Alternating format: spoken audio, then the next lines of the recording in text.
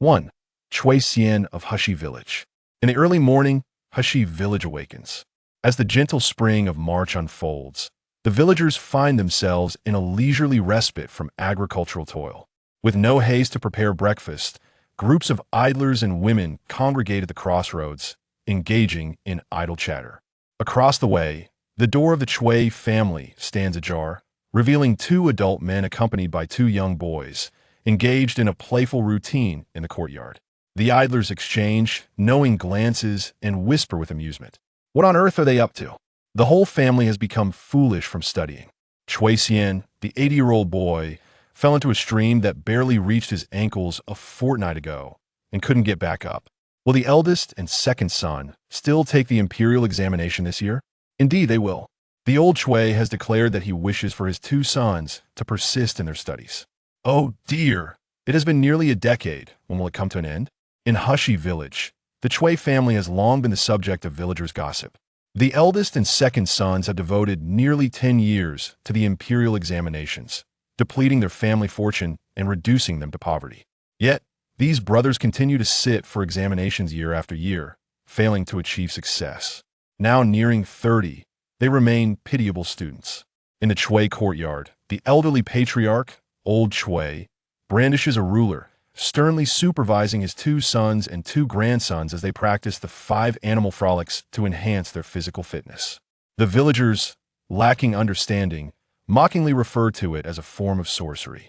Suddenly, taking advantage of Old Chui's momentary distraction, his youngest son, Chui Zhongyan, slyly attempts to shirk his duties. In an instant, crack! The ruler, as if possessing its own eyes, strikes the boy's backside with precision and force. Ow, ow, ow! Chui Zhongyan cries out in distress, casting a desperate glance at the other little boy beside him. Xian, quickly plead with your grandmother on behalf of your father. Old Chui is generally more lenient towards his grandchildren. However, Chui Xian, upon observing the fearsome ruler, disregards his father's beseeching gaze and presents a charming smile to his grandmother, hoping to appease her. Having struck my father, surely she will not strike me.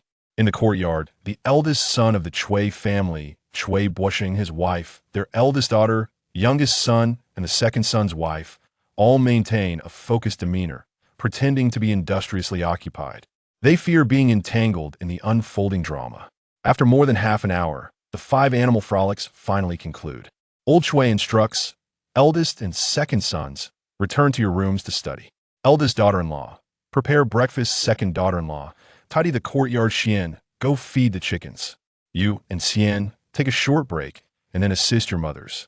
The family quickly immerses themselves in their respective tasks. Old Chui heads to the backyard to tend to the cattle. Chui Bushing and Chui Zhongyan retreat to their rooms, where their resonant voices soon fill the air with the sound of reading. The eldest daughter-in-law, Lin, busies herself in the kitchen preparing breakfast. Lin's eldest daughter, 10-year-old Chui Xian, goes to feed the chickens. Lin's youngest son, Chui Yu, having just finished his exercises, stands beside Chui Xian, slightly out of breath. He is Chui Xian's cousin, 9 years old, a year older than Chui Xian. The second daughter-in-law, Chun, who is 5 months pregnant with Chui Xian's mother, supports her waist while tidying the courtyard. Chui Xian takes a moment to rest before hastily offering his assistance. As he swept to the doorstep, he overheard a group of people outside mocking his family, prompting him to glare at them fiercely. The idle women, caught in their folly, showed no shame as they dispersed with laughter. Witnessing this, Chui Xian turned back to gaze at his family's dilapidated and impoverished home, sighing silently. It was no wonder they were looked down upon. Indeed, they were destitute to the point of being laughable. Indeed, Chui Xian had traversed through time. In his previous life, he was a doctoral student in Chinese language and literature at a prestigious university, who met his end in a tragic car accident. Upon reopening his eyes, he found himself inhabiting the body of an 80-year-old boy named Chui Xian from the village of Hushi in the Daliang dynasty. Coincidentally, this young child bore the same name. Half a month prior, young Chui Xian had fallen into the creek while playing, losing consciousness, and upon awakening, he had unwittingly exchanged souls. Fortunately, he had assimilated the child's consciousness, thus avoiding any suspicion from others. It is essential to recognize that this was the ancient era. To be deemed possessed by a spirit could have dire consequences. Now, regarding the Chui family. Chui Xian's grandmother, the matriarch, was a fervent advocate for education, eagerly hoping that her two scholarly sons would succeed in the imperial examinations and bring honor to their family. Unfortunately, after many years, their aspirations remained unfulfilled, becoming a source of ridicule in the surrounding villages. People mocked, saying, "Old Chui has lost her mind. The Chui family is doomed to never achieve success." Listening to the sounds of his father and uncle studying from within the house, and glancing at their humble courtyard, Chui Xian murmured, "Destined to fail the examinations? Perhaps not." When he first traversed to this new existence, he felt somewhat bewildered, for he had never heard of this Daliang dynasty.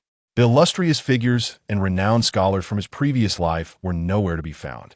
However, after discreetly observing the texts his uncle and father were studying, Chui Xian felt a sense of relief. Thankfully, they were engaged with the 4 books and 5 classics.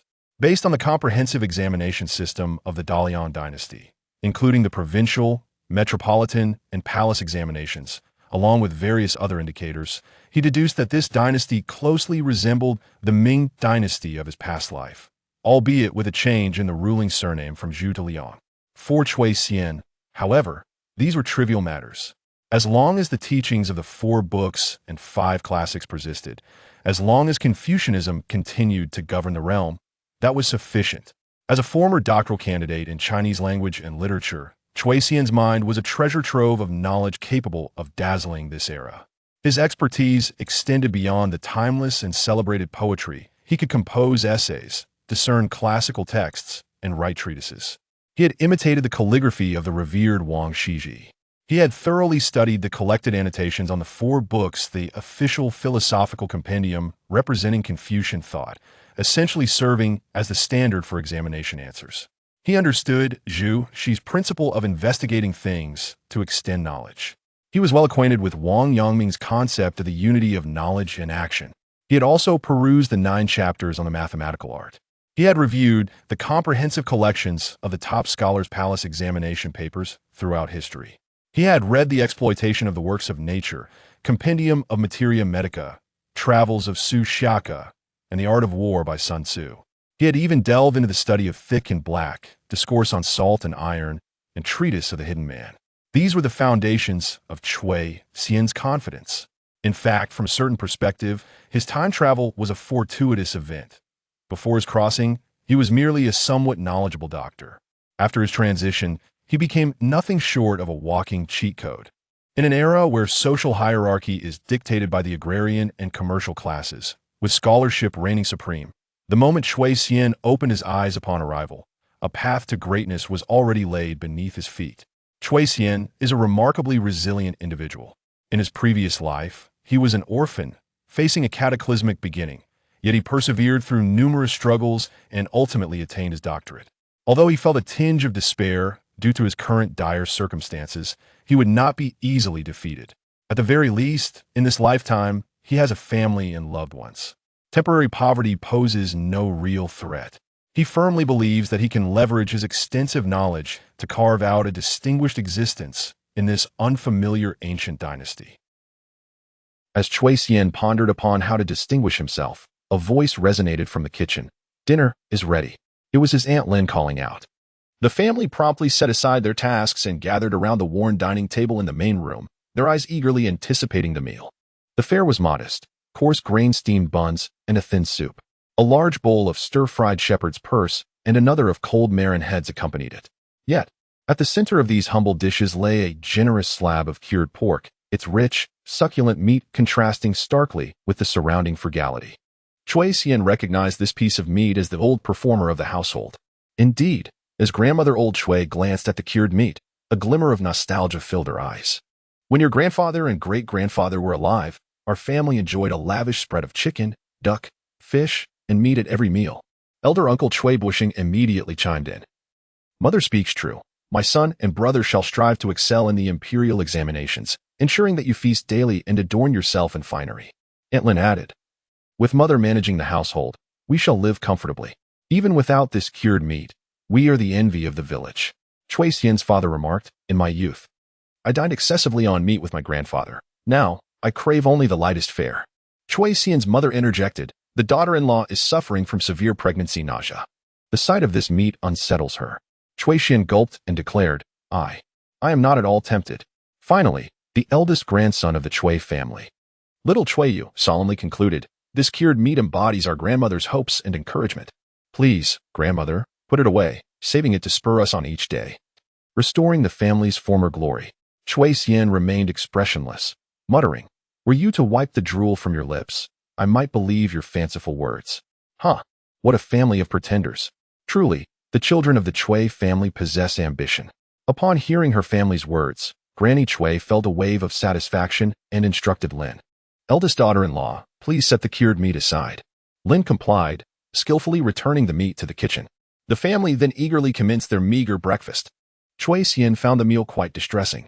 The steamed buns were difficult to swallow, and the soup resembled mere water.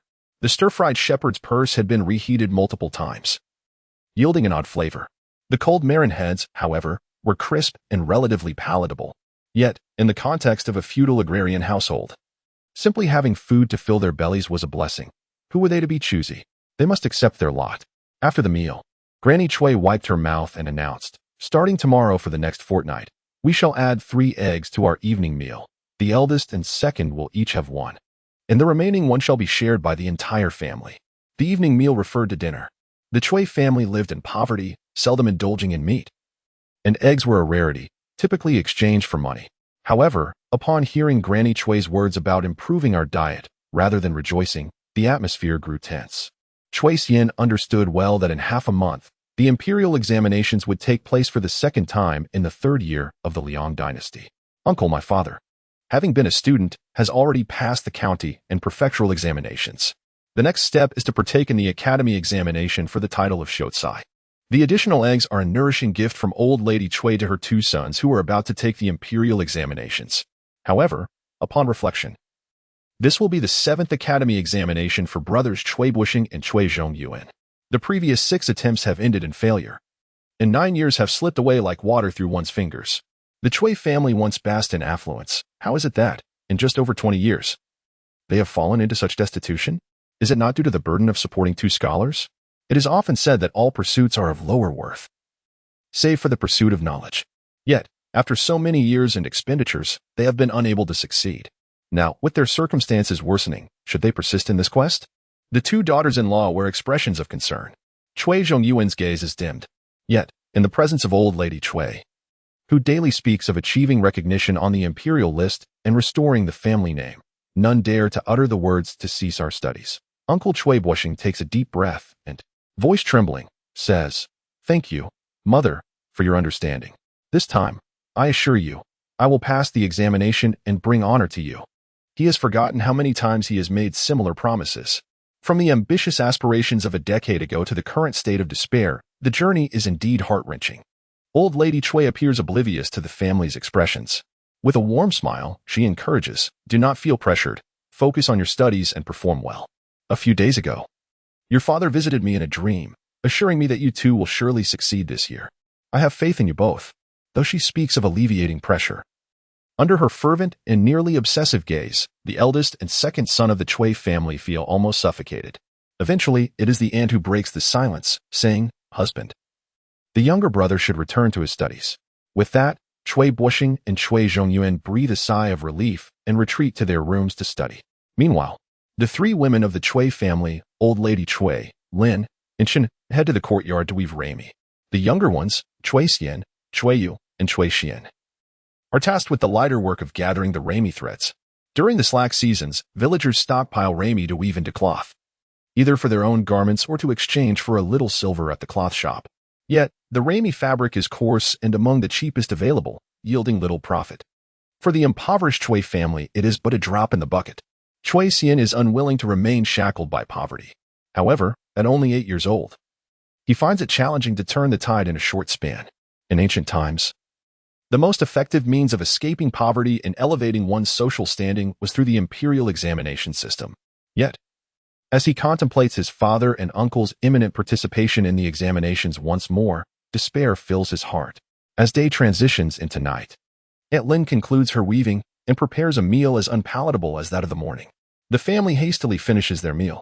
Old lady Cui, having grown elderly, retires early to her room. In the quarters of brothers Cui Bushing and Cui Zhongyuan, oil lamps are lit in succession. Lin and Qin, the sisters-in-law, return to their rooms, tasked with supervising their husband's studies at the behest of their mother-in-law. Lin stands beside Cui Bushing, holding a thimble. Qin bound Cui Zhongyuan's hair to a hemp rope that hung from the beam.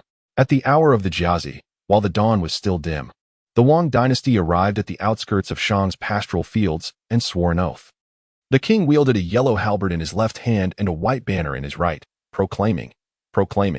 As Cui Zhongyuan read late into the night, fatigue overcame him, and he stifled yawns, unconsciously leaning his head on the desk. Suddenly, the rope from the beam tightened abruptly, yanking his hair upwards. The pain jolted him awake, and he cried out, "Oh dear mother! This hurts terribly. No more. My hair. I shall lose it all." In another bedroom, on the 15th day of the second month, the 6th day of the month of Yiwei, the Wang dynasty made its way from Zhou to Feng. The Grand Protector, the Duke of Shou, once presided over the estate, and as March approached, during the day, I had memorized everything thoroughly. How is it that by nightfall, I forget it all? Uncle Cui Bushing lamented. "What is it, my lady? Stab me. Quickly stab me." Lin trembled as she plunged a needle into his thigh. Uncle grimaced in pain, yet exclaimed with excitement, "I've remembered. It is the W.I.B.ing.W." Lin stammered, "No, that's not right. It's drawing blood." Hearing this, Uncle looked down, then rolled his eyes and fainted. Soon, Aunt Cui Yu and Cui Xian gasped in shock. Cui Xian lay on the bed, eyes closed, his face a portrait of despair. Echoing in his mind was the hauntingly catchy tune from his past life. "I dare not open my eyes, hoping this is all but a mirage." "Uncle, I fear there is no hope for father. The heavy burden of the imperial examination that could elevate our family must be borne by me alone." In the master bedroom, listening to the feeble sounds of her two sons reading in the inner room, Grandma Cui lay on the bed, her murky, aged eyes filled with sorrow. It had been 20 years. The rasping, ferocious voice of her husband before his death still echoed in her ears, relentless, even if it cost us our entire fortune. "We must ensure Bushing and Zhongyuan achieve greatness, or I shall never find peace in death. Oh heavens, I beseech you, open your eyes. Let the ancestral grave of the old Cui family emit a wisp of green smoke and reveal a literary star." At night, in the bedroom, Cui Zhongyuan, still mourning his hair, shook his head vigorously as he pored over his books. In the adjoining room, Uncle, having regained consciousness after fainting, was also immersed in his studies. Cui Xian felt a surge of urgency within him. He wished to implore them to stop reading. They were about to participate in the provincial examination, and they ought to at least practice a few classic essays together to attempt to break the questions. With their current state of hair suspended from the beam and needle piercing the thigh, it would be a miracle if they succeeded. Not to mention, they were grappling with a provincial examination of hellish difficulty, second only to that of the Jiangzhou region. Heshi village was situated in the Central Plains, in Hunan Province, Nanyang Prefecture, Nanyang County. The myriad hardships faced by scholars from Hunan throughout history are too numerous to recount. Yet, Cui Xian found himself unable to voice these thoughts. How could an 8-year-old comprehend such matters? Since arriving in this time, he had cautiously assumed his character, fearful of revealing any hints of his true self. Even so, there were moments when his facade nearly crumbled. After finishing his reading, Cui Zhongyuan rubbed his head and climbed into bed, meeting his son's gaze with a self-satisfied smile. "Look, Xianer, your father is both diligent and wise. Upon reflection, I discern that since your grandmother mentioned that your grandfather specifically conveyed his wishes through a dream, it seems that this time, a favorable outcome is indeed anticipated for your father. Cui Xian, is this merely the delusion of a mediocre student? How terrifying." He chose not to respond, silently turning over and closing his eyes to sleep. Cui Zhongyuan, feeling overlooked, cast a pitiful glance at his wife. "Qin, why do I feel that Xian is increasingly indifferent towards me, even neglecting to call me father? This is quite natural." After his transmigration, Cui Xian adapted relatively well overall. However, having been an orphan in his previous life, he had grown accustomed to solitude. Terms like father and mother were difficult for him to utter in such a short span of time. Qin, unperturbed and irritated by her husband's disturbances while trying to sleep, mumbled, "Perhaps it's because your hair is thinning more and more. It's not a big deal. Just sleep." Cui Xian, whose concerns had just been alleviated, could not help but stifle a chuckle. Cui Zhongyuan caught wind of this. He cast a glance at his son, then deliberately lay closer, wrapping Cui Xian in his embrace. "Oh, so you dare to laugh. If you disregard your father, then let your father cherish you. Haha. Chui Xian attempted to wriggle free, but found himself ensnared and had no choice but to acquiesce. Soon, the sound of Chui Zhongyuan's snores filled the air. In the darkness, embraced by his father, a subtle smile graced Chui Xian's lips. As the saying goes, flowers may bloom again, but youth does not return. Chui Xian never anticipated that as an orphan, he would traverse time to the ancient era, commencing his journey of growth anew as a child, while also experiencing the warmth of family. This sensation is quite delightful. The following day, Chui Xian rose early as usual to practice the 5-animal play, consumed an unpalatable breakfast, and assisted in weaving hemp for the household. His uncle and father retreated to their rooms to study. While the family busied themselves in the courtyard, the village had arrived for a visit. As Lin was diligently weaving, Chin spotted the visitor and promptly stood to greet him, calling out, "Seventh uncle." Chui old lady glanced at the visitor but remained silent. The village head rubbed his hands together and addressed Chui old lady. "I have come to discuss a few matters with your sister-in-law." Only then did Chui old lady respond. "Please, come inside and take a seat. The eldest daughter-in-law will prepare some hot water." Chin ushered the village head into the main room, turning back to wave at the younger children. "Xian, take your brothers out to play for a while." Xian obediently acknowledged. The eldest daughter-in-law, Lin, went to the kitchen to boil water and, noticing no one was watching, quietly called her son, Yu. When Chui Yu, puzzled, dashed into the kitchen, Lin handed him a small paper package. "Your grandmother is speaking with seventh uncle. She has no time for anything else. Hurry and eat this. And don't let anyone see." Inside the package were 3 small scraps of cured meat. Chui Yu's eyes widened in astonishment. After a moment's hesitation, he swiftly grabbed 2 pieces and dashed off. "I'll take 2, one for my younger brother, one for my elder sister, and the remaining piece for mother." Lin, upon hearing this, was exasperated. Such a blockhead, just like his father, never thinks of himself first when it comes to good things. Just then, Chin's voice called from the courtyard. "Elder sister-in-law, your mother is calling for you." "I'm coming." Upon hearing this, Lin instinctively concealed the paper package within her bosom. A moment later, she pouted and stepped outside, stealthily placing a small piece of cured meat into Chin's mouth. "You're too frail. You need to replenish your strength." Chin pursed her lips and exclaimed, "Goodness, it's meat. It's absolutely delicious." As she savored it in her mouth, reluctant to swallow, she murmured softly, "Sister-in-law, you are truly wonderful. You are the best in our family." Lin was overwhelmed by the praise, feeling a sense of joy bubbling within her. However, the 2 sisters-in-law soon found their spirits dampened by the angry voice of old lady Chui from the inner room, questioning, "Seventh, your elder brother treated you well while he was alive. Now you want to send Bo Shan and Zhong Yuan to do corvée labor? You are well aware that the county examination is merely half a month away." With a long sigh, the village head replied hesitantly, "Sister-in-law, I am in a difficult position as well. In recent years, how often has your family received corvée labor quotas? Over time, the other families will voice their grievances. If you do not intend to serve, you should prepare to gather funds, 5 taels per person." It turned out, the village head had come regarding the matter of the corvée labor quota. Chen and Lin's expressions changed dramatically. Meanwhile, the 3 siblings of the Chui family stepped out of their home.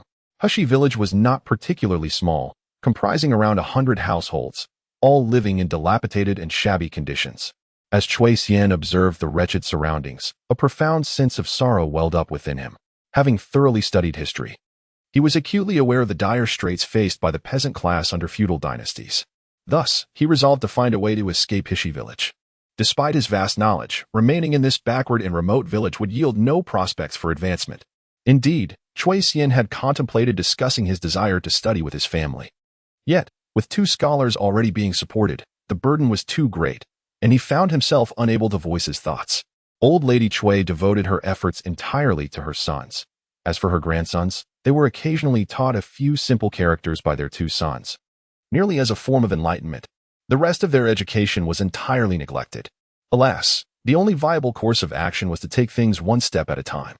Ideally, he hoped to find an opportunity to venture to Nanyang County and see if he could earn some silver. Chui Xian was lost in thought. Walking beside him, Chui Yu glanced around nervously and extended his hand, saying, "Sister, brother, each of you should have a piece. I've already eaten. Hurry up." Chui Xian's eyes widened in surprise. Cured meat. Grandmother will surely scold us. Oh, it smells so good." Upon hearing his sister raise her voice, Chui Yu quickly stuffed a piece of cured meat into her mouth. Then, Looking at the remaining piece, he swallowed hard and handed it to Chui Xian, saying, "Brother, this piece is for you. Quickly. Oh, it's so fragrant." Chui Xian realized at once that Chui Yu had not eaten any meat. His so-called younger cousin had always exhibited gentlemanly qualities from a young age.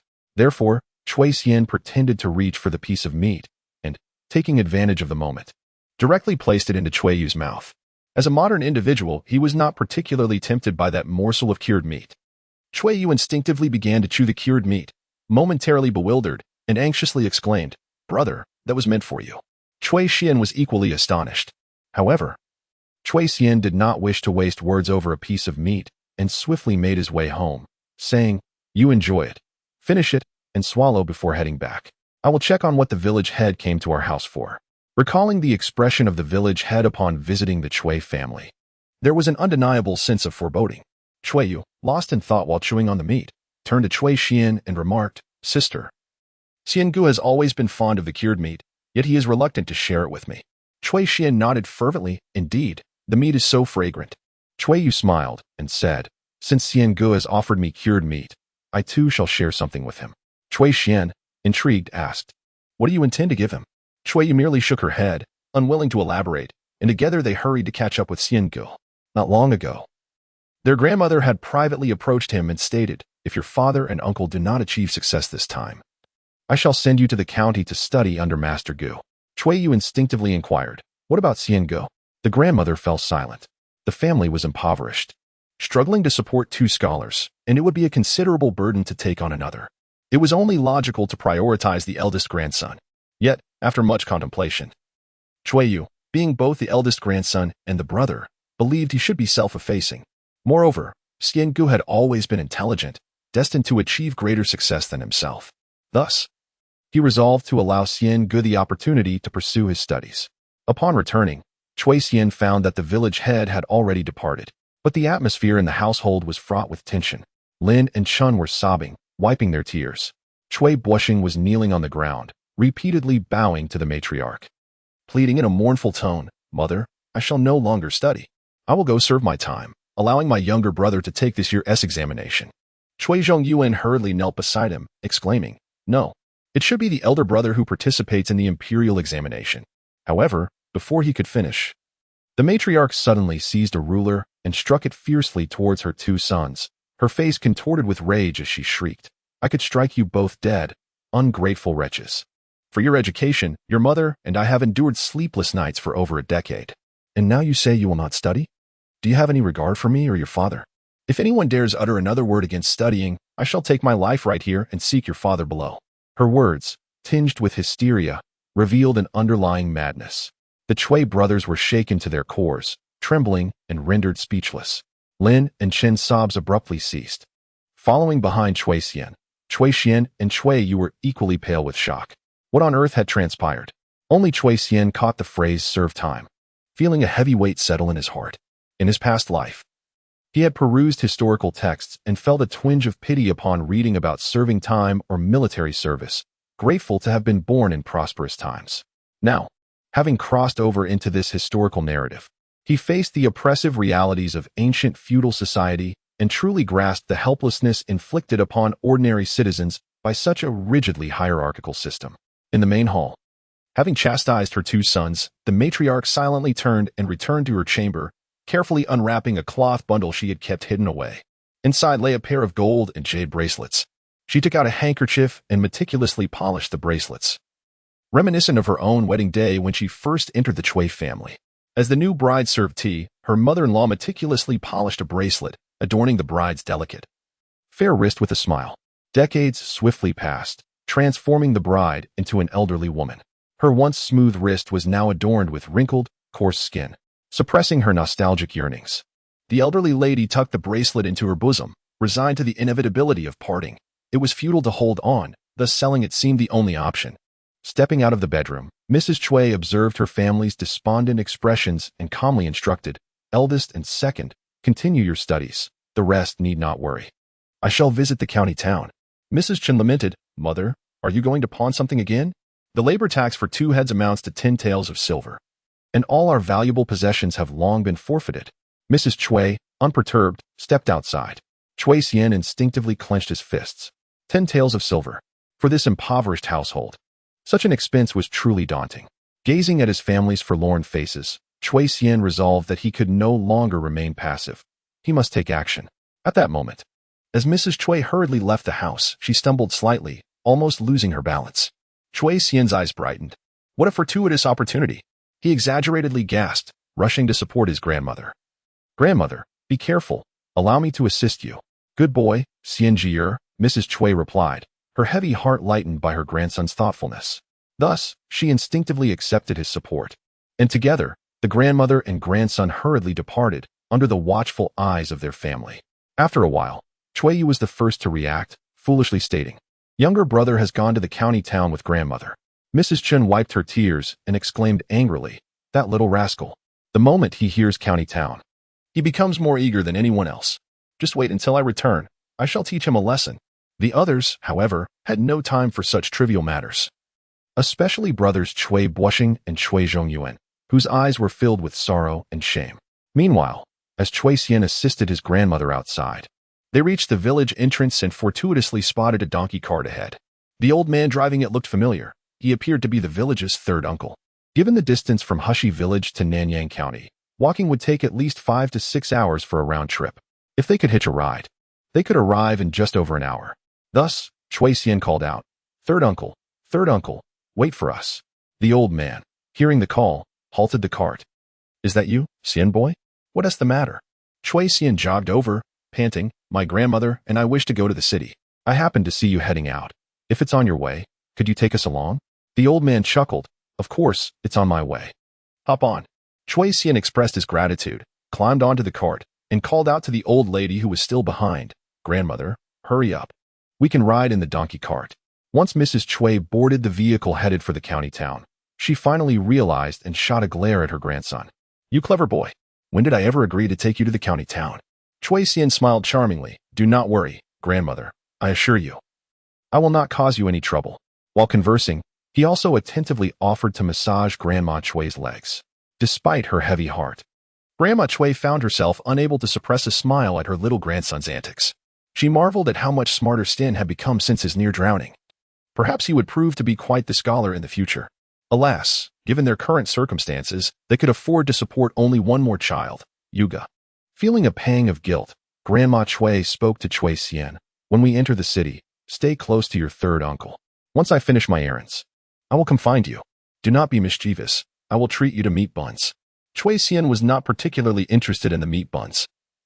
His curiosity was piqued by the prospect of visiting Nanyang County. Having spent several days in the remote Hishi village, this would be his first venture beyond the village confines.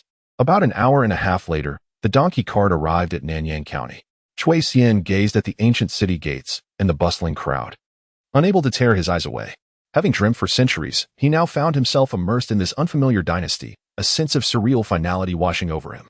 He was about to live a new life here. Nanyang County is an outer county under Nanyang Prefecture. In simpler terms, the present-day Nanyang City houses both the county magistrate and the prefect, making it a lively and prosperous place compared to ordinary county towns. Upon entering the city, Grandma Chui headed to the pawn shop alone, while Chui Xian accompanied his third uncle to the market. His third uncle was there to sell eggs and river fish. They agreed to meet outside the city gate after 2 hours. As they walked along the bustling streets, Chui Xian quietly observed the vibrant Nanyang city. His eyes filled with wonder. There were shops selling paper crafts, toothbrushes, headscarves, pink sweets, medicines, treasures, yarn, hats, meat, vegetables, and rice, an array of stalls bustling with vendors calling out their wares. Nanyang Prefecture, part of Hunan Province, shares cultural customs similar to Kaifeng. In his previous life, Chui Xian had gazed upon the renowned painting along the river during the Qiming festival.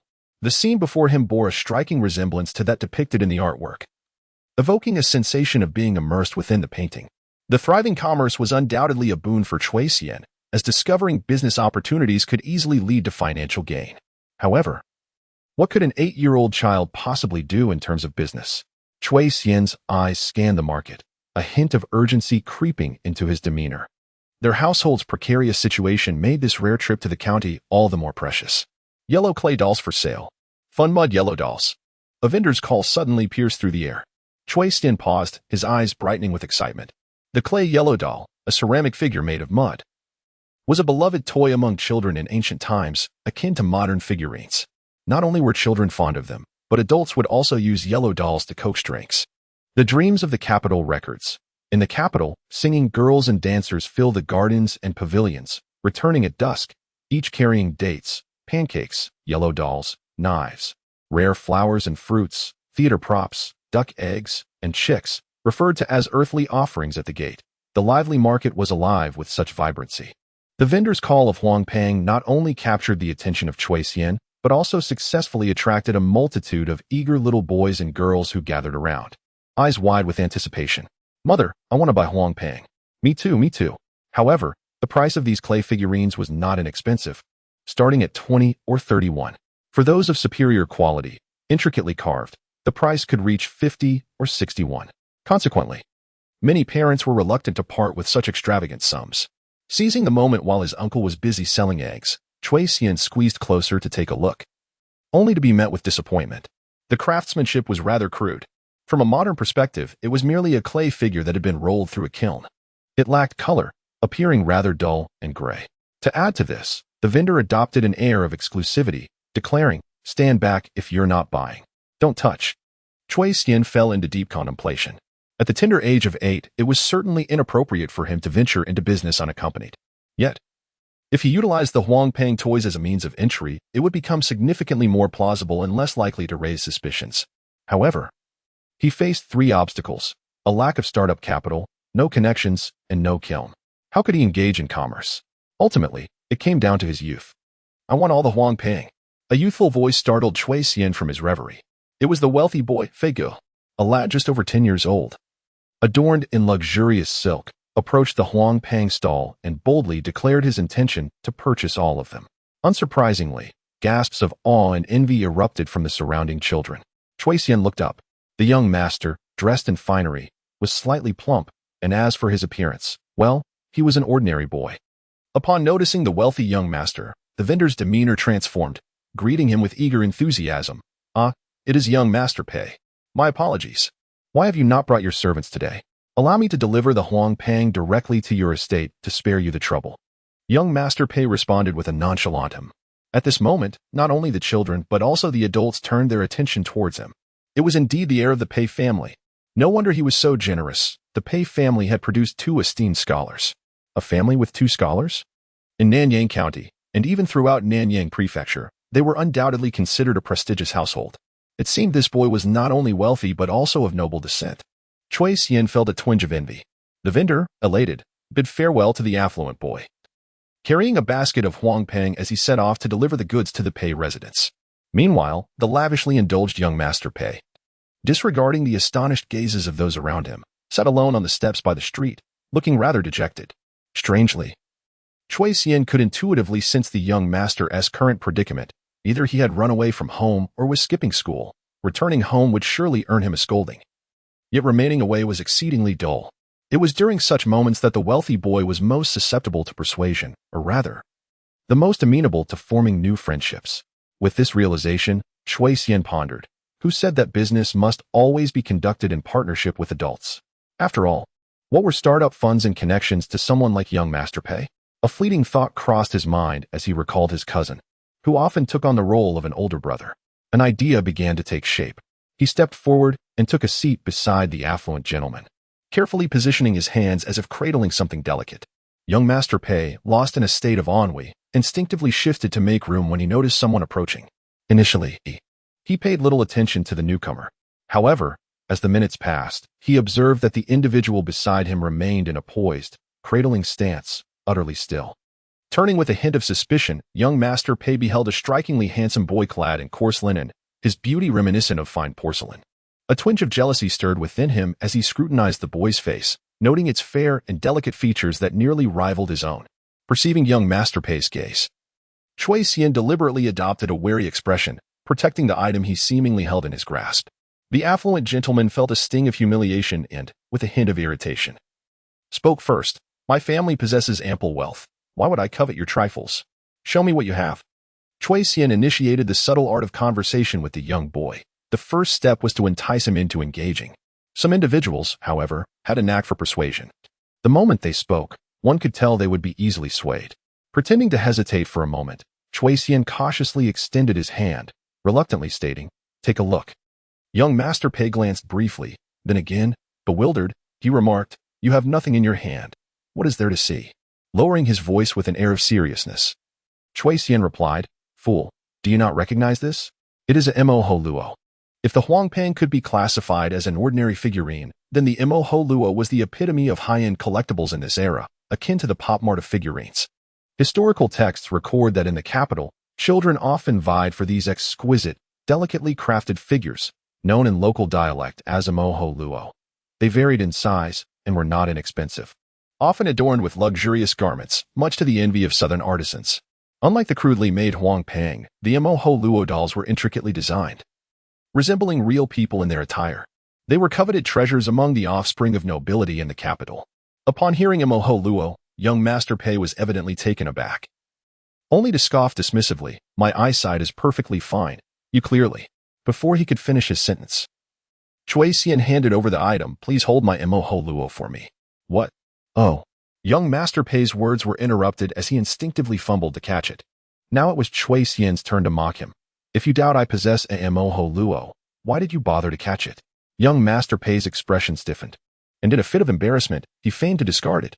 "Nonsense, I did not catch anything." Chui Xian, noticing this, raised his voice. "You've broken my Mo Ho Luo. Pay up, 5 taels of silver." Extortion. This was undoubtedly extortion. Though young Master Pei was somewhat naive and affluent, he was resolute in not succumbing to such a ploy. With a glint of mischief, he mimicked Chui Xian's earlier demeanor, reaching into his robes and producing a handful of air to offer. "If I must pay, then here. This is 10 taels of silver. Take it." Having said this, young Master Pei looked at Chui Xian with pride, anticipating his furious reaction. Little did he expect, Chui Xian truly accepted the 10 taels of silver and, with a solemn fist salute directed at the affluent brother, proclaimed, "I have roamed the martial world for 8 years, traversing streets and alleys with Mo Ho Luo, testing countless heroes and valiant men. You are the first to willingly offer me financial compensation, and how generous you are, providing a full 10 taels. You are truly wonderful. I wish to acknowledge you as my elder brother." What? Young Master Pei was taken aback by this unexpected turn, his eyes widening in disbelief. "You wish to acknowledge me as your elder brother?" Chui Xian's gaze was resolute, filled with admiration. "Indeed, for only a man of your caliber, magnanimous, open-hearted, exuberant, handsome, upright, and possessing the true demeanor of a gentleman, deserves to be called my elder brother." Young Master Pei was thoroughly flattered by this unabashed compliment. His cheeks flushed with a deep crimson hue, a tingling sensation coursing through him, akin to the exhilaration of meeting a kindred spirit. At last, someone recognized that Pei Jian was a gem in the rough. Thus, with a bashful grin, young Master Pei replied, "Actually, I am not as exceptional as you claim." Chui Xian, perceiving the young man's demeanor, understood that he had secured his position. To befriend an adult, one must treat them as a child. To bond with a child, one must regard them as an adult. As a former adult in his past life, Chui Xian had mastered the art of navigating the whims of this pompous affluent brother. He intended to lavish another round of flattery upon his elder brother. However, at that moment, his uncle, having finished selling eggs, called out urgently from a distance, Xian boy, we must head to the city gate to find your grandmother. If we delay any longer, night will fall. Coming right away." Chui Xian responded promptly, running back. After a brief pause, he turned solemnly to young Master Pei and said, "Elder brother, my name is Chui Xian. I reside at the 3rd house on the east side of Hishi village, marked by a large locust tree at the entrance. Should you ever require assistance, feel free to summon me. I have matters to attend to today, so I must take my leave. And remember, I feel an instant kinship with you, elder brother. In my heart, you are the finest." His eyes sparkled with admiration. Young Master Pei, flushed from the praise, unconsciously straightened his posture, adopting the demeanor of an elder brother. "Since you have become my younger brother, you must conduct yourself with gravitas. Go on. I shall send someone to seek you out in the future." For a boy of around 10 years, one might find it hard to deceive him with tales of Mo Ho Luo, especially since Chui Xian currently possessed none. However, to acknowledge him as an elder brother, that was a stroke of good fortune. Henceforth, should the elder brother possess any morsel of food, he would be inclined to share it generously. There was no rush. A hook was left for future endeavors. In time, following the elder brother, he could engage in business and earn some coin, thus securing his own fate. Chui Xian departed, leaving young Master Pei standing there, grinning foolishly with a rosy face. He could hardly fathom that after quarreling with his mother and storming away in a huff from his servants, he had inexplicably gained a younger brother. Although this younger brother seemed somewhat foolish, immediately agreeing to call him elder brother upon hearing of the 10 taels of silver, surely he should have waited until the money was actually received. Yet the boy's words were pleasing, and he had identified so many of Pei Jian's admirable traits. Well, the next time they met, what would it matter to give him 10 taels? Who allowed himself to take on the role of the elder brother, displaying such generosity? With a radiant smile, Pei Jian remained oblivious to the fact that the old steward of the Pei family, along with the servants, had been trailing him from a distance, fearful of any misfortune befalling him. In the alley diagonally across from the marketplace, the steward pondered who the young lad was that had just been frolicking with the young master. Observing the joyful countenance of the young master, the steward couldn't help but exclaim, "It has been ages since I have seen the young master smile so heartily." Once again, disappointment loomed as he faced rejection. As the flowers bloom in pairs, each stands distinct. While Chui Xian was preoccupied with charming the wealthy young man, old Madame Chui was well acquainted with the path to the pawnshop. Before entering, she gathered her disheveled hair, striving to present herself with a modicum of dignity. Upon her entrance, she unleashed a torrent of tears, wailing until the shopkeeper, wearied by her display, reluctantly consented to lend her half a tael of silver. As old Madame Chui exited the shop, she clutched the silver tightly, leaving behind not only the pair of gold and jade bracelets but also her dignity, which had become worthless.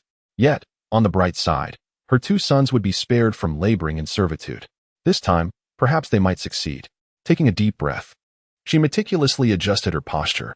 On her way home, passing by the bun shop, she gritted her teeth and purchased 3 meat buns, denying herself even a penny for a simple steamed bun. Suppressing her hunger, she hurried to the city gate, where a donkey cart awaited. Climbing aboard, she cheerfully inquired, "Is Xian Jier behaving today?" The third uncle, guiding the cart, chuckled, "Rest assured, Xian is being quite obedient." Thus, old Madame Chui pulled out a paper-wrapped package. "Since your uncle has said you are well behaved, your grandmother rewards you with meat buns."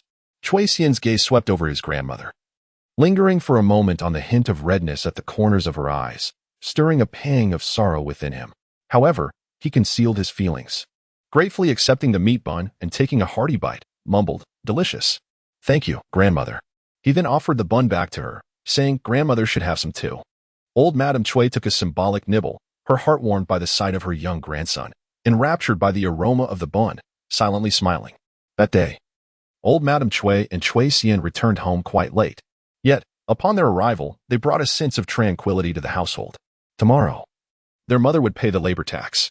The eldest and second sons could focus on their studies, preparing for the upcoming examinations as usual. After sharing her cheerful news, old Madame Chui handed the remaining 2 meat buns to Chui Yu and Chui Xian, saying, "Here you go. Since Xian Jier has already eaten, these are for you too." "Thank you, grandmother." Chui Xian's eyes sparkled with delight. Even Chui Yu wore a broad grin. Both siblings, perceptive and cheerful, savored the buns, attempting to alleviate the heavy atmosphere that had settled over the home. Aunt Lin let out a sigh of relief as she lit the oil lamp. No need for my husband to serve in labor now. In the dim light, old Madame Chui appeared somewhat weary, yet her eyes sparkled with joy, softening the creases on her face. Chui Wishing and Chui Zhongyuan, the brothers, stayed in their room studying, hesitant to emerge. However, upon hearing their mother's words, the sound of their reading grew markedly more spirited. Chen pondered, "Mother must not have eaten yet. I will go to the kitchen." Before she could finish her sentence, she was interrupted by old Lady Chui. "I have eaten. You two should return to your room and rest." Chen and Lin exchanged hesitant glances, both aware that their mother-in-law was likely reluctant to spend money on food from outside. However, neither daughter-in-law spoke further.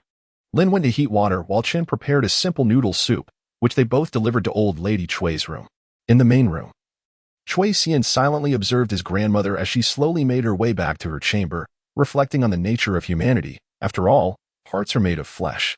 Since his arrival in this unfamiliar household, he had observed it from the perspective of an outsider. Yet now, he found himself gradually integrating into this family, genuinely wishing to contribute and hoping for its prosperity. However, he refrained from discussing his desire to venture into the toy business with his family. Firstly, he was uncertain if he could indeed connect with the wealthy brother. Secondly, he was still quite young. Adults often instinctively adopt a condescending demeanor towards children, especially someone as stern as old lady Cui. Should Cui Xian dare to express his ambition of engaging in the toy trade, particularly with the son of a scholar, he would undoubtedly face a harsh reprimand. Thus, silence seemed more prudent. Once he earned money, he could naturally support his family. That night, Cui Zhongyuan and Cui Basang studied for an extended period. Chen was too preoccupied to chastise her son for venturing to the county town without permission. As he tossed and turned, unable to find peace and sleep. In the early hours of the morning, Cui Xian heard Cui Zhongyuan softly weeping. In a half-asleep state, he instinctively reached out to touch Cui Zhongyuan's hand. The crying abruptly ceased, and Cui Zhongyuan tightly grasped his son's hand. In the darkness, no words were exchanged. Cui Xian felt the warmth of his father's grip, and, in a moment of realization, thought, perhaps this is what it means to have a father? Having already acknowledged Big Brother, he felt that having another father would not be burdensome. Hesitantly, he whispered, "Father?" Cui Zhongyuan responded with a soft acknowledgement. For Cui Xian, it was the first time in 2 lifetimes that he addressed someone as father, and he felt awkward, uncertain of what to say next. He lacked the ease he had when deceiving Big Brother. Ultimately, he mustered the courage to offer a dry reassurance to Cui Zhong. "Do not cry. You are diligent and intelligent, and you will surely succeed this time." A moment of silence enveloped the room. Then, Cui Zhongyuan released his son's hand, turned over, and muttered, "Sleep now." Cui Xian, this is quite challenging. The following half-month passed in this manner. The atmosphere in the Cui household grew increasingly tense. Until the noon before the courtyard examination, old lady Cui instructed Aunt Lin to stir-fry a generous portion of succulent cured meat. A large basin of stir-fried cured meat with water celery gleamed enticingly. As the dish was placed on the table, the aroma filled the entire room, momentarily alleviating the tension in the Cui household. The entire family gathered around the table, their eyes gleaming with anticipation. And even old lady Cui could not resist swallowing her saliva. Heaven knows how long it has been since meat graced the dining table at home. Before picking up her chopsticks, old lady Cui glanced at Lin. Lin understood and whispered, "Rest assured, mother, the front door is tightly secured." Only then did old lady Cui declare, "Let us commence our meal." The atmosphere during this repast was remarkably serene, yet every face bore an expression of contentment. For the aroma was exquisite. Cui Xian indulged in several generous slices of cured meat, which indeed was succulent and far superior to the water-laden pork of modern times. This might be one of the few advantages of living in an age devoid of technology and harsh realities. After the meal, Cui Xian licked the grease from the corners of her mouth and sighed, "I wish we could have cured meat at every meal." It was evident she was a true glutton. Old lady Cui chuckled and replied, "Once your father and uncle pass their exams, our Cui family shall undoubtedly have an abundance of meat." With that remark, she grounded the light-hearted atmosphere back to reality. Brothers Cui Buishing and Cui Zhongyuan exchanged solemn glances and vowed, "Mother, do not worry. We shall exert our utmost effort." Old lady Cui, with hope in her eyes, merely responded, "Doing your best is all that matters. Ensure your health is your priority when you enter the examination hall. Now go." After enjoying this midday meal, the brothers prepared to set off for an overnight stay in Nanyang City. Early the next morning, they would head directly to the examination hall for their preliminary tests. This arrangement was indeed quite convenient, unlike the students from other counties under Nanyang Prefecture who had to endure several days of travel to arrive for the examinations. Of course, if the Cui brothers succeeded in the preliminary tests and were recognized as scholars, they would still face the provincial examination. At that stage, they would need to leave Nanyang Prefecture and journey to the provincial capital of Kaifeng for further assessments.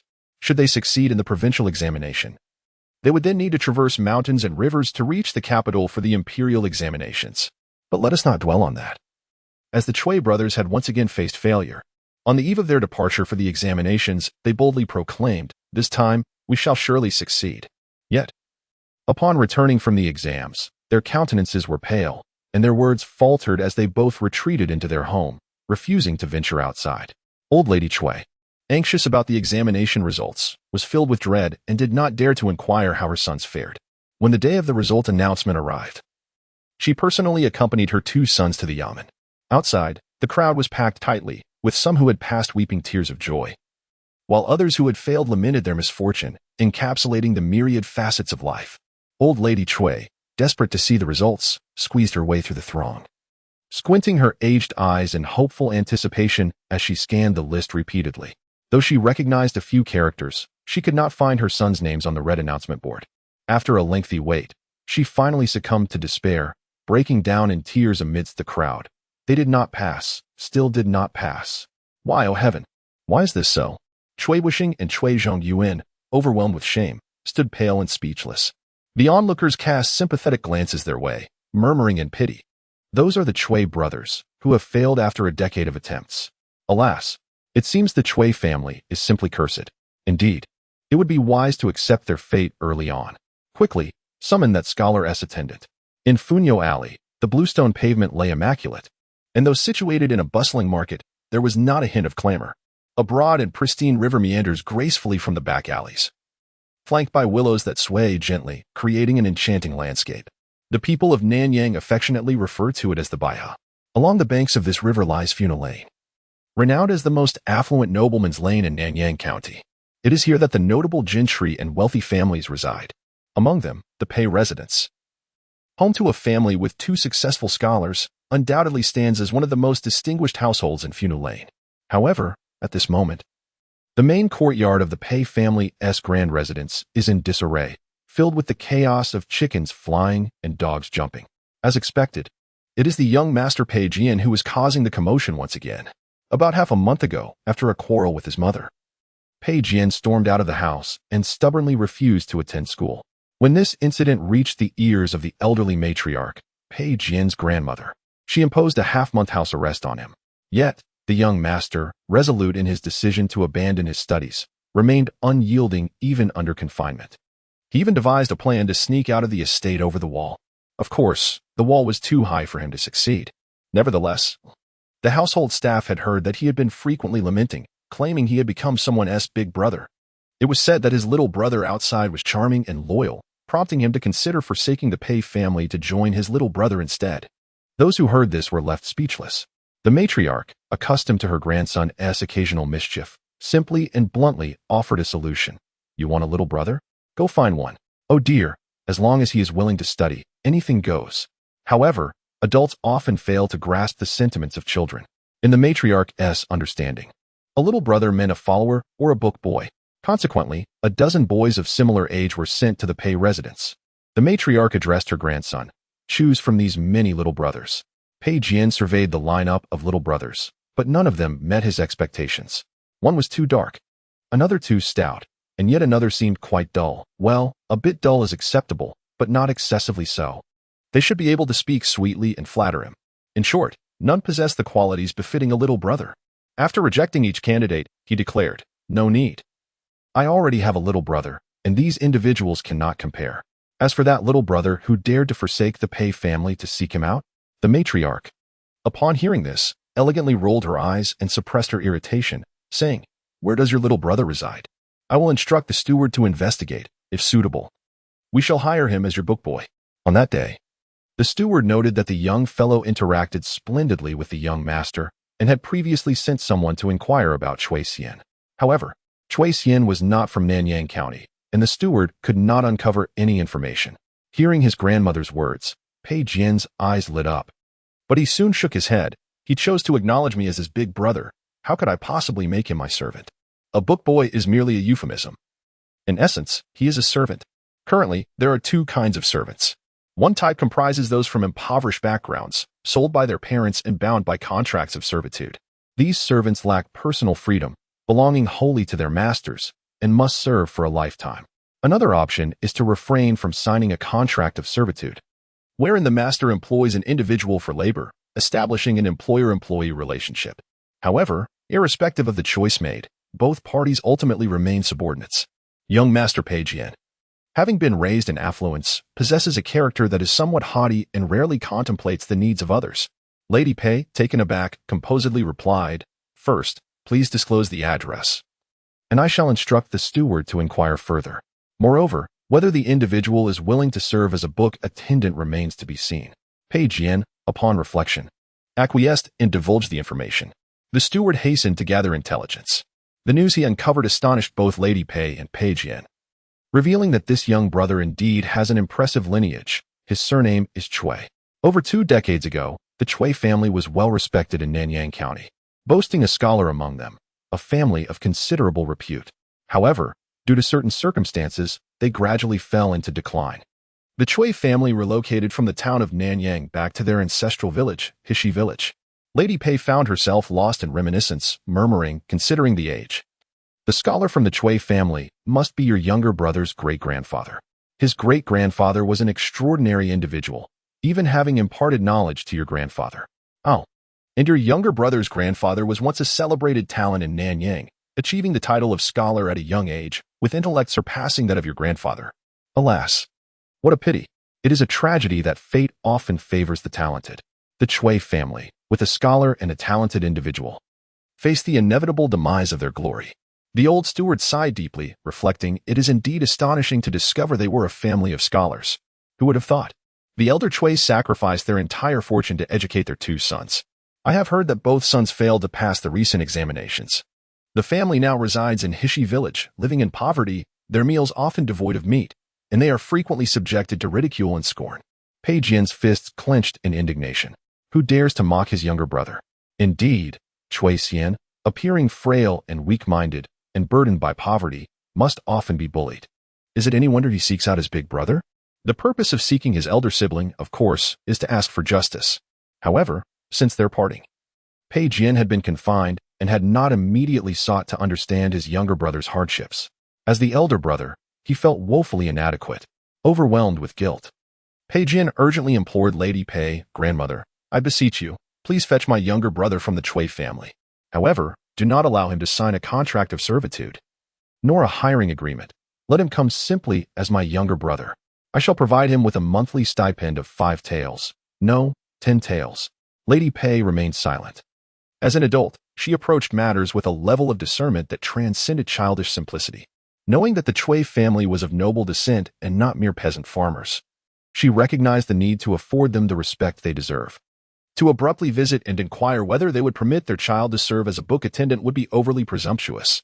Furthermore, a hiring agreement must indeed be signed. If one were to propose a monthly remuneration of 10 taels without a contract, the Chui family would undoubtedly suspect they were being deceived. Moreover, who offers such a generous salary of 10 taels in a month? Madame Pei contemplated how to delicately navigate the situation. However, Pei Jian, feeling anxious, worried for his younger brother, noticing their grandmother's prolonged silence, he feared she disapproved of the matter. Gritting his teeth, he exclaimed, "Grandmother, why the hesitation? Please summon my little brother at once. I shall agree to attend the clan school and continue my studies." Madame Pei was taken aback, as were the servants in the room. Good heavens! Pei Jian, having commenced his education at the tender age of 5, was now 11 and had loathed studying for a full 6 years. This was the first time the young master had voluntarily expressed a desire to pursue his studies. Was his younger brother truly so captivating? Madame Pei was the first to regain her composure, her expression animated as she directed the steward. "What are you standing there for? Go, quickly, to Hishi Village and invite the boy over. Prepare a cart with rice, flour, oil, eggs, and meat. Upon arrival, be sure to courteously explain our intentions. Simply state that our young master is in need of a companion. There is no need for contracts of servitude or employment documents. Let us forego those. But we shall provide a monthly stipend, perhaps 500 when too much might incite envy, and the Chui family may not even be inclined to accept a larger sum." Initially, Pei Jian had scorned the notion of a mere 500 won per month. However, upon hearing his grandmother's final remark, he swiftly amended. "Then I shall also send 10 taels of silver along with it from my own funds." I promised him that. Although the shattered Maoluo was but a fade, the elder brother's intentions were undeniably genuine. Madame Pei, pleased by this development, granted her approval. The old steward cheerfully took his leave to fulfill the task. A wave of jubilation swept through the Pei household. The young master had finally consented to study. The matriarch, in high spirits, even rewarded the servants with celebratory gifts. Even before the arrival of the young master's little brother, he had already won the hearts of all within the Pei family, who eagerly awaited his entrance. Only Pei Jian felt a pang of sorrow.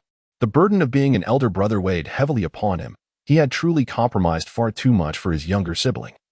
Lamenting inwardly. Meanwhile, the steward visited the Chui household, where Madame Chui had been carried home by her 2 sons. Overcome by grief and anger, she had fainted before the county magistrate's notice board. Throughout the journey, The two words she heard most frequently were accept fate. Upon returning home, villagers visited her, all urging her to accept fate. We are but humble laborers born to toil in the fields. Why must we strive to pursue an education? Madame Chui maintained a stoic expression, allowing others to voice their opinions without uttering a word herself. Once the visitors departed, she summoned her family and calmly declared, "The Chui family has never been mere laborers, and we shall not become so in the future." Before anyone could respond, she gestured towards the outside, tears streaming down her cheeks. "I know you have grievances against me for not wishing to study and for wanting to cultivate the land for a peaceful life. But if you venture outside, you will see that the very fields capable of yielding crops are the most treacherous traps once you step into them. Generations will find it impossible to escape." Her voice was a haunting lament. Chui Xian listened, entranced, the words resonating in his ears, leaving him profoundly shaken. An uneducated ancient village matron, she must have endured countless hardships and weathered the relentless passage of time to utter such profound sentiments. It is often said that the 10,000 mountains of Yunnan, Guizhou, and Sichuan trap countless souls in an eternal nightmare. Yet, the flat fields of Yunnan, for the impoverished common folk, are another manifestation of those 10,000 mountains, are they not? Nowadays, many mock me, old Chui, for my delusions, believing that a simple lad from the mud could ever aspire to academic excellence. But in just 2 short decades, they have forgotten that the Chui family once boasted a scholar and a successful gentleman. By what right do they label us mere peasants? Outside the gates of Chui Manor, there once hung the sign of a family of scholars. Over the years, Bo Shan and Zhong Yuan have often been perplexed. Your grandfather was a revered scholar in Nanyang, and your father, too, achieved the status of a scholar at a young age. Yet, how is it that you two consistently fail to pass? Chui old lady questioned, tears in her voice. The brothers, Chui Bo Shan and Chui Zhong Yuan, felt a lump in their throats. They were indeed striving to study, but they just could not achieve any distinction. Only Chui Xian understood the truth. Uncle and father were of average talent, merely adept at rote learning, grasping the superficial without understanding the deeper essence. Moreover, lacking a mentor to enlighten and guide them, how could they hope to succeed? The adage that poor families seldom produce noble sons rings true. Chui old lady gazed at her 2 sons with disappointment. After a long silence, she trembled as she recalled, "Of course, I do not hold all the blame against you too. I know you have also suffered over the years. Your grandfather ventured to Jiangsu and Zhejiang to serve as a magistrate, only to encounter the chaos wrought by Japanese bandits. He sacrificed himself to protect the city and its people, along with your grandmother. At that time, you were both still young. Your father, he traveled to Zhejiang for mourning, and upon his return, he was utterly broken. Later, after the mourning period ended, despite his frail health, he insisted on attending the provincial examination in Kaifeng. And then, he exhausted himself completely. When the examination commenced, the examination hall remained shut. Even in the face of calamity, with candidates collapsing, there was no opening of the doors. Yet, those 9 days and 6 nights of examination could truly drain a person's very life. At that time, your father, knowing his body was at its limit, desperately pleaded with the supervising official to allow him to be cast out of the examination hall from beyond the wall, due to your grandfather's valor in battle. The chief examiner, moved by compassion, granted your father's request. Upon hearing the news, I rushed there, scarcely having time to weep. Your father lay outside the examination hall, his face contorted, gripping my hand tightly, saying. At this point, Chui old lady was choked with emotion, struggling to speak. Chui Boshan cried out, "Mother, please, do not continue." Your father declared that even if it cost our entire fortune, he would ensure that Boshan and Zhong Yuan achieved distinction, or else he would not rest in peace. That cruel man, with his eyes wide open, truly left us. His words have lingered in my mind, echoing for all these years without respite. Chui old lady paid no heed to her son and continued, her voice trembling. I became a widow at a young age, which was already a source of profound sorrow. It so happened that your uncle, with his considerable debts, clamored for a division of the family. You were but children, and your mother, a widow, could only endure his tyranny. In the presence of the clan elders, she repaid his debts and, with gritted teeth, agreed to the separation. The grand estate of the Chui family was sold, along with paintings, furniture, and hundreds of acres of fertile land. He received 70%, while we were left with merely 30%. In the years that followed, we returned to Hushi village to provide for your education and to arrange marriages. Your mother sold everything that could be sold. The proprietors of every pawn shop in the county recognized me and mocked my plight. Even in Nanyang County, the hysterical old lady Chui became a topic of gossip. With a sorrowful smile, Grandma Chui asked, "Bershan, Zhang Yuan, what do you think your mother should do? What can she do if you do not continue your studies? How will she face your father and your grandparents?" As Grandma recounted tales of the past, Chui Xian pondered how the Chui family once thrived, only to meet such a lamentable end. Brothers Chui Bushing and Chui Zhong Yuan knelt together. Chui Zhong Yuan cried out, "Mother, we will study. We will continue our education. My brother and I will surely succeed." The two daughters-in-law wept silently. Chui Yu and Chui Xian joined in their sorrow. The myriad misfortunes had ravaged their family, leaving it battered and bruised, a canvas of pain. Chui Xian felt a weight on his heart.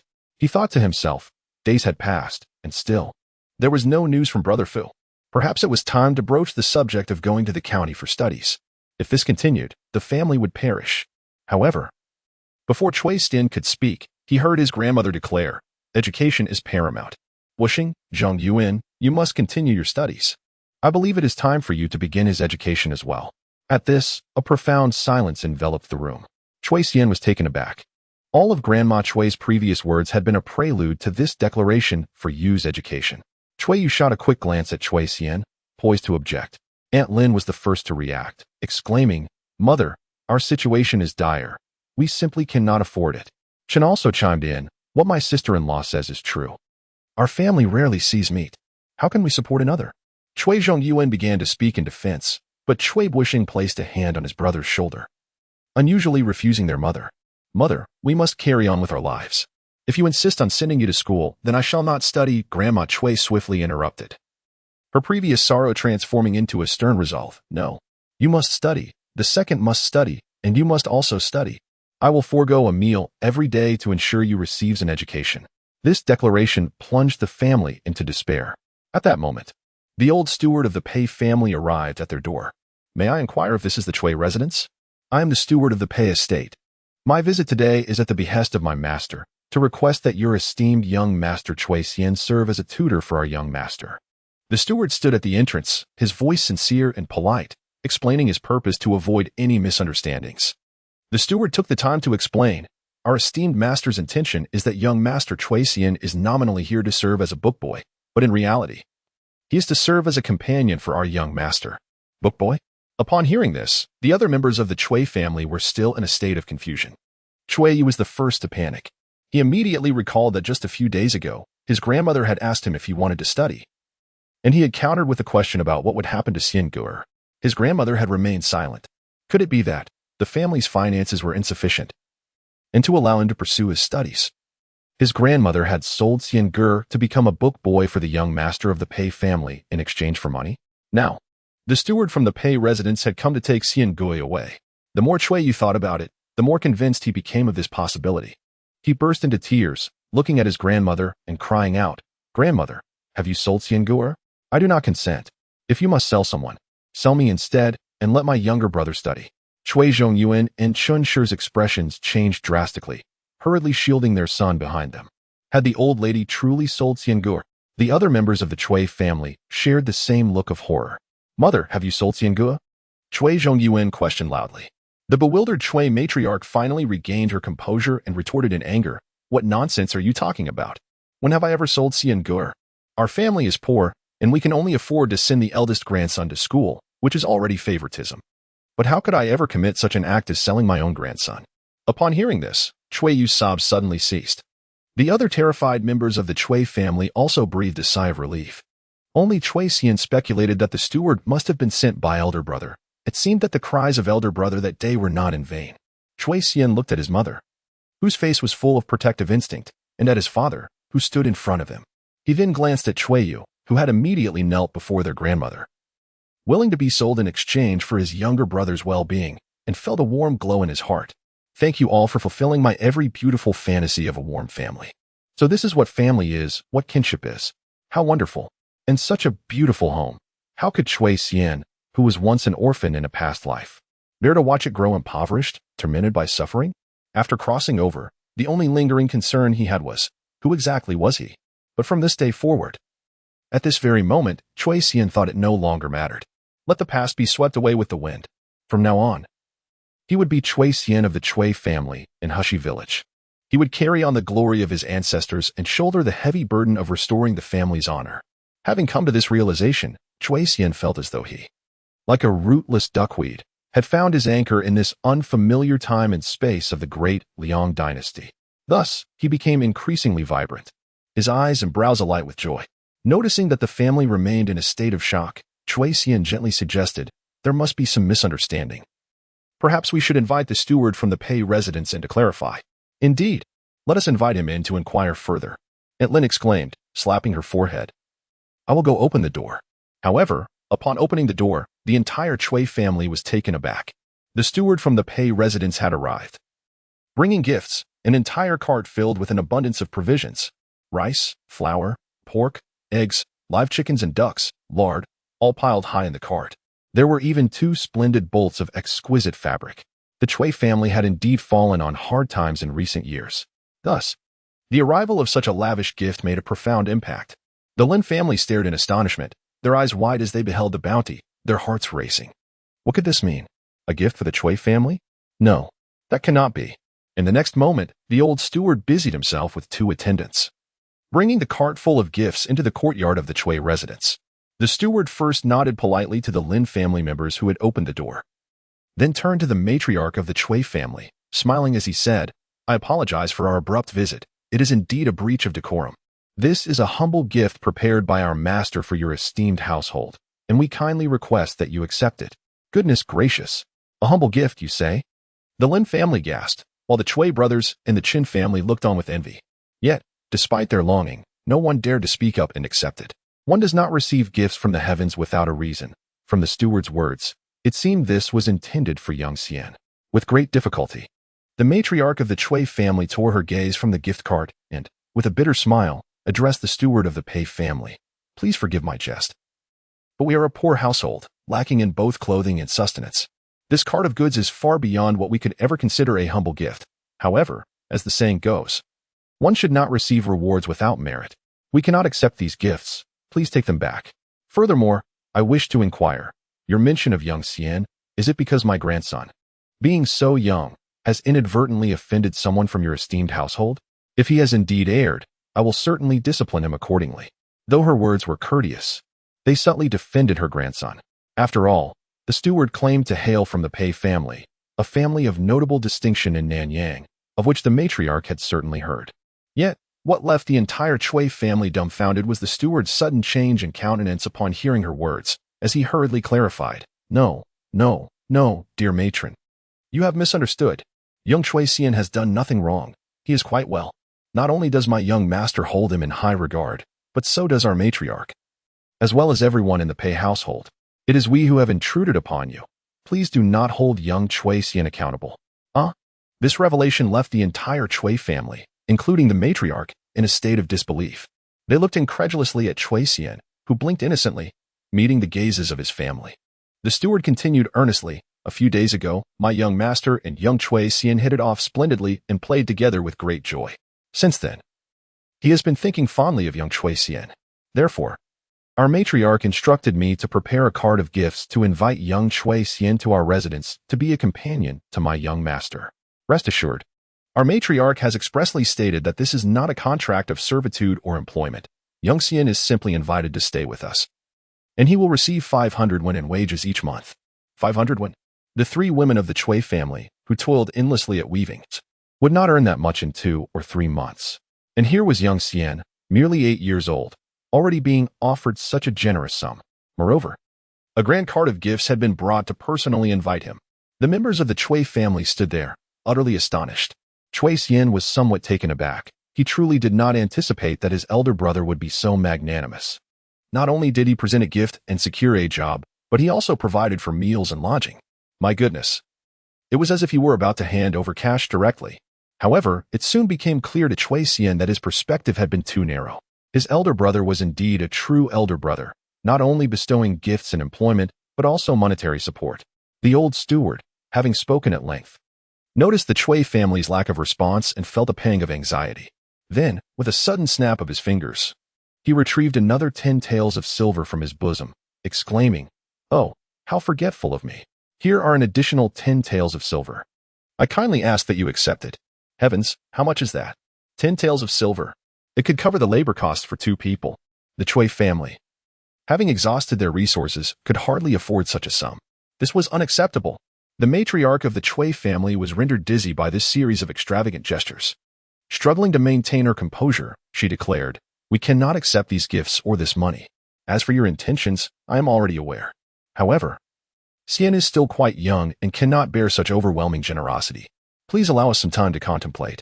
She resolutely refused to sign a contract of servitude or even an employment agreement.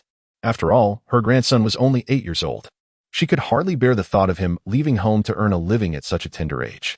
The steward, upon hearing this, felt a sense of regret.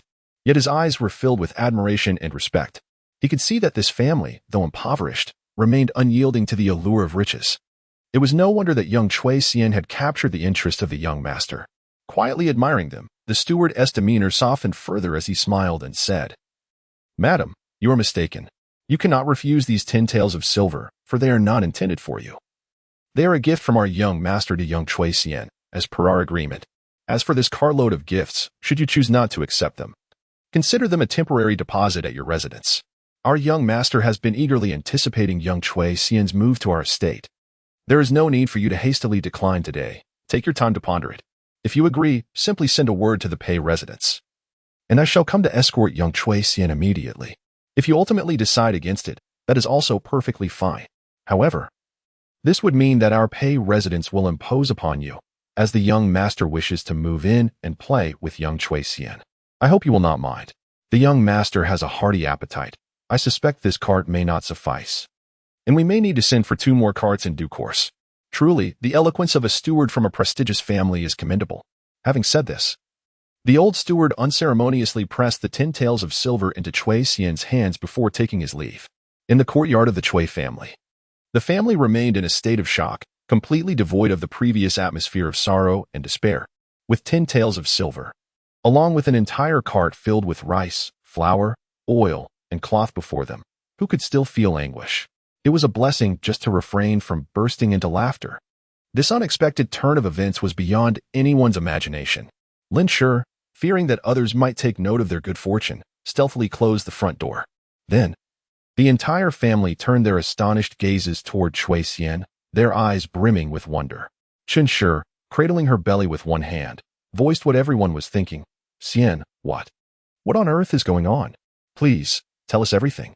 In the esteemed residence of the Chui family, a conversation unfolded with the young master, Chui Xian, recounting a peculiar incident.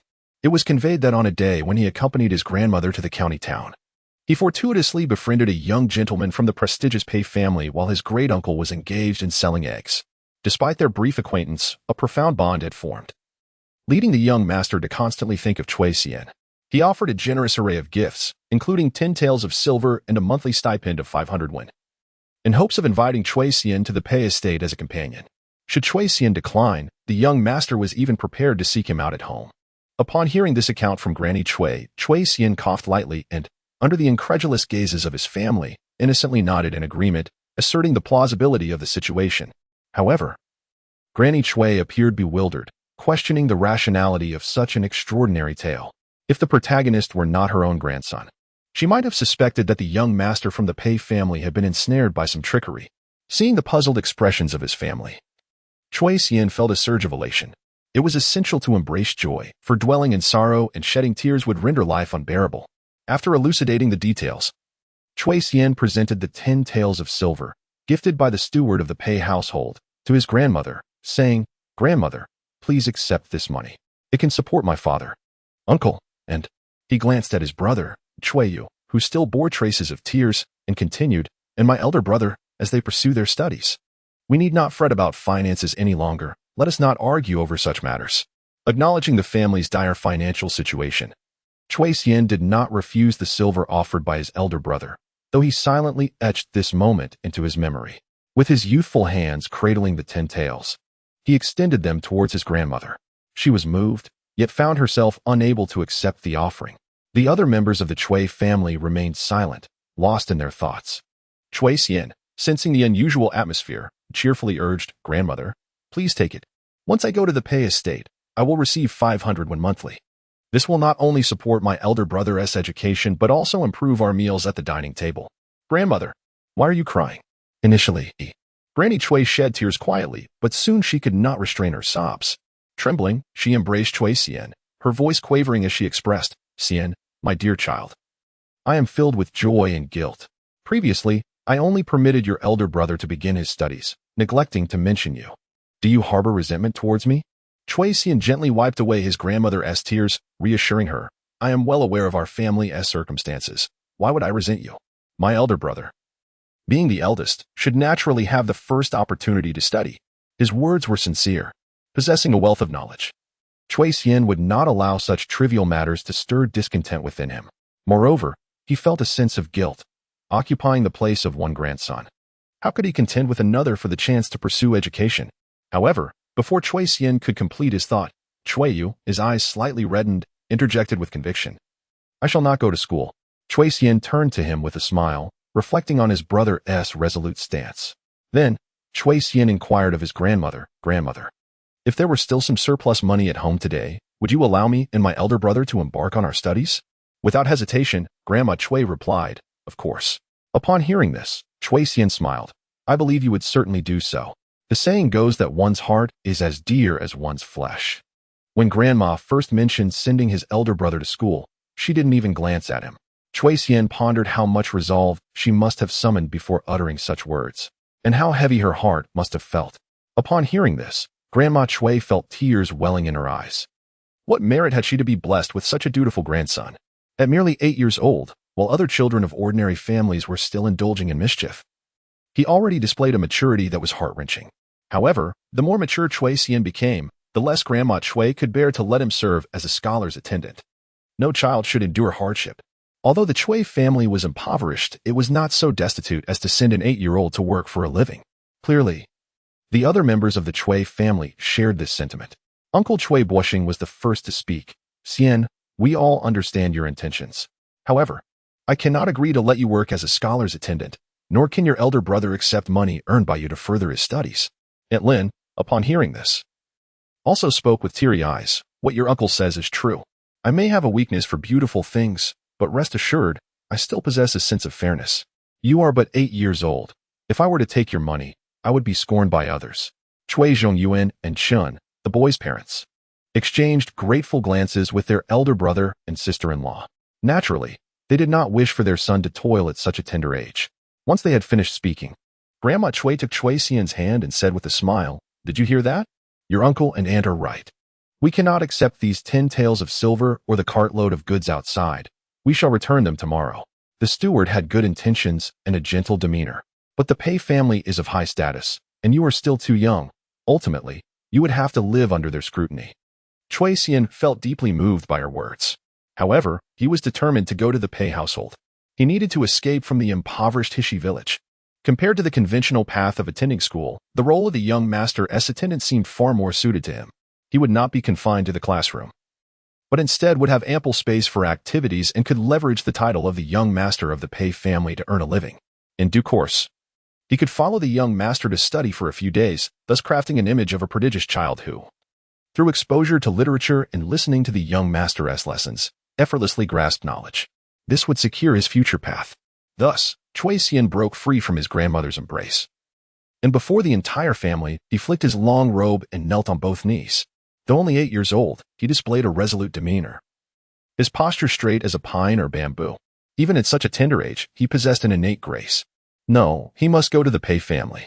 Firstly, the family was impoverished, and only through continued education and examination could he rise above his circumstances. Secondly, the Pei household was composed of scholars, with an esteemed lineage, and they extended a sincere invitation. He did not want to miss this opportunity. Chui Xian knelt upon the ground, gazing earnestly at his family, and spoke with gravity. Father, mother, uncle, aunt, grandmother, I understand the thoughts that dwell within your hearts. Yet, despite our family's poverty, I, though still young, desire to contribute my share to this household. Yishi village is remote and desolate. I yearn to venture forth and carve out my own path. Born into the Chui family, I am immensely grateful and wish to alleviate our burdens, to uphold the glory of our ancestors, and to bear the weight of restoring the honor of the Chui name. His voice, though tender, resonated with profound conviction. The family was taken aback, speechless as they regarded Chui Xian, as if they were unfamiliar with him. Moved deeply. Grandmother Chui trembled as she spoke. Good child, rise quickly. The ground is cold. She recognized his lofty aspirations. Yet it was precisely because of this that she was reluctant to see him take on the role of a servant. Chui Xian lifted his head, his dark eyes sparkling with clarity, and replied with a smile, as the saying goes, a hero does not inquire about his origins. What harm is there in being a servant? Grandmother, just wait and watch. In the future, I shall undoubtedly secure a brilliant future for myself and for our Chui family. A hero does not inquire about his origins. What a splendid sentiment.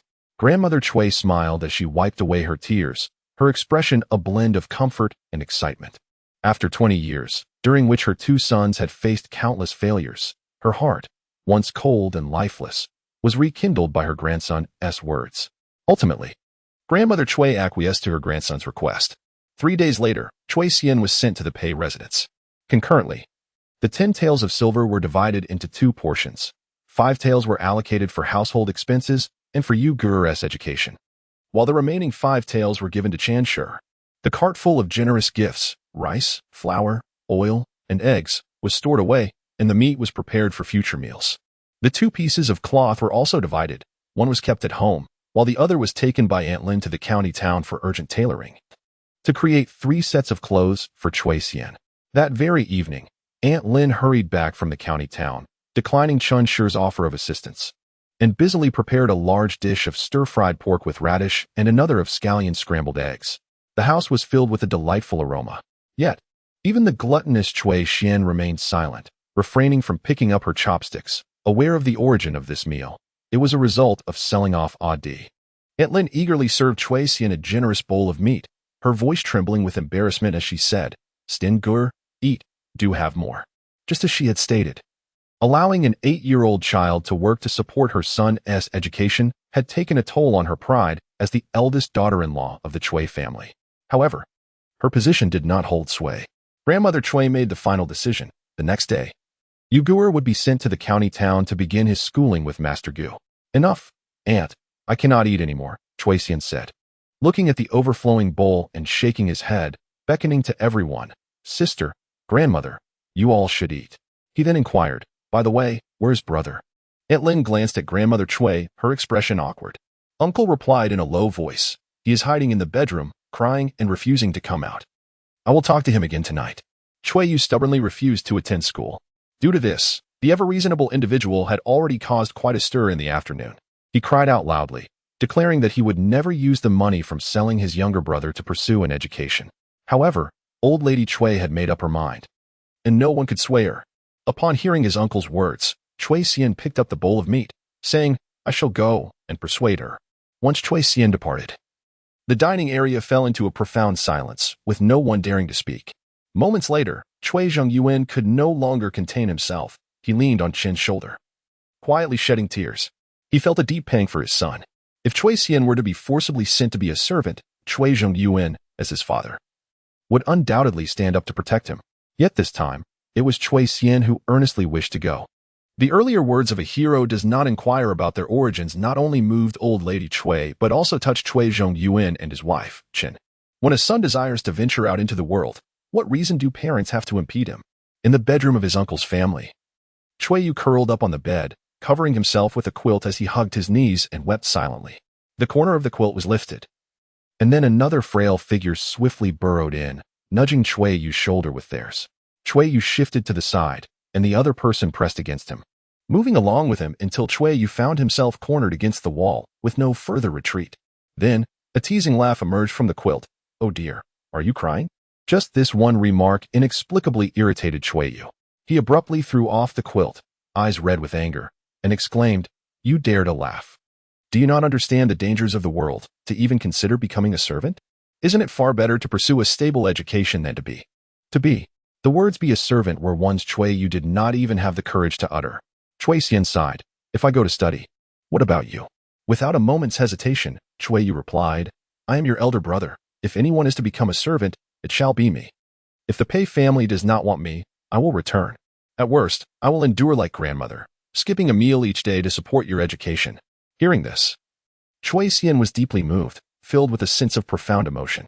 He looked at the youthful visage of Chui Yu beside him and realized, being an elder brother is not merely a matter of age, but a matter of responsibility. Very well then.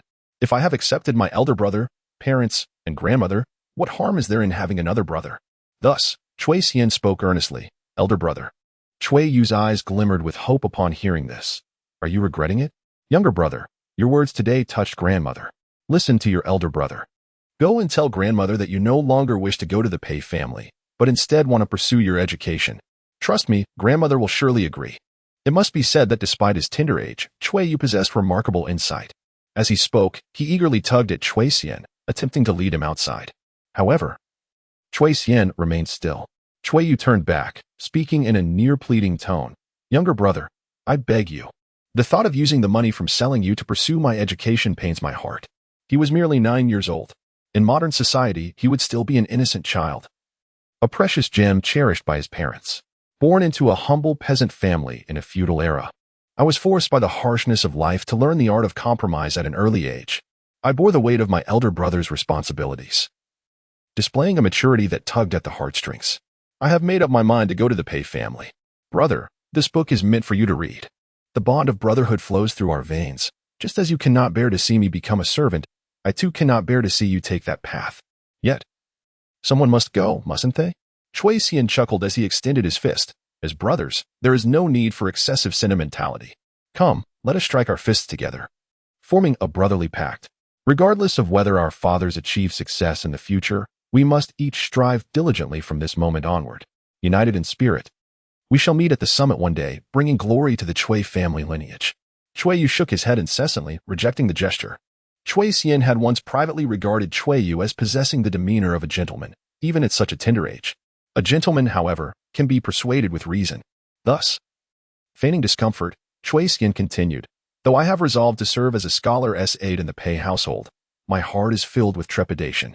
At this moment, it should be the elder brother who comforts me. Why must I be the one to console you? The decision for you to pursue your studies is already made.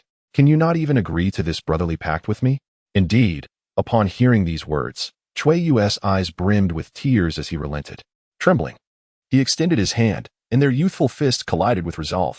Very well, brother, I promise you. We shall each strive in our own endeavors. And one day we will meet at the pinnacle, collectively bringing honor to the Chui family name. In our humble abode, poverty reigns. The two young boys gazed at each other, their fists meeting in silent agreement, yet infused with boundless strength. The next day, Chui Yu departed from home in tears. Chui, blushing, having prepared a bundle of school supplies, accompanied his son to the county town to attend the private academy of Master Gu. Alongside them were several children of similar age, all embarking on their educational journeys. The venerable master ushered them into the classroom, where each took a seat, finding a scroll of books awaiting them. The master proclaimed the value of books, advising them to handle them with care. It was acceptable not to comprehend everything at first. Understanding would come in time. He further stated that this was the first lesson of life, and there was no rush to learn characters. Rather, they should ponder why one reads. The other children sat in various states of confusion, distraction, or playful mischief. Only Chui Yu, seated in the classroom, dried his tears, repeatedly wiping his hands on his clothing. The master had erred in his words. This was not his first lesson. That lesson had been a harsh revelation, leading him to despair. He had to sacrifice his younger brother to be seated here in class. Henceforth, while others might frolic, lose focus, or neglect their studies, Chui Yu alone could not afford such indulgences.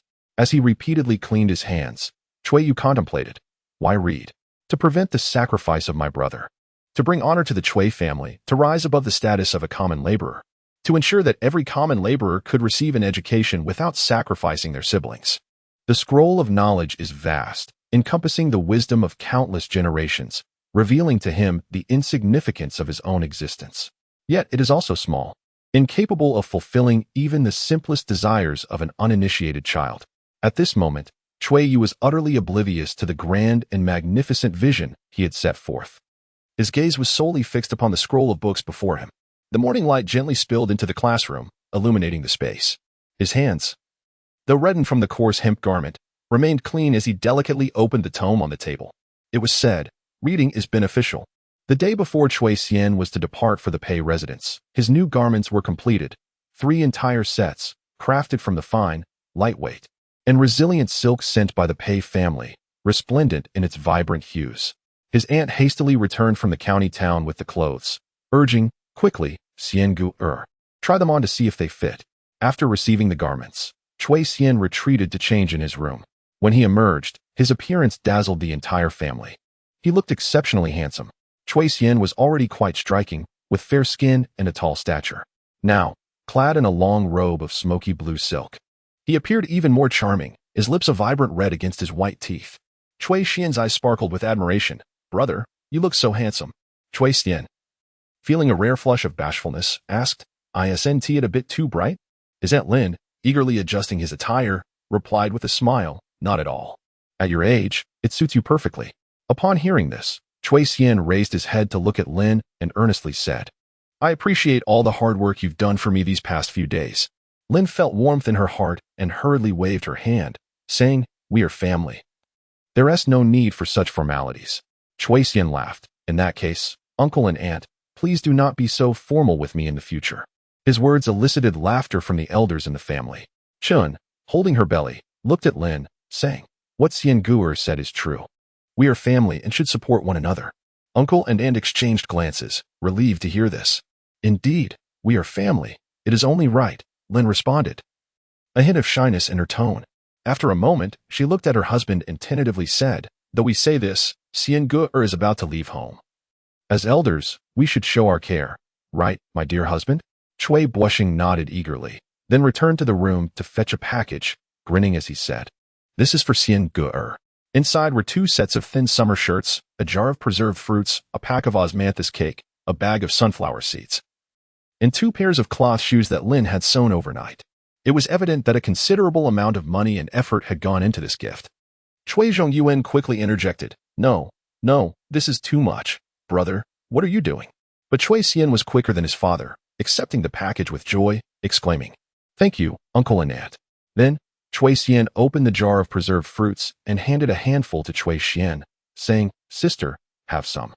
Cui Zhongyuan could only facepalm in exasperation. Meanwhile, Cui Xian's eyes widened in delight as she looked to their parents for approval. Seeing them smile with no objections, she cheered, Thank you, brother. Such a greedy little girl. Lin feigned anger, giving her daughter a playful glare, then motioned towards the inner room, saying, Go share some with your grandmother. Since the departure of Uiguur, old Lady Cui has remained confined to her bedroom, seldom venturing outside. The anguish of selling one grandson to support another's education surely weighs heavily on her heart.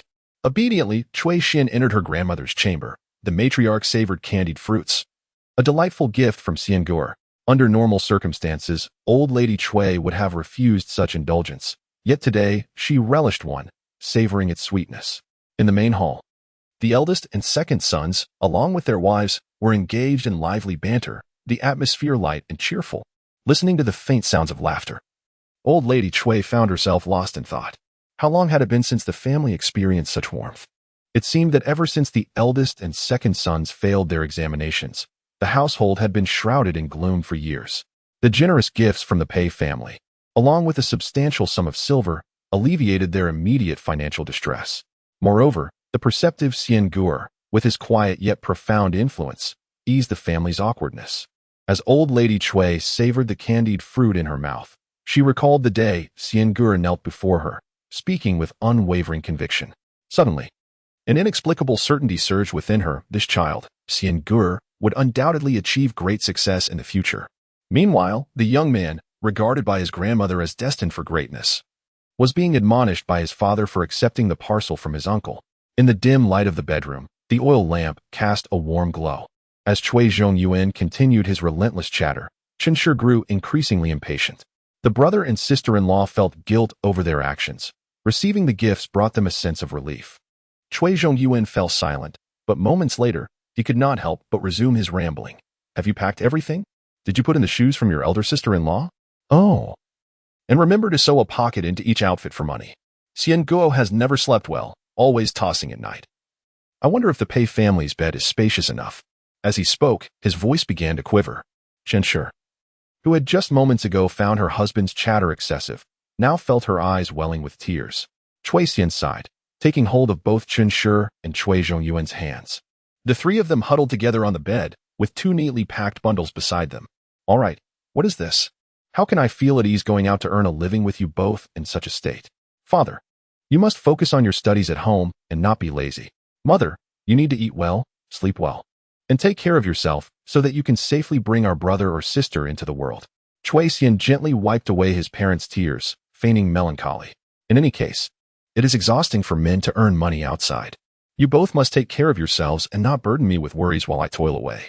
He reassured them. Don't cry. I will visit you every month and bring you treats. Chun Shi chuckled at this, playfully shaking off her son's hand. Chui Zhongyuan joined her in laughter. Yet there was a tinge of wistfulness in his smile. It seemed words that ought to have been spoken by him as a father. Observing his parents' spirits lift, Chui Xian continued. Father, mother, I acted impulsively and decided to go to the Pei residence without consulting you first. Please do not blame me.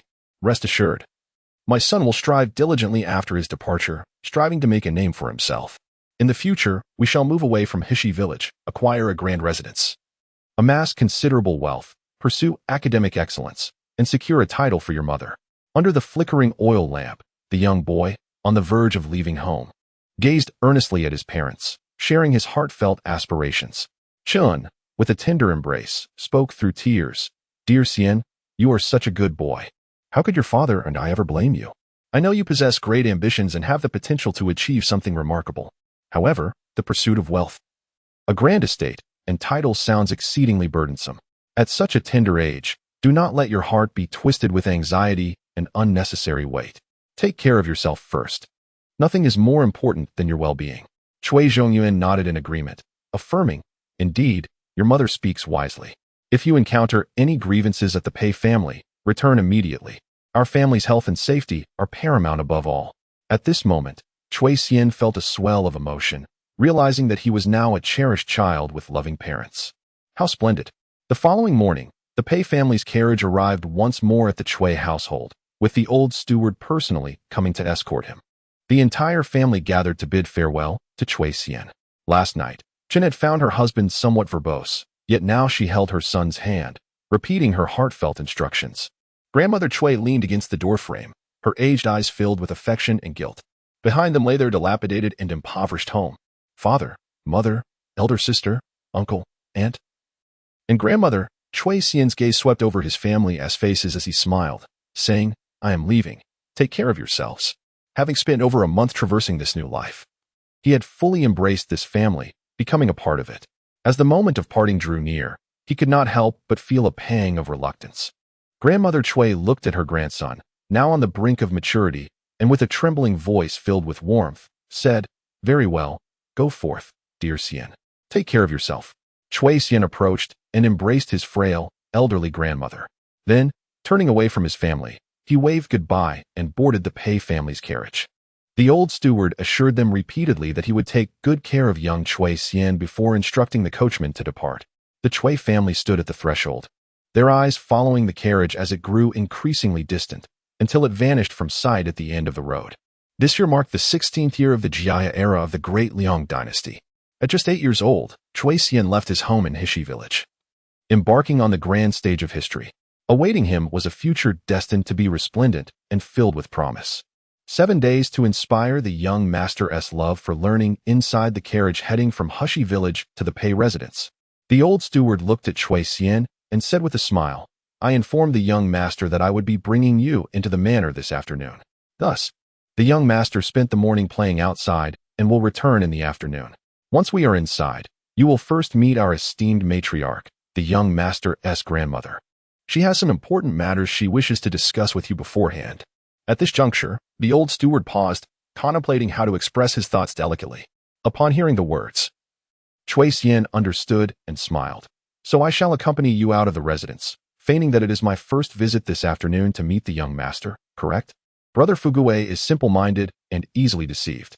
However, how could the prestigious Pei family casually associate their young master with a child of unknown origins? They must certainly first scrutinize him. Nevertheless, it matters not.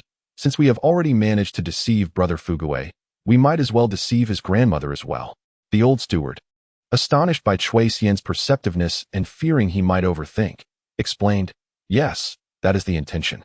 But, young Master Chui, Please do not hold any resentment. The old lady means no harm. Chui Xian replied with a smile. I understand. Both you and the old lady are doing this for the young master. As all parents in the world are compassionate. The steward felt a surge of joy in his heart. Engaging in conversation with this boy was truly delightful. He grasped things quickly and spoke elegantly. Approximately a quarter of an hour later, the carriage arrived at the Pei residence.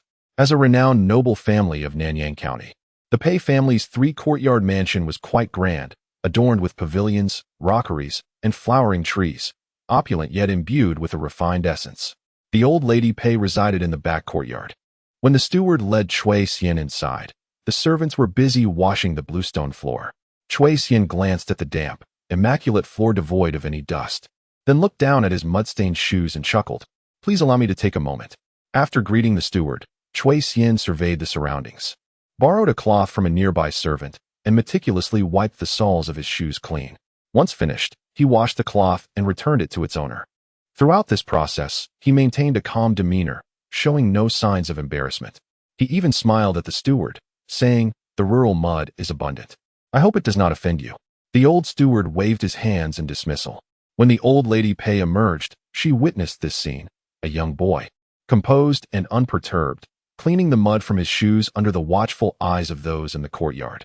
Many people, particularly men, would take years or even decades to comprehend a profound truth. Youth is the time in life when one need not feel inferior or self-pitying, even if one possesses nothing. The backbone of youth can be worth a fortune. One simply needs to stand tall, and the world will applaud. Are you the young master of the Chui family? Such a good child. The old lady Pei instantly took a liking to him and spoke warmly. It is also due to my foolish grandson's lack of diligence and troublesome nature, constantly lamenting about you, that I asked the steward to invite you to our residence without proper consideration. Please do not take offense. Her words were exceedingly courteous. Chui Xian quickly approached and bowed to the old lady. My family is modest and impoverished. I am deeply grateful for your kindness in providing me with a source of livelihood. However, with a boldness that surprised even himself, he added, if I may dare to disagree, the young master is intelligent and astute, possessing both grace and wisdom. He is far from foolish. The old lady Pei laughed heartily, chiding, you are quite the flatterer, my child. Yet I am well aware of my grandson's character. However, Chui Xian raised his head earnestly and declared, I believe, dear lady, that you hold a prejudice against the young master. Is that so? Madame Pei pondered over her mischievous little rascal, who could drive anyone to distraction, and sighed. It is all because he is inherently biased. This statement nearly left Chui Xian at a loss. Regaining his composure, he continued to persuade. No, rather, he articulated, you see, this is a manifestation of prejudice. Although my acquaintance with the young master has been brief, I have already discerned countless virtues within him. If you remain unconvinced, allow me to inquire, does the young master not possess remarkable craftsmanship? Madame Pei paused momentarily, then uncertainly replied, it seems that Jian Guer does indeed possess commendable skills. 2 years prior, when a penholder in his father's study was damaged, it was Jian Guer who, despite his father's distress, managed to repair it. The old steward silently reflected that it was, in fact, the young master who had broken the penholder. Yet, Chui Xian quickly interjected, you see, this indicates that the young master has exceptional focus and problem-solving abilities. If only he were to apply a fraction of that concentration to his studies, wouldn't all challenges be effortlessly surmountable? Initially, Madame Pei believed Chui Xian was merely speaking flattering words, but as he continued, she began to waver. Perhaps there was some truth to his assertions? Then Chui Xian probed further. Is the young master not remarkably skilled at games? This time, Madame Pei nodded vigorously, be it flying kites, kicking shuttlecocks, playing the Chinese puzzle, or engaging in Go, he excels at all of them. The old steward mused that he was simply a spoiled lad who enjoyed play. However, Chui Xian presented an astonishing interpretation that left everyone astounded. His prowess in kite flying suggests a harmonious coordination between his body and mind. His rapid mastery of intellectual games like Go and the Chinese puzzle indicates agile thinking and a swift learning capability. Should he channel this talent into his studies, his academic achievements would undoubtedly soar. Let me ask you this. Is the young master not quite popular among his peers? The old steward thought to himself, indeed, he has a band of wayward friends. Regarding this, Madame Pei sighed. He is indeed well liked, but his circle of friends, Alas, it's a complicated matter. Cui Xian responded, popularity is a positive trait. Even I have formed a close bond with the young master in a short span. This signifies his amiable nature, his meticulous attention to his friends, and his adeptness at navigating social relationships. Such a skill will undoubtedly serve him well in the future, should he pursue a career in governance. Madam, I shall not trouble you further. I am now more than certain that the young master possesses immense creativity and an extraordinary memory. Am I correct? Madame Pei's excitement surged. Yes, yes. How did you know? Since childhood, he is painted on the walls, creating works I struggle to comprehend. Moreover, his memory is remarkable. He recalls every word I scolded him with 2 years ago. Verbatim, Cui Xian asserted emphatically, a vivid imagination signifies an abundance of spirit. If he were to devote himself to his studies, he would surely achieve extraordinary results. Even in examinations, he would produce strokes of genius and unique insights. Oh my! The entire courtyard stood in stunned silence. As they listened to Cui Xian's words and reflected on the various unreliable young masters of the past, they hesitated. Contemplating, could it be that the young master is truly a neglected genius? The old lady's face flushed. Yet she retained a modicum of rationality. While he is indeed wise and possesses numerous virtues, he simply refuses to engage in study, even being reprimanded by several tutors, driving them away in frustration. At this point, the old lady's anger began to resurface. However, Cui Xian uttered words that sent a shiver down her spine. That is due to the inadequacy of these tutors. The young master is clearly brimming with potential. Yet they failed to instill in him a love for learning, instead mocking him. What utter incompetence. They have overlooked a budding talent. What? So it turns out that Jian Guer's lack of diligence in his studies is not due to his own shortcomings, but rather the ineptitude of the tutors? Well, there is some truth to that. After all, if even she harbors biases against her own grandson, how could those old-fashioned tutors be any different? Lady Pei was genuinely alarmed. Cui Guer, what do you propose we do? We cannot allow our Jian Guer's brilliance to be tarnished. Oh, it infuriates me. This child is clearly intelligent and quick-witted, yet he simply has no love for learning. The old steward, thinking to himself, pondered how they could shift perceptions from foolish and dull to clever and astute. Lady Pei, do not fret. The young man has his own strategies. Cui Xian turned his intense gaze toward Lady Pei. In 7 days, I require but 7 days to ignite the young master's passion for learning. Could the words the young master loves learning truly coexist? The servants of the Pei household stood in stunned silence. Lady Pei envisioned the scene and felt herself nearly swoon with excitement. She trembled as she spoke. Very well, Cui Guer, if you can achieve this, you shall be a distinguished guest in my Pei residence. Cui Guer, dear boy, the future of the Pei family and of Jian Guer depends upon you. The most exceptional young master in the world. Lady Pei now understood why her grandson was drawn to Cui Xian. Not only her grandson, but she herself felt an overwhelming desire to cherish Cui Guer, treating him as a precious gem. This child is truly remarkable.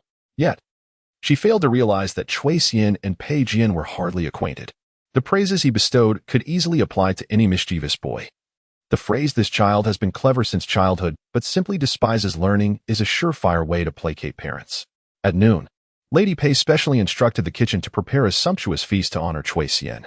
Dishes such as braised lamb with radish, chicken soup with shredded egg, pepper-salted ribs, and steamed base were meticulously crafted and delectable. Cui Xian dined with great satisfaction, simultaneously gaining a clearer understanding of the affluent lifestyle of the aristocracy in this era. Reflecting on the stark absence of meat at home, the disparity in wealth was truly alarming. It is no wonder that within books like Golden Houses. After the meal, Cui Xian rested briefly in the guest room, then, under the attentive guidance of the steward, prepared to revisit the Pei residence. Just as Cui Xian departed, on the other side, young Master Pei Jian hurried home, summoning the household servants and maids. Clearing his throat, he addressed the gathering. When my younger brother arrives, I urge you all to be particularly astute and refrain from uttering any missteps. He pointed at a house servant, instructing, you shall stand beneath the wall at the entrance. Feigning casual admiration for my remarkable intellect, which is recognized by our neighbors as genius. Next, he directed a maid, you are to swoon in the corridor, proclaiming that I am the most handsome man you have ever encountered. To another, he said, you shall whisper from behind the rockery, reverently acknowledging my gaming prowess and sharp mind. One by one, he assigned them tailored lines of flattery. As the elder brother, he wished to impress during his sibling's inaugural visit, or rather, to establish the illustrious image of the elder brother. In truth, these lines had been communicated days prior, accompanied by rehearsals with the servants. Previously, they had laughed at the absurdity of it all, knowing the master too well, deeming the flattery exaggerated and embarrassing, wholly unbefitting of him. Yet, today was peculiar. Each servant wore a serious expression, devoid of any pretense. He felt a sense of satisfaction. The servants exchanged glances. Word had spread through the household that young Master Chui Xian proclaimed the young master to be an astute prodigy, possessing both wisdom and a faade of simplicity. In the past, such claims would have been met with skepticism. However, after hearing Chui Xian's words and reflecting on the young master's self-praise, the servants found themselves pondering. Could it be possible that he truly is a genius?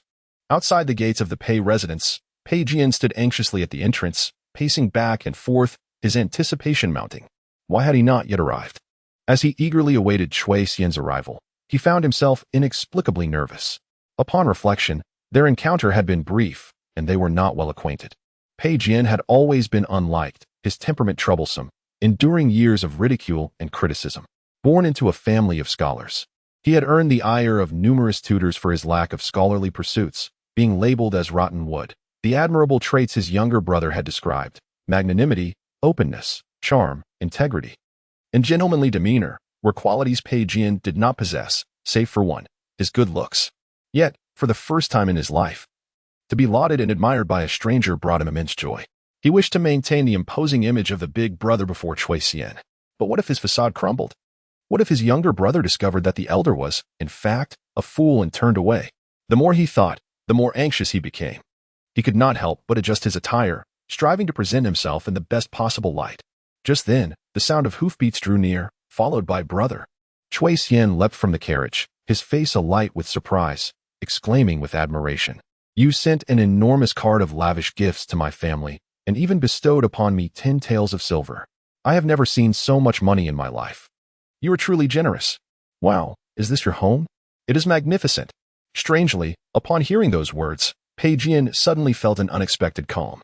He could not suppress the smile tugging at the corners of his mouth, yearning to stride forward to greet Chui Xian, yet he restrained himself, feigning indifference as he said, "Take this, it's for you. Furthermore, do you recall what I told you that day?" Chui Xian hurriedly stood upright, replying, "Elder brother said that as his subordinate, one must act with composure. However, upon seeing you, I was simply overwhelmed with excitement.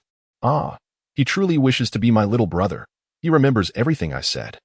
Pei Jian's heart swelled with elation while maintaining a calm demeanor. "Very well. Be more mindful in the future. Accompany me into the estate." "Understood, elder brother," Chui Xian replied, eagerly following in Pei Jian's footsteps. Behind them, the old steward gazed in astonishment at the scene, feeling a whirlwind of confusion. Chui Xian, it turns out, is quite the dramatist. It was fortunate he had worried about Chui Xian revealing the matter of the second visit. It seems he had unnecessarily fretted. Nonetheless, the steward remained silent, quietly trailing behind.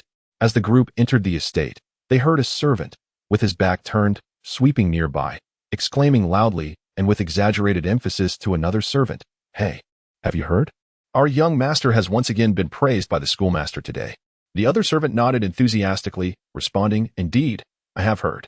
Our young master is exceptionally quick-witted and remarkably intelligent, recognized as a prodigy since childhood." Upon hearing this, Chui Xian's eyes sparkled as he looked at Pei Jian. "Wow, that's incredible." Such a simple wow was more uplifting than numerous praises from others.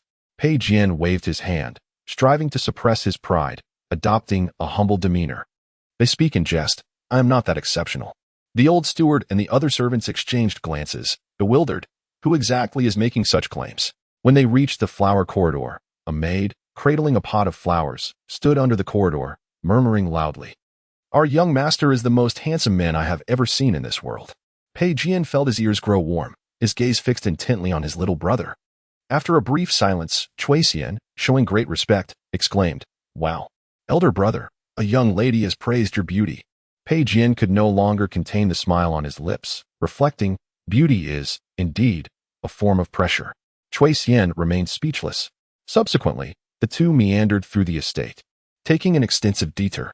At every turn, someone would loudly and deliberately extol the young master. "The young master excels in various games. His intellect is sharp. Wow.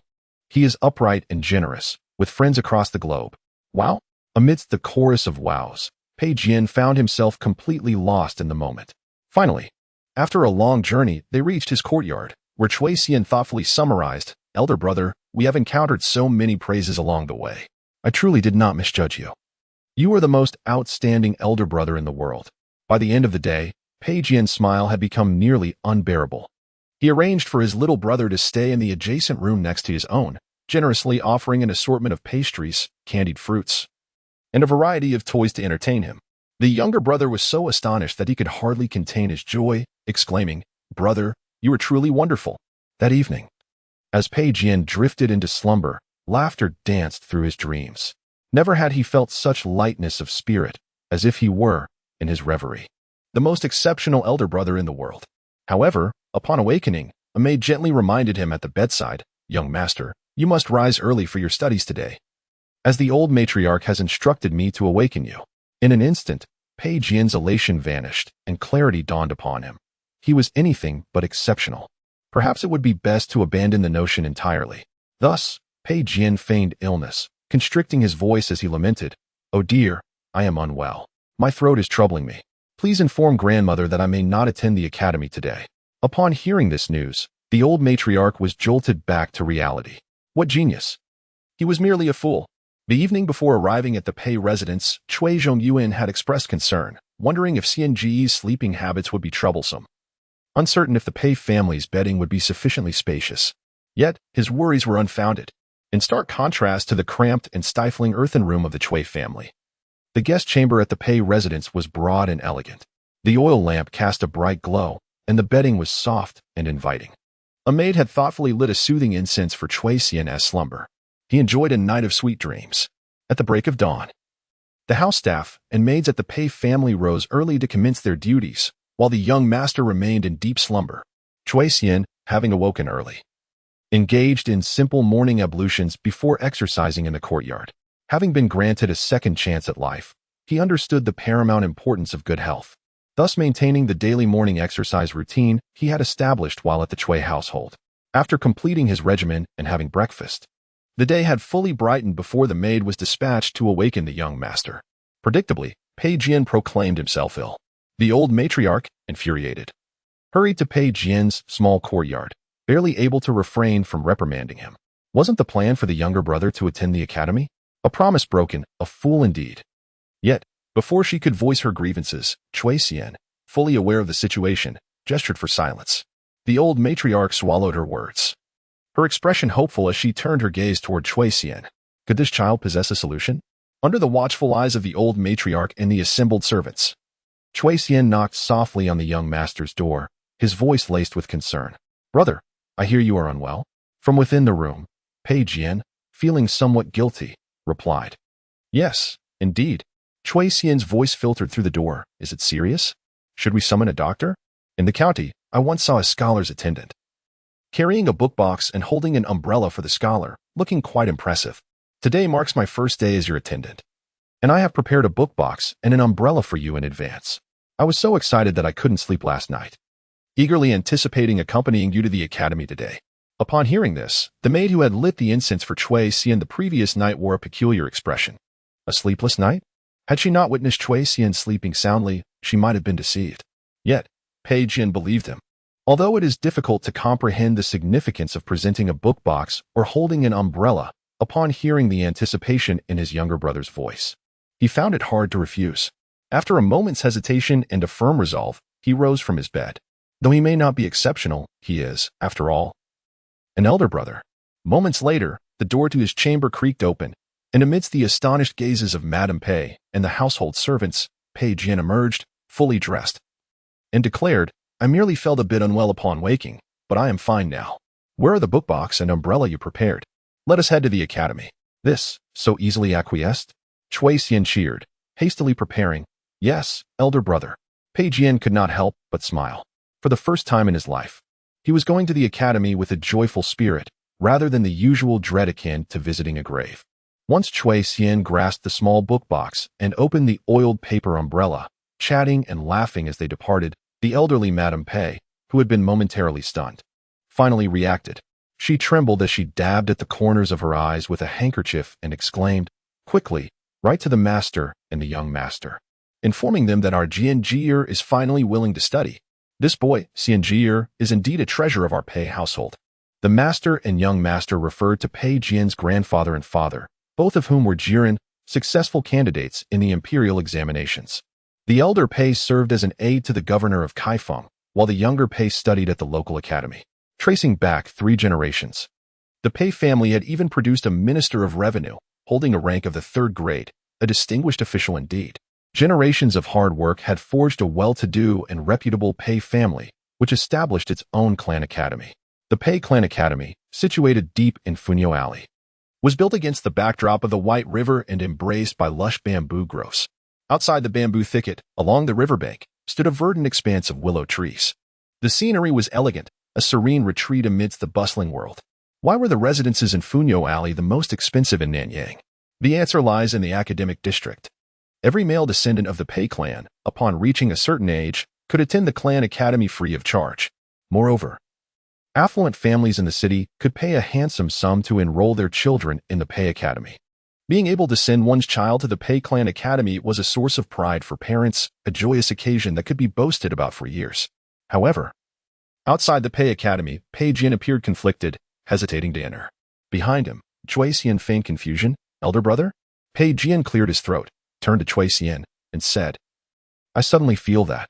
Yet, before he could finish his sentence, expressing that he still felt ill and ought not to attend school, a middle-aged man, around 40, clad in a scholar's robe, emerged from the academy. Upon seeing Pei Jian, the stern man scoffed, How peculiar, is this not our esteemed Pei scholar? A rare visitor indeed. On any other day, Pei Jian would have rolled up his sleeves and engaged in a heated argument with this man. But today, with his younger brother present, he took a deep breath and endured. Chui Xian, bewildered and naive, exclaimed, Big brother, he praises you as a remarkable talent. You are indeed the most outstanding prodigy of the academy. His voice was not subtle. Not only did the stern gentleman hear it, but also a portion of the students preparing to enter the school. They turned their gazes towards the source of the sound, their expressions peculiar. A remarkable talent. The finest student of the academy, who could it be? Pei Jian? It was utterly absurd. Chuckles erupted, and laughter ensued among the students, who exchanged glances. Daring not to openly provoke due to the prestige of the Pei family, they stifled their laughter in secret. Even the stern gentleman, after a moment of astonishment, regarded Chui Xian and Pei Jian as if they were fools, shaking his head in amusement as he departed. Pei Jian's face flushed crimson. This was precisely why he hesitated to enter the academy. He had relied on his status as the young master of the Pei household to construct an image of a genius elder brother in front of Chui Xian. Yet upon arriving at the academy, the facade was instantly shattered. He, Pei Jian, was a debauched scion, scorned as the lowest of the low. Having been berated by 7 teachers as wood that cannot be carved, he was the laughingstock of the academy. Previously, no matter how he was ridiculed, Pei Jian remained indifferent. But today, in front of his younger brother, he felt for the first time the sting of shame and embarrassment. For a fleeting moment, he was on the verge of tears. Would his little brother discover that this so-called exceptional elder brother was, in fact, a worthless fool? Would he, like the others, disdain him, mock him, and refuse to remain his little brother? Anxious and restless, Pei Jian even dared not glance back at Chui Xian's expression. At that moment, he felt someone grasping the sleeve of his robe, tugging gently. Then, Chui Xian, in a hushed and anxious tone, said, Big brother, I come from the countryside, and I speak rather loudly, lacking experience. They seem to be mocking me? Am I embarrassing you? I'm sorry. You go into the academy, and I will wait for you outside. Pei Jian listened, stunned, feeling a lump in his throat and a swell of emotion. How foolish. They were not mocking him. They were ridiculing me, the young master. Although the lie of the exceptional elder brother remained intact, Pei Jian inexplicably felt a deep sorrow.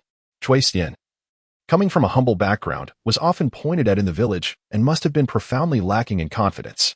If only he had diligently studied in the past and truly become a genius, then he could proudly be a good elder brother, alleviating his little brother's anxiety and preventing misunderstandings about mockery.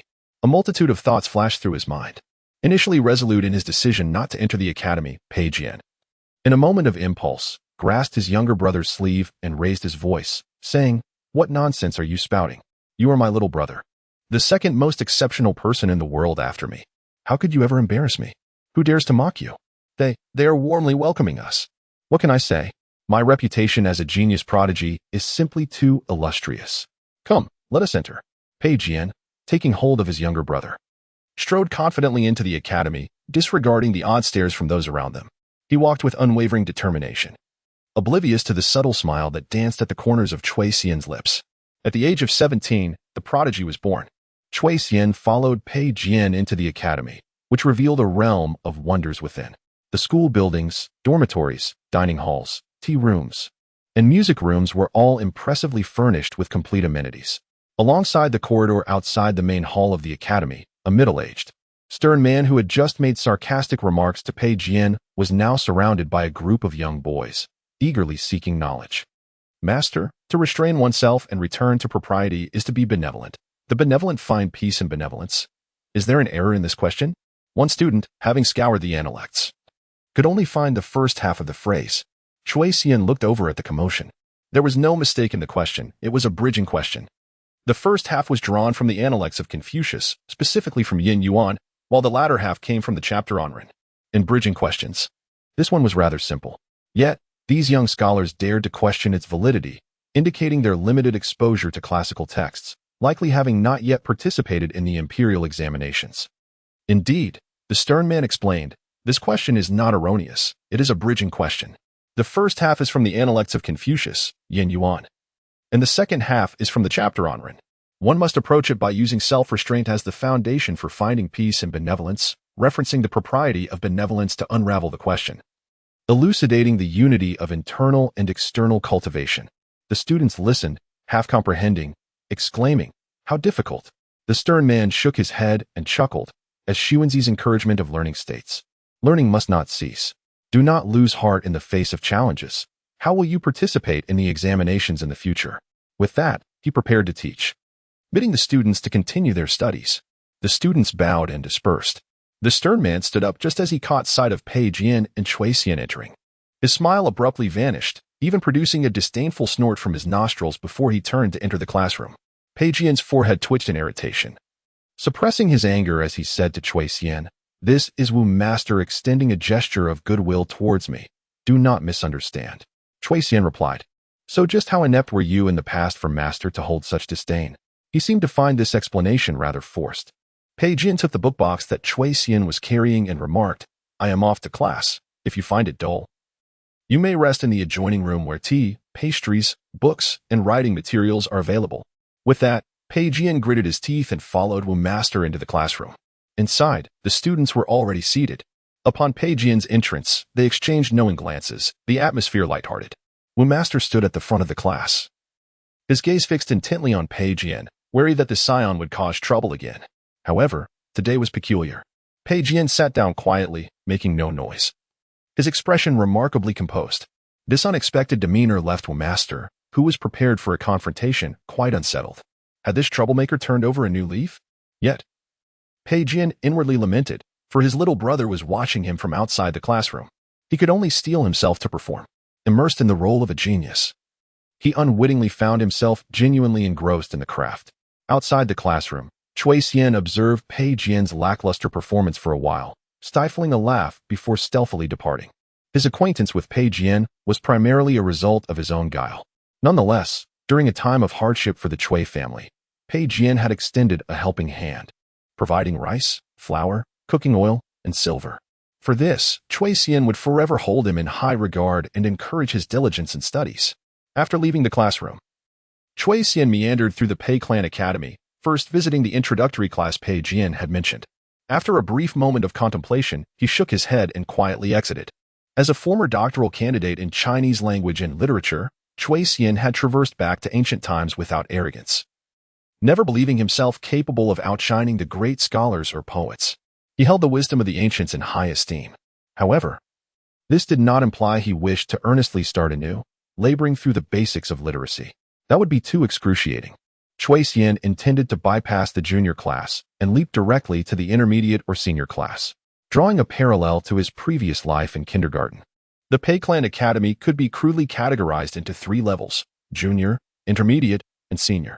The junior class was focused on foundational literacy. The intermediate class, where Pei Jian was enrolled, delved into the recitation of the 4 books and 5 classics.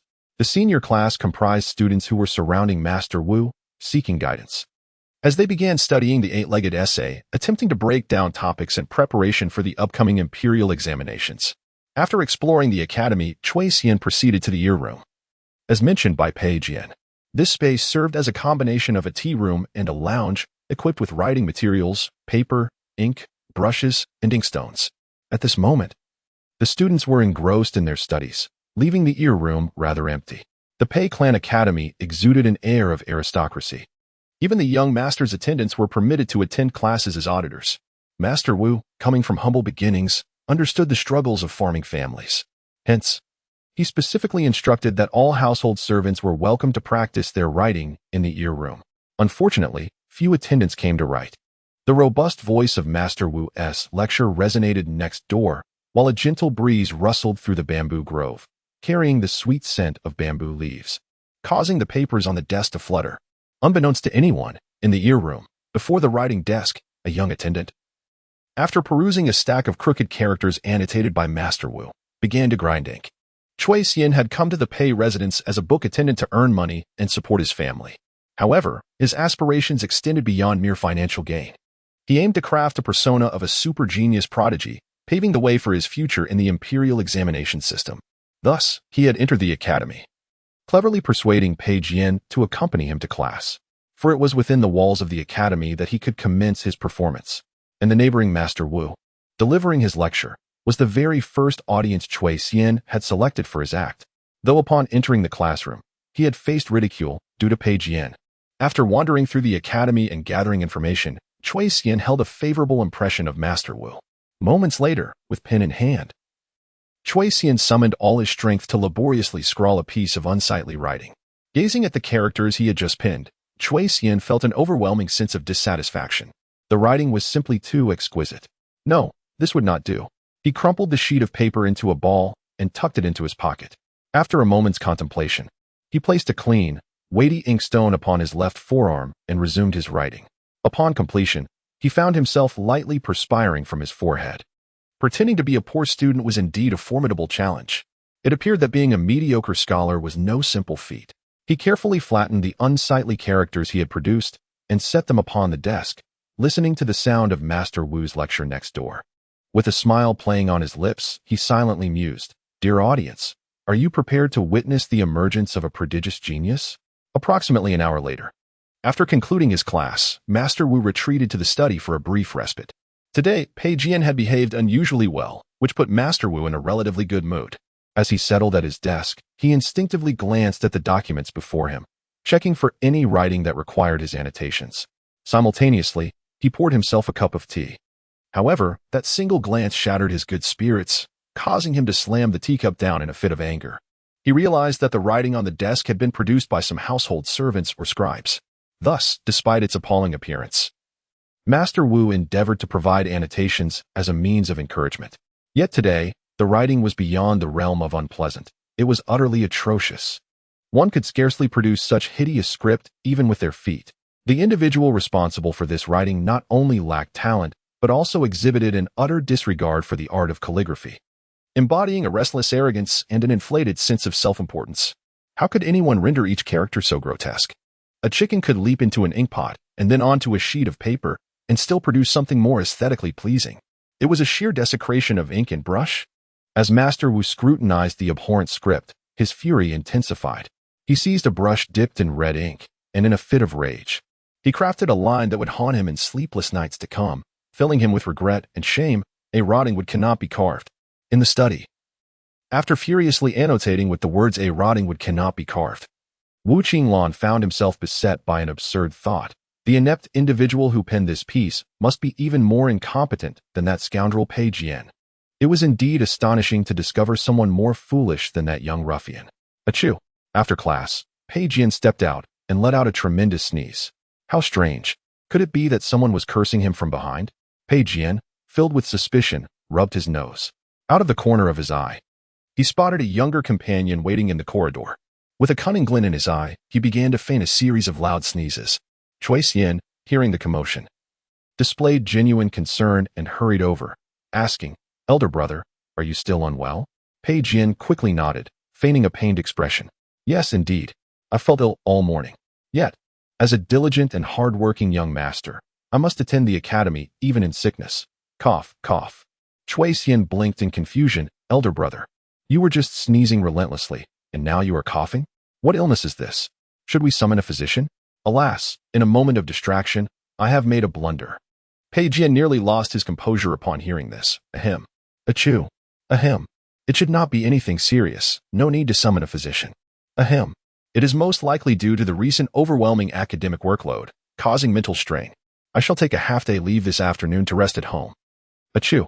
In truth, Master Pei had no need for leave. Attendance at this academy was as flexible as one pleased. However, this truth could not be openly conveyed to his younger brother. Chui Xian was well aware of this, yet he understood that the pursuit of knowledge could not be rushed. The journey from being a mediocre student to an academic prodigy necessitated a process. Therefore, he nodded in agreement. Very well, then, brother shall rest well at home this afternoon. Earlier, I observed you from the corridor, diligently engaging in your studies and seeking wisdom from the master. I must express my admiration and respect. Alas, I shall miss witnessing your impressive demeanor this afternoon. Good heavens! Was I truly so striking in my earnest pursuit of knowledge? Flattered by the praise, Pei Jian impulsively replied, No matter, we shall return to the academy tomorrow. Immediately after uttering this, he began to regret it. Yet, Chui Xian beamed with delight. Splendid. Brother, you are both intelligent and diligent. It is no wonder the master praises you as a genius. Surely you shall attain the highest honors in the future. Just then, as if fate had conspired, Master Wu emerged from the side room in a foul mood. The wretched calligraphy had already soured his spirits. And upon hearing Chui Xian's unabashed flattery of Pei Jian, he mockingly echoed, You will undoubtedly achieve the highest honors in the future. Naturally, as he spoke, Master Wu's gaze was fixed upon Pei Jian, his expression inscrutable. Pei Jian thought, Why is it that every time my brother boasts of me, that old curmudgeon hears it? Infuriating. Pei Jian's face flushed with indignation, and in a rare moment of weakness, he did not dare to argue with Wu Qinglan. Instead, dragging Chui Xian away in a hasty retreat. Wu Qinglan, inexplicably in good spirits, paid Pei Jian no further mind. He stood in the corridor, scrutinizing the household servants and students with a hawk-like gaze, filled with suspicion. Who could possibly be that rotten wood even inferior to Pei Jian? In the alley of Funyo. On the way home from school, Chui Xian feigned confusion. Brother, why did we sneak away just now? The master was praising you for your future achievements. Now free from the presence of others, Pei Jian felt no shame or embarrassment. He felt quite accomplished. Observing Chui Xian's small frame, struggling to carry his book box and hold an umbrella, Pei Jian, slightly taller, took the box upon his own back and proclaimed with pride, Discretion is key. Do you understand? Your elder brother commenced his education at 3, practiced calligraphy at 4, composed poetry at 5, and mastered the 4 books and 5 classics by 6. I am the renowned prodigy of Nanyang. No, I must correct myself, the illustrious genius of Hunan province. Achieving the highest honors in the future will be a mere formality. Over the years, the master has praised me incessantly, declaring that I possess the qualities of a top scholar. My ears have nearly developed calluses from hearing it, so upon seeing him, I hurriedly made my escape. Alas, being exceptional is indeed a burden.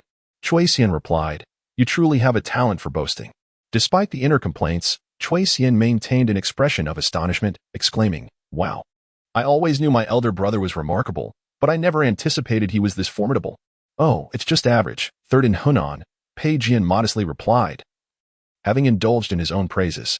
After a moment, he seemed to recall something and added, In the future, when you compliment me, do so privately. Do not praise me publicly, lest others think we are overly ostentatious. Chui Xian smirked slightly and nodded. I have learned from you. You truly think ahead, elder brother. The two of them engaged in their banter as they walked side by side, absorbed in their conversation. Completely oblivious to the 3 boys of approximately 10 years old lurking nearby, eavesdropping on their dialogue. Initially, the trio exchanged amused glances and stifled giggles. Eventually, they could no longer contain themselves, and one of them burst into laughter, triggering a chorus of uproarious mirth. Ha! A 5-year-old composing poetry. A prodigy, ha! I'm dying of laughter. Pei Jian, how dare you? This raucous and familiar laughter caused Pei Jian, who was walking proudly ahead, to abruptly stiffen.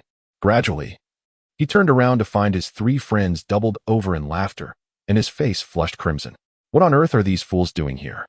Chui Xian followed Pei Jian's gaze and, upon seeing the three boys laughing uncontrollably in the distance and Pei Jian's embarrassment, instantly grasped the situation. It was indeed an awkward moment when boasting encounters acquaintances. Stay calm. You cannot let your elder brother's image collapse. Pei Jian mentally urged himself.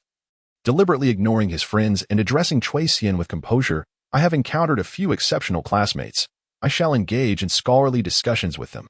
You may return home first. I shall follow shortly. Understood, elder brother. Chui Xian, displaying great discretion, returned to the Pei residence. Once he had seen Chui Xian depart, Pei Jian, claiming he would engage with exceptional classmates, approached his friends with a fierce demeanor. He raised his hands, delivering a slap to one boy's head, then kicked at another. Laugh. Still laughing? Daring to undermine me in front of my little brother. Are you seeking trouble? However, his threats were merely bluster, lacking any real force. The three boys, unbothered, supported one another, tears of laughter streaming down their faces. Finally, Pei Jian, flustered and embarrassed, declared, "Stop laughing or be gone." Only then did the trio compose themselves. Standing upright, the tallest among them, slender with delicate features, named Li Heiyu, was the first to smile and question, "Well, Pei Jian, you led us to cause a ruckus in the academy, arguing with the teacher, and promised we would never return to school. Yet here you are, sneaking back to class." Another shorter boy, round-faced and adorably innocent, named Zhuang Jin, teased, "Not only sneaking to class, but you've also swiftly become the third prodigy in Hunan. Impressive." The last young lad, tall and robust with striking features, named Gao Qi, laughed heartily before inquisitively asking, "Pray tell, what mischief are you up to now? That charming young lad who just idolized you to the point of excess, what is his story? He certainly possesses an appealing visage. Yet how could he be so foolish as to believe that you, Pei Jian, possess the potential of a top scholar?" Ha. The underlying sentiment among the trio was clear. We are all mere cobblers here. Who doesn't know whom? Let us drop the pretense, brother. Resources, connections, background, skills, truth, and seed money, all are essential as Pei Jian prepares to meet his classmates. Chui Xian returned alone to the Pei residence. Reclining on the soft bed as he reflected on Wu Qinglan's furious expression that morning as she emerged from the side room, a smile creeping onto his lips. The teacher must have seen his unsightly calligraphy. He likely left some commentary. Tomorrow, he would seek an opportunity to peruse the remarks made by his instructor, though they were unlikely to be flattering. As his gaze swept over the opulent Pei family quarters, Chui Xian's smile gradually faded. The Genius Child project had commenced, and the plan to generate profit must be expedited.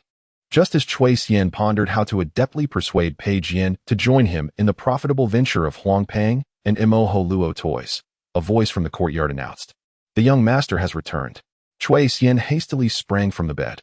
Meanwhile, another voice expressed incredulity. "Are you suggesting that the youth named Chui Xian discovered the brilliant you amidst a sea of faces through a fictitious Mo Luo?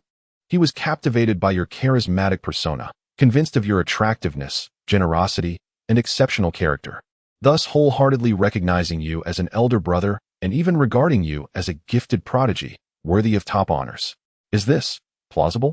Upon hearing Pei Jian's account, Zhuang Jin, Li Heiyu, and Gao Qi stared in astonishment, secretly envious.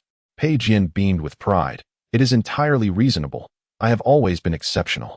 The trio feigned retching in response. Fuming, Pei Jian quickly quelled his rage and addressed his companions with feigned politeness. "The matter stands as such. You are now informed. Among you three, you may either depart post-haste or accompany me back to the residence. However, do mind your words. Should you dare to undermine my standing before my younger brother, I assure you, I shall not hesitate to deal with you." Zhuang Jin and the others exchanged knowing glances. Then, in perfect unison, extended their hands toward Pei Jian. "If we visit your abode, each of us shall require 10 taels of silver as a retainer for our silence. We guarantee no disruption. Otherwise, well, you scoundrels." Pei Jian chastised them, though begrudgingly handed over the requested sum.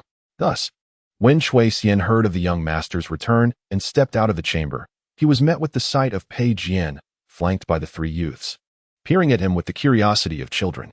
Chui Xian, somewhat bewildered, turned to Pei Jian inquiringly, "Elder brother?" Before Pei Jian could respond, Zhuang Jin stepped forward, warmly exclaiming, "You must be Pei Jian's younger brother, Chui Xian. It is a pleasure to meet you. Ahem, come, take a look at me. Do you not find me to be a paragon of elegance and sagacity? What I mean to say is, Do you not feel an irresistible urge to acknowledge me as your elder brother? Gao Qi, from behind, forcefully pulled aside Zhuang Jin and addressed Cui Xian. Cui Xian. Pay no heed to this rotund fool. Look at me. I possess a well-defined chest and robust arms. Am I not imposing? Do you not wish to recognize me as your elder brother? Li Heiyu, feeling marginalized, desperately sought to position himself in front of Cui Xian, but was obstructed by Zhuang Jin and Gao Qi.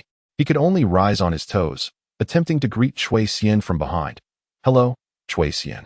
In truth, I too am quite exceptional, most suitable to take on the role of an elder brother. Cui Xian, perplexed, wondered what farce was unfolding. It became evident that after hearing Pei Jian's boastful recounting, these three mischievous friends, while appearing dismissive, were inwardly seething with envy. The notion of recruiting younger companions on the street exuded a sense of chivalry and prestige. Thus, upon encountering Cui Xian, they began their competition for recognition. Pei Jian's face darkened with anger upon hearing their banter. It dawned on him that these three rascals were not merely seeking to extort money, but rather to usurp his younger brother. However, his younger brother held him in high regard, and surely he could not be swayed away, right? Pei Jian refrained from speaking immediately, secretly casting an eager glance at Cui Xian. Cui Xian, comprehending the situation, took several steps back and shook his head at the trio of boys who gazed at him with fervent admiration. I'm sorry, but in this lifetime, I recognize only Pei Jian as my elder brother. He treats me exceptionally well and is the finest elder brother in the world. Upon hearing this, Pei Jian erupted into hearty laughter, his expression radiating triumph. The rejected Zhuang Jin, Gao Qi, and Li Heiyu watched as Cui Xian gazed at Pei Jian with such adoration. Feelings of disappointment mixed with envy swirling within them. They fantasized about walking through a crowd only to be suddenly recognized by Cui Xian, who would exclaim, "You are the most outstanding elder brother I have sought for 8 years in the world of martial arts." The thought sent shivers of delight through them. Pei Jian, reveling in the jealousy etched across the faces of his three friends, then turned to Cui Xian to clarify, "These are my 3 schoolmates. They were merely jesting with you. I hope you take no offense. Allow me to introduce them. This young rotund fellow," he cleared his throat, "is named Zhuang Jin, aged 10. His father is the wealthiest man in Nanyang, with countless enterprises spanning numerous industries. Do you recall that marketplace where we first met? That entire marketplace belongs to his family." Zhuang Jin, feeling dignified, straightened his back and looked expectantly at Cui Xian. "This tall lad is named Li Heiyu, 11 years old, the same age as me. His father is a renowned master craftsman in Hunan province, responsible for the construction of the Nanyang County office, the government building, and even the entire Funyo Alley, all built by his father and his ancestors." Li Heiyu, too, stood with an air of pretentiousness. "Lastly, we have the robust Gao Qi, aged 10.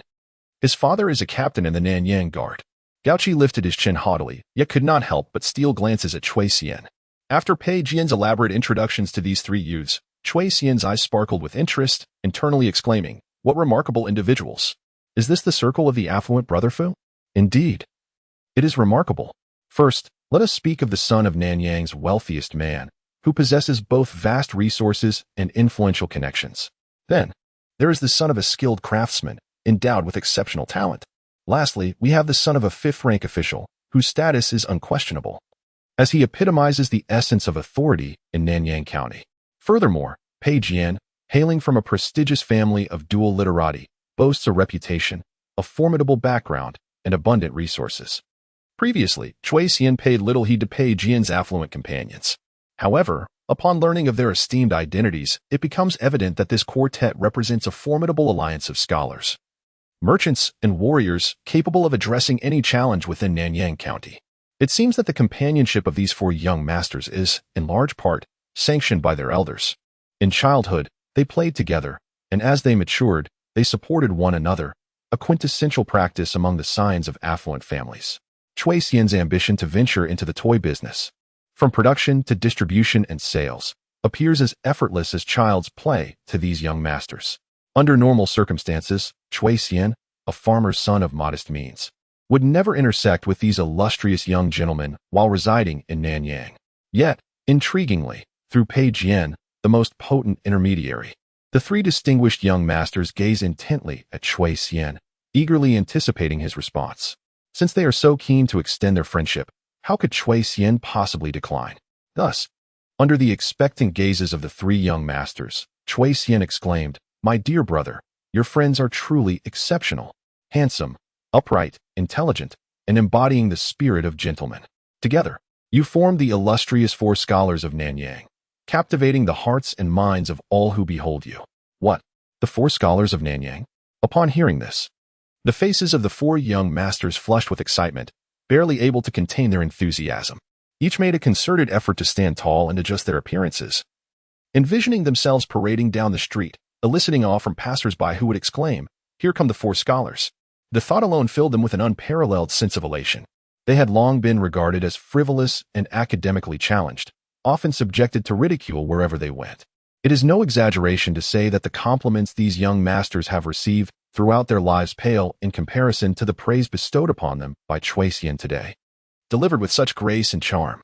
Thus, akin to Pei Jian's initial impression, it took but a single encounter for these three young scions to become utterly enchanted.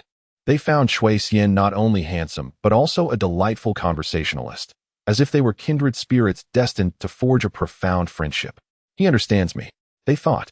While all others deem me foolish and inept, he perceives the wisdom and pride concealed beneath my handsome exterior. Indeed, we are the four scholars of Nanyang. Brother Chui Xian, your discernment is remarkable. You have an eye for talent. We shall certainly forge a lasting friendship. Trapped in the cattle shed as Chui Xian found himself being regarded as a confidant by four affluent gentlemen at the Pei residence. The atmosphere in the Chui household grew increasingly oppressive with each passing day. Ever since Chui Xian departed, the provisions, rice, flour, cooking oil, live chickens, and ducks sent from the Pei estate were sold off by the elder Mrs. Chui in exchange for silver. The meals at the family dining table not only lacked meat, but the quantity of food began to diminish as well. Yet, no one in the family voiced any objections.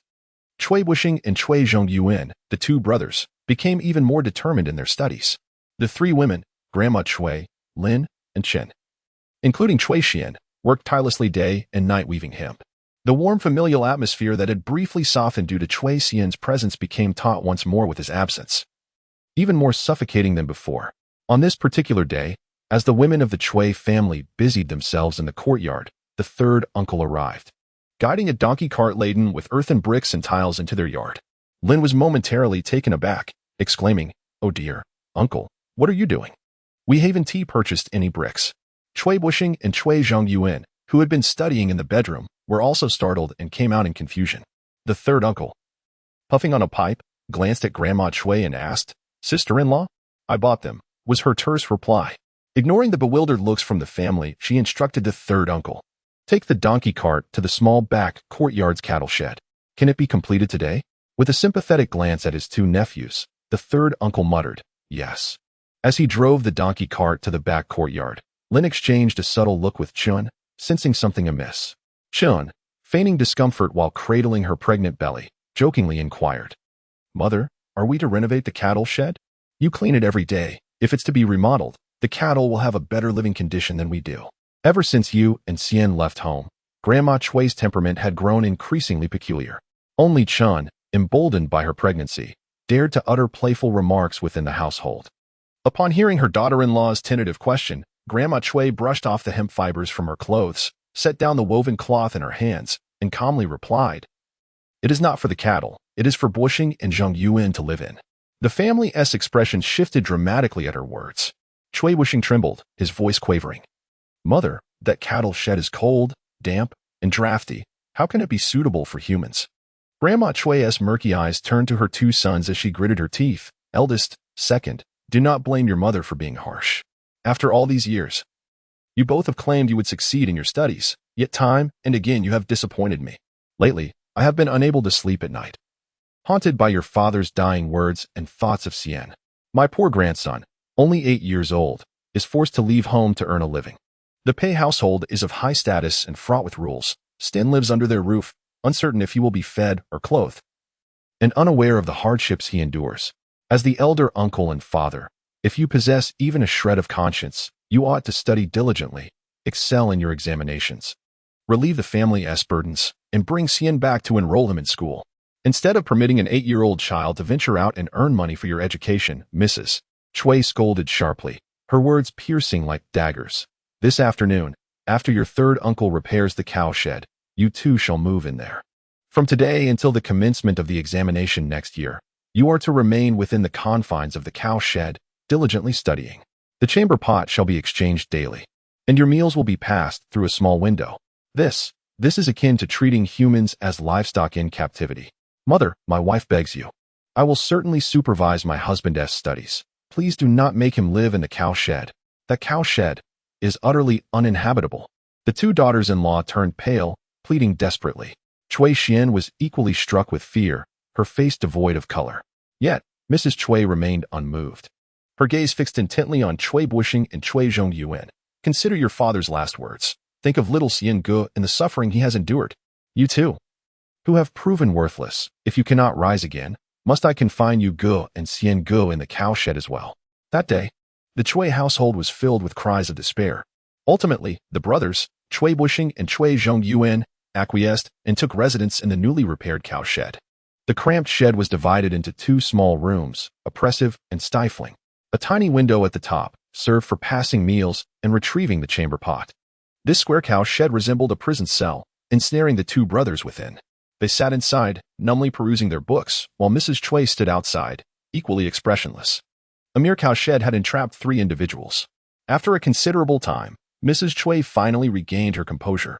She walked to the front yard, gazing at the homeless old cow, and said to her weeping daughters-in-law, "Let us sell the cow tomorrow." Lin wiped her tears away.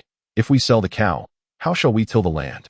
Over the years, the Cui family had sold many possessions, leaving them with merely 30 acres of land and an old cow to sustain their livelihood. However, as Cui Zhongyuan and Cui Bushing needed to focus on their studies, the three women of the Cui household could not manage all the agricultural work alone, necessitating the hiring of villagers for assistance. Furthermore, they had to pay grain taxes. Now, with Yugu also requiring an education, the expenses were daunting. It was already April, and in 2 months, the summer harvest would arrive, followed closely by the summer planting. Selling the cow would only complicate the challenges of farming. With the eldest and second son residing in the cow shed, the cow could no longer remain in the yard, as it would disturb their studies. Thus it must be sold, Mrs. Cui remarked. When the time comes to till the land, I shall devise another plan. The two daughters-in-law appeared despondent. If this continues, this family will truly collapse. The following day, the Cui family's cow was sold.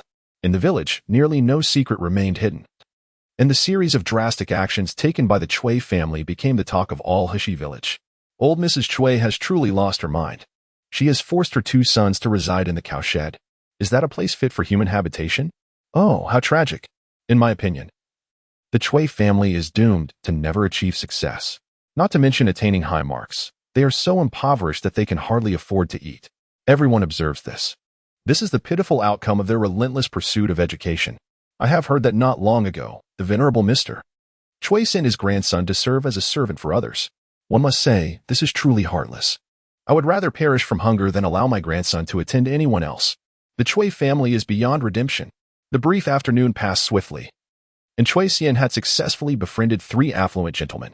In the chamber of the young master Pei Jian, 4 talented scholars elegantly held folding fans, poised in a refined manner. Each appeared charming and distinguished, indeed resembling the essence of great talents, if one were to deliberately overlook their lackadaisical demeanor and affected posturing. Cui Xian suppressed a smile and earnestly addressed them. "Eldest brother, I seek your assistance regarding a dilemma I have concerning the other 3 esteemed scholars from Nanyang." What was the purpose of acknowledging an elder brother? It was undoubtedly to solicit his help. Pei Jian, deeply engrossed in the moment, flicked his fan, almost sending it flying. In a flurry, he steadied it, silently exclaiming his relief while maintaining a facade of composure. "Oh, what is this dilemma? Speak, and I shall surely assist you." Gao Qi, known for his impulsive nature, warmly approached his new acquaintance. "Has someone wronged you? Rest assured, I shall raise a ruckus at the military headquarters and summon dozens of heroes to restore your honor." Zhuang Jin shot Gao Qi a disapproving glance, then boldly produced a bulging purse from his bosom. "Violence is too crude and unbecoming of our scholarly image. My dear brother, there is no problem that money cannot solve. How much do you require? Would 50 taels suffice?" Li Heiyu speculated. "Brother Xian, is it that your family wishes to build a house? Craft furniture? Forge jewelry? Open a dye house? Brew wine? Or perhaps dig a well? Worry not, for I can assist with anything related to livelihood. See, this is the benefit of recognizing an elder brother. When you are in need, they genuinely come to your aid." However, upon hearing this, Chui Xian shook his head. None of that. I have conceived a narrative and wish to seek guidance from the four esteemed scholars today. What? You wish to write a narrative? The atmosphere in the chamber abruptly faltered. Zhuang Jin could not contain himself. Moments later, he fell silent under the reproachful gazes of the other three. Pei Jian turned to Chui Xian, stifling his amusement, and said, "Oh, you can write narratives? How impressive. As fortune would have it, we have no pressing matters today. Share it with us, and we shall offer our insights." Though their academic pursuits were lacking, the four gentlemen hailed from illustrious backgrounds and possessed a wealth of knowledge. Crafting a narrative was no simple feat, not to mention Chui Xian, an uninitiated youth. Even the most eloquent scholar or the esteemed Jinshi could compose exquisite poetry and elaborate essays but might falter at writing a narrative. Such an endeavor requires innate talent.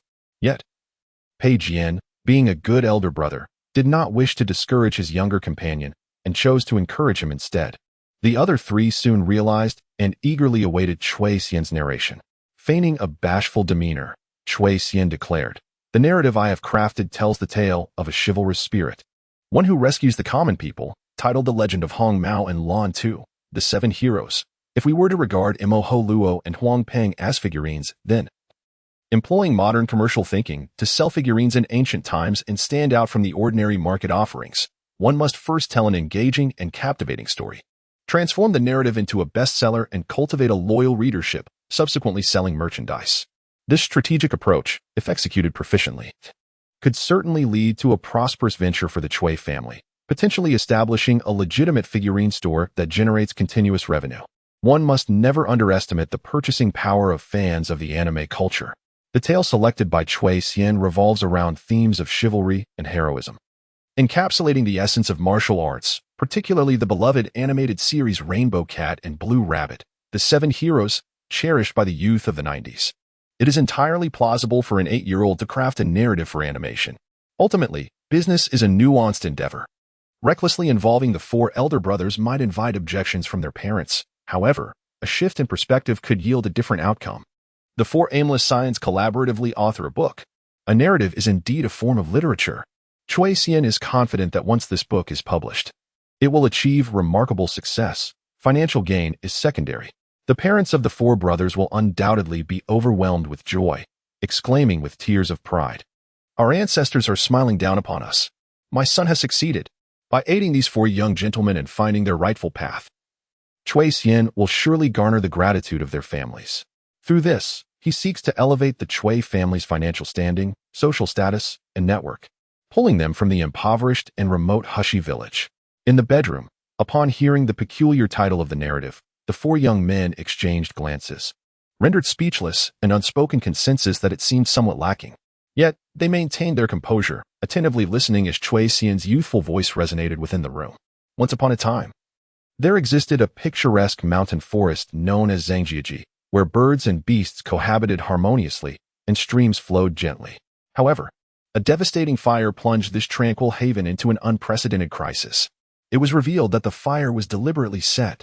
The malevolent leader of the demonic sect, Black-Hearted Tiger, returned after 50 years, commanding his followers to ignite the mountains in a bid to capture the mystical forest creature, the Jade Qilin, intending to consume its blood to enhance his martial prowess and dominate the martial world. To safeguard the forest's tranquility, 50 years ago, Rainbow Cat's father, alongside Blue Rabbit's mother and 5 others, united their swords to vanquish Black-Hearted Tiger, though the 7 swords sustained grave injuries in the process. At first, the 4 young men listened with casual indifference. Yet, upon hearing the prologue, they were captivated. It seemed intriguing. Gao Qi, particularly fond of such fantastical martial arts tales, could not contain his curiosity and inquired, "The 7 swords?"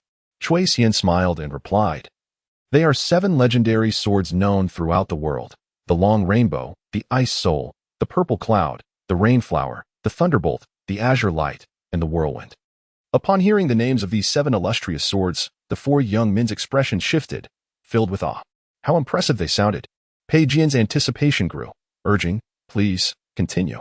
On the fateful day of the fiery onslaught, the demonic sect unleashed its full force, resulting in a fierce battle. Ultimately, Rainbow Cat's father, outnumbered and outmatched, bravely sacrificed himself. Upon hearing this, Zhuang Jin slammed his hand on the table, exclaiming, "Cursed black-hearted tiger!" The sorrow of Hong Mao was profound. Yet for the tranquility of the forest and the greater good of humanity, he resolved to honor his father's dying wish. Armed with the long rainbow sword and riding the jade Qilin, he descended the mountain in search of the remaining 6 sword-bearers.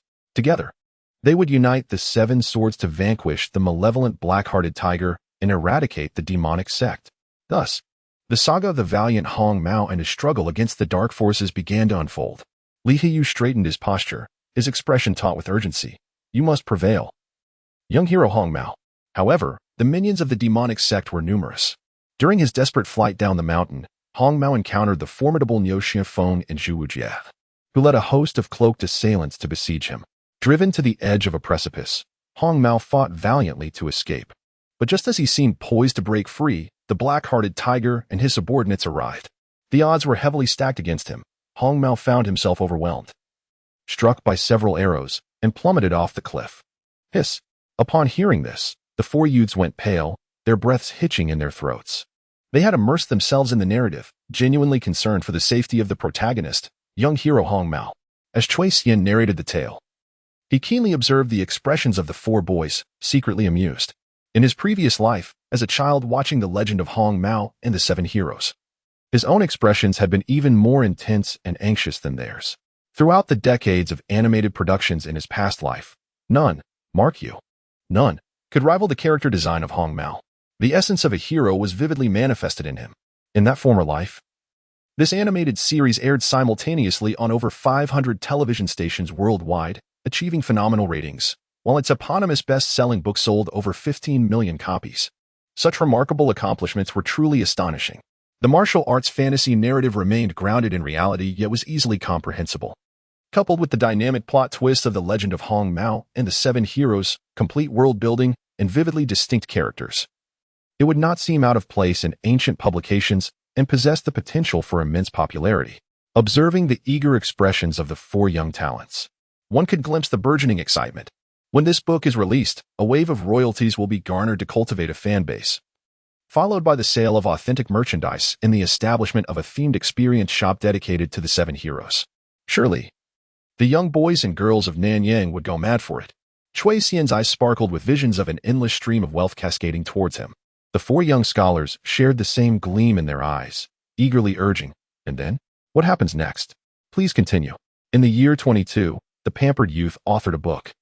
The Blue Rabbit is wonderful. Alas, the treacherous Ma Sanyong turned out to be an undercover agent, infuriating me. Fortunately, the agile Tiao Tiao, under the command of the black-hearted tiger, is an undercover ally of the 7 Swords heirs, secretly assisting the remaining 6.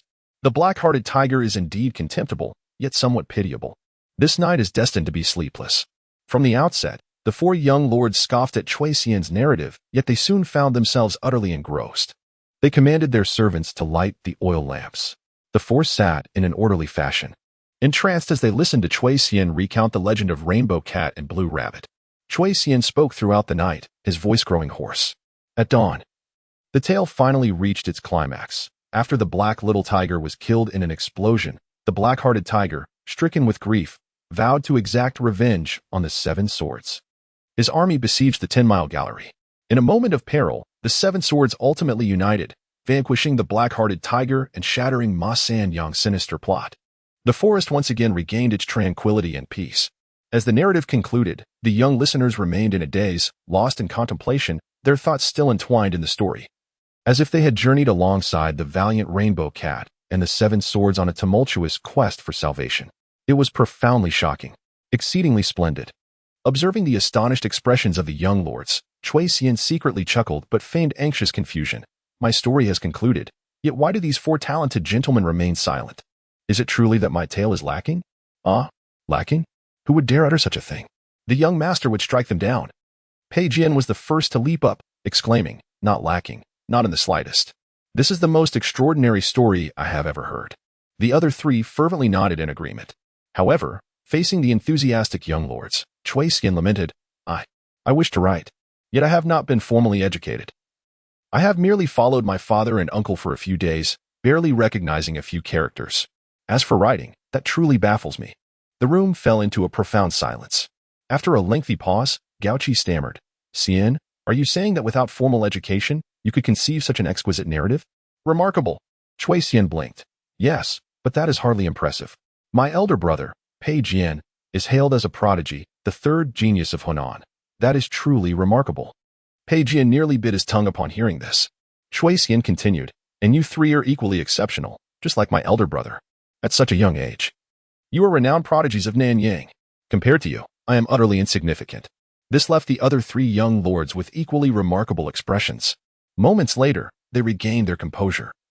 Pretending to wave their folding fans, either awkward or self-conscious. Yes, we are quite remarkable as well. Though Xian, you are also impressive. Yet still not quite on our level. But there is no need for you to feel inferior. You are just a tad behind us, indeed. Just a tad. Cui Xian's eyes sparkled with increasing delight as he earnestly declared, thus, I wish to request the assistance of the four eminent scholars to collaboratively pin the tale of Rainbow Cat and Blue Rabbit, the 7 heroes, when the time comes. The illustrious names of the 4 great scholars of Nanyang will undoubtedly resonate throughout the entire county of Nanyang. Heavens! The expressions of the 4 young men turned dazed and astonished at his words. Cui Xian was willing to attribute this story to their names, co-authoring a book together? Could it be that their FAAD of the 4 great scholars of Nanyang might transform into reality? Just imagine, as they stepped out, a throng of passers-by would gather, marveling and exclaiming in admiration. What a splendid spectacle that would be! Merely envisioning such a scene caused their faces to flush crimson, sending delightful shivers down their spines. Moreover, their teacher, who had scolded them for their lack of talent, their classmates who had mocked their perceived ineptitude, and even their disappointed parents would all likely be rendered speechless and astonished, regarding them with newfound respect. The allure of this proposition was simply irresistible. Pei Jian swallowed hard, but this story was conceived solely by you. Can we truly have our names on it? Cui Xian nodded, his gaze filled with admiration. Though I conceived the story, I lack the ability to write. Only you 4 scholars can craft the tale of Rainbow Cat and Blue Rabbit with its thrilling twists and turns. The emergence of the valiant Rainbow Cat relies entirely on you 4. Cui Xian's words seemed imbued with a certain enchantment, igniting a fervor within the veins of the 4 young gentlemen. It truly felt as though they bore a profound sense of mission. They exchanged glances, and then it was Zhuang Jin who spoke first. Brother Stian, why don't you take a rest while we discuss this matter further and provide you with a response? Cui Xian smiled. Very well. He was indifferent to the notion of authorship. What mattered was the potential for profit. Enlisting the 4 young gentlemen would undoubtedly yield far greater returns than any mere right to authorship. Moreover, Cui Xian sought recognition not within the pages of a novel, but within the Pei clan's scholarly circles, particularly from Master Wu Qinglan. Once Cui Xian departed, Gao Qi was the first to exclaim, Pei Jian, your younger brother, though yet uninitiated, has conjured such a brilliant tale. He is undoubtedly a prodigious genius. Yet he has chosen to acknowledge you as his elder brother and admires us for seemingly inept individuals. How absurd. In that moment, Pei Jian felt an overwhelming sense of pressure. I only just learned today how exceptional he is. Do you think that when he realizes I am but a failure, he will disdain me and refuse to recognize me as his elder brother? The other 3 youths immediately cast sympathetic, yet gleeful glances at Pei Jian. Pei Jian's lips curled downwards. He did not wish to lose his younger brother. Zhuang Jin pondered for a moment and tentatively suggested, why don't we accept Cui Xian's proposal and co-author the book? Seeing the disapproving expressions of the other 3, Zhuang Jin hastily clarified, what are you all thinking? I certainly do not intend to usurp Brother Xian's creation. What I mean is, when we sign, we shall indicate in the book that Cui Xian conceived the idea while we 4 pen the narrative. Subsequently, I will have my family's bookstore produce a large print run, ensuring Rainbow Cat and Blue Rabbit fills every bookstore in Nanyang County. The 3 of you are responsible for delivering this book to the prominent families of Nanyang County, aiding in its promotion. Naturally, we shall not take a single penny of the earnings. All will belong to Brother Xian. Once this tale is published, the 4 of us will gain a modicum of renown, ensuring we do not lose face before young Brother Cui. Truly, as the son of Nanyang's wealthiest man, Zhuang Jin exhibits remarkable clarity of thought in the realm of commerce. The other 3 individuals' eyes brightened upon hearing this. Pei Jian was the first to express his agreement. I believe this is feasible. After a discussion, all 4 eagerly concurred. Subsequently, Pei Jian summoned Cui Xian to inform him of their deliberations. Upon seeing the excitement of the 4 young gentlemen, Cui Xian smiled and said, I shall heed the words of my esteemed brothers. A simple right of authorship bestowed upon the young masters instilled in them a profound sense of involvement, invigorating their spirits to embark on this literary endeavor. Seizing upon their enthusiasm, Pei Jian and the others immediately prepared their ink, ready to weave a narrative that would astonish the world. Cui Xian stood by, filled with admiration and anticipation. However, moments later, Pei Jian, holding the brush, hesitated to make his mark. Gao Qi scribbled a few lines, his face turning crimson as he quickly crumpled the paper and stuffed it into his sleeve. Li Heyou stammered awkwardly, his expression one of embarrassment. Zhuang Jin gnawed on the pen, deep in thought. Cui Xian feigned confusion. May I inquire, esteemed scholars, why do you not commence? They indeed wished to begin. Yet, each had grown accustomed to idleness, neglecting their studies. Their handwriting was an unsightly scrawl, devoid of any literary flair. How could one describe a raging inferno consuming the mountains? What grandeur could encapsulate the impending assault of the demonic army? The dance of flames. The long rainbow piercing the sun, the auspicious purple aura rising from the east, the icy landscape, the thunderous roars. How could such dazzling and mesmerizing scenes be vividly portrayed? It was daunting, too daunting. Having suffered from a lack of education, when the moment to write arrived, not a single word emerged. For the first time in their lives, the four young scions began to regret not dedicating themselves to their studies. Faced with Cui Xian's puzzled expression, Pei Jian cleared his throat and solemnly declared, "A sleepless night has left me fatigued. My condition is not optimal." The other three young gentlemen quickly chimed in. Indeed, indeed. Besides, we must attend the academy during the day and right afterward. And why must we actively attend the academy? Surely, it is to seek guidance from our teacher on how to depict the narrative of the tale, and then to write it. Cui Xian chose not to unveil their ruse, nodding with a smile. Excellent. For, barring any unforeseen circumstances, the forthcoming plan to publish and profit will proceed smoothly. He would gain the friendship and support of four illustrious families. The four young gentlemen agreed to meet later at the academy, each returning home with excited expressions. After a brief interval, the elders of the Pei, Gao, Zhuang, and Li families were left astounded. Just awakened and still dazed, old Madame Pei looked at her grandson. Uncertain. What did you say? Were you just asking me when your father and grandfather would return home? Do you seek their counsel? Today. You must first attend the academy to consult with Master Wu? Pei Jian replied with utmost seriousness. Of course. I am not jesting, dear grandmother. Please write to my father or grandfather, whoever it may be, to return swiftly. I intend to seek their counsel on the art of authorship. The venerable matron, Lady Pei, was taken aback. Soon she regained her composure. Xian Ge has truly inspired Pei Jian to embrace the pursuit of knowledge within a mere 7 days. At the Gao residence, the patriarch looked bewilderedly at his wayward son, questioning, "You wish to write a book?" Gao Qi exclaimed with fervor, "Indeed, I do, father. I now deeply regret my past negligence in studying. I aspire to be one of the 4 literary talents of Nanyang." In the Li household, the renowned master craftsman gazed vacantly at his rebellious offspring. "You wish to be one of the 4 literary talents of Nanyang, regretting your previous lack of diligence?"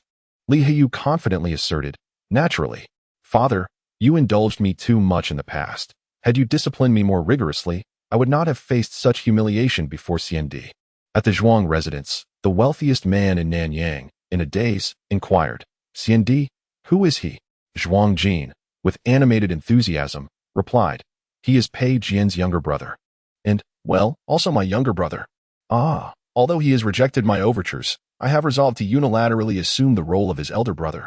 You have no idea, father, how eloquent young Cui Xian is. He can even craft engaging narratives, a prodigious talent indeed. I have promised to assist him in writing his tales. Thus, starting today, I shall diligently study, practice my calligraphy, and refine my literary skills, for I cannot disappoint the expectations and trust of young Cui Xian. The emergence of the valiant Hong Mao depends entirely on us." In conclusion, the 4 young scions resolutely declared their intentions to their respective elders. In short, we are embarking on the journey of authorship. From this day forth, none shall hinder our pursuit of knowledge. Good heavens! Has the sun risen in the west? The once apathetic youth, who ached at the sight of words and shunned diligence, suddenly seeks to devote himself to study? The notion of a wayward scion becoming an author seems utterly fantastical. Yet, the fact that their sons are finally willing to pursue knowledge brings tears of joy to the 4 illustrious families. The elders of the Li, Zhuang, and Gao families, in their excitement, hastily instructed their respective stewards.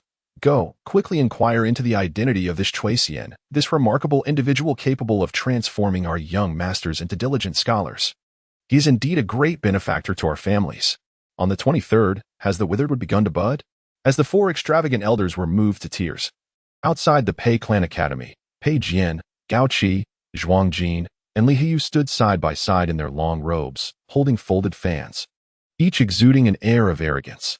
Chui Xian concealed himself behind them, his lips twitching slightly, almost simultaneously with their appearance outside the academy. They drew the disdainful and mocking gazes of countless students. Yet, the four young masters seemed utterly unfazed. A fortnight prior, the four had a fierce quarrel with Master Wu, proclaiming grandly that they would never step foot in the academy again. However, yesterday, Pei Jian returned to class, and even more absurdly, today, these four idle scions returned together. In the face of their classmates' admiring glances, Pei Jian dramatically flicked his fan and declared, "Brothers, are you ready?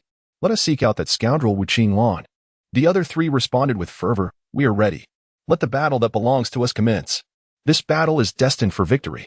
After their proclamation, they strode into the classroom with an air of defiance, leaving Chui Xian to follow quietly, covering his face with his sleeve. The students, witnessing this scene, were left in shock. Inside the classroom, Wu Qinglan was elucidating the methods of breaking down the eight-legged essay when a panicked student rushed in, exclaiming, "Master Wu, trouble. Those four young masters have stormed into the academy, and they say they wish to challenge you." A wave of astonishment swept through the classroom. Wu Qinglan, seething with anger, grasped his ruler tightly and strode out, declaring, "Let me show these four pieces of withered wood a lesson today." The students, eager for a spectacle, abandoned their studies and flocked outside to witness the commotion. When Pei Jian and the others entered with faces full of determination, gasps filled the air. Wu Qinglan let out a cold snort, ready to berate them. However, to his surprise, Pei Jian and the others stood firm and bowed in unison, stating, "We, the students, have come to seek your guidance, master." What? Upon hearing this, the previously tense atmosphere in the academy momentarily faltered. The crowd of onlookers nearly dropped their jaws in disbelief. Wu Qinglan was taken aback as well. These four had come to the academy not to provoke, but rather to seek knowledge. Truly a rarity. After a brief moment of astonishment, Wu Qinglan composed himself, cleared his throat, and responded with skepticism, "What difficulties have you encountered?" Under the gaze of many, Pei Jian struggled to suppress his overly proud demeanor and feigned composure, stating, "We four students intend to collaborate on a book and request Master Wu's guidance." A book? The moment his words fell, the atmosphere in the academy grew even more eerily quiet. Gao Qi promptly added, "This book is titled The Legend of Rainbow Cat and Blue Rabbit, recounting a tale of courage and chivalry that aims to save the world." Li Hiyu eagerly chimed in, "Indeed. When this book is published, it will surely become a sensation." The three bore serious expressions, but the more solemn they appeared, the more absurd and laughable they seemed to the onlookers. Hilarity ensued. What peculiar winds have stirred these individuals today? Rainbow Cat and Blue Rabbit, the seven heroes? What a ridiculous title. As the sounds of mockery around intensified, Pei Jian discreetly glanced at Chui Xian, then signaled to Zhuang Jin. Zhuang Jin understood and approached Chui Xian, lowering his voice, "Stand brother, do not heed the nonsensical chatter from these individuals in the academy. As you know, our four literary geniuses are indeed too radiant, inevitably attracting envy and ire. Furthermore, writing novels is seen as trivial, and these pedants, in their arrogance, are bound to look down upon us. You mustn't let any idle gossip lead you to doubt the remarkable talents of our four scholars." Chui Xian stifled a laugh and nodded, saying, "Rest assured, Brother Zhuang. I am well aware that you and my elder brother are both prodigies." Zhuang Jin sighed in relief and, after a moment's thought, continued, "It is splendid that you think so. Thus, it would be best for you to take a brief respite in the ear room while the four of us engage in a vigorous discussion with the master." Chui Xian understood that Zhuang Jin wished to have him leave, and since he also needed to visit the ear room, he acquiesced. Very well. As he watched Chui Xian head to the ear room and glanced at his mocking peers, Zhuang Jin took a deep breath. "Laugh all you want. Once Rainbow Cat and Blue Rabbit, the Seven Heroes, is published, I shall have the pleasure of slapping your faces with reality." Meanwhile, after hearing Pei Jian and the others, Master Wu remained silent for a moment before speaking. "Very well then. Tell me what difficulties you have encountered in the process of writing." Pei Jian, with a languid expression, replied, "The opening." Wu Qinglan interjected, "You cannot even write an introduction, yet you aspire to author a book?" Noting Wu Qinglan's discontented expression, Li Hiyu hurriedly intervened. What Pei Jian means is that we need to depict a grand, magnificent, an enormous forest fire in the opening. However, no matter how we write it, we feel unable to convey the grandeur of the blaze. Master Wu smirked at this. Now it was the turn of the four young scions to react. Zhuang Jin, suppressing his anger, approached and said, "What do you mean by that? Others seek knowledge politely, yet you respond with derision when we inquire. Discrimination. This is undoubtedly discrimination." Master Wu's expression darkened further. You squander your studies daily, never applying yourselves to your reading. Thus, when it comes to describing a forest fire, you can only resort to the phrase very large to articulate it. I scoff, and you still take offense? Of course, they were indignant. With Cui Xian absent, Pei Jian's patience was nearly non-existent, and he irritably retorted, enough of these lofty principles. Pray tell, how should one articulate a forest fire?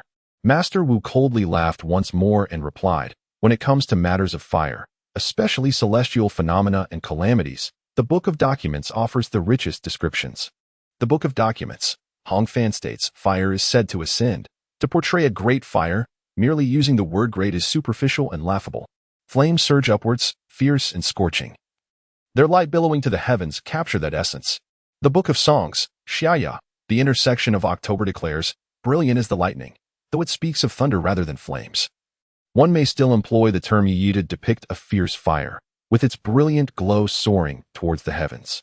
As stated in the Book of Changes, the hexagram Li symbolizes fire, the sun, and electricity.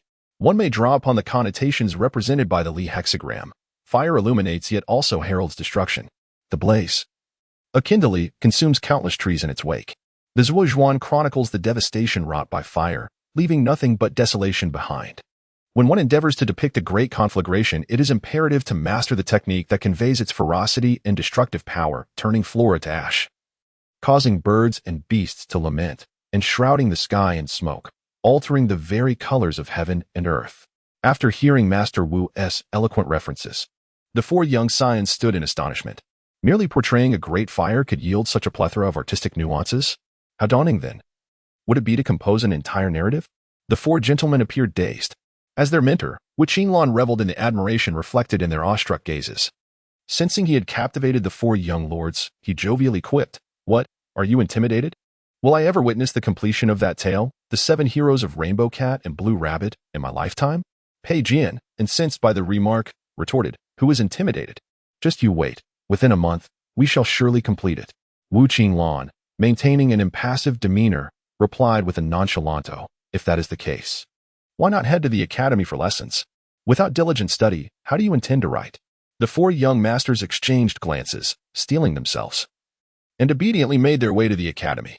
At this moment, Wu Qinglong felt a genuine sense of wonder. Could it be that these young lords were sincere in their intent? The students who had initially gathered to witness the four scions challenge their mentor found the scene rather dull as Pei Jian and his companions genuinely began to seek knowledge, and thus dispersed. Wu Qinglong resumed his teaching at the academy. Unbeknownst to anyone, the attendant following the four young masters discreetly returned to the study. This oversight was not surprising, for the flamboyance of the four lords eclipsed the presence of Cui Xian entirely. In the study, Cui Xian chuckled upon reading the annotation left by Wu Qinglong. A rotten wood cannot be carved. Just from the dynamic strokes of the characters, one could envision the mentor's anger from the previous day. After his laughter subsided, Cui Xian resumed grinding ink, placing a fresh sheet of paper on the desk. Once again, he held the brush in his left hand, this time without the inkstone on his wrist. Having been granted a second chance at life in a youthful body, Cui Xian now faced a considerable deficiency in wrist strength. The calligraphic skills he had honed in his past life had diminished significantly, leaving only a trace. Yet that remnant encapsulated intention, momentum, rhythm, and the harmonious union of form and spirit. Though he could not achieve the vigor of his former technique with his current delicate wrist, his work certainly retained an essence of vitality. Furthermore, he had long studied the calligraphy of the great Wang Shiji. In due time, as the child prodigy plan began to yield results and he could attend the clan academy openly, Cui Xian would need to adjust his mindset and recommence his calligraphic practice. However, that time had not yet arrived. With this thought in mind, Cui Xian once again wrote a piece with his left hand, then concealed his efforts and departed quietly. Half an hour later, after concluding his lecture, Master Wu returned to the study and instinctively cast his gaze once more towards the writing desk. Indeed, there lay a new manuscript awaiting his review. Could it possibly be that same rotten wood again? The handwriting was so atrocious, devoid of any semblance of a learning attitude. How audacious to continue attempting calligraphy. Had he not perceived Master Wu's annotation, rotten wood cannot be carved? Even Pei Jian and others had shown signs of rotten wood sprouting today. One could only wonder if this unknown rotten wood had made any progress. As these thoughts occupied his mind, Master Wu picked up the manuscript, squinting to discern its contents, only to be filled with indignation. How outrageous! For the manuscript was filled with the phrase rotten wood cannot be carved. Wu Qinglan easily recognized that this piece still bore the mark of the previous day's rotten wood. Not only was this individual's writing hideous, but he also displayed an audacious disrespect, daring to insult the instructor of the academy as rotten wood. However, after a brief moment of anger, Master Wu realized that this was not an insult. Rather, the individual was attempting to copy the phrase rotten wood cannot be carved. The initial lines of the manuscript were still grotesque and hard on the eyes. Yet, as he progressed to the middle lines, the handwriting began to exhibit a marked improvement, demonstrating the use of wrist strength, with the ink gradually deepening in hue. Master Wu emitted a soft ah. Then, upon reaching the final lines of the manuscript, his eyes brightened slightly. Remarkably, there was a hint of brushwork concealed within. Yet, the more he gazed, the more familiar this brushwork appeared. Master Wu furrowed his brow in contemplation, and then his eyes widened in astonishment. For the brushwork was unmistakably his own. The author of this manuscript had been imitating his annotation of rotten wood cannot be carved. Furthermore, he had indeed managed to capture some semblance of its essence. Master Wu, astonished, hurriedly retrieved the manuscript from the previous day to compare it with today's work. The contrast was nothing short of astounding. In the span of a single day, this individual's handwriting had transformed from utterly unrecognizable to exhibiting brushwork. Though the handwriting remained exceedingly immature and awkward, it had only been a brief day. Such progress was remarkable. How was it that the rotten wood of today's academy began to sprout in such abundance? No, if Pei Jian and the others were indeed the sprouting rotten wood, then the author of this manuscript had exaggeratedly grown branches. Who could this person possibly be? Master Wu's heart brimmed with joy as he swiftly dipped his brush in red ink to inscribe a markedly different yet succinct and powerful commentary. Rapid and remarkable progress. Truly commendable. In the wake of completing his annotations, Master Wu hastily rose and sought out the servant responsible for managing the ear room, inquiring, "Pray tell, did you notice who was writing at the desk just now?" The servant, displaying a look of uncertainty, replied, "I am not aware. So many individuals enter and exit the ear room daily. How could I possibly keep track?" Outside the ear room, Cui Xian stood in a corner, observing from a distance as Wu Qinglan held a piece of calligraphy, conversing with the servant. If his intuition served him well, Master Wu was likely instructing the servant to pay attention to those inscribing in the ear room. Cui Xian chuckled softly, choosing to conceal his own accomplishments, and leisurely departed. At that moment, Pei Jian and his three companions emerged from class, walking side by side, their expressions mirroring a shared sentiment of dejection, fatigue, and a sense of existential despair. It was indeed a daunting task. With their lackluster academic abilities, could they truly manage to compose the legend of Rainbow Cat and Blue Rabbit? Just yesterday, Pei Jian and his friends were filled with fervor and confidence. Yet today, after enduring a round of mockery from Master Wu and another exhausting lesson, their spirits had plummeted. They seemed to be entirely unsuited for scholarly pursuits. Cui Xian, upon noticing the expressions of the four, understood their plight and began contemplating how to invigorate the young masters. To his surprise, upon catching sight of Cui Xian, their expressions brightened simultaneously. Pei Jian was the first to rush over, lowering his voice as he exclaimed, "Xian brother, let us return home." The other three young masters similarly wore mischievous grins, affirming, Yes, homeward bound. We have important matters to attend to." Cui Xian inquired, "What important matters?" Approximately a cup of tea's worth of time later, in Pei Jian's study, Cui Xian found himself forcibly seated at the desk by the four young masters, his expression one of confusion. Pei Jian cleared his throat and, with an oddly mischievous demeanor, retrieved a book titled 1,000-Character Classic from the bookcase, placing it before Cui Xian. He then explained, "Xian brother, this book is known as the 1,000-Character Classic, an essential primer for scholars. Now, I shall teach you to recognize characters. I will read a sentence, and you shall follow suit." Though Cui Xian was astute, he could not immediately comprehend Pei Jian's intentions and tentatively asked, "Why, dear brother, the sudden desire to teach me character recognition?" He mused, I cannot simply declare that you possess the ability to conceive a narrative as extraordinary as the legend of Rainbow Cat and Blue Rabbit even before your formal education. Seemingly a prodigious young genius. As your elder brother, I feel considerable pressure. Thus, after much deliberation among us four, we resolved to employ the 1,000-character classic as a means to gauge your true potential as a remarkable young talent. Suppressing his inner thoughts, Pei Jian earnestly fabricated, Your elder brother possessed the makings of a top scholar, and the other three present are also renowned literary figures in Nanyang. You are about to embark on a literary journey with us, yet your illiteracy presents a slight hindrance. Zhuang Jin interjected, of course, merely a slight hindrance. Li Heyou and Gao Qi nodded in agreement. But once you grasp the characters, you too shall shine as brightly as we do. Upon hearing their words, Cui Xian began to understand the intentions of the four young masters. He suppressed the mirth in his eyes and resolved to go along with their scheme.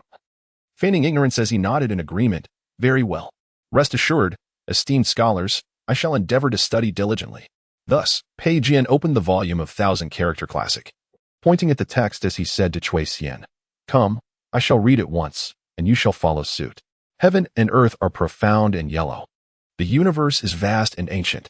The sun and moon wax and wane. The stars and constellations are arrayed. Cui Xian echoed the recitation. Heaven and earth are profound and yellow. The universe is vast and ancient. The sun and moon wax and wane. The stars and constellations are arrayed. As an introductory text for students of ancient times, the 1,000-character classic comprises 1,000 unique Chinese characters. Meticulously balanced and rich in content, it encompasses knowledge from astronomy, geography, history, and morality.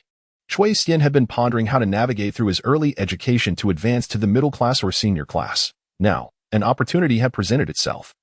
The four young gentlemen were guiding him through his initiation. In the future, when asked about his early education, Cui Xian could confidently respond, My elder brother taught me. In the study, under the watchful gaze of the other three young masters, Pei Jian led Cui Xian in reciting the classic. Pei Jian read it once, and Cui Xian followed suit. After a considerable time, the book was finally completed. Pei Jian took a sip of water to soothe his slightly hoarse throat.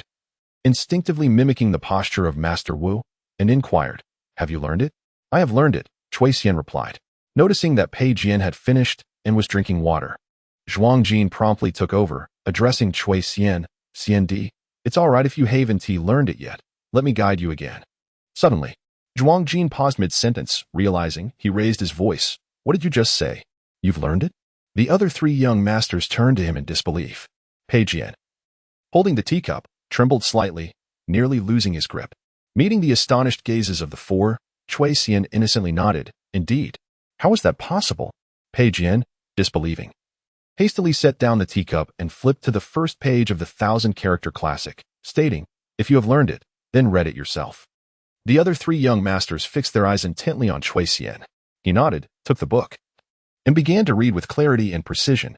Heaven and earth are profound and yellow. The universe is vast and ancient. The sun and moon wax and wane.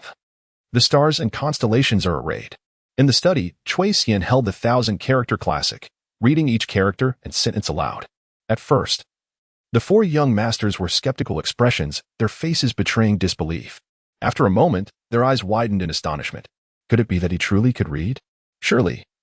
He could only manage the initial lines, but as Cui Xian continued, fluidly and without pause, he read on, making not a single error. Pei Jian's mouth gaped wide enough to accommodate a fist. Li Heyou appeared dazed. Gao Qi gasped in astonishment, while Zhuang Jin's lips quivered, repeatedly murmuring, Impossible. The room fell into a profound silence, until Cui Xian finished the last line, closed the book, and declared, I have completed my reading. Were it in a classroom under a teacher's guidance, Cui Xian would undoubtedly not have performed in such a manner. He is currently taking advantage of these few pampered and uninformed students, easily deceiving them. Ironically, the four of them have established an image of themselves as prodigies, and when confronted with the true genius, Cui Xian, they find themselves lacking the confidence to question him. The four scions exchanged glances, each reflecting a look of shock akin to seeing a ghost. After a long pause, the persistent Pei Jian tentatively inquired, Xian, have you studied the 1,000-character classic at home? Upon hearing this, the eyes of the other three scions instantly sparkled with hope. It must be so. Cui Xian surely must have studied it. How could anyone possibly learn the 1,000-character classic after just one reading? Such a genius simply cannot exist. How can we, the useless ones, continue to live in light of this? However, The four scions were destined for disappointment that day. Chui Xian merely shook his head, saying, I only studied the 3-character classic with my father at home. I have not learned the 1,000-character classic. My elder brother read it to me earlier, and I just learned it then. He teaches remarkably well.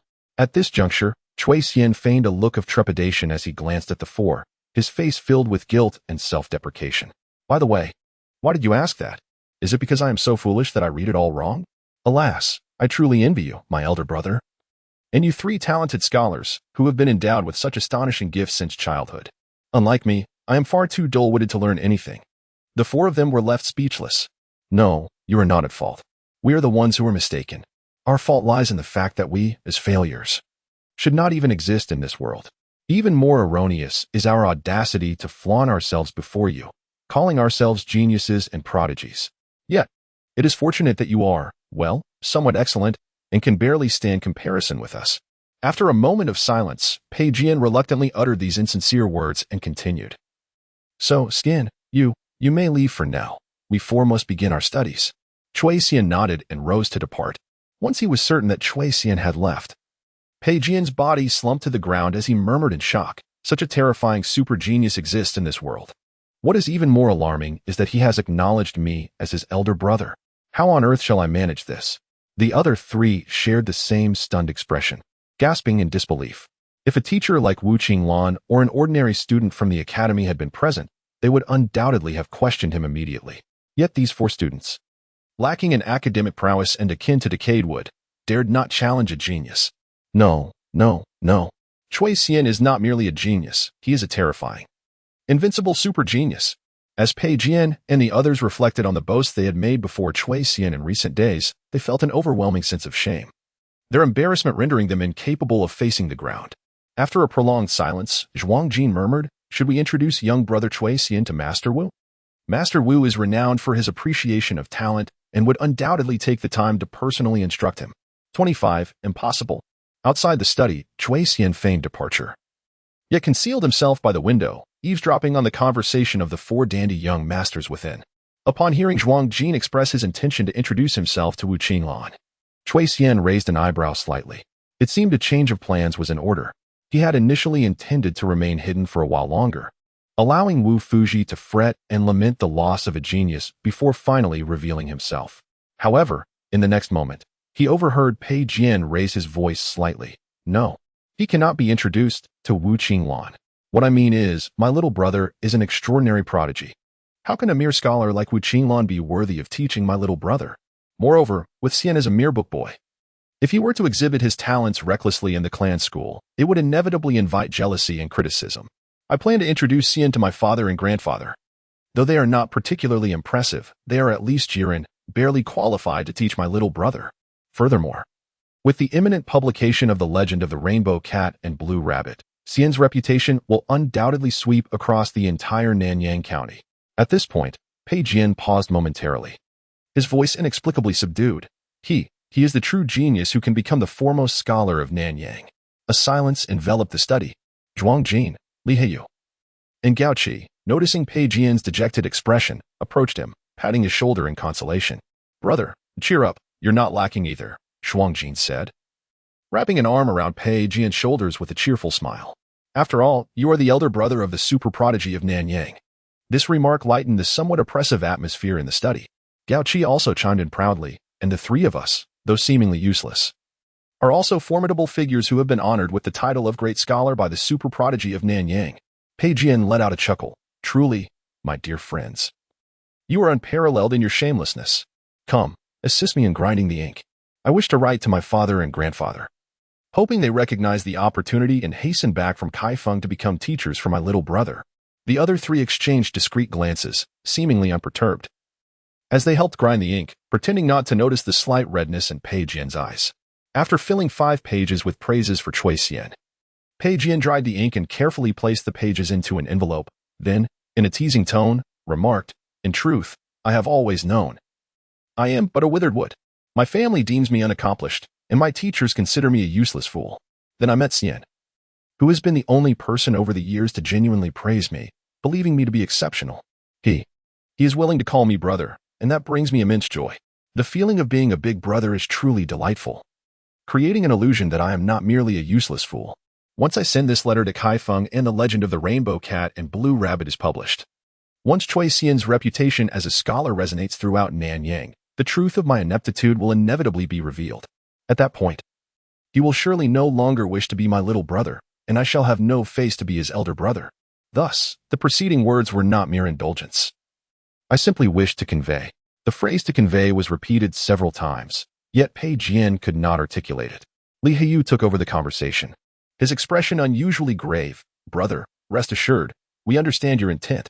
During this time, we shall endeavor to craft the legend of Hong Mao and Lan Tu, the 7 heroes with utmost diligence. Zhuang Jin solemnly added, Indeed, we shall write it well. Although I have not taken on the role of elder brother to Cui Xian, being referred to as great talent by him brings me a quiet joy. Even though the truth will eventually surface, for now, we remain the objects of his admiration. Gao Qi grinned widely. Let us diligently write the legend of Hong Mao and Lan Tu and let Cui Xian's name resound. Though we may not be great talents ourselves, it matters not. For the true brilliance of Nanyang's great talent shall be illuminated by our efforts. Reflecting on this notion, one cannot help but feel a sense of accomplishment. Indeed, it seems far more exhilarating than merely publishing the legend of Hong Mao and Lan Tu and bringing forth the character of Hong Mao. Perhaps this is due to the fact that Hong Mao is a mere figment of imagination, while the prodigious talent of Cui Xian is a living reality. The 4 exchanged glances, extending their fists for a gentle collision. For the renown of Cui Xian, as elder brothers, we shall strive with all our might. Alas, what choice did they have? Being the elder brothers? Ultimately, Pei Jian, still somewhat uneasy, declared, Let me speak plainly. Do not merely utter empty words. Each of you must return and write diligently, without any pretense. Moreover, during this period, remain vigilant. I aspire to be an exemplary elder brother for my younger sibling. Before the publication of the legend of Hong Mao and Lan Tu and the return of my father and grandfather, I must uphold the persona of an outstanding elder brother. The other 3 scoffed derisively at his words.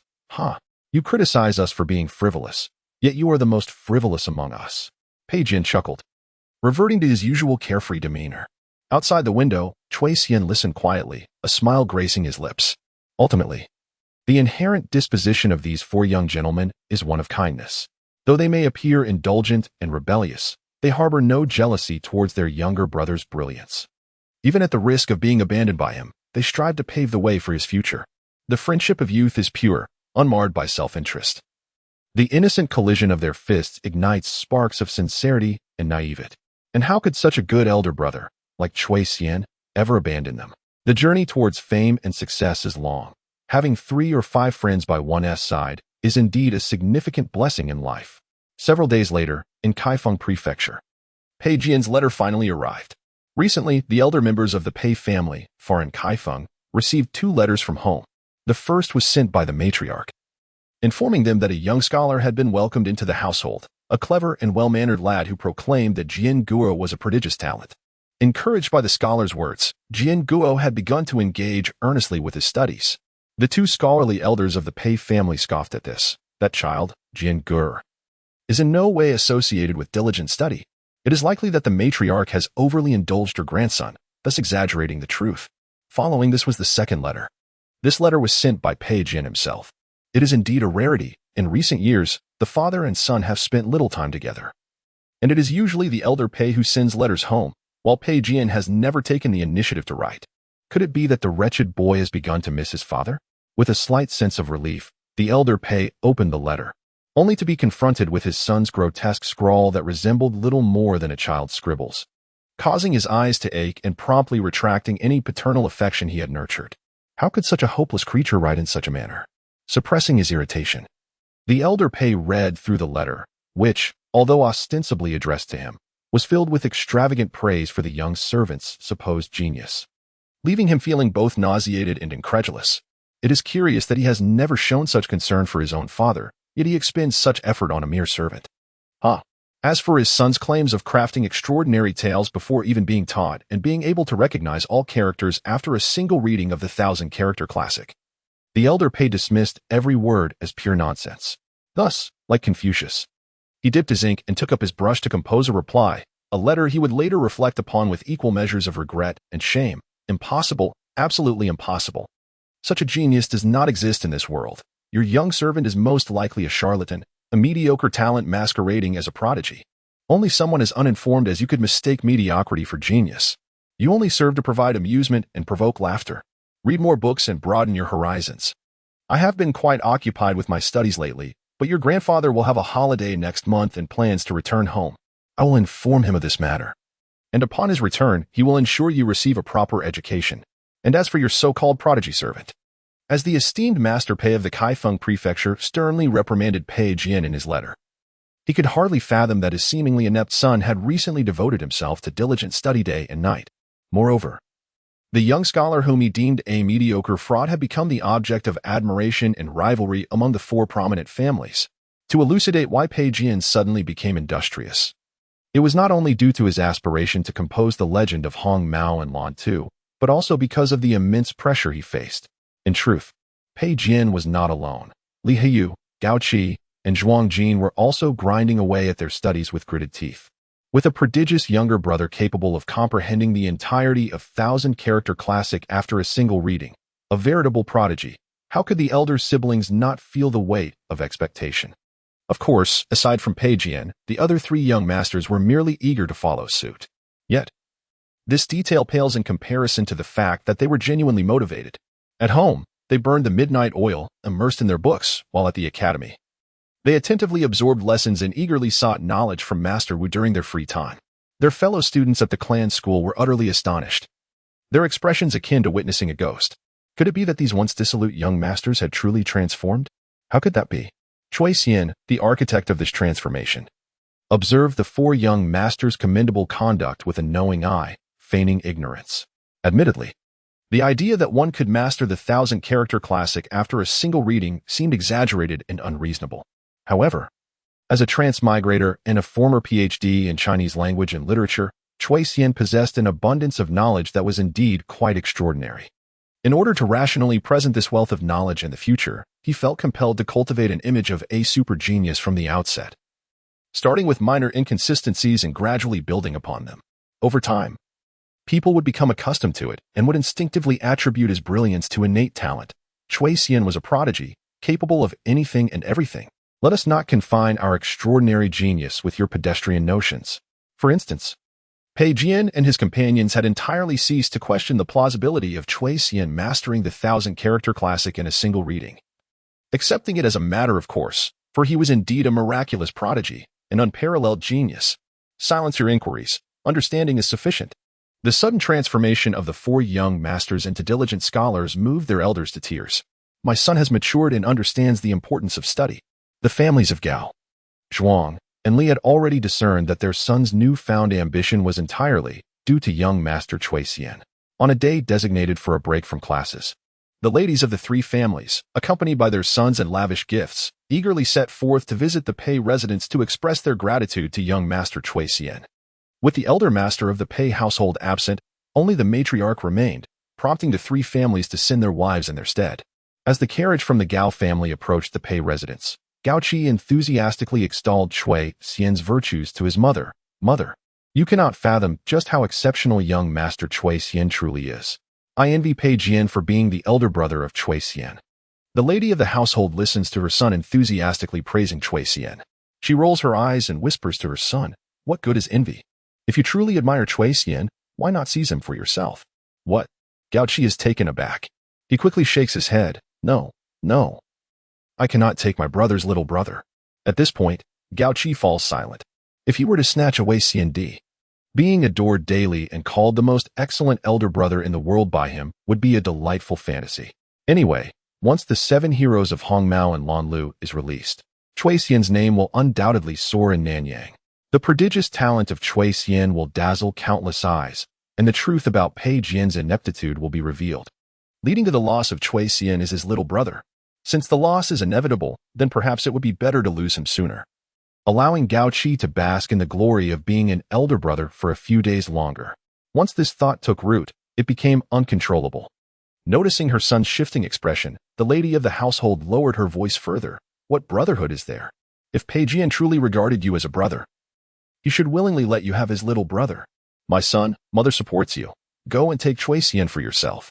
Moreover, I know Zhuang Jin and Li Heyu's mothers all too well. These two women are exceedingly shrewd. Perhaps they are even encouraging their sons on the way here to snatch Cui Xian away. Gao Qi, upon hearing this, became anxious and retorted, "Indeed, mother. You are absolutely right. Zhuang Jin and Li Hiyu are certainly not well-intentioned. The first time they saw Xian Di, they were already showing off, attempting to lure Cui Xian to their homes.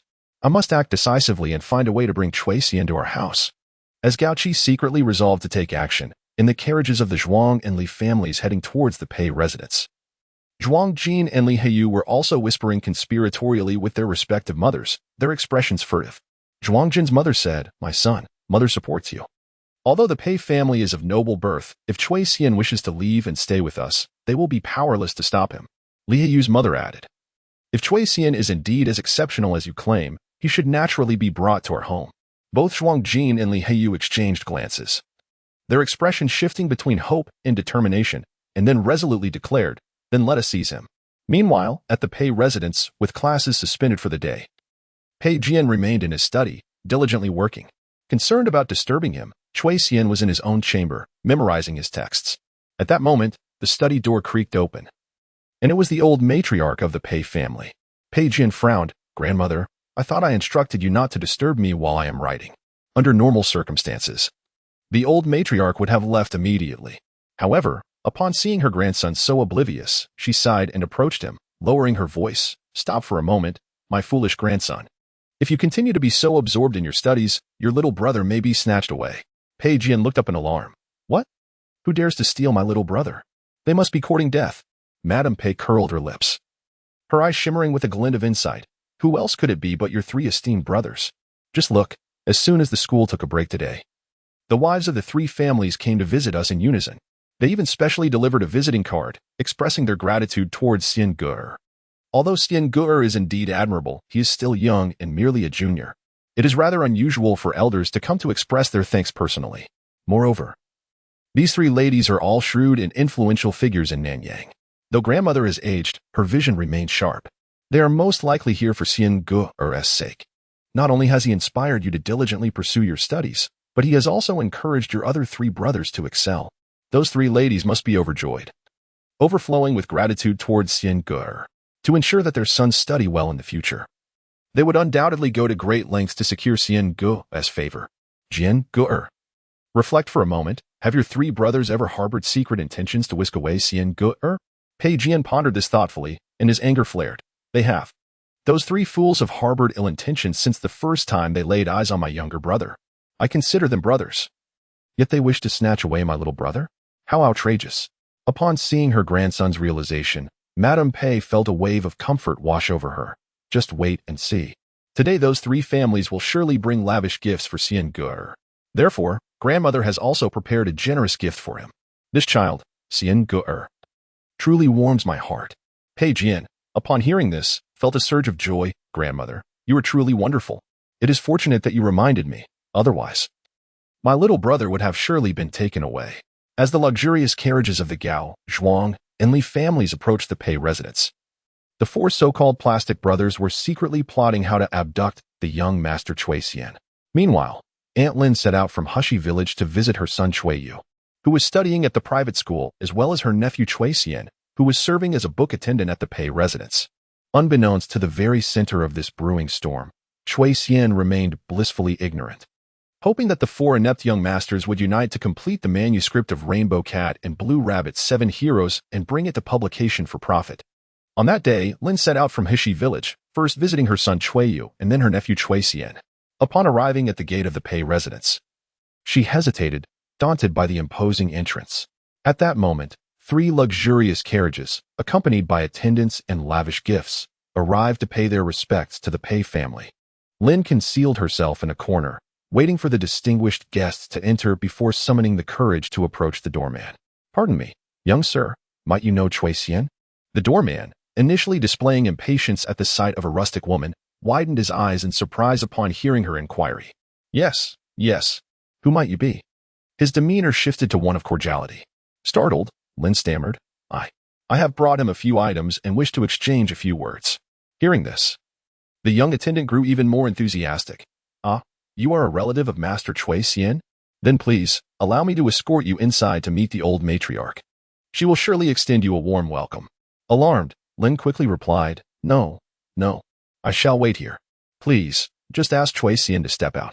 As the scholar in the Pei household, Chui Xian was bound by the many protocols of a prominent family, and Lin feared causing him any trouble. Thus, she dared not enter. The young attendant, scratching his head in confusion, nevertheless complied and went to find Chui Xian. In the main hall of the Pei residence, the three matrons, Madams Gao, Li, and Zhuang, were eagerly awaiting, each accompanied by their sons. Their attendants filled the hall with gifts, creating a bustling atmosphere. Meanwhile, the Pei matriarch and her grandson Pei Jian wore expressions of grave concern. The competition among these families to secure Chui Xian's favor was fierce and shameless. When summoned by the steward, Chui Xian felt a flicker of confusion. However, upon stepping into the grand hall and witnessing the astonishing spectacle within, he was taken aback. Inside the hall, as the matrons beheld Chui Xian, their eyes sparkled with delight. The April sun shone brightly, a gentle breeze wafting through, while azaleas, begonia, and peonies bloomed in vibrant competition. The handsome young lad approaching from the corridor, with his fair complexion and striking features, exuded an outstanding presence. Standing tall and graceful as if he were a nobleman, more exquisite than the flowers themselves, truly a sight to behold. The matrons, already intent on vying for Chui Xian's attention, found themselves utterly captivated by his charm. Thus, under the gaze of all present, Madame Gao stood and warmly embraced the newly arrived Chui Xian, exclaiming, "You must be Chui Xian, indeed a remarkable young man. I am the mother of Gao Qi. You may call me Aunt Gao. It is entirely due to your influence that Gao Qi has been diligent in his studies lately. I have brought gifts to express my gratitude." Ah? The fragrant scent enveloping him, Chui Xian was momentarily bewildered as he found himself embraced by a stranger. He struggled to disengage, blushing as he stammered, "So you are Aunt Gao. Brother Gao Qi possesses remarkable talent and is brimming with potential. His diligence in academic pursuits is a testament to his own ambition rather than my influence. Alas, this child is not only handsome but also possesses a charming demeanor."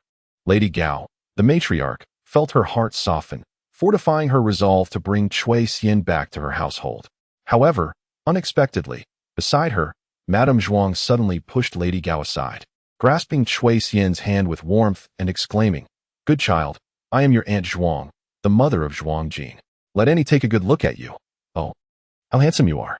As she spoke, Madame Zhuang fondly caressed Chui Xian's delicate face. Chui Xian, blushing, replied, "Andy, there is a distinction between genders." At this, Madame Zhuang burst into laughter. Seizing the moment, Madame Li took Chui Xian away, warmly introducing herself. "I am He Yu's mother. You may call me Aunt Li. Xian Ger. Today I have brought you many delightful gifts." Immediately, a dozen servants from the Li family approached, presenting an array of gift boxes before Chui Xian, intricately carved paperweights, a mortise and tenon pin holder, a ruler attributed to Lu Ban, a ceramic inkstone, and a carved pin rest made of camphor wood. "Do you like these?" Lady Li inquired. "If nothing catches your fancy, fret not. You may accompany Annie home and choose at your leisure." Chui Xian gasped in astonishment at the opulence. Madame Zhuang, unwilling to concede, remarked, "Xian Ger, just wait until you see the gifts I have brought for you." A multitude of servants from the Zhuang family also presented their offerings for Chui Xian's admiration: a red lacquered box adorned with gold, cloisonne 9-linked rings, a tortoiseshell-framed abacus, a Zhuang woolen headrest, a horn-crafted cricket jar, a silver longevity lock, and a celadone pillow from Yukiln. Should you visit Annie's residence? There are even more splendid treasures awaiting you. Chui Xian's eyes widened in amazement. Lady Gao, unwilling to be outdone, chimed in, "Xian Ger. And Gao has also brought you gifts." Consequently, a throng of Gao family servants pushed forward, edging out the others, presenting their offerings to Chui Xian: a birchwood bow with a cow horn tip, a bamboo shield lined with cowhide, a bronze tiger talisman, a wooden encased iron training spear, and a sleek, well-groomed young steed. "Today, come with Annie to her home and learn archery with Gao Qi."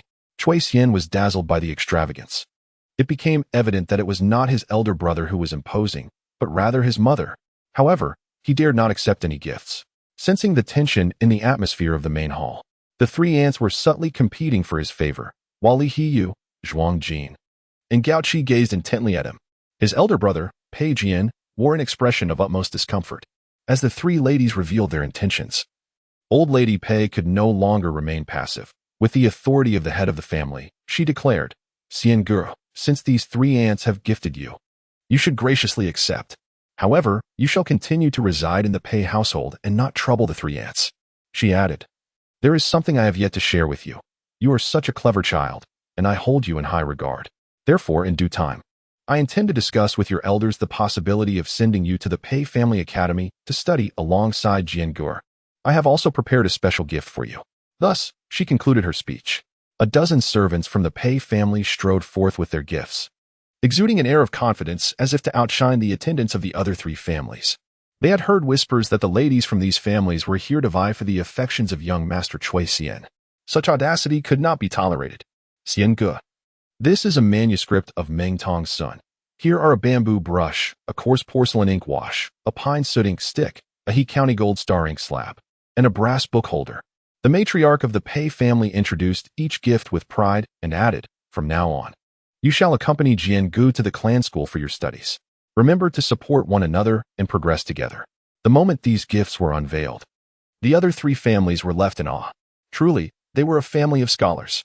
Pei Jian cast a smug glance at his three companions, then turned to Cui Xian and said, Brother Xian, accept these gifts from my grandmother without hesitation. After all, I am your elder brother. The three ladies bore expressions of deep resentment. Li Hiyu, Gao Qi, and Zhuang Jin anxiously looked towards Cui Xian, their faces marked with urgency. Their intentions were clear. Xian, choose me. I am the one who cherishes you the most. Stay with me, and I shall treat you well for life. Under the weight of so many fervent gazes, Cui Xian felt overwhelmed. How does one cope with such popularity? He steeled himself to ignore the intense stares of the aunts. Bowing respectfully to the matriarch, he expressed, thank you, esteemed lady, for your kindness. This was his tacit decision to remain at the Pei residence. The matriarch smiled and nodded, her gaze subtly flicking over the three ladies, who were visibly seething with envy, and she mused quietly, you think you can compete with me for his favor? You still have much to learn. Pei Jian chuckled at the sight.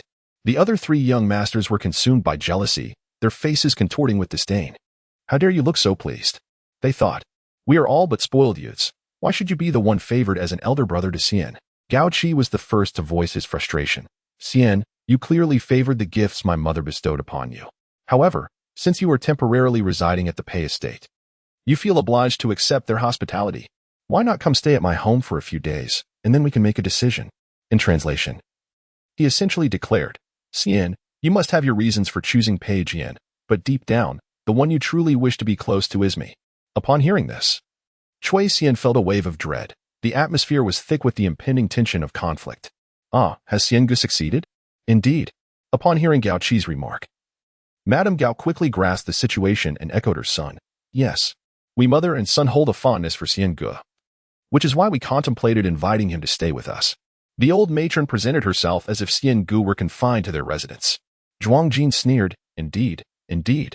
How could Xian Gu, residing in the Pei household, not have the freedom to roam?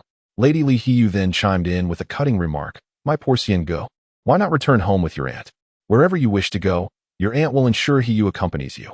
Madame Pei, incensed, could no longer contain herself, exclaiming, what nonsense! When have I ever restricted Xian Ji's freedom? It is clearly your ill intentions at play. How can being kind to Xian Gu be construed as ill intent? They retorted. The earlier advantage held by Madame Pei dissipated, and the four women found themselves locked in a fierce verbal duel. Cui Xian observed, it has truly escalated. On the other side, disregarding Pei Jian's discomfort, Zhuang Jin rebutted Gao Qi. Gao Qi, you are indeed shameless. Xian Gu clearly favors the gifts from my family. Isn't that right, Xian Gu? Meanwhile, Li Hiyu launched an indiscriminate assault. Are you all coercing Xian Gu?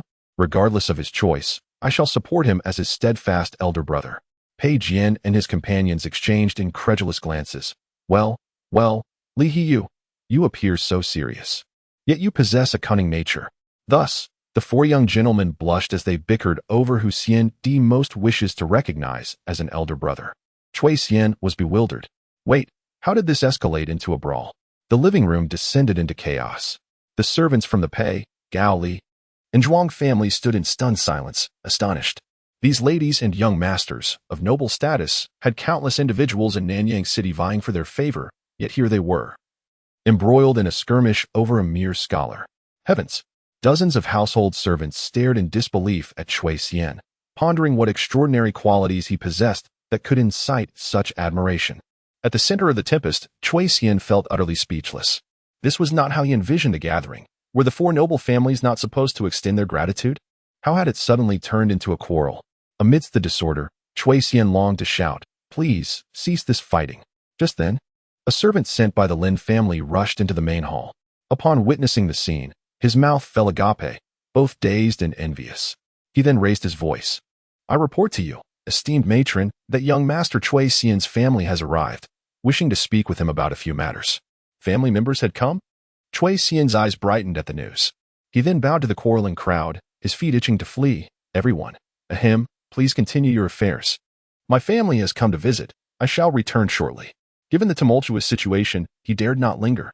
Once Chui Xian departed, the main hall fell silent. Madame Pei was the first to regain her composure, pulling Pei Jian along. "Jian Ge, let us go greet Xian Ji's family." The others gradually awakened to the reality. How insidious! The old matriarch of the Pei family is attempting to win over the family of young Xian. After all, Xian is still just a child. If she secures his family, she could permanently keep the boy within the Pei residence.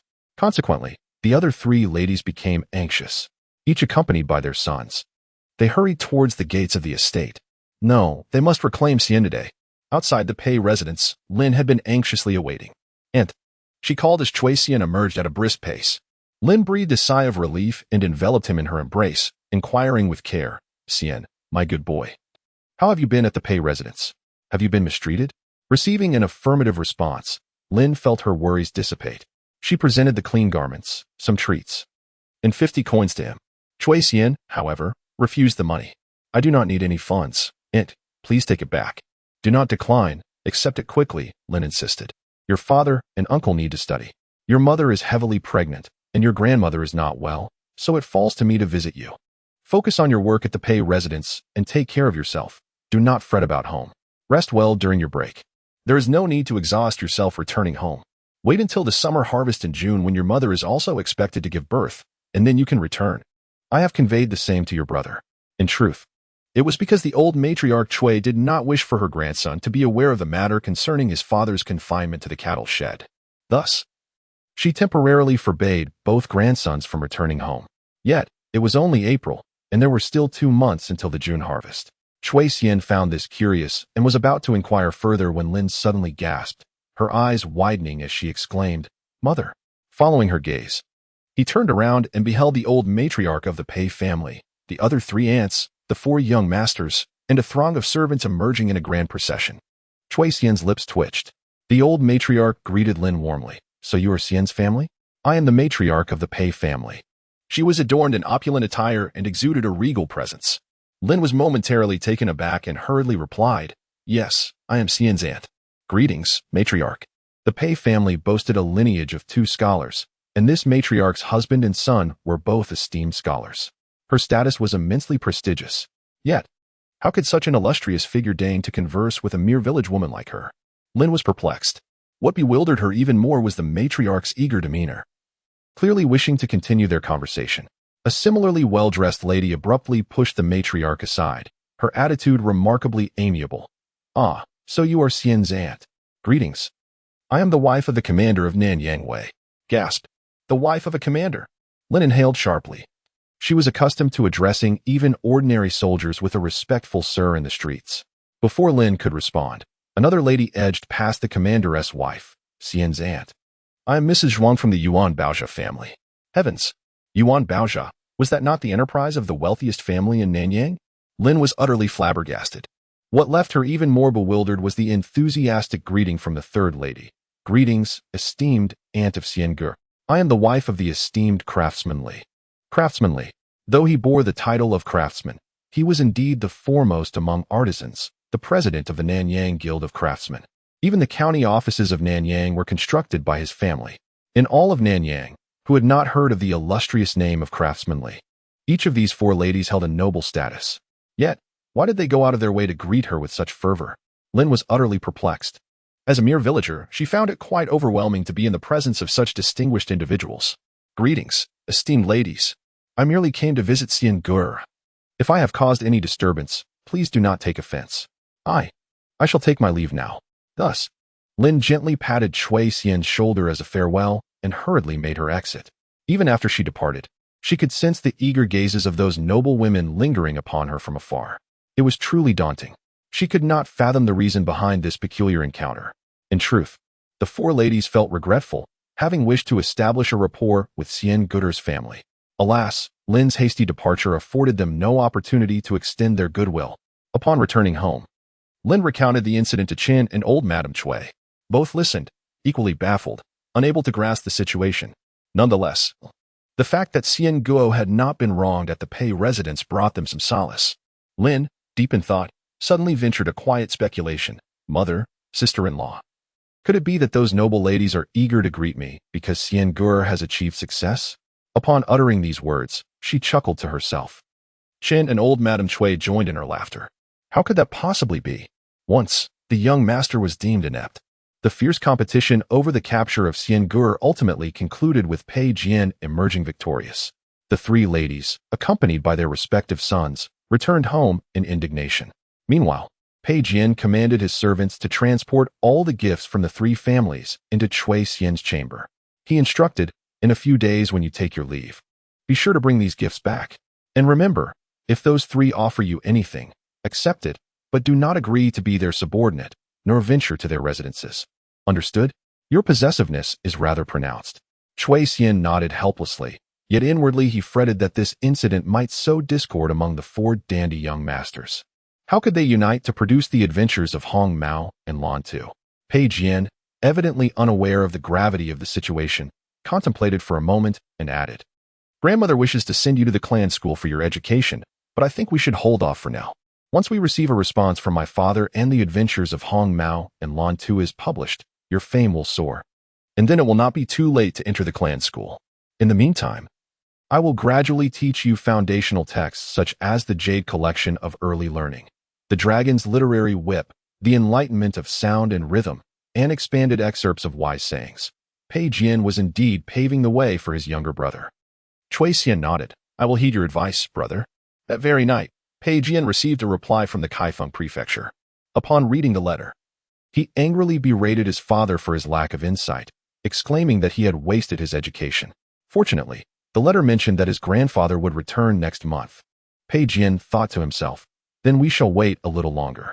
By next month, the adventures of Hong Mao and Lan Tu should be ready for publication, and I can have my younger brother apprentice under my grandfather. Our bond will deepen. Just look at those three fools. How could they possibly compete with me for a younger brother? The following day, Pei Jian took Cui Xian to school and chanced upon Li Haiyu, Zhuang Jin, and Gao Qi. The four former close friends exchanged disdainful glances and cold snorts, ignoring one another yet instinctively encircling Cui Xian. Gao Qi produced 2 steaming meat buns and eagerly offered, Xian Di, have you had breakfast? These buns are particularly fragrant. I woke up early just to buy them for you. Zhuang Jin took the book box that Cui Xian had been carrying, saying, Xian Di, this box is quite heavy. You should let that certain young master carry it himself. Li Haiyu presented a copy of expanded excerpts of wise sayings. Xian Di, are you coming to my house tonight? I'll teach you how to read this book. Cui Xian accepted the buns from Gao Qi, had the book box taken away by Zhuang Jin, and received Li Haiyu's book with many thanks. Pei Jian, filled with pride, declared, Xian Di has already eaten breakfast. My family as chef simmered a rich meat porridge overnight. That book box isn't mine. It's a gift for Xian Di, filled with foundational texts, including expanded excerpts of wise sayings. How infuriating. It's only because Xian Di resides at the Pei household that Pei Jian has the advantage. The 3 young masters seethed with frustration, while the sight of the 4 of them surrounding a bookish youth in such camaraderie left passing scholars in bewilderment, their expressions a mix of astonishment and confusion. Is this reasonable? Who exactly is the young master, and who is the servant boy? Moreover, these 4 young rascals are notoriously ill-tempered and not to be trifled with.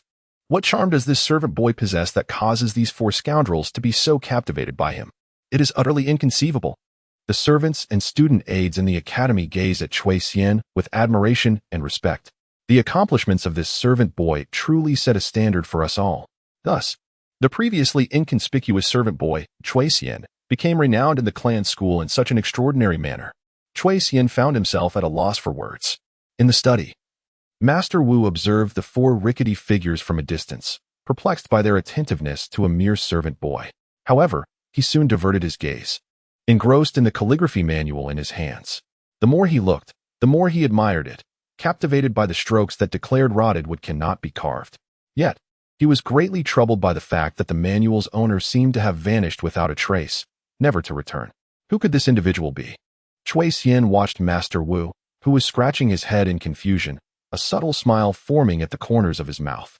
After a day of lessons, Pei Jian cast a sideways glance at his three troublesome friends and declared, "Let us go to my house to write." Despite their quarrels, the writing must continue, for they had promised Cui Xian. However, Zhuang Jin suggested, "Let us write in the academy from now on, in an empty study." Li Hiyu and Gao Qi readily agreed. Pei Jian gritted his teeth, but ultimately relented with a frown.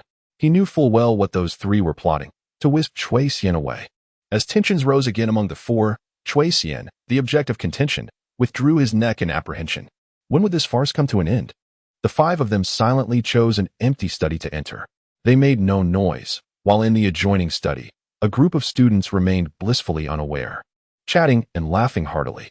The subject of their banter was none other than Pei Jian and his companions. That scoundrel Pei Jian, who had squandered his education and disrespected his teachers since childhood, was now claiming he wanted to write a book. Haha, what could a fool like him possibly write? Even more ridiculous was the servant boy beside Pei Jian, foolishly bragging about him being a genius. Then there were Li Hiyu, Gao Qi, and Zhuang Jin. Those three young rascals, who seemed to have gone mad as well. I simply cannot believe that these fools could ever produce a book. They laughed boisterously, unaware that the five individuals in the adjacent room had turned pale. The expressions of the four young rascals were taut. Cui Xian, too, was speechless. He had intended to feign admiration for the four great talents. Now, with such blatant mockery, how could the act continue? It was all ruined. The deception of the outstanding elder brother had been exposed on the spot. Pei Jian's composure would surely shatter, and in a fit of rage, he might revert to being the foolish imbecile he once was. The prospect of writing Rainbow Cat and Blue Rabbit, the seven heroes, seemed bleak. What could possibly be done now? Fortunately, Pei Jian was not so fragile.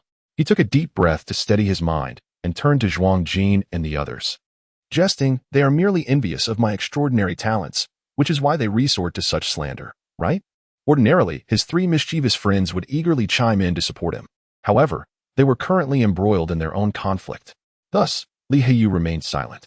Zhuang Jin averted his gaze from Pei Jian's pleading eyes. Gao Qi, after a moment of silence, suddenly gritted his teeth and exclaimed, "Enough! I can't play this charade any longer. What jealousy, what exceptional talent. What four talents of Nan Yang, it's all fade. We might as well confess that we are just the laughingstock of society, a bunch of good-for-nothings. Utterly devoid of learning or skill. I apologize, C&D, we have been deceiving you all along." The atmosphere in the room froze instantly. Seeing this, Cui Xian could only muster the courage to feign confusion as he looked at Pei Jian. "Brother?" Pei Jian's heart twisted painfully. He didn't even dare to respond to his younger brother's inquiry, feeling an inexplicable mix of sadness, panic, and anger. He shot a fierce glare at Gao Qi, then abruptly stood up, ignoring Cui Xian, and furiously kicked open the door to the adjoining study, shouting, "Which scoundrel is maligning me behind my back? Are you tired of living? Yes, I am a wastrel, a good-for-nothing, but what right do you have to speak ill of me? This Pei Family Academy was established by my family. If you are unsatisfied, then you may all leave." The adjoining study fell silent. The students who had been mocking him moments before now resembled chickens caught by the throat, abruptly silencing themselves, their expressions awkward. After a brief standoff, Pei Jian turned on his heel and quickly exited the classroom. Perhaps it was the strong wind, or perhaps sand had blown into his eyes, but as he ran, tears streamed down his face. He was about to lose his beloved younger brother, the best little brother in the world. Sobbing all the way home from the academy, Pei Jian locked himself in his bedroom. No matter how many times someone knocked on the door, he refused to open it. Fortunately, the young master's room was well stocked with tea and pastries, so he would not go hungry. Meanwhile, Gao Qi, Zhuang Jin, and Li Hiyu also wore downcast expressions. They no longer attended the academy, ceased their diligent studies, and did not light their lamps to toil over their books. Instead, they languished at home, silent and despondent. Their spirits diminished. This left their respective families greatly alarmed. What on earth has happened? Just a few days ago, they were diligently studying with great enthusiasm. At the Li household, Master Li, the craftsman, and his wife were at a loss. Just then, the steward reported, "Master, madam, there is a young boy outside claiming to be named Cui Xian, seeking an audience. He says he is a friend of our young master." Xian Guer has arrived? The couple's eyes brightened. Quickly, show him in. Thus, 3 days passed in the blink of an eye. During these 3 days, Pei Jian's servants, maids, and even old Madame Pei all came to knock on his door. Even Gao Qi made a visit, sincerely apologizing for his impulsive revelation of Pei Jian's so-called exemplary elder brother. In the bedroom, on the bed, Pei Jian lay silently, turning away without a word. He did not harbor resentment towards Gao Qi. After all, what right did he have to blame others? The fault lay solely with himself, a mere shadow of a man, striving to maintain an illusion of grandeur before his former subordinates. Yet, he had no subordinates left. In the past 3 days, many had come to his door, but none were Cui Xian. Ever since that day in the academy, when he was ridiculed by his peers, Cui Xian had seemingly vanished into thin air. Most likely, he had departed, perhaps wandering the streets in search of his next esteemed elder brother. How foolish of me to have treated you so well. And yet, you left without a backward glance. Pei Jian, feeling vexed, enveloped himself in his blanket, fuming. Let him go, let him leave. If he departs, may he never return. You ignore me, and I shall not concern myself with you. I shall never acknowledge you again in this lifetime. At that moment, elder brother, a voice called out. Pei Jian sprang from his bed. After a brief moment, he regained his composure, his expression a mix of embarrassment and anger. Outside, Cui Xian urged, open the door. Come out. There was a fleeting silence within the room, and then, under the astonished gaze of the maidservants and young attendants, the door that had remained closed for 3 days finally swung open. Pei Jian's visage was weary, having not seen sunlight for days. He instinctively squinted as he stepped into the light. Upon recognizing the gathering in the courtyard, he was taken aback. The maidservants and attendants of the Pei household, as well as the matriarch and elders from the Gao, Zhuang, and Li families, including his 3 mischievous friends, were all present.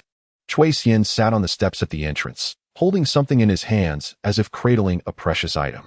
Pei Jian was momentarily stunned, inexplicably. He felt he understood Cui Xian's intentions, though uncertainty lingered. He hesitantly took a seat beside Cui Xian on the steps. Cui Xian deliberately concealed the object in his hands.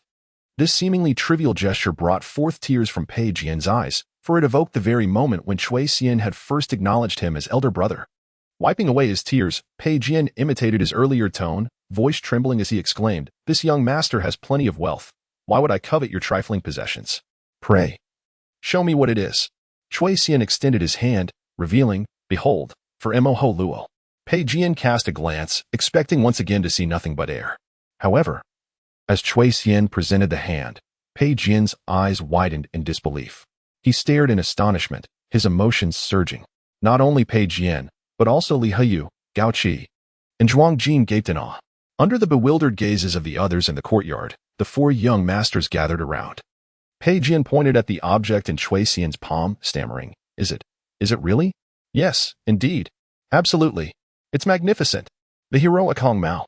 It turned out that upon opening his hand, Cui Xian revealed a finely crafted Moho Luo, a valiant red cat, exuding an air of chivalry and possessing a steadfast gaze. Donned a white traditional Tang jacket and wielded a long sword, executing a splendid flourish. It appeared remarkably lifelike, shimmering in the sunlight, radiant and resplendent. Oh my! The sudden arrival of such a character from a tale into reality is nothing short of astonishing and overwhelming, sending shivers down one's spine. For the past 3 days, Cui Xian had not made an appearance, as he sought assistance from the craftsmanly to forge the rainbow cat swordsman Maholuo. Cui Xian turned to the visibly moved Pei Jian and remarked, On that day at the market, when I claimed you had damaged my Maholuo, you promised to compensate me with 10 taels of silver, and thus I acknowledged you as my elder brother. However, I later realized that you are not as exceptional as I initially believed, nor a prodigious genius. Upon hearing this, Pei Jian's complexion paled. Yet, Cui Xian smiled as he handed over the Maholuo of the rainbow cat swordsman, his gaze sincere, but that is of no consequence. An elder brother, even if not extraordinarily gifted, is still an elder brother. The 10 taels of silver you provided are genuine, and the Maholuo I offer is equally authentic. Thus, dear brother, please accept it. I apologize for the delay in fulfilling my promise regarding the Maholuo until today. Upon hearing these words, Pei Jian was unable to contain his tears and began to weep uncontrollably. Trembling, he accepted the Maholuo and exclaimed, No, do not apologize to me. I should be the one apologizing to you. It is I who deceived you. My grandfather and father are respected scholars. yet I have been a disappointment. A wastrel who squandered his education, bringing shame upon my family and inviting ridicule from others. I have never received such praise or admiration. You are the first. Thus, I could not help but aspire to be the elder brother you envision as the most outstanding. Pei Jian wept profusely, and the other three young gentlemen followed suit, equally moved by the sentiment. Indeed, Xiandi, you cannot fathom the joy we felt when you hailed us as the four talents of Nanyang. Unfortunately, throughout our lives, we have only encountered mockery and scorn. In the courtyard, the elders of the four families silently observed the tearful youths, taken aback by the revelation of their children's true feelings. It became evident that beneath the facade of the seemingly indifferent rascals lay a vulnerable side. After listening to the lamentations of the four young gentlemen, Cui Xian smiled and addressed Li Heiyu, Gao Qi, and Zhuang Jing. Do you remember what I just said to my elder brother? What did you say? I mentioned that I possess four Mahaluos, Cui Xian declared. And as the three young gentlemen gazed on in astonishment, he retrieved three identical rainbow cat, swordsman Mahaluos from his cloak. He then presented one to each of them. Their faces flushed with excitement as they stammered. Do we get one too? Of course. You are friends of my elder brother and my friends as well. Cui Xian replied with a smile. Although I now understand that you are not as exceptional as I previously thought, who among us is born a genius? Life inevitably presents moments of darkness and helplessness. Just like the rainbow cat swordsman, who overcame adversity to vanquish evil and save the realm, does it not? Now, we, the valiant heroes of Hongmao, stand together against those who mock us, the so-called demonic sect. Are you truly willing to succumb to the forces of evil? With this thought, Cui Xian raised his fist, his face illuminated with a radiant smile. I know that none of you would accept such a fate, and neither would I. Thus, although we may not be particularly distinguished at this moment and find ourselves in a lowly state, we remain courageous, undaunted, and resolute in our refusal to yield. Shall we unite to declare war against the forces of evil and fate? Regardless of our past, from this day forth, we shall no longer be worthless. This declaration ignited a fervor within us. The four young masters gazed at the vividly depicted hero of Hongmao in their hands, their eyes brimming with tears of excitement, each extending their fist in solidarity. Yes, we shall emulate the indomitable spirit of Hongmao. Let us rise and refuse to be deemed useless. Skin D. Although I may not be the finest elder brother in the world, you are undoubtedly the most exceptional younger brother. In the courtyard, the five youths collided their fists together, laughing and crying in unison. Their youthful faces radiated innocence, vibrant with life and growth. A group of adults watched with tears in their eyes, filled with pride and satisfaction. What wonderful children they are. The four young masters reconciled and picked up their pens to continue co-authoring the legend of Hongmao and the seven heroes of Lon Tuesday. This time, Pei Jian abandoned his pretense. He looked at Cui Xian with a sense of shame and confessed, Stendi, it is I who am inadequate. You conceived such a splendid story, yet I have rendered it a complete mess. To be honest, Pei Jian wished to write well, but his abilities fell short. The other three young masters shared similar expressions of frustration, gazing at the dismal creations they had penned. Li Heiyu sighed and tentatively suggested, how about we hire a scholar to ghostwrite for Xiandi? They feared that their poor writing would ruin a remarkable story. No. Cui Xian promptly rejected the idea without hesitation, stating earnestly, did we not agree to emulate Hongmao and refuse to be defeated, to not be worthless? How could we seek assistance from others and expect the scholars in our academy to regard the four elder brothers with newfound respect? Indeed, at that moment, the four of them harbored a collective determination. Were they not labeled as worthless and useless? Just wait until I pen the legend of Hongmao and the seven heroes of Lon Tu, and when you behold the final product, you will be astonished, captivated, and utterly enthralled. The thought alone stirred a surge of passion and motivation within them. No, beyond mere motivation, they sought a thrill. The four young masters exchanged furtive glances. Then, Pei Jian retrieved a copy of The Shadow of the Dragon Whip from the book chest and said to Cui Xian, Xiandi, allow me to read this book to you. Later, when we write our script, you must memorize it in your chamber. We shall conduct a review afterward. Very well. Elder brother. Cui Xian followed Pei Jian in reading the book, then took it with him as he exited. The four young masters thought to themselves that while Xiandi was indeed a prodigy, merely reading the book once would not suffice for memorization.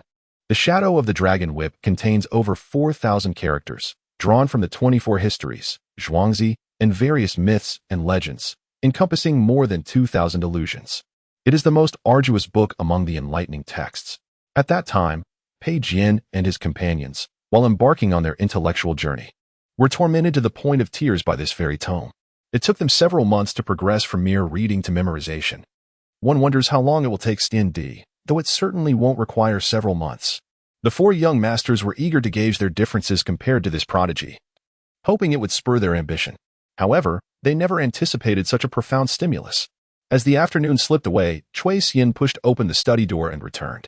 Pei Jian, deep in thought and crafting sentences for his own writing, absent-mindedly asked, Xian, is it already time for dinner? The afternoon had flown by.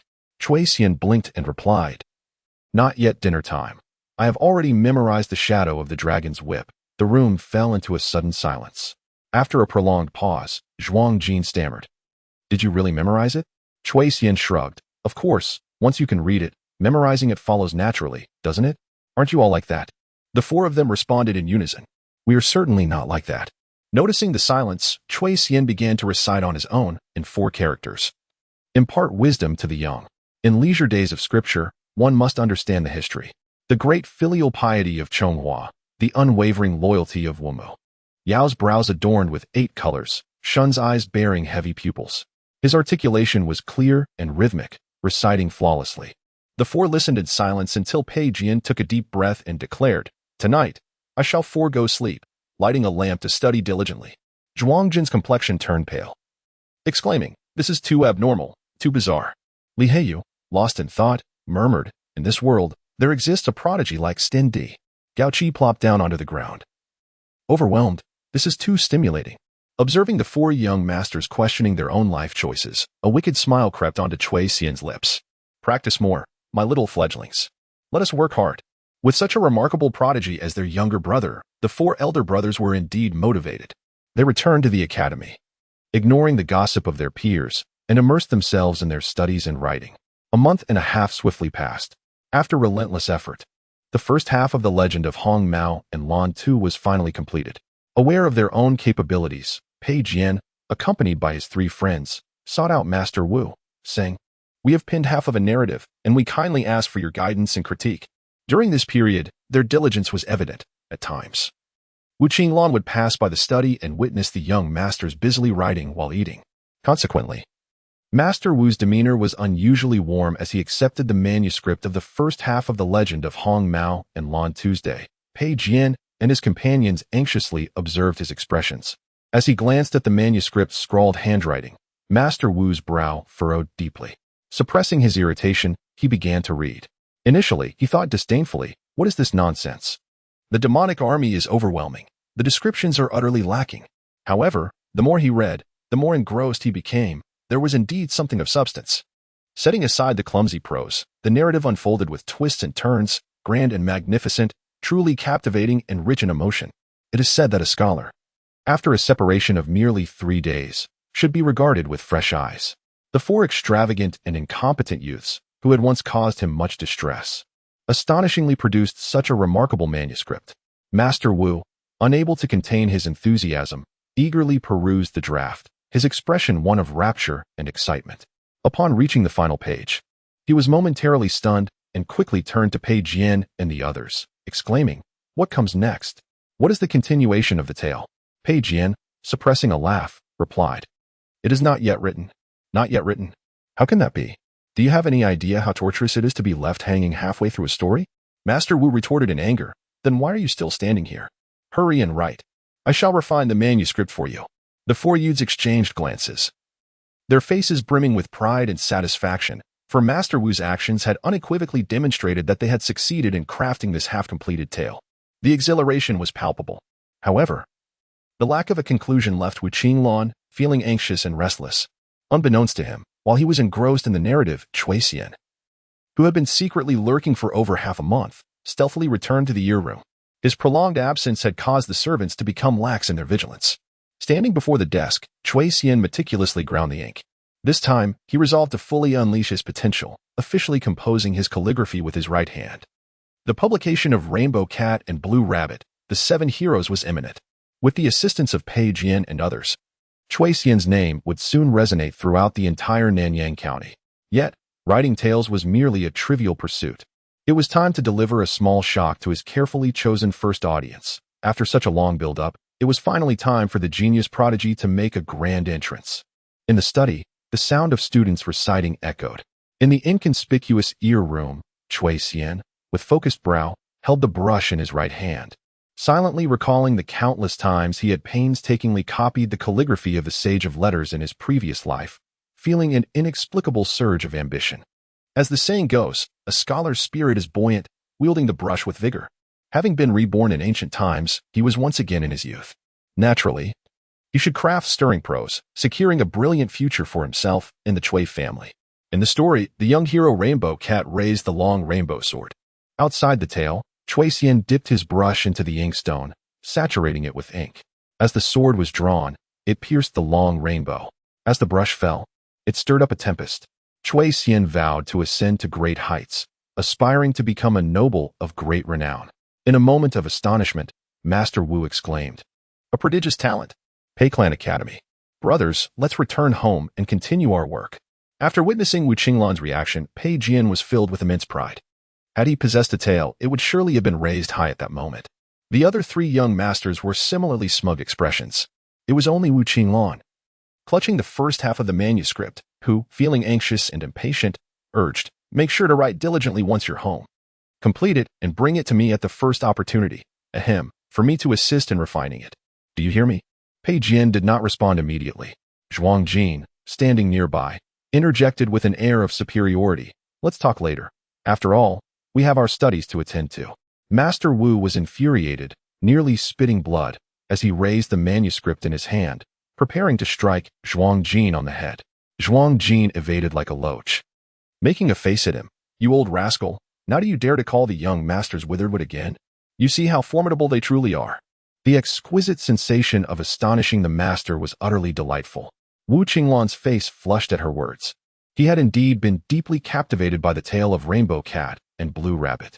The four young scions, witnessing this, laughed and swaggered off with their arms around each other.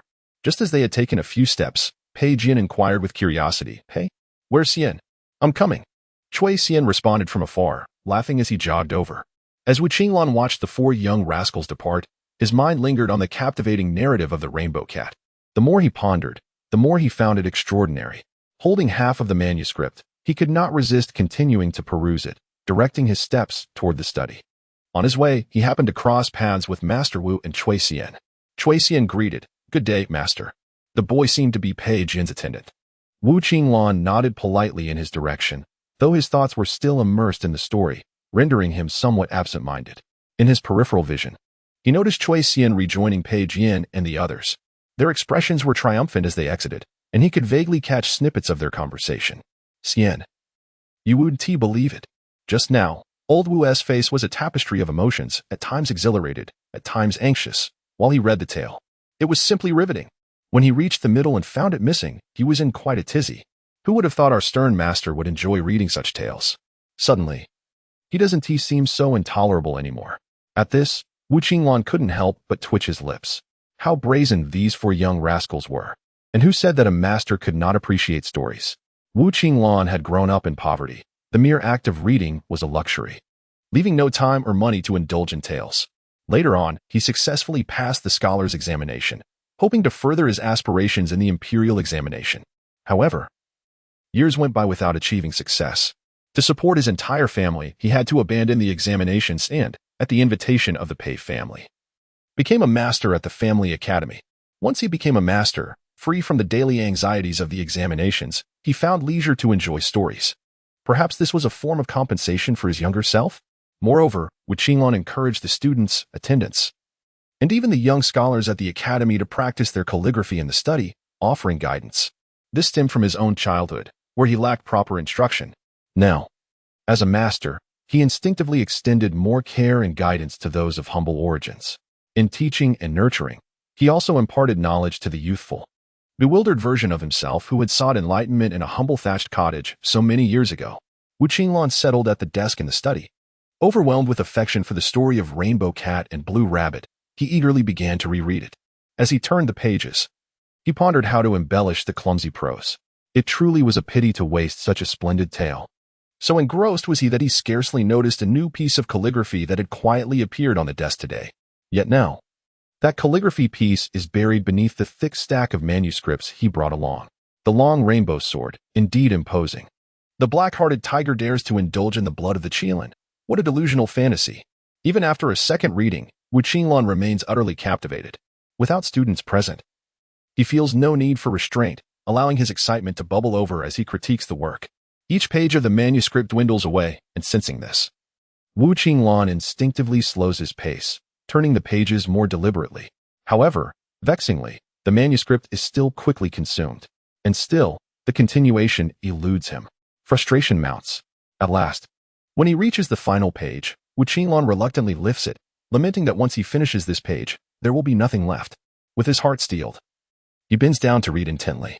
Suddenly, Wu Qinglong gasps, trembling as he grasps the manuscript, abruptly rising to his feet. For that last page is not a manuscript at all, but a calligraphy piece, a familiar handwriting. Unlike the clumsy scrawls of Pei Jian and the others, how shall I describe this piece? Oh my! Wu Fuji's face flushes with excitement, his trembling hands repeatedly examining the calligraphy, rendered speechless. The calligraphy bears a letter, its content as follows. After a long separation, I have not inquired about your well-being. I hope you are well. Over a month ago, I had the audacity to come to the study to practice writing. Grateful for your guidance in my initial forays into calligraphy, I am deeply appreciative. Looking back now, the calligraphy from my first attempts is indeed unsightly. And your critique was entirely justified. I will certainly practice diligently from now on. I hope you will not think less of me. Not only does Wu Fuji not think less of him, but he is also overcome with guilt and self-reproach. It turns out that the calligraphy he had previously criticized as a rotten wood cannot be carved was indeed the first piece penned by this individual. By the next day, this person could imitate the strokes of a rotten wood cannot be carved? Now, nearly a month has passed, and the one who had vanished has returned. This time, the characters on the calligraphy still bear a hint of familiarity, yet they have transformed drastically, representing a qualitative leap. It is evident that the calligrapher lacks strength in his wrist, likely having just begun his practice. This is hardly surprising. He has only practiced for a month. But this is inconsequential. While wrist strength can be developed through diligent practice, innate talent is something others might spend a lifetime striving to achieve, but never reach. The brilliance of this calligraphy lies in its intention, its force, its rhythm, and the harmonious union of form and spirit. The horizontal strokes resemble clouds stretching over 1,000 miles. The dots fall like stones from lofty peaks. The slants evoke the image of a severed rhinoceros. The bends snap like a powerful crossbow. The vertical lines resemble ancient vines that have withstood the test of time. The downward strokes crash forth like thunderous waves. The horizontal, vertical, and hooked strokes resemble the taut strings of a powerful bow. Even the structure and form possess a fluid beauty. The lines exhibit a balance of thick and thin, with ink density perfectly suited to create a rhythmic cadence. Most astonishing to Wu Qinglong is the aesthetic conveyed within the calligraphy. It is graceful and ethereal, brimming with the vigor of youthful scholars. The legendary calligraphy of Wang Shiji has made a resounding entrance into this era, accompanied by Cui Xian. Consequently, Wu Qinglong was left utterly speechless, overwhelmed by the genius before him. A prodigious talent, truly prodigious. Wu Qinglong murmured to himself in excitement. Even more astonishing was the revelation that this individual had mastered such extraordinary calligraphy in merely 1 month? A mere month. What left him most astounded was the realization that having seen Wu Qinglong's critique of incapable of being carved, this genius might mistakenly consider himself a mediocre talent. Upon this thought, Wu Qinglong hastily retrieved his earlier critique of incapable of being carved, his expression one of despair. He could hardly empathize with the self he had been just a month prior. If time could rewind, he would long to return to a month ago and give his past self a sound reprimand. It was all over, utterly finished. The owner of this calligraphy, through diligent study and practice, was likely destined to achieve saintly status and be immortalized in history. Meanwhile, he, Wu Qinglong, would be indelibly inscribed in the annals of history, branded as one of the greatest culprits in the chronicles of calligraphy for having labeled the young master as incapable of being carved. Such malevolent historians relished in crafting such narratives. Yet, that was of little consequence. What truly mattered was to locate this prodigy without delay, lest he inadvertently become a criminal. Realizing this, Wu Qinglong urgently sought out his young attendant, trembling as he implored, "Did you see who just entered the room? You must tell me you noticed, otherwise my life, no, my next life, and the one after that will be irrevocably doomed." W what? The attendant's face turned pale, bewildered by the unfolding drama. And he exclaimed in a panic, I truly did not see anyone. This calligraphy shall not fade into obscurity. It is an injustice. Hearing the attendant's words, Wu Qinlan sank into a chair, murmuring, It is all over, utterly finished. What had transpired? How could it be over? Speak clearly. The attendant, anxious and apprehensive, nearly broke into tears. After a time, he finally understood that someone had been writing a piece of calligraphy in the room. Just that. I will inquire on your behalf. The attendant sighed with relief, complaining, Is it such a monumental issue that you speak of it as if the sky were falling? Truly. One cannot discuss ice with summer insects. Wu Qinlan retorted angrily, You chatter too much. Hurry and find out. The attendant, shrinking back, hurried off. Inside the room, Wu Qinlan gazed first at the exquisite and stunning calligraphy, then at the incomplete manuscript, his heart racing with anxiety. He felt as if he were a fish caught on a hook, yet he could hardly wait to devour the bait. What was the conclusion of Rainbow Cat and Blue Rabbit's 7 heroes? Who was the extraordinary talent behind this calligraphy? Urgency consumed him. At that moment, Wu Qinlan remained blissfully unaware that the one who had ensnared him was, in fact, the same individual all along. For more than half a month thereafter, Wu Qinlan endured the torment of this anxiety, as that prodigious talent had vanished completely, eluding all attempts to find him. In a prior effort to care for the lowly yet studious servants, Wu Qinlan specifically informed them that those who came to the ear room to practice writing need not leave their names. He would merely review and guide them. This anonymity was intended to bolster their courage, for they often harbored a deep-seated sense of inferiority and a strong sense of pride. However, the number of servants attending the ear room for practice remained scant. In fact, the young scribes privately mocked Master Wu, calling him a mere bookworm. They reasoned that serving the young masters was exhausting enough. Who would willingly engage in the arduous task of writing? Even if they practiced, would it elevate them to the status of a young master? Recently, Wu Qinlan dispatched someone to inquire who had ventured to the ear room for writing practice. Understandably, no one dared to admit it, fearing that their lack of skill would provoke the master's displeasure. Consequently, the servants who had previously sneaked off to practice in secret were now too intimidated to return. Master Wu, in his distress, found himself afflicted with sores on his lips. The thought of having labeled a once-in-a-century talent as rotten would cause him immense discomfort and guilt. Sleepless nights plagued him, tossing and turning in bed. Cursed be my fate. I am truly damned. As a result, the students of the clan school lamented that Master Wu seemed to be in an exceedingly foul mood lately, quick to scold at the slightest provocation. Unsurprisingly, the ones who bore the brunt of his ire were still the 4 young scions of the Pei family. When will the next chapter be completed? 3 days hence? Can you not afford to delay further? This is utterly atrocious. The writing is woefully inadequate. Upon leaving the clan school, do not dare to claim me as your master. This excessive verbosity was all to be excised. Write, hurry, and write. The 4 scions, filled with indignation yet unable to voice it, were driven nearly to the brink of despair by Wu Qinlan's relentless demands. Yet it was precisely because of Master Wu's stringent oversight that the legend of Hong Mao and Lan Tian was able to emerge with a semblance of success. On the day the work was published, Wu Qinlan finally felt a sense of satisfaction. His mood considerably lifted, and he refrained from scolding anyone. Meanwhile, Pei Jian and Zhuang Jin, along with the others, cheered as they took the manuscript and eagerly rushed out of the clan school, laughing as they left. Wu Qinlan watched them depart with a smile. Upon returning to the ear room, he lingered momentarily over the story's conclusion, only to find his mood plummet once more into despair, urgency, and self-reproach. On the desk lay a writing sample, beneath which were densely packed red annotations. Excellent. Truly a once-in-a-century talent. Each word a gem, each sentence radiant. Graceful and ethereal, the strokes dance like dragons and serpents. Perfect. You are destined to become a master of calligraphy. I was wrong to label you as rotten wood. It was my lack of insight. When will you return? I wish to personally apologize. Your future knows no bounds. I shall recommend you to the esteemed scholar of the Pei family. These annotations bore varying shades of ink, clearly pinned on different days. For more than half a month, Master Wu had relentlessly berated Pei Jian and his companions to the point of exhaustion. Upon returning to his study, he cautiously inscribed his critiques on the exquisite calligraphy, fearing that his careless strokes might tarnish its beauty. Gazing at the manuscript filled with his annotations, Master Wu sighed deeply and once again dipped his brush into ink, writing, Are you still at the Clan Academy? You must return at once. Upon seeing my remarks, come to find me immediately. You must come. Through wind and rain, The Clan Academy awaits your return. Meanwhile, Pei Jian, Li Heyu, Zhuang Jin, Gao Qi, and Chui Xian, burdened with their book box, dashed out of the Clan Academy towards Zhuang's bookshop, Fu Wenjai. They had been tirelessly engrossed in writing day and night, leaving no time for rest. The four young gentlemen appeared weary and haggard, yet their eyes sparkled with excitement, and the silly smiles on their faces could not be suppressed.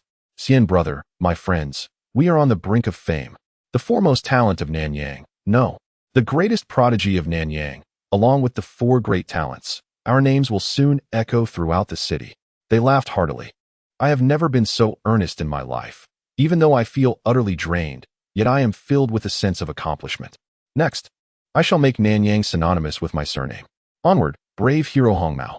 They sprinted through the streets, their demeanor audacious, calling out excitedly. Passers-by stepped aside, gazing at them as if they were fools.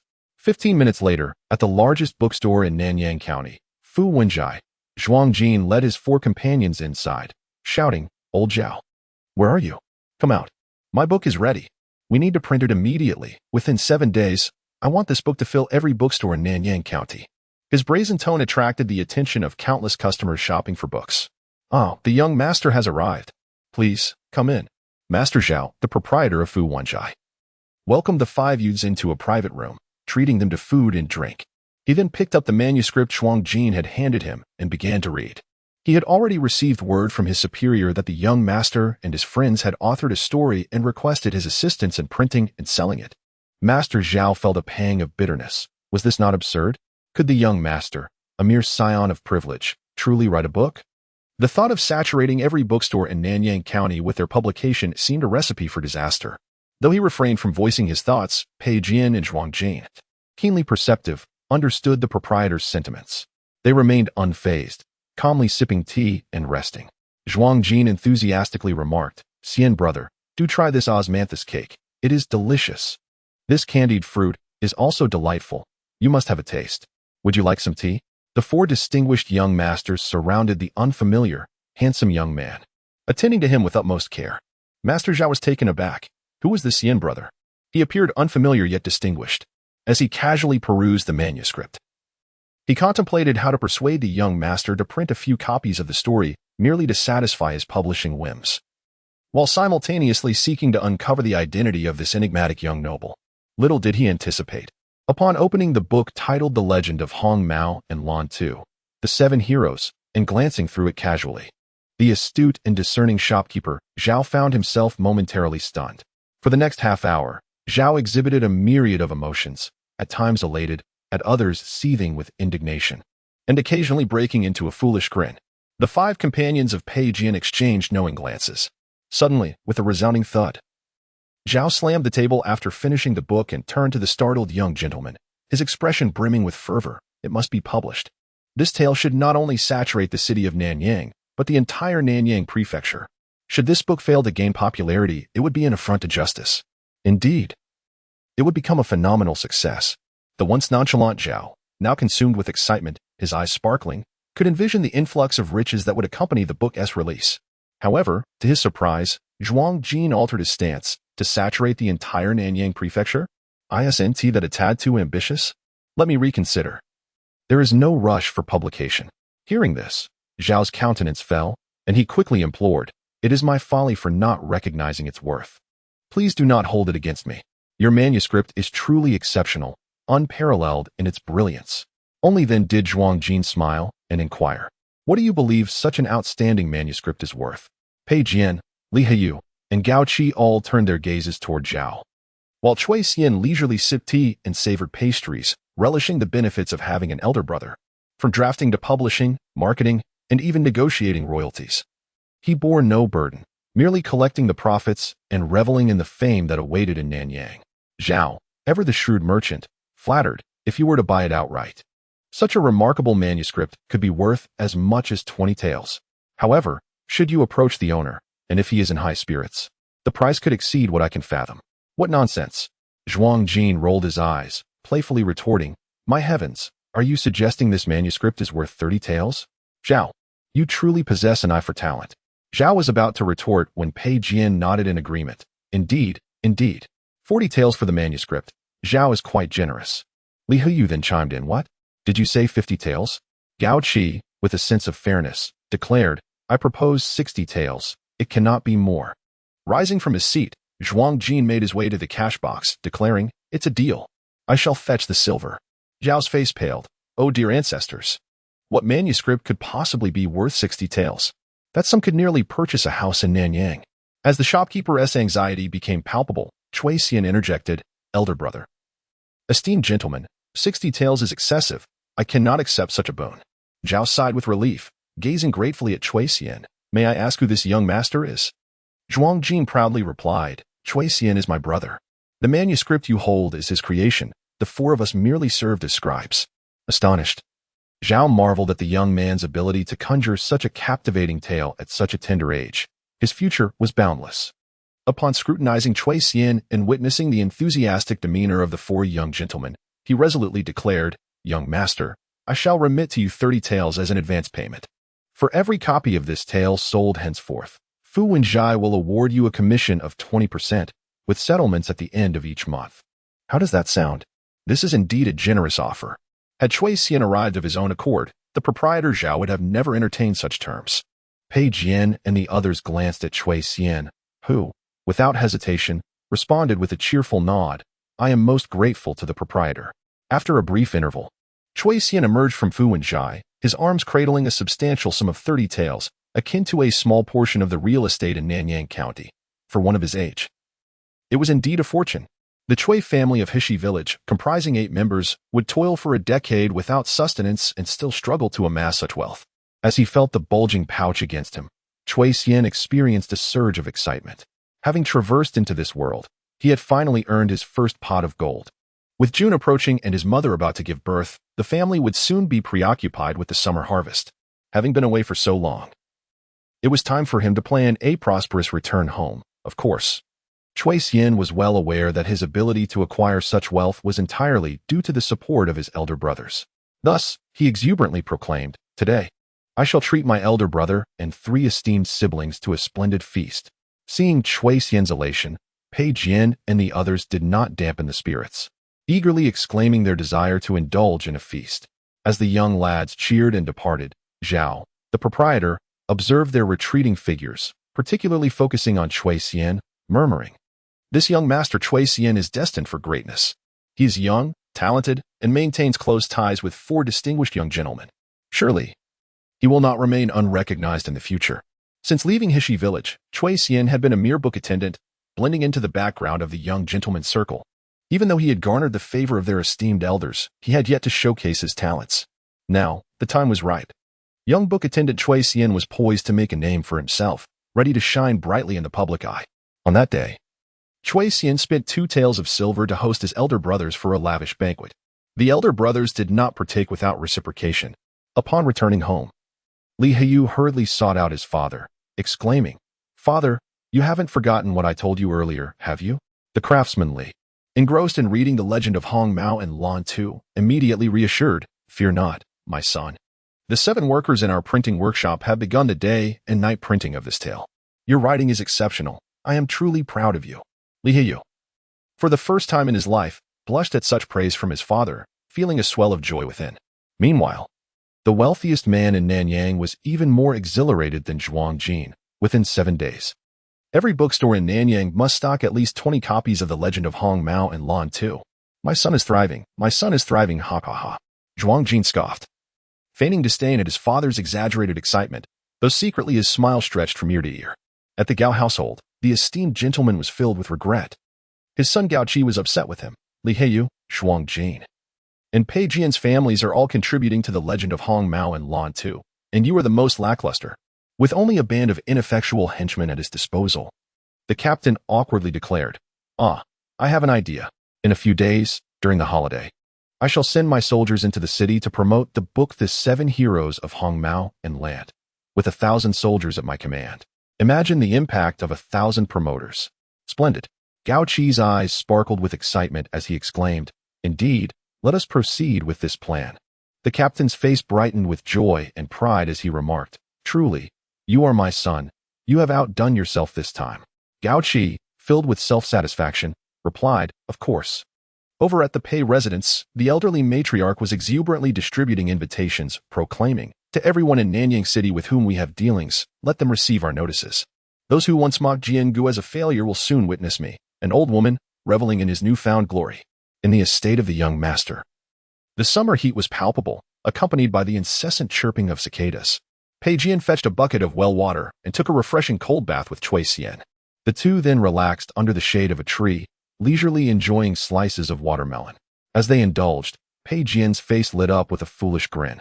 Chui Xian, unable to resist, laughed along and asked, "Elder brother, what is so amusing?" With a glint in his eye, Pei Jian replied, "Xian, are you prepared? You are about to become renowned throughout all of Nanyang County." As an elder brother, witnessing his younger siblings' ascent brought him greater joy than his own accolades. Chui Xian, hearing this, beamed even brighter, exclaiming, "Not just me, but you will also gain fame, elder brother." Indeed, Pei Jian felt a surge of excitement at the thought, declaring, "We shall dress splendidly and present ourselves at the clan academy, letting those who once ridiculed me drop their jaws in astonishment." On the morning of the 7th day, a throng of burly men roamed the streets of Nanyang City, boasting about a book titled The Seven Heroes of Hongmao and Land. Meanwhile, the ladies and young women at the Pei family's banquet were also discussing this very book. The Li family's printing house worked tirelessly day and night, while Fu Wenjai and all the bookstores in Nanyang County displayed The Seven Heroes of Hongmao and Land. For prestigious families lent their full support, leading to the anticipated phenomenon. This book became an overnight sensation. Have you heard? There's a remarkable book circulating recently. Oh, what is it called? It's titled The Seven Heroes of Hongmao and Land, but I won't share it with just anyone. What is the name again? Remember, it's The Seven Heroes of Hongmao and Land. Be sure not to purchase the wrong book. Early that morning, an unusual spectacle unfolded in Nanyang City. Stout, brawny men boisterously paraded through the streets, discussing a certain book. To ensure passers-by heard them clearly, they repeatedly shouted the title, leaving many citizens bewildered. In these times, even ruffians have taken to reading? The truth is, one cannot judge a person by their appearance. Soon after, many of Nanyang's prominent young ladies and matrons flocked to the bookstores, specifically requesting copies of The Seven Heroes of Hongmao and Land. Some bookstores even witnessed long queues forming outside. The shopkeepers, overwhelmed by the booming business, wore smiles that seemed almost frozen in place. In tea houses and restaurants, in markets and taverns, people are abuzz with discussions about this book. What transpired to elevate this oddly named tale to such a fervent topic of conversation overnight? It seems that to be unfamiliar with this book is to not be a true resident of Nanyang. No one can articulate the reason, yet its popularity is undeniable, inexplicably surging to overwhelming heights. Young readers who manage to acquire a copy stand outside bookstores, engrossed in the narrative, their expressions animated. Rainbow Cat, the valiant hero, must defeat the malevolent tiger. Wealthy young ladies weep in their chambers, their eyes swollen with tears. Blue Rabbit is dead. I have no heart to explain the right and wrong. Such poignant words, spoken by Rainbow Cat, are deeply moving, a testament to unwavering loyalty. The plot is grandiose, emotions tumultuous and profound, and friendship steadfast and sincere. With themes of good versus evil, righteousness against malevolence, how could such an all-encompassing tale not ignite a fire of interest? After being utterly captivated and finishing the story in one breathless sitting, readers snap back to reality. Flipping to the title page of Rainbow Cat and Blue Rabbit, the seven heroes to inspect the author's name. What? It is a collaboration by 5 individuals? Chui Xian conceived and narrated the tale, while Pei Jian, Gao Qi, Li Heyu, and Zhuang Jin penned it. Why the need for ghostwriters? How peculiar. Many are left speechless at this revelation. Turning to the back of the title page, they find the answer. However, each person who discovers the answer is left wide-eyed in disbelief. Stunned and shaken. The author of this book, Chui Xian, is merely 8 years old, yet to be educated, and cannot write. Thus, the 4 of us have taken to penning the work. Any shortcomings are to be forgiven. What? The author of Rainbow Cat and Blue Rabbit, the 7 heroes, is only 8 years old? Not even educated yet. Good heavens. How is this possible? Consequently, not only has Rainbow Cat and Blue Rabbit become a sensation, but the prodigious Chui Xian, capable of conjuring such an exquisite tale at such a tender age, has also risen to prominence. At this moment, the majority of the audience remains entranced by the story, oblivious to this detail. The first to be captivated by the narrative were a group of students from the Pei family clan. Recently, While openly mocking Pei Jian and his three companions for their audacity in authoring a book, they secretly rushed to the bookstore to peruse this tale, intending to use it as fodder for laughter and to deride the four young men, eager to see what rubbish they had produced. However, after reading Rainbow Cat and Blue Rabbit, the seven heroes, these students found themselves bewildered, jaws agape, exclaiming, "Impossible! Absolutely impossible! Could this be the work of Pei Jian and his companions? Do they possess such talent?" The students exchanged incredulous glances, unwilling to concede defeat as they scrutinized the author's name on the title page. Phew! Fortunately, it was merely Cui Xian's narration, with the four young men serving as ghostwriters. What a false alarm! Surely, Cui Xian must be a seasoned scholar, perhaps even a great Confucian. Such vast knowledge and experience could not possibly yield a tale of such brilliance. The students collectively exhaled in relief, their anxieties finally laid to rest. Yet, upon turning to the back of the title page and discerning its contents, they were struck as if by lightning, rendered speechless. Their once racing hearts felt as though they had ceased to beat. The good news, this remarkable tome was not pinned by the four scions of privilege. The bad news, the true author is but 8 years old and, having yet to commence formal education, cannot write. How is this even conceivable? Moreover, who exactly is this Cui Xian? At this moment, the majority of students anxiously awaited the return of the first group who had ventured to the bookstore. Finally, they returned.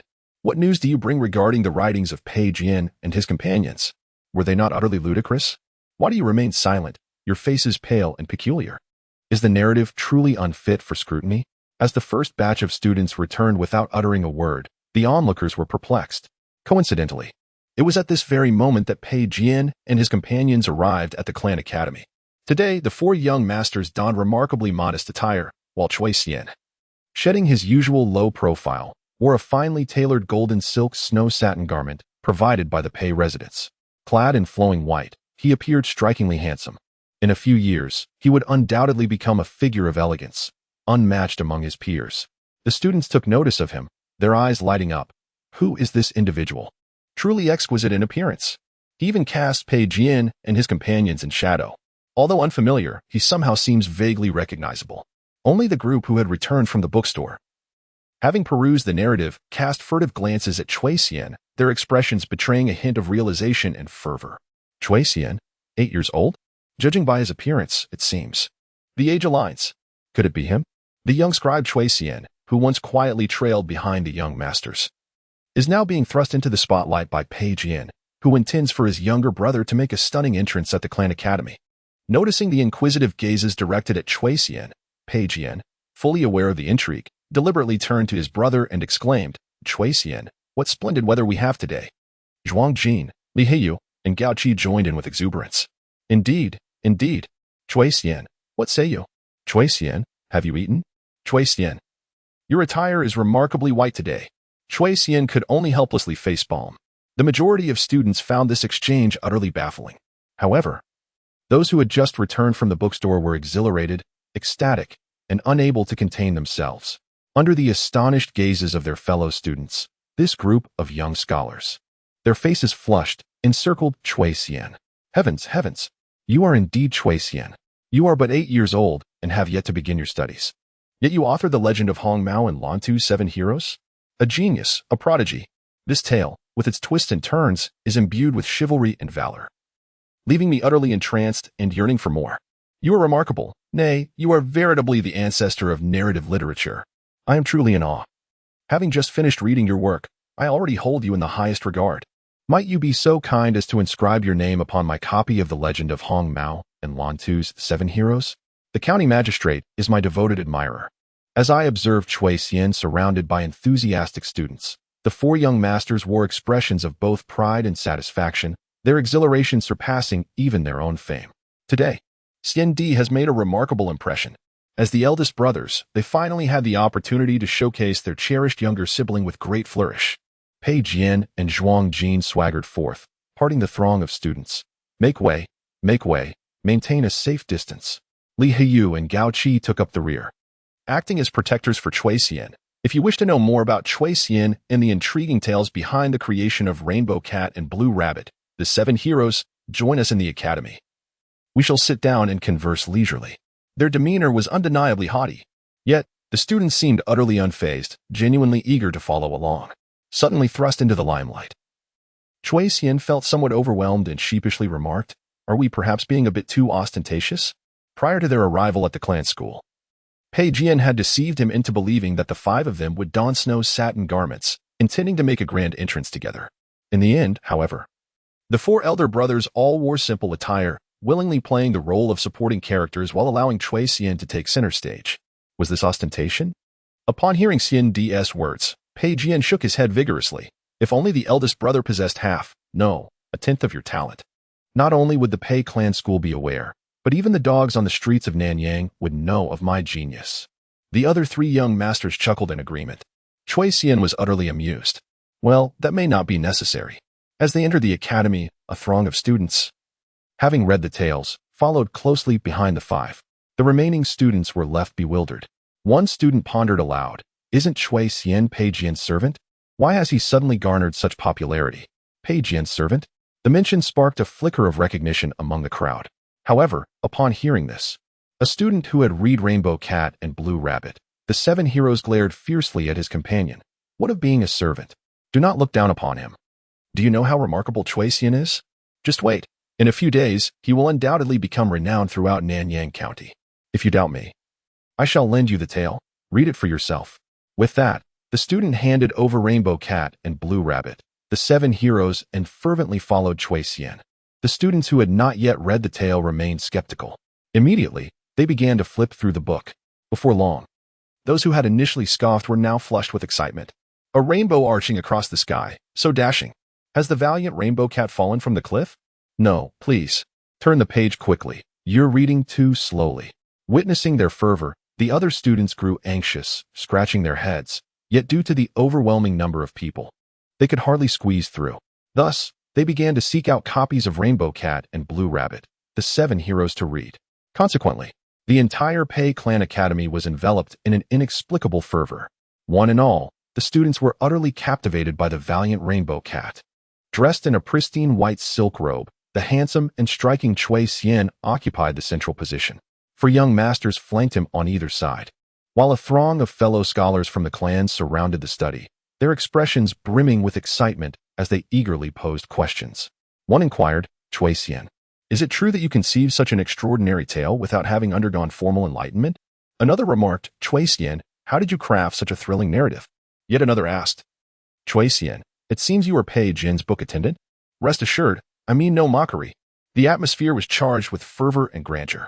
Captivated by Chui Xian's work, even aware of his youth, the students respectfully addressed him as Chui Xian brother, a testament to his undeniable prowess. Pei Jian and his companions awaited with eager eyes, anticipating Chui Xian's boastful retelling of his accomplishments. However, confronted by a multitude of fans asking him questions, Chui Xian appeared somewhat bashful. He confessed, "When I wrote Rainbow Cat, I indeed had not yet been enlightened. My family was impoverished, which is why I began as a book attendant in the Pei residence." And then, silence fell. Was that all? Was it reasonable? The four young masters grew anxious, and Pei Jian could no longer contain himself, exclaiming, "Come, everyone, gather around. Allow me to share. First, let me recount how Chui Xian became my book attendant. On that day, under a clear azure sky, I was at the market." He continued, saying that Chui Xian wished to acknowledge him as an elder brother. No wonder the author of Rainbow Cat displays such chivalry in acknowledging an elder brother. The other students listened with rapt attention, their gazes towards Chui Xian increasingly ardent, while those directed at Pei Jian were tinged with envy. Subsequently, Zhuang Jin chimed in, "Oh, that's nothing." Later, the three of us also became acquainted with Chui Xian. He mistakenly believed we were the four literary talents of Nanyang. Thus, he earnestly requested us to assist him in writing. The students erupted in laughter. It turned out that Rainbow Cat was birthed in such a dramatic fashion. No wonder the four young masters had suddenly changed their demeanor recently. Gao Qi waved dismissively. "These are trifles. Let me share a jaw-dropping secret. Chui Xian has already been enlightened. On that day, we taught him to read the 1,000-character classic, and he learned it on the spot." What? The students were utterly astonished, turning their gazes towards Chui Xian, their eyes now not merely fervent but filled with admiration. Yet, some whispered doubts among themselves. Could it be false? How was that possible? Finally, Li Hayu delivered the most shocking revelation, exclaiming excitedly, "You don't believe it? do you? We didn't believe it at first either. Later, Chui Xian memorized Dragon's literary whip shadow in just one afternoon. But that is Dragon's literary whip shadow. How long did it take you all to memorize it when you were enlightened? You fools, do you even know what a genius is? This is genius. Heavens, that is one of the most challenging texts among the foundational books. Among those present, who had not been driven to tears by the struggles with this very book. Thus, even when Li Heiyu scolded them as fools, they stammered, unable to retort. The gazes of the crowd upon Chui Xian were imbued not merely with admiration, but with reverence. Could it be true that such an extraordinary prodigy exists in this world? As the four elder brothers continued to boast increasingly outlandishly, their exuberance grew ever more audacious. Observing the eager looks from the students in the academy directed at him, Chui Xian thought to himself that such ostentation would inevitably lead to trouble. Thus, he tugged at the impassioned Pei Jian, urging, "Elder brother, please remain composed. It is time to temper our exuberance." Yet how could they possibly temper it? For the past couple of months, the four young masters had immersed themselves in writing. Fully aware of their younger brother's extraordinary talent, but they had restrained themselves from boasting, striving instead for a moment of grand revelation. Their restraint had been quite a struggle. Today, finally able to showcase their accomplishments, they were determined to revel in it. "Do not fear, Skin Pei Jian declared with pride. "Every word we speak is grounded in truth. Consider your own prowess. Even if you wish to remain modest, it would be utterly impossible. You are the true prodigy of Nanyang." The other three young masters echoed his prideful sentiments. Their flamboyant natures were naturally inclined towards such audacity, which would inevitably invite dissent.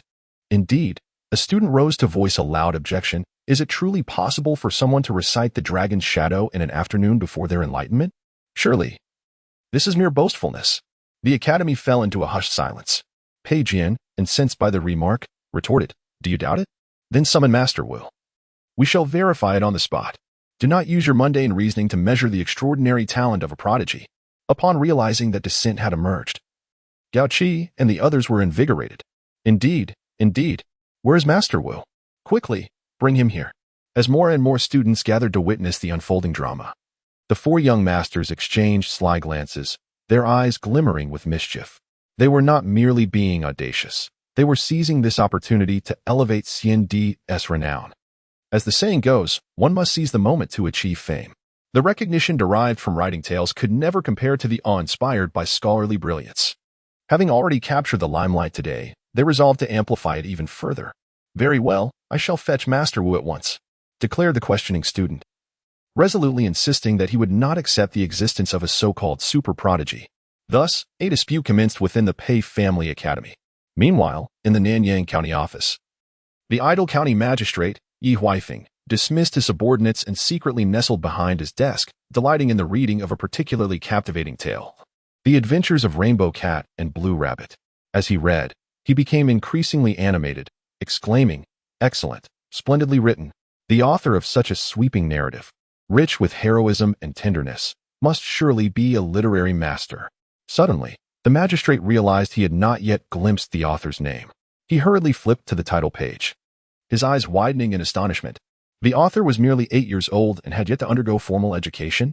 "Under my administration, a prodigious genius has emerged. What a miracle! Should this child be nurtured, it would surely be a monumental achievement in education, potentially paving the way for my own advancement." At the age of 27, having emerged as a fellow scholar from the prestigious examination, this year, he was assigned by the Ministry of Personnel to Nanyang as the county magistrate. Although being a fellow scholar lacks prestige, magistrate you can undoubtedly be considered a promising young talent. However, he is somewhat unfortunate. Not only is he a fellow scholar, but he also serves as a magistrate of a subordinate county. There is a saying, 3 lifetimes of misfortune, to be a magistrate of a subordinate county. Magistrate Yu feels a deep sense of despair. Thus, at such a tender age, he has lost his ambition and, during idle hours, finds solace in reading novels within the county office. The reason for this malaise lies in the fact that while other county magistrates govern their domains with authority and grandeur, Nanyang serves as both a county and a provincial capital. The county office is adjacent to the provincial office, which boasts impressive grandeur, making the magistrate's office appear diminutive and dilapidated by comparison. Under the watchful eyes of his superiors, Magistrate Yi finds his authority stifled, burdened with significant responsibilities yet devoid of any respect. Successfully completing tasks is merely expected, yielding no accolades. However, failing to do so could lead to a summons to the provincial office next door, where he would undoubtedly face a severe reprimand from his superiors. Feeling as humiliated as a scolded child. Nonetheless, today, Magistrate Yi has glimpsed a ray of hope, educating a prodigious talent. This could indeed be a significant achievement. Yet, a dilemma arises. How might he come to know this young genius named Cui Xian? Once again, he finds himself in a quandary. As a county magistrate, it would be rather inappropriate to hastily summon Cui Xian, as it might invite ridicule for being overly ambitious. In deep contemplation, he found no solution and, in a moment of frustration, stepped out of the county hall for some fresh air. Upon exiting, he encountered the county deputy, Zhao Ji. However, Zhao, taking advantage of his seniority, feigned ignorance of Magistrate Yi's presence and strode away. Enraged, Magistrate Yi ground his teeth in silence, feeling utterly powerless. After all, he is merely a magistrate of a subordinate county, lacking authority. Moreover, the Zhao family is affluent, being the foremost gentry of Nanyang. Zhao Ji has served as the county deputy for 30 years, commanding significant respect, and naturally disregards this newly arrived young upstart. What a frustrating position this county magistrate finds himself in. Sighing in resignation, he decided to dismiss the vexation and return to reading about the gallant hero Hong Mao, whose long rainbow sword is truly magnificent. On the other hand, upon returning home, Zhao Ji found his 12-year-old grandson, Zhao Yaozu, in a fit of rage, smashing objects. The servants trembled in fear. Zhao Ji hurried over, speaking soothingly. "Oh dear, who has upset our precious grandson?" Zhao Yaozu, kicking a novel beneath his feet in frustration, grumbled. "It's nothing, just an 8-year-old brat who wrote a subpar novel, yet everyone outside is calling him a genius now." "Oh," Zhao Ji scoffed at this. "What is a trivial novel like that worth? Do not worry, my dear grandson. You are the most remarkable little genius in Nanyang, destined to excel in the imperial examinations and achieve the highest honors." Zhao Ji himself did not come from a traditional scholarly background, but had risen from humble beginnings to his current position as county deputy. He holds considerable esteem within the county office and has outlasted many magistrates, which naturally leads him to dismiss Magistrate Yi with indifference. Regardless of how many county magistrates Zhao Ji has witnessed come and go, he remains unable to ascend to such a position himself. For he has never studied the 4 books and 5 classics and is not of scholarly lineage. Thus, a lingering resentment festers within Zhao Ji, who has devoted himself from an early age to paving the way for his grandson, Zhao Yaozu, heralded as a prodigy. He is resolute in his ambition to cultivate a legitimate scholar for the Zhao family, seeking solace for his own inability to attain the rank of county magistrate.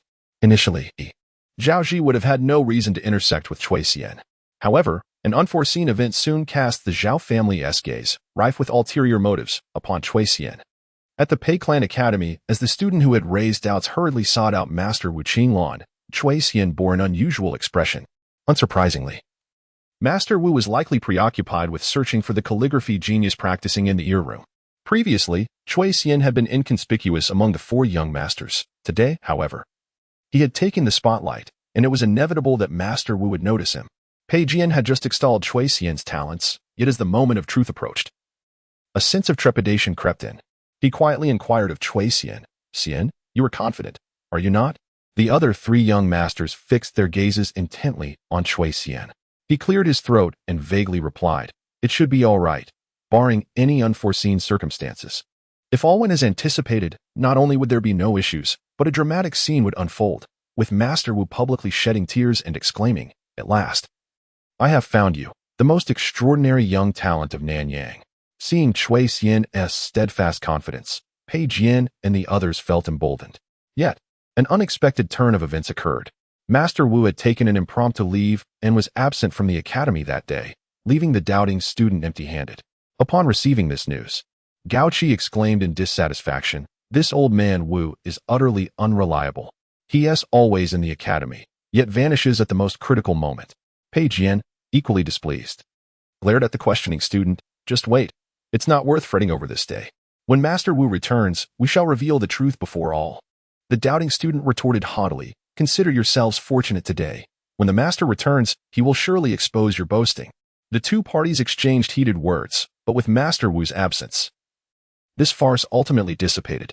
The students engaged in spirited discussions, fervently debating whether Cui Xian was indeed the super genius who could memorize the dragon's shadow in an afternoon. Some deemed it utterly impossible, while others felt that Pei Jian and his companions had no need to embellish so grandly. Perhaps it was indeed true? Regardless, the Rainbow Cat and Blue Rabbit, 7 heroes had been pinned with remarkable flair. Thus, throughout that day, Cui Xian basked in the limelight, receiving countless astonished and admiring glances from his peers. Yet, Pei Jian and the others remained dissatisfied, grumbling about Master Wu's absence at such a pivotal moment. Cui Xian, however, merely smiled and replied, "No matter, the master will return. His renown in Nanyang is only a matter of time. There is no rush for today or tomorrow." What Cui Xian could never have anticipated was that, rather than remaining a hidden gem for a few more days, someone would eagerly come forth to serve as a stepping stone for him. It turned out that the scholarly member of the Pei clan brazenly questioned the student of Cui Xian, who was, in fact, an acquaintance of Zhao Yaozu, even referred to as Zhao Yuzu's sycophant. This student was well aware that Zhao Yuzu had always regarded himself as a prodigy. After school, he visited the Zhao residence and recounted the events that transpired at the Pei clan's gathering to Zhao Ji and Zhao Yaozu in meticulous detail. Zhao Yaozu, already disgruntled by Cui Xian's acclaim for riding Rainbow Cat and being hailed as a prodigy, sneered, "What audacity! One should fear the repercussions of such grandiose claims. How could anyone possibly memorize Dragon's literary whip in a mere afternoon?" Meanwhile, Zhao Ji's eyes sparkled with a glimmer of insight. "My dear grandson, what a splendid opportunity! Since this individual has gained fame through a mere tale and boasts so recklessly, it is evident he is both talentless and lacking in intellect. Thus, let us compose a poem for you, and tomorrow you shall present it at the Pei clan's gathering and engage in a friendly contest with Cui Xian." Zhao Yaozu, taken aback, remarked, "But Cui Xian is yet to be enlightened. How could he possibly compose poetry?" Zhao Ji chuckled slyly, "That is inconsequential. What matters is that you recite a poem in public, leveraging the fame of the Rainbow Cat author to make a resounding splash in Nanyang and firmly establish your reputation as a prodigy." Zhao Yaozu's eyes lit up with excitement, and he eagerly replied, "Very well, let it be so. Tomorrow, I shall showcase the gallant demeanor of our Zhao family in front of everyone." Just the thought of the forthcoming spectacle filled him with exhilaration, and he could hardly contain his anticipation for the morrow. As Rainbow Cat and the 7 heroes of Blue Rabbit skyrocketed to fame overnight in Nanyang, the Zhao family harbored ulterior motives toward Cui Xian. At this juncture, Wu Qinglan requested a leave of absence, burdened with guilt. For several nights, he had tossed and turned, unable to find solace. The mere recollection of having labeled an extraordinary calligrapher as wood too rotten to carve left him feeling utterly wretched. Indeed, a profound sense of remorse enveloped him. Adding to his unrest was the fact that he had lost all contact with that remarkable talent. The individual, stung by his critique of rotten wood, was now engulfed in self-doubt, anxiety, and a profound loss of confidence. Of course, this was Wu Qinglan's own conjecture, but it was likely quite accurate.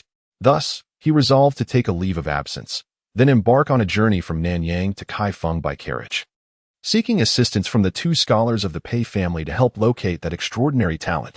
Given the Pei family's esteemed status, it was certain that if the talent remained in Nanyang County, they would be able to find him. After a 3-day journey filled with dust and toil, Wu Qinglan finally arrived at Kaifeng. Without a moment's rest, he intercepted the elder of the Pei family, Pei Kaitai, who had previously expressed skepticism about Cui Xian's abilities. Surprised to see a scholar from his clan at Kaifeng, Pei Kaitai exclaimed, "Qinglan, is it you?" However, Wu Qinglan wasted no time and handed over a piece of calligraphy. "Kaitai, please take a look at this piece. How does it fare?" Pei Kaitai, bewildered, examined the work, his brow furrowing deeply. "It is indeed rotten wood." Wu Qinglan promptly presented the second calligraphy piece. Pei Kaitai let out a soft exclamation, remarking that it was somewhat acceptable. Wu Qinglan then offered the third piece. This time, upon completing his review, Pei Kaitai's eyes suddenly sparkled with astonishment as he exclaimed, "What an exquisite character! Truly extraordinary! Who is the master behind this work? The strokes appear somewhat unrefined yet eerily familiar. It is indeed perplexing." As he spoke, Pei Kaitai's gaze instinctively drifted towards the first 2 pieces in his hand, his expression shifting to one of shock and disbelief. After a moment, he stammered, "This cannot be true, can it, Brother Qinglan?" Wu Qinglan, his eyes weary, confirmed, "Indeed, it is just as you suspect. All 3 pieces are the work of the same individual. The first was pinned shortly after his initiation into writing, the second was crafted the following day, and the third was produced about a month later." "What?" Such ethereal elegance, brimming with spirit and the vigor of a scholar, is the handiwork of one who has only recently begun their journey in calligraphy. A genius, no, an unparalleled prodigy.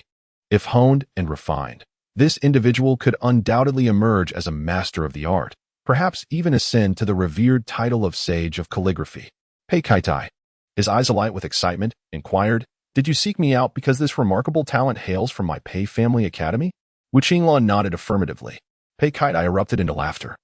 Unable to contain his exhilaration, he envisioned his family's academy basking in the glory of a renowned figure alongside the Sage of Calligraphy. However, in the next moment, he was struck by Wu Qinglan's somber tone. "Yet, this individual has vanished." "Vanished? What do you mean by vanished?" Pei Kaitai's smile froze. And upon hearing Wu Qinglan recount the circumstances, he was filled with fury. "Brother Qinglan, how can you label such an extraordinary talent as mere driftwood?" Wu Qinglan retorted with a wry smile. "How did you describe the first piece earlier?" Pei Kaitai was momentarily silenced.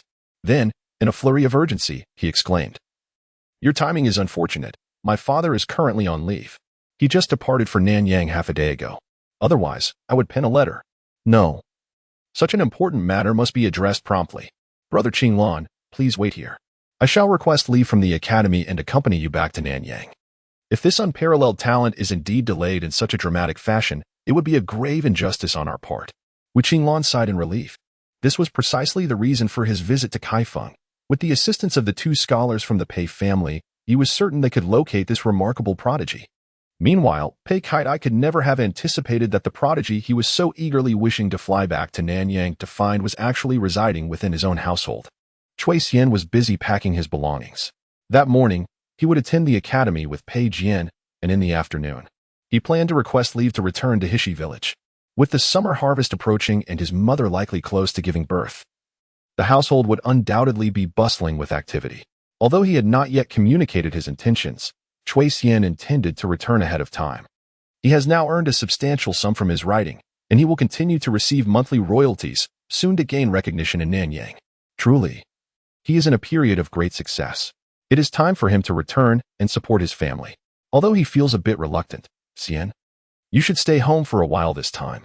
Having been away for so long, your family must miss you dearly." On the way to the clan school, Pei Jian chattered incessantly. "You are still young. Be cautious on your journey home, and don't let anyone bully you. As for the gifts in your room, I doubt a single cart would suffice to carry them all. Therefore, you needn't bring anything back this time. In half a month, I will personally visit your home with grandmother. First, to bring you back. Second, grandmother wishes to formally discuss with your elders about enrolling you in the Pei clan school for your education.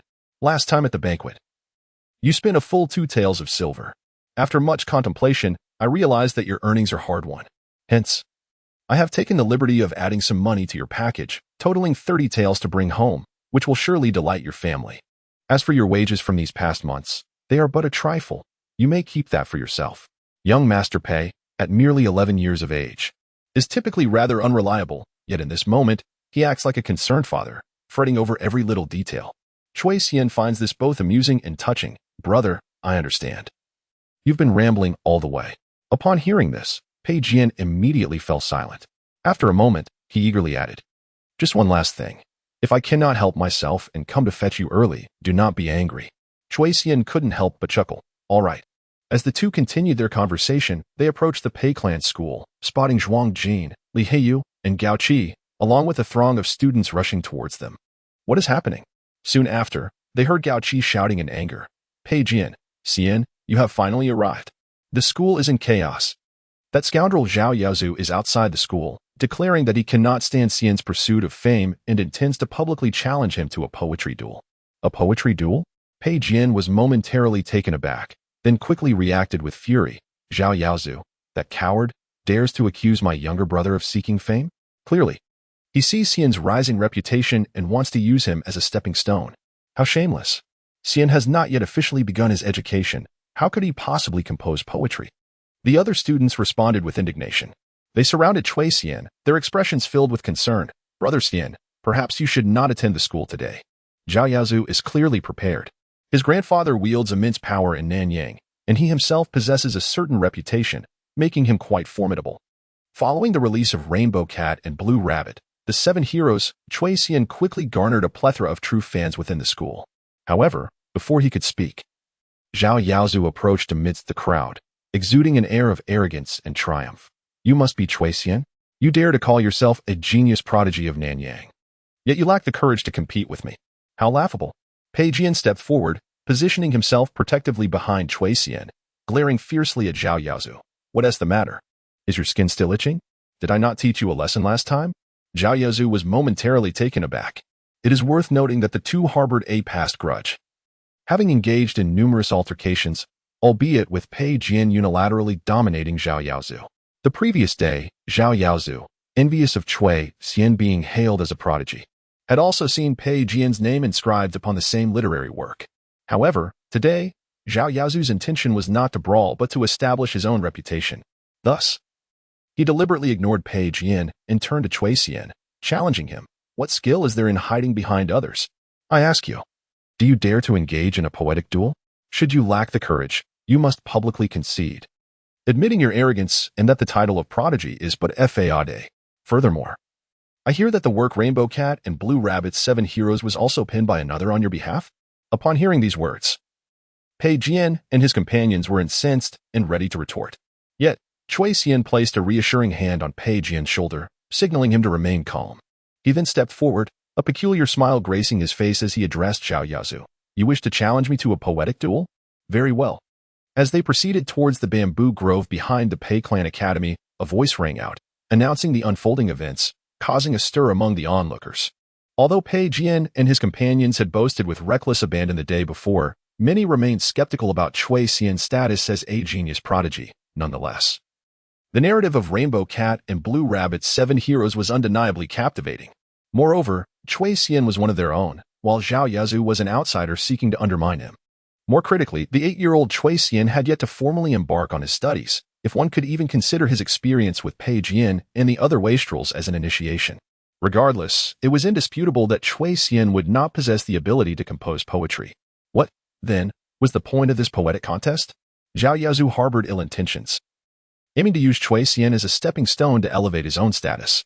Let us go observe, someone suggested. What of Pei Jian? His usual arrogance is absent.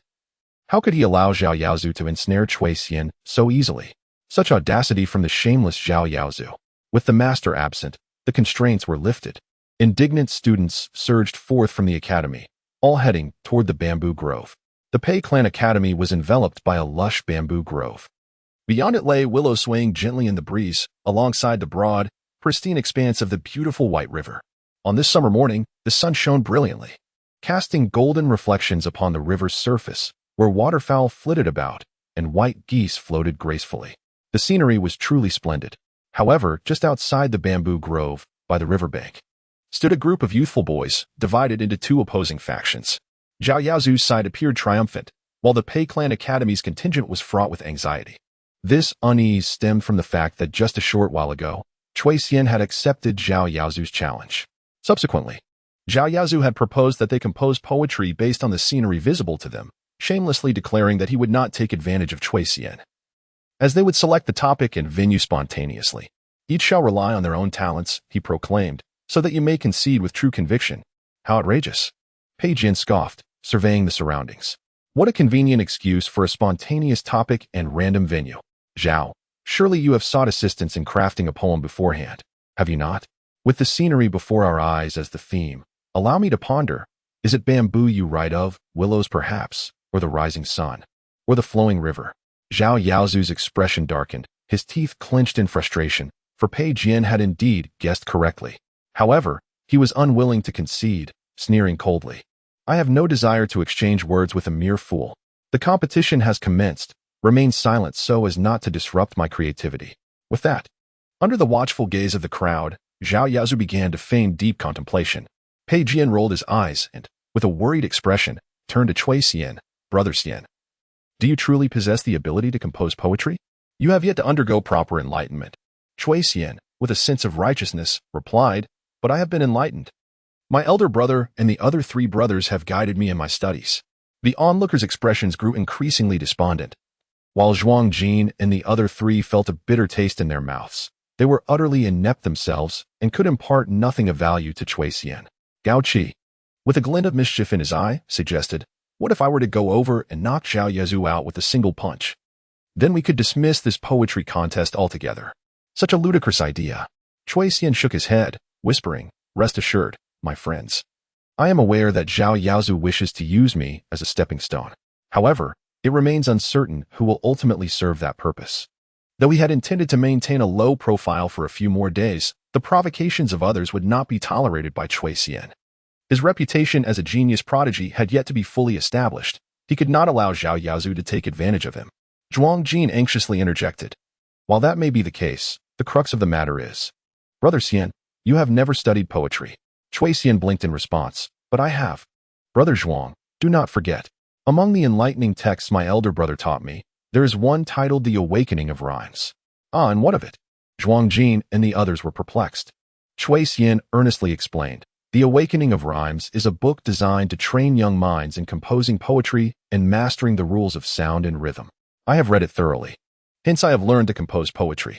The crowd responded with disbelief. "Is that so? Pray tell, is this reasonable?" "Ha ha ha. By your logic. If I were to read the 4 books and 5 classics, I could become the top scholar? Yes? How utterly laughable, absurd, ignorant, and arrogant. And you dare to call yourself a prodigy? Prepare to be taught a lesson by Brother Yuzu." Meanwhile, a group of adolescents accompanying Zhao Yazu erupted in laughter upon hearing this. Zhao Yazu joined in the mirth, and after the laughter subsided, he cast a disdainful glance at Cui Xian, dramatically pointing towards the bamboo grove. Eureka! Cui Xian, having endured repeated mockery from this individual, could no longer contain his displeasure and retorted, "What do you mean, Eureka? With so many bamboo shoots around, are your eyes so poor that you are only just noticing them?" This time, it was Pei Jian and the others who burst into laughter. Zhao Yaozu, flustered and indignant, lost interest in his pretentious performance and yearned to teach Cui Xian a lesson with his own masterpiece. After a disdainful snort, he declared aloud, "I shall title this poem Ode to the New Bamboo. Listen closely. Last night in the Eastern Garden, the rain fell askew. Mossy steps burst forth with shoots breaking the frosty dew. In the Ming Dynasty, should one ascend the clouds, one must first sweep away the gray from the teacher's hair." Upon the emergence of this poem, the members of the Pei Clan's academy fell into a stunned silence, their eyes betraying a sense of despair, clearly shaken. Pei Jian and his companions anxiously tugged at their hair, yet found themselves at a loss. The inadequacies of their erudition became painfully apparent. Meanwhile, the youths aligned with Zhao Yaozu erupted in exuberant praise. What a splendid poem! The tonal balance, the rhythmic harmony, and the metaphor of the new bamboo, symbolizing the aspiration for knowledge. The dual meaning of sweeping away the gray hair both reveres the teacher and expresses loyalty to the nation. Brother Yaozu possesses truly remarkable literary talent, and to craft such a challenging 7-character poem is no small feat. Impressive indeed. After today, Brother Yaozu's reputation as a genius prodigy will surely resonate throughout Nanyang. Amidst this flattery, Zhao Yaozu became somewhat lost in himself. At that moment, however, he overheard Cui Xian's mocking voice. "It did not rain last night. There are no steps here, nor any moss. The bamboo grove before you is composed of dense bamboo, which sprouted new shoots back in March and has since grown tall. Where then is the notion of frost-kissed buds? Moreover, this is the Pei Clan's academy. What connection does it have to the Eastern Garden?" The praises of Zhao Yaozu momentarily faltered. The members of the Pei Clan's academy quickly regained their composure, exclaiming, "Zhao Yaozu, you must have enlisted someone to ghostwrite for you in advance, thus resulting in such a misalignment." In truth, Zhao Ji had hastily sought someone to pen a poem for his grandson, merely instructing them to compose something about bamboo, to which they provided an old piece to cover for him. As Zhao Yaozu was exposed, a look of panic surfaced in his eyes, yet he stubbornly retorted, "Do you even comprehend the concept of metaphor? A bunch of dullards, only capable of questioning others. If you possess any skill, why don't you try composing a poem yourselves?" At this, the members of the Pei Clan's academy fell silent, for their poetic prowess barely matched that of a primary school level. How could they possibly compose a poem? Even if they could manage something, it would not compare to Zhao Yaozu's Ode to the New Bamboo. Observing their dismay, Zhao Yaozu regained his composure, casting a triumphant glance at Cui Xian. "Hurry and concede. Apologize to this prodigy and acknowledge your shamelessness and ignorance." Before he could finish his sentence, Cui Xian disregarded him, turning instead to survey his surroundings, musing inwardly. Clear skies, soaring birds, bamboo groves, the rising sun, willow trees, and the great river. There were too many classical elements to draw upon. Flipping through the verses of Tang poetry and song lyrics, he could easily summon forth numerous timeless couplets to Don Zhao Yaozu. However, he refrained from unleashing his full potential immediately. At merely 8 years of age, he needed to maintain his persona by crafting a poem befitting his age. With this thought in mind, Cui Xian's gaze shifted, and upon spotting a flock of white geese on the river's surface, his eyes lit up, and he exclaimed, "I have it." It is said that in his previous life, the universally acclaimed prodigy composed this poem at the age of 7. It is entirely fitting. By the banks of the White River, upon hearing this, Pei Jian and the others were visibly shaken, their expressions filled with anticipation. Could it be that Brother Xian truly possesses the ability to compose poetry? Seeing Cui Xian mimic his earlier stance and declare, "I have it," Zhao Yaozu scoffed, retorting, "What do you mean you have it? What is there to have? This is a vast river. Are you only just noticing it?" Cui Xian then stated, "I shall write a poem entitled Ode to the Goose." Zhao Yaozu begrudgingly silenced. Now notice the white geese upon the river's surface. What is there to write about the white goose? The elegance of the pine forest, plum, and bamboo is unparalleled. He pondered disdainfully. Goose, goose, goose, singing with necks arched towards the sky. As Cui Xian's voice resonated, an immediate hush fell over the surroundings. White feathers gliding on emerald waters, crimson-webbed feet stirring the clear waves, such delightful imagery, captivating and rich in charm. By the banks of the White River. After completing his poem, Cui Xian observed a profound silence enveloping him. With his back turned to the crowd, he gazed at the groups of white geese frolicking in the water, feeling a slight thrill within. Initially, he intended to garner fame through Rainbow Cat and calligraphy works to gain entry into the Pei clan's academic circle, and later seek an opportune moment to compose poetry. However, he unexpectedly found himself challenged to a poetic duel. He could not hold back his excitement. After today, once Ode to the Goose is unveiled, his reputation as a prodigious talent would surely be secured. Yet, in the next moment, Zhao Yaozu and the cluster of young boys behind him erupted into laughter after a moment of silent exchange. What is this nonsense? Is this what you call poetry? You can't even achieve the most basic parallelism. The first line has 3 characters, while the rest consist of 5. This is not how it is taught in books. Moreover, Brother Yaozu composed a far more challenging 7-character poem, with lofty themes and exquisite imagery. It was the first time anyone had attempted to write poetry about white geese. It was utterly ridiculous.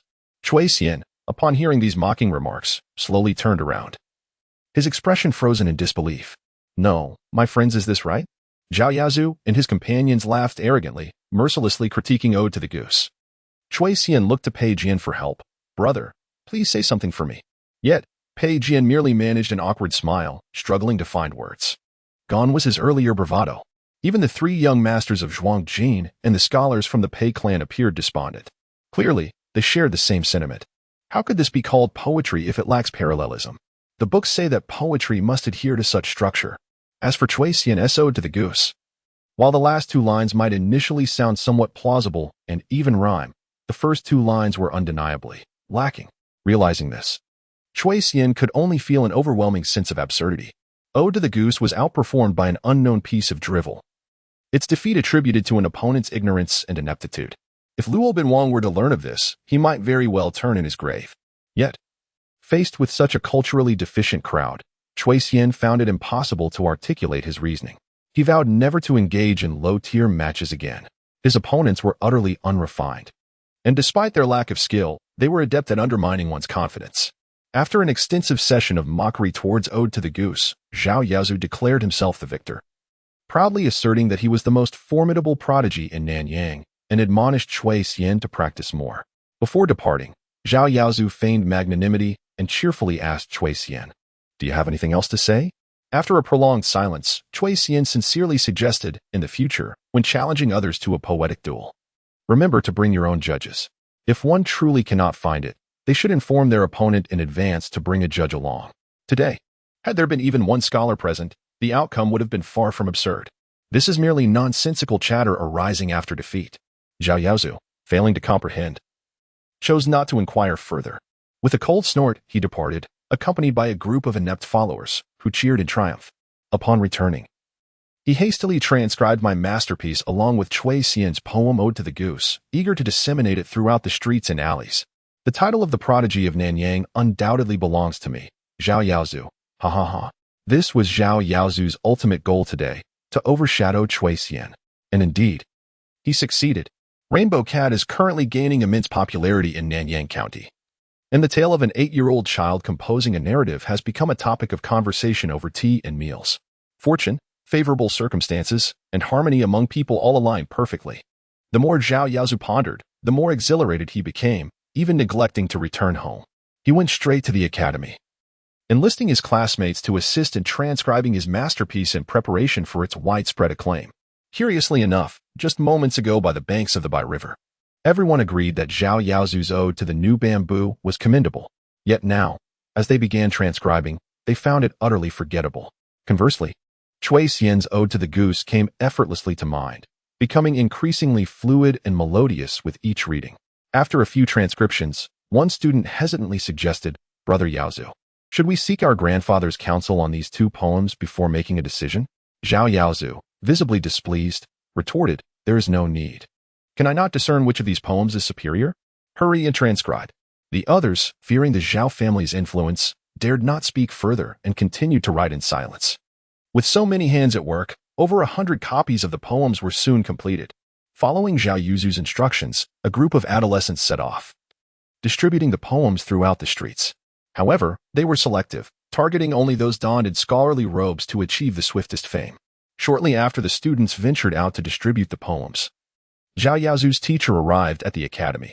Immediately, one eager student, hoping to curry favor with Zhao Yaozu, boasted to the teacher, "Master, Brother Yaozu has engaged in a poetry contest today and composed a splendid piece in your honor."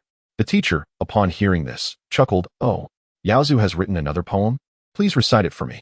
Zhao Yaozu, modestly smiling, remained silent. The nearby student, understanding the cue, intentionally built suspense. "Let me first read to you the poem composed by the opposing party, titled Ode to the Goose." Clearly, this was an attempt to cast a stone to attract jade. However, with the Zhao family holding considerable power, the teacher feigned ignorance, graciously adopting a listening posture. Goose, goose, goose, with arched neck singing to the sky. Upon hearing the first two lines, the teacher, whose demeanor had initially been somewhat indifferent, suddenly brightened, eagerly asking, "What follows?" Such a vivid and lively description. Although the language was simple, it brimmed with childlike charm, and even the first two lines were already quite catchy. Noticing the teacher's change in attitude, the student hesitated.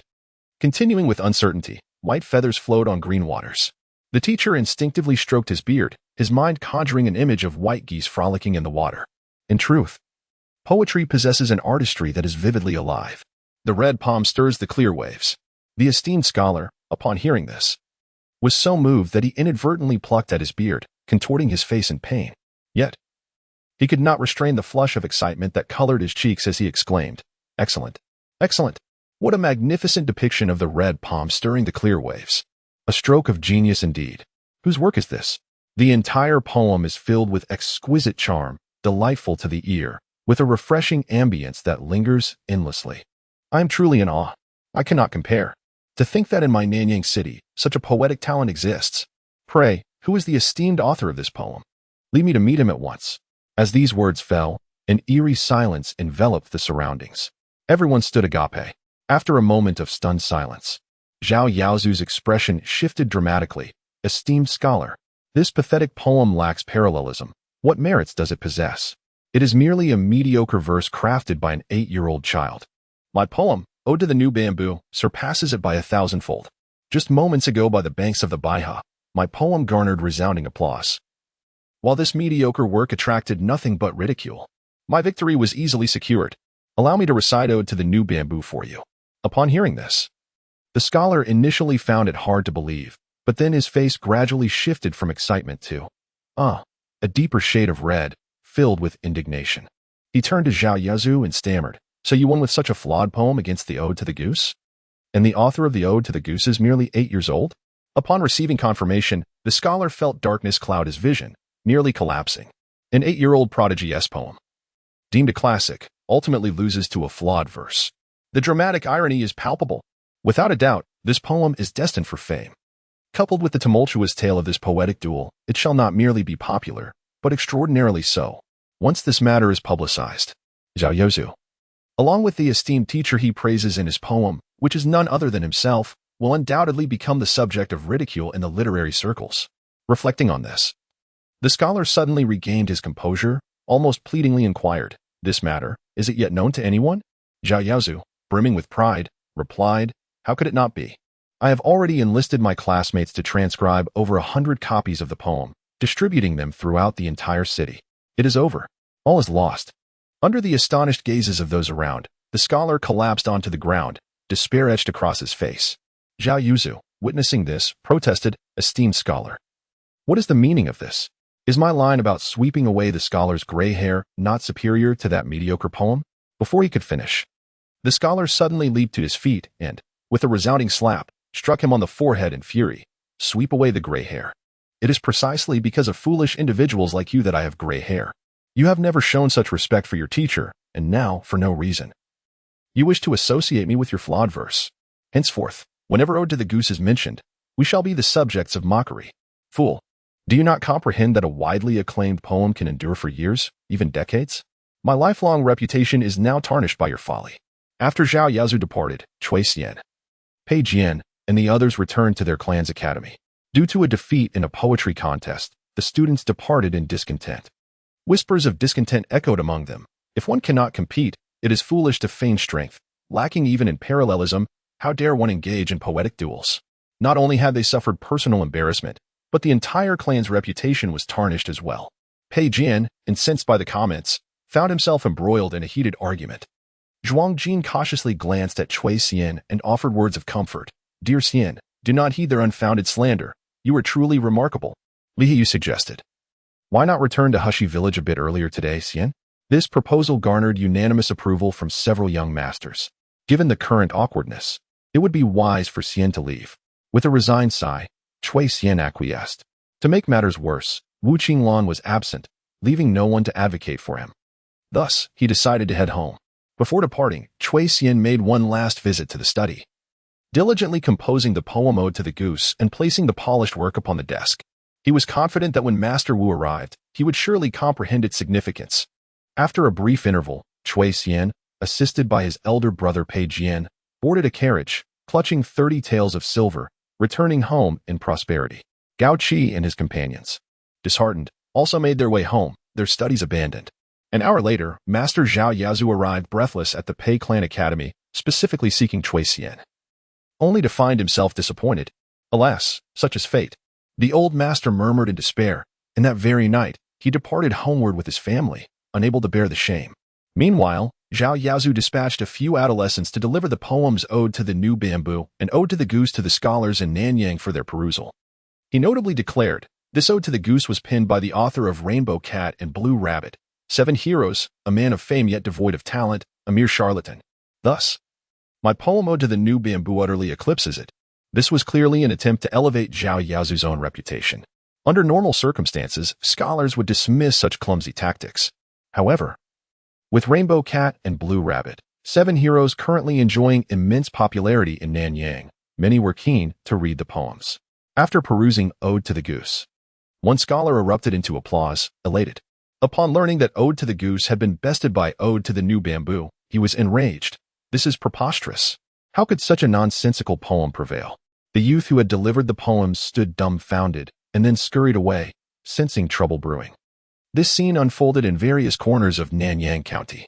That evening, County Magistrate Zhaoji returned home, smiling broadly as he inquired, "My dear grandson, you must have shone brightly today.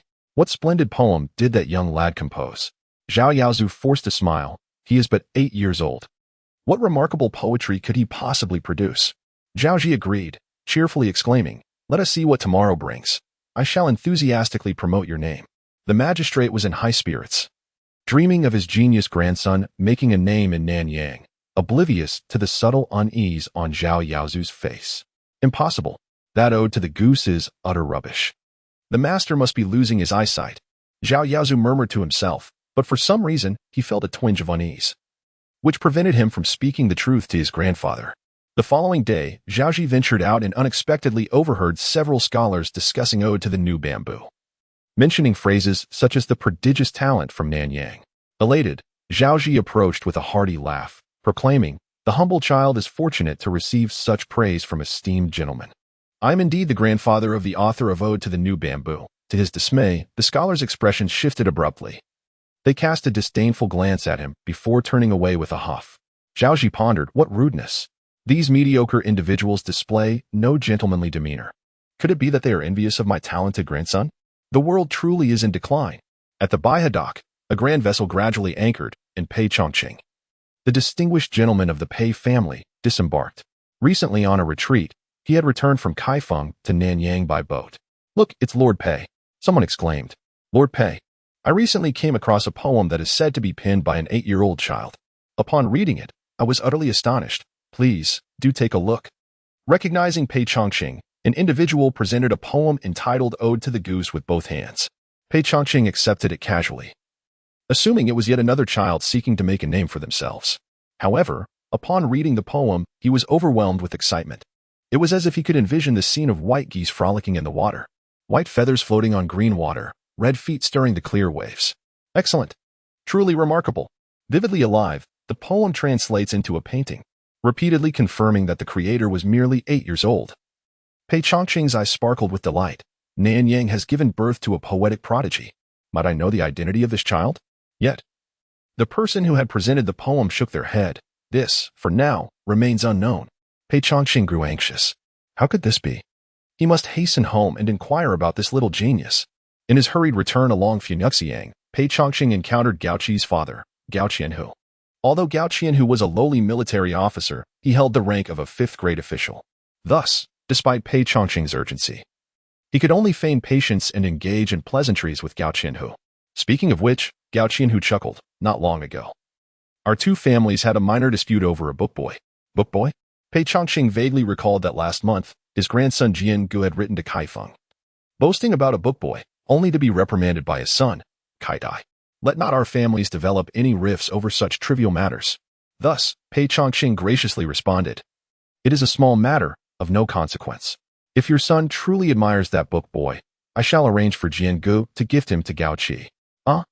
Gao Qianhu was taken aback.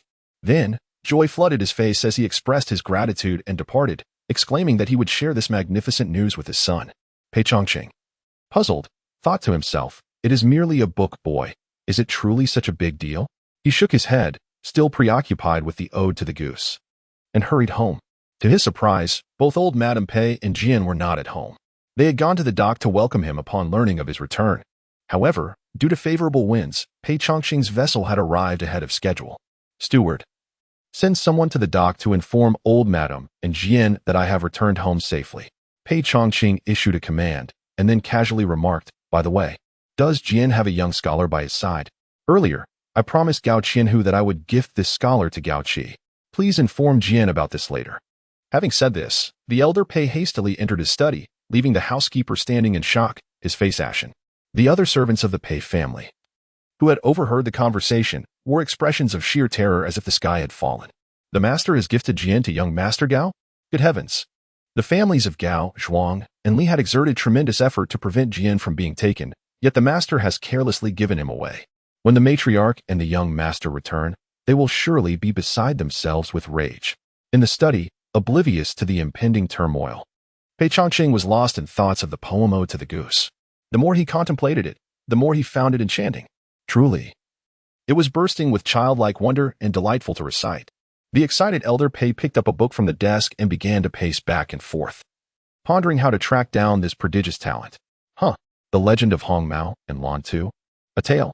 While musing, Pei glanced at the title of the storybook, and annoyance flared upon his face. This must be the child's frivolous reading material. How infuriating. While others compose Ode to the Goose at 8 years old, he spends his days engrossed in storybooks. As he spoke, Pei Chongqing angrily opened the book. Then, inevitably, he became entranced, losing himself within its pages. Even the prodigy of Ode to the Goose was momentarily forgotten. The long rainbow pierces the sun? What a magnificent technique! Hong Mao truly lived up to the name of a young hero. Black-hearted tiger, come and meet your demise. Meanwhile, as Pei Chongqing was enraptured by Hong Mao at the Gao household, young Master Gao Qi lay sulking in his chamber. That scoundrel Zhao Yaozu had commissioned someone to pen a mediocre poem, overshadowing the true prodigy, Jian, and making a name for himself. How infuriating! I shall find an opportunity to give him a proper thrashing. Just as Gao Qi simmered with indignation, the door to his chamber swung open. The esteemed Gao Qianhu entered, a broad smile on his face, exclaiming, "My son, I bring you delightful news." Gao Qi turned over, sulking. "What is it?" "Just now, I encountered the elder Pei, who graciously agreed to send Jian to our residence to keep you company." What? Gao Qi, who had been feeling down, sprang up in excitement, stammering, "Really? Is it true, father?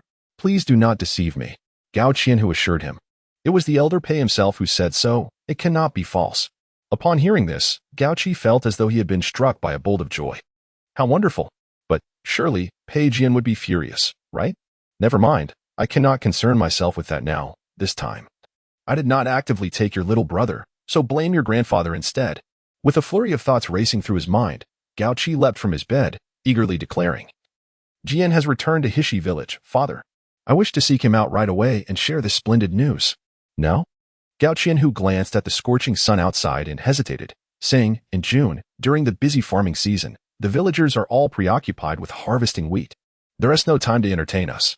Perhaps we should wait for Xian to return before. By the time Xian returns, the daylilies will have wilted. My younger brother has been taken. Pei Jian will undoubtedly cause a great uproar. We must seize the initiative at this moment. However, Xian's family is busy harvesting wheat." "Wait a moment, I have an idea." Gao Qi's eyes brightened. "Father, gather 20 strong men, and let us go to Hishi village to help Xian's family with the wheat harvest." "What?" Gao Qianhu shook his head repeatedly. "That won't do. It's simply won't do. I am a 5th-rank Qianhu. How can I lower myself to the fields to harvest wheat? Besides, harvesting wheat is quite laborious." Gao Qi tempted him. "Father, after watching Rainbow Cat, haven't you been coveting the Rainbow Cat figurine that Xian made for me? Once we arrive at Hishi village, I will have Xian make one for you." Gao Qianhu was swayed and, after a moment's deliberation, agreed. "Very well." Thus, within the span of a tea break, the Gao father and son, accompanied by 20 robust men, set off towards Hishi village in grand procession. Meanwhile, on the other side, Cui Xian was returning to Hishi village by horse-drawn carriage after attending the Pei family academy. Under the blazing June sun, villagers were gathered at the village entrance seeking shade.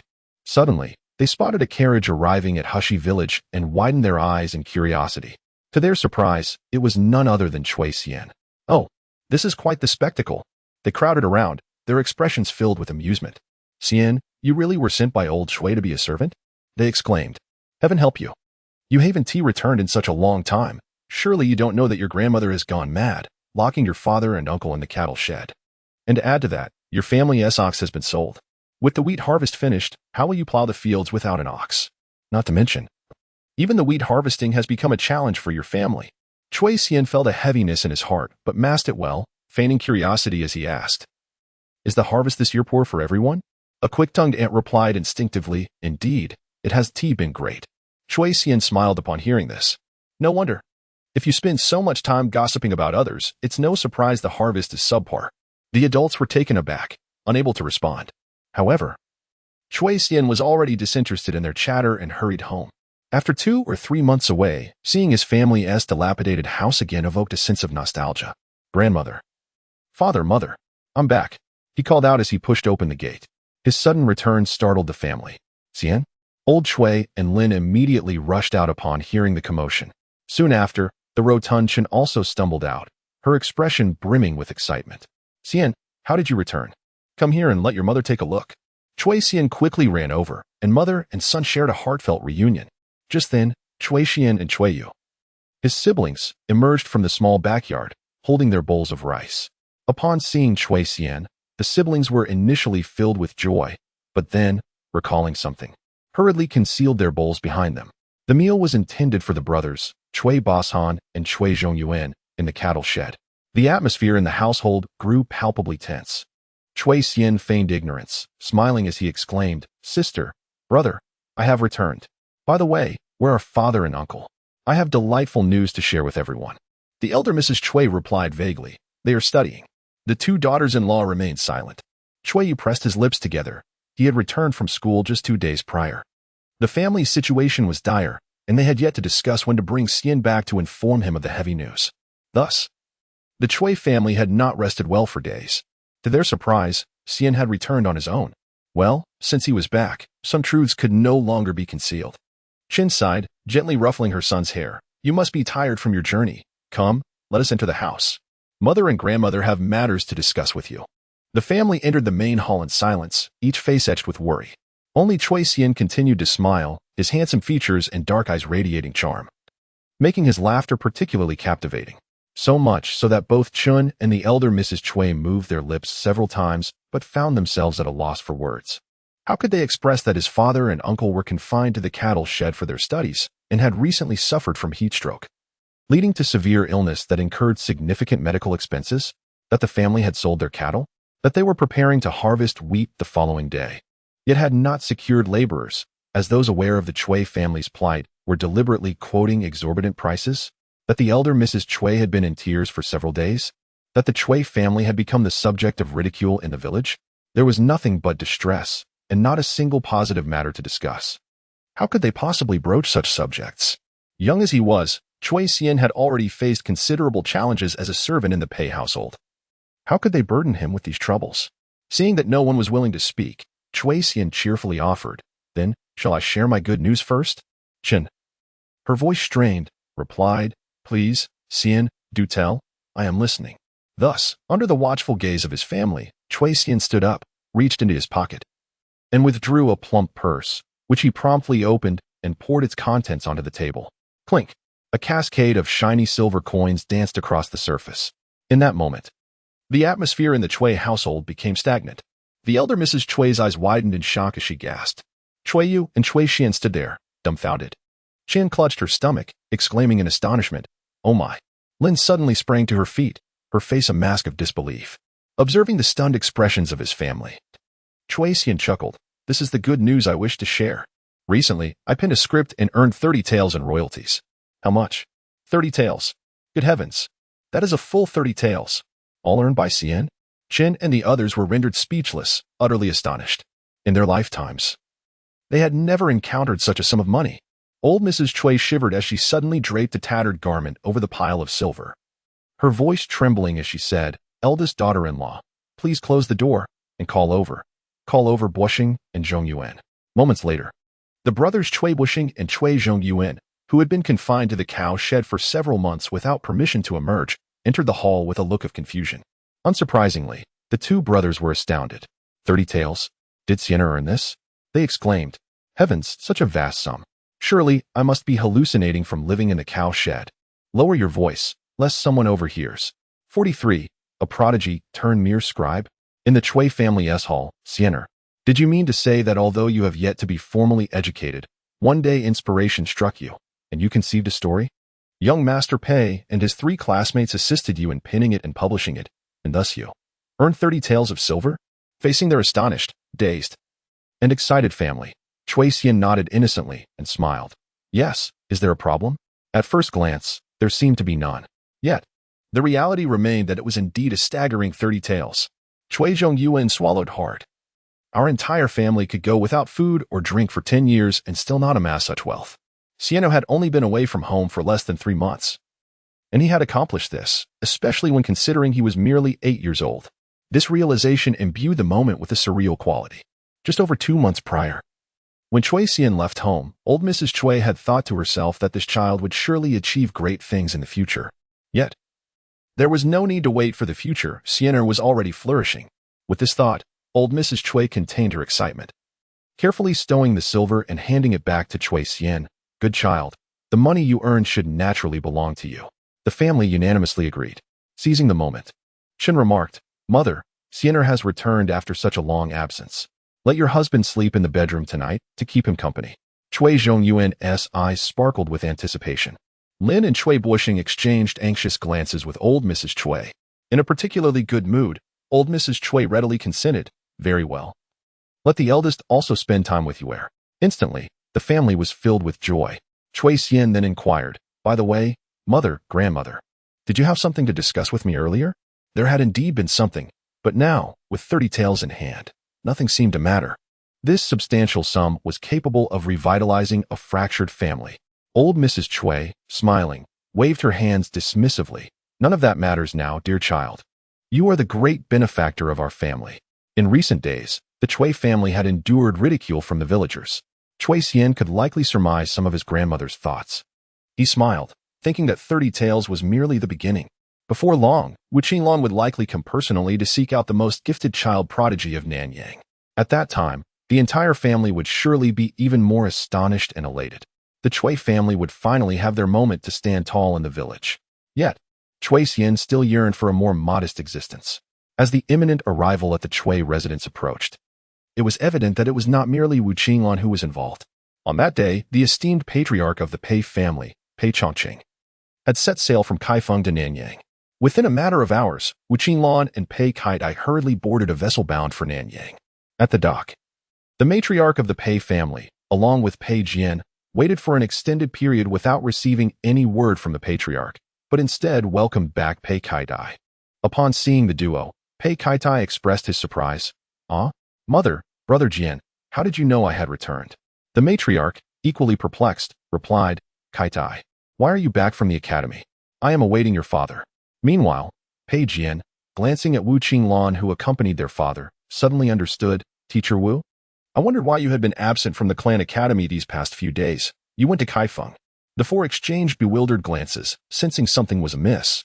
Just then, the family steward rushed in, looking distraught, exclaiming, Matriarch, young master. The patriarch has returned, and he has taken it upon himself to send Xian Gu to the Gao family. What? In that instant, Pei Jian felt as though the sky was caving in. Without a second thought, he dashed home. The matriarch's vision blurred with anger, quickly. Take me back. That old fool will rue the day he made such a decision. Under the astonished gaze of Wu Qinglong and Pei Kaitai, the duo, accompanied by a flurry of Pei family servants, hurriedly departed. Pei Kaitai awkwardly remarked, even if you did not come to fetch me, at least do not leave me behind.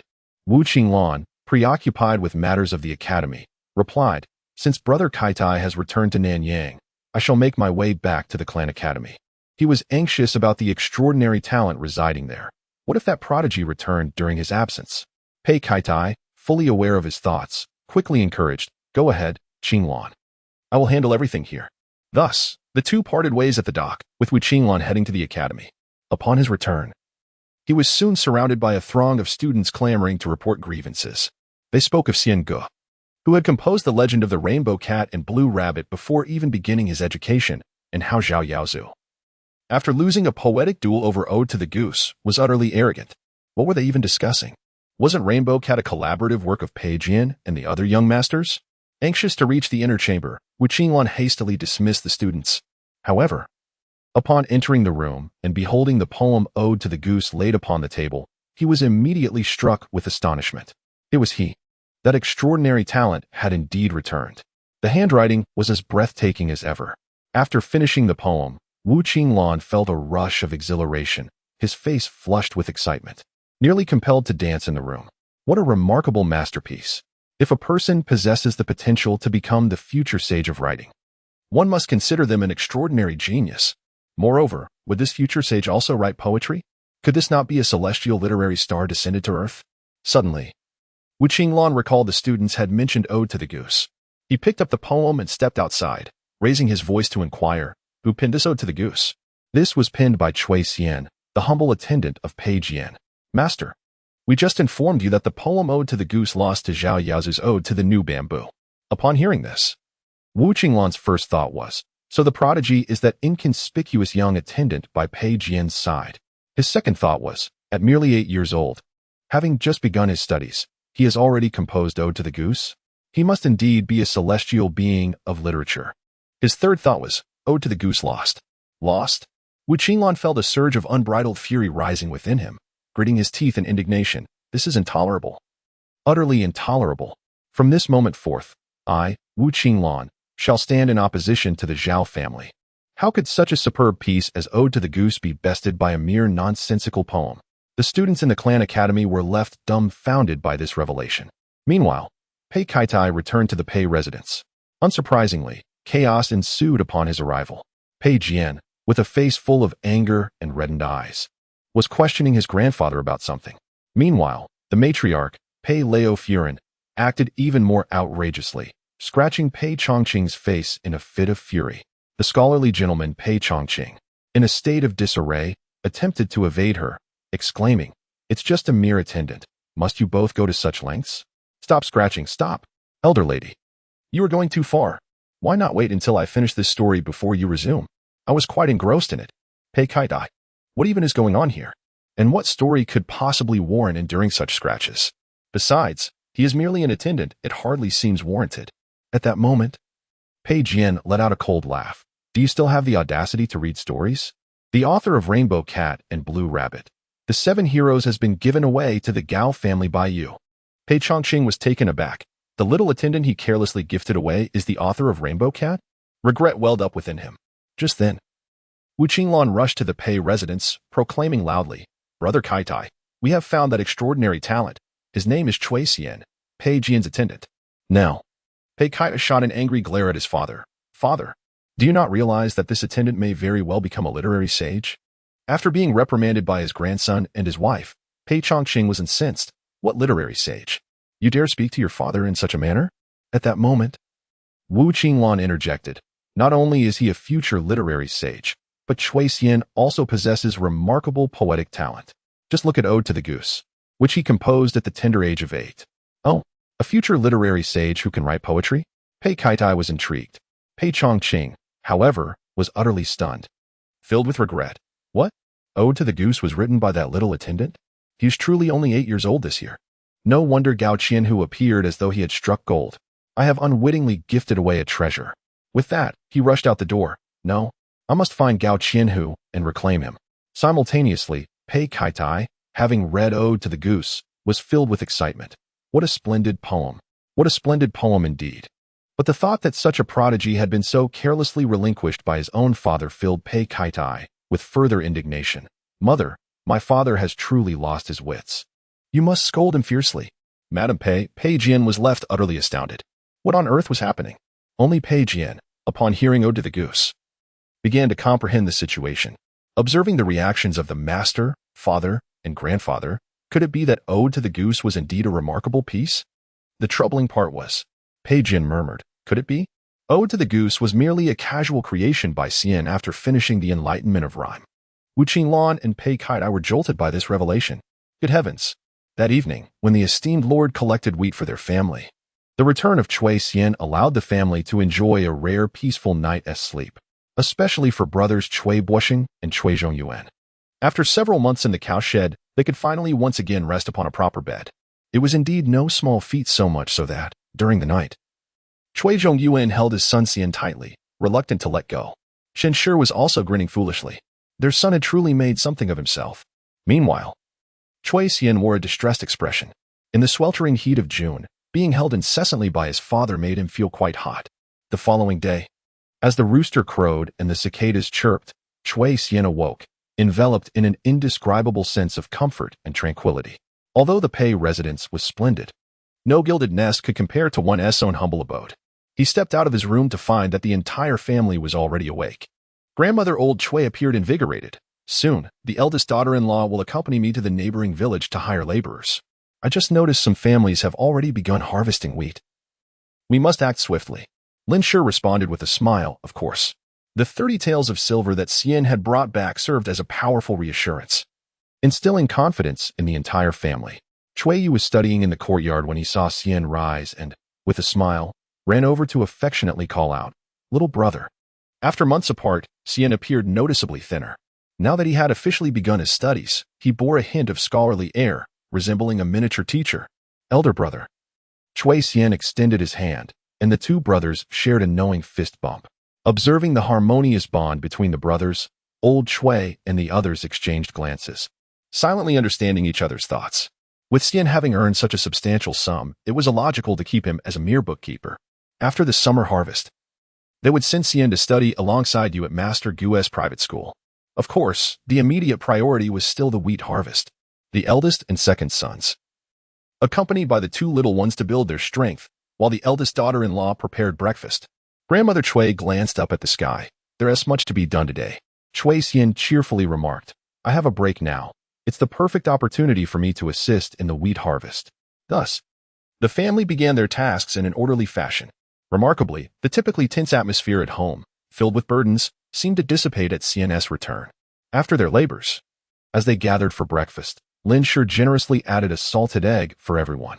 On this hot summer day, sitting beneath the shade of the courtyard trees, with the breeze blowing, a salted egg oozing with butter paired with a corn cake was simply delightful.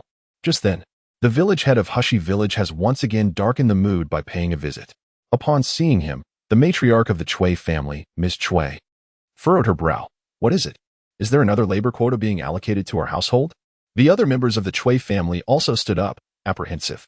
Yet, the village head waved his hands repeatedly, his voice trembling as he excitedly exclaimed to Chui Xian, No, it is the Qianhu. The esteemed Qianhu from Nanyangwai, along with his son, has come to pay a visit. They specifically inquired for you, Brother Xian. Sister-in-law, Brother Xian, you must come out to greet them. The entire village is in an uproar. This is the first time such a distinguished figure has graced our village. Who? They asked, astonished. The Qianhu from Nanyangwai. My goodness. At this revelation, the whole family stared at Chui Xian, seemingly unable to process the news. Chui Xian himself was equally taken aback. Why had Gao Qi come here? Shortly before, at the entrance of Hushi Village, a grand carriage accompanied by a dozen majestic horses arrived in a flourish. The commotion startled the villagers, who had been preparing to harvest wheat. The horsemen were robust and imposing, and the leading carriage was opulent, unmistakably belonging to someone of great wealth. In these times, a group of this magnitude was likely led by a military officer. Given Hushi Village's remote and impoverished nature, visits from such dignitaries were exceedingly rare, throwing the villagers into a state of panic. Coincidentally, just as the village head stepped out to head to the fields, he spotted this group of unknown nobility. Steadying himself, he approached them to inquire, I am the village head of Hushi. May I ask your esteemed names? The luxurious carriage halted at the village entrance. Subsequently, a young gentleman clad in splendid attire emerged, curiously surveying his surroundings. Is this Hushi Village? Brother Xian's home? Following closely behind, Gao Qianhu stepped out alongside his son. A soldier rode forth and addressed the village head. This is our Qianhu from Nanyangwai, along with his esteemed son. Oh, heavens! The village head was nearly brought to his knees, trembling in fear as he stammered, I humbly pay my respects to the Qianhu. He had never before encountered someone of such high rank. The other villagers were equally astonished and flustered. What could such a noble Qianhu want in their village? Surely, it wasn't for conscription? Such thoughts turned many faces pale, trembling with fear. Just then, the Qianhu raised his hand, speaking in a kindly tone, Please, rise. I seek information about a boy named Chui Xian, who is 8 years old. Gao Qi chimed in, Yes. Brother Xian, you know him, right? Where does he live? I am his dearest friend, here to visit him. The village head was rendered speechless, scarcely believing his ears. The other villagers were equally dumbfounded. The Qianhu and his son had come to Hushi Village to visit young Chui Xian. This young gentleman even claimed to be his close friend? Good heavens! Seeing the village head remain silent, Gao Qi, puzzled, wondered aloud, could we be at the wrong place? It ought not to be, for this is indeed Hushi Village. There is no mistake. The village head, blushing with realization, exclaimed, Young master, Lord Qianhu, please wait here. I shall fetch Brother Xian at once.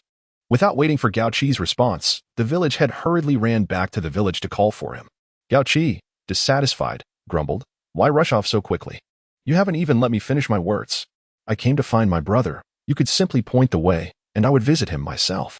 Why the need to summon him? What if Brother Xian misunderstands my intentions? Hai Qianhu comforted his son. If we were to approach unannounced, Brother Xian's family would surely need time to prepare. After a moment's contemplation, Gao Qi agreed and decided to wait in place. The other villagers of Hushi, who overheard the conversation between father and son, stood in stunned disbelief. Could it be that the once downtrodden Chui family, long looked down upon, was truly on the verge of prosperity? The esteemed Lord Qianhu and his young master had come personally to pay a visit, expressing concern that Brother Xian might take offense? Good heavens! As the village head went to call for others, it took but a short while for the entire village to become abuzz with excitement. Many villagers emerged, their faces filled with astonishment, eager to learn more. Accompanied by the village head, Chui Xian and the equally bewildered members of the Chui family stepped out of the village. From a distance, Gao Qi spotted Chui Xian as he stood atop his carriage, under the watchful eyes of countless Hushi villagers. The young master of the Qianhu family leapt from his carriage and dashed toward Chui Xian, his tone brimming with excitement. Brother Xian, you would never have guessed, haha. I've come to find you. Oh, and my father is here too, along with 20 strong and capable men. We have come to help harvest wheat for your family. As his words echoed, an immediate silence enveloped the village entrance. The villagers of Hushi stood agape, their expressions frozen in shock. The formidable Lord Qianhu had come to Hishi village for the purpose of harvesting wheat for Brother Xian's family. This proclamation from Gao Qi was akin to a thunderclap, leaving not only the villagers present in a stupor but also rendering the Cui family speechless. Lord Qianhu had brought soldiers to assist in harvesting wheat for his own family? Goodness! Such a preposterous dream would scarcely dare to be envisioned even in sleep. The elderly matriarch of the Cui family trembled, instinctively preparing to refuse. How could she allow Lord Qianhu to help with the harvest? It would surely bring misfortune. However, before she could voice her objection, Cui Xian clapped Gao Qi on the shoulder, exclaiming with delight, "Brother Gao, you are a timely rain. Our family has been struggling with the wheat harvest." He then turned to Hai Qianhu and the strong men behind him, smiling broadly. "Uncle Gao, and all you valiant uncles, thank you for traveling such a distance to assist us. Harvesting wheat is indeed a laborious task, but rest assured, we shall provide hearty meals to ensure you do not toil in vain." Such eloquence, so forthright and candid, without an ounce of timidity. Who could resist such a charming youth? The soldiers trailing behind Hai Qianhu could not help but smile. Gao Qianhu, with a casual flick of his arm, jested, "Xian Ge, you must be cautious. The fellows I brought along are all voracious eaters." Upon hearing this, Gao Qi expressed his discontent. "Oh dear, we haven't even begun our work. And you're already thinking about meals. Let's focus on our tasks first." At this, Cui Xian turned to his grandmother, reminding her, "Grandmother, shall we head to the fields?" Old Madame Cui, regaining her composure, appeared anxious and hesitant. "Oh dear, how can we truly expect Lord Qianhu and the esteemed soldiers to exert themselves?" "Greetings, grandmother. You are Xian's grandmother, so allow me to address you as grandmother as well," Yao Qi said warmly, looking at old Madame Cui. "Grandmother, Xian and I are the best of brothers, so there is no need for formality between us." Gao Qianhu added, Indeed, there should be no need for such politeness. Speaking of which, your Xian Ge is actually a benefactor to my family. Thanks to him, this lad of mine is now dedicated to his studies." Gao Qi pouted in dissatisfaction. Old Madame Cui, upon hearing this, was taken aback with astonishment. Aunt Lin, filled with joy, stammered as she glanced at the group of robust men, troubled. "Oh dear, we do not possess so many sickles for use." Recently, she had been losing sleep over the wheat harvesting. Yet, in a blink, Lord Qianhu himself had come with soldiers to assist in harvesting her family's wheat. And because there were so many, there weren't enough sickles to go around. It felt surreal, akin to a dream. Upon hearing Aunt Lin's words, the village chief and the villagers of Hushi returned from their shock, their enthusiasm almost unbelievable. "I have extra sickles. You may borrow them." "Yes, I have some at home too. With so many soldiers needing sustenance, let me lend a hand with the cooking. I have surplus bowls and chopsticks." Young Gao Qi, with his innocent mind, nudged Cui Xian's shoulder and exclaimed, "Xian Ge, the people from your village are truly wonderful. So warm and hospitable." Cui Xian did not refute this, smiling in agreement. Indeed, the villagers of Hushi, hearing this, felt a mix of embarrassment and trepidation. As they had previously mocked and ridiculed the Cui family, the members of the Cui family, old Madame Cui, Aunt Lin, Aunt Chin, and others, watched the villagers' exuberant hospitality with refreshing delight. Heaven knows how these people had once looked down upon them in private. Now, it was the Cui family's turn to proudly hold their heads high. The esteemed Lord Qianhu personally visited to help with the wheat harvesting. This tale would be recounted in Hishi village for at least half a year. And all of this was due to Xian Ge. This child had such promising prospects. The family looked at Cui Xian with expressions of pride, encouragement, and a hint of admiration. The aura of Lord Qianhu and his soldiers was undeniably powerful. Not only old Madame Cui, but even brothers Cui Zhongyuan and Cui Basang felt somewhat self-conscious. Yet, Cui Xian was unfazed, engaging in lively conversation with Gao Qi and Lord Qianhu, introducing them to Hushi village. Upon arriving at the fields, the wind swept through the golden waves of wheat. After receiving Cui Xian's promise of "I'll give you a complete set of the 7 heroes Maluaro," Gao Qianhu felt invigorated, raising his sickle. "Brothers, follow me. Charge. Onward. Seize this expanse of wheat field." Over 20 valiant men toil with unparalleled vigor. Bundles of wheat are swiftly harvested, astonishing in their speed. The villagers of Hishi, observing from their fields, can only gaze enviously, too intimidated to utter a word. After all, the one overseeing the wheat collection is the esteemed Qianhu. The members of the Cui family are beaming with delight. especially the elderly matriarch, who feels as though she has not laughed so heartily in decades since her husband's passing. The warmth of the villagers today is extraordinary, as they spontaneously gather to set up large cauldrons outside the fields, helping to cook for the Chui family. Each villager who comes to lend a hand initially stands in awe of the industrious Qianhu, their demeanor towards the matriarch growing increasingly cordial and warm. They are not foolish. The Chui family is undoubtedly on the brink of prosperity. However, what the entirety of Hushi village could not anticipate was the magnitude of this prosperity. That very afternoon, while the Qianhu continued to labor in the fields, the villagers buzzed with excitement about the unfolding events. At the village entrance, a procession of horse-drawn carriages approached. This time, there were 5 carriages. Witnessing this familiar scene, someone murmured, "Could it be they have come looking for Chui Xian again?" And indeed, they had. The 5 carriages halted at the village entrance. From the first carriage emerged a middle-aged man clad in a traditional gown and wearing a square scarf, who politely inquired, "May I ask, is this Hushi village? I seek Chui Xian of the Chui family." My heavens! The moment the villagers caught sight of the dignified man, their eyes widened in astonishment. He was, in fact, a scholar. The square scarf and gown signified his scholarly status. Before the villagers could respond, the second and third carriages revealed a middle-aged man and an elder. Upon seeing these two, the villagers collectively gasped in disbelief. They were even more astounded than when the Qianhu had arrived. For these two not only wore gowns but also donned gauze hats, sashes, and black boots. This meant that the two who emerged later were Jinshi. In the Diliang dynasty, which esteemed literature over martial prowess, a scholar was already a figure of great significance. To attain the title of Jinshi was to become a gentleman of authority. We pay our respects to the Jinshi. May the esteemed Jinshi be well. We bow before you. Consequently, upon the appearance of Pei Chongqing and Pei Kaitai, countless villagers of Hushi knelt and prostrated themselves in reverence. The village chief, who had been diligently attending to the Qianhu and his entourage, finally found a moment to rest. However, upon receiving word that 2 Jinshi and a scholar had also come seeking Chui Xian, he was taken aback. What? Good heavens! The chief scrambled to rise and hurried to the village entrance, eager to pay his respects and welcome them. The elder Jinshi waved his hand, saying, "Rise. Where is Chui Xian's residence?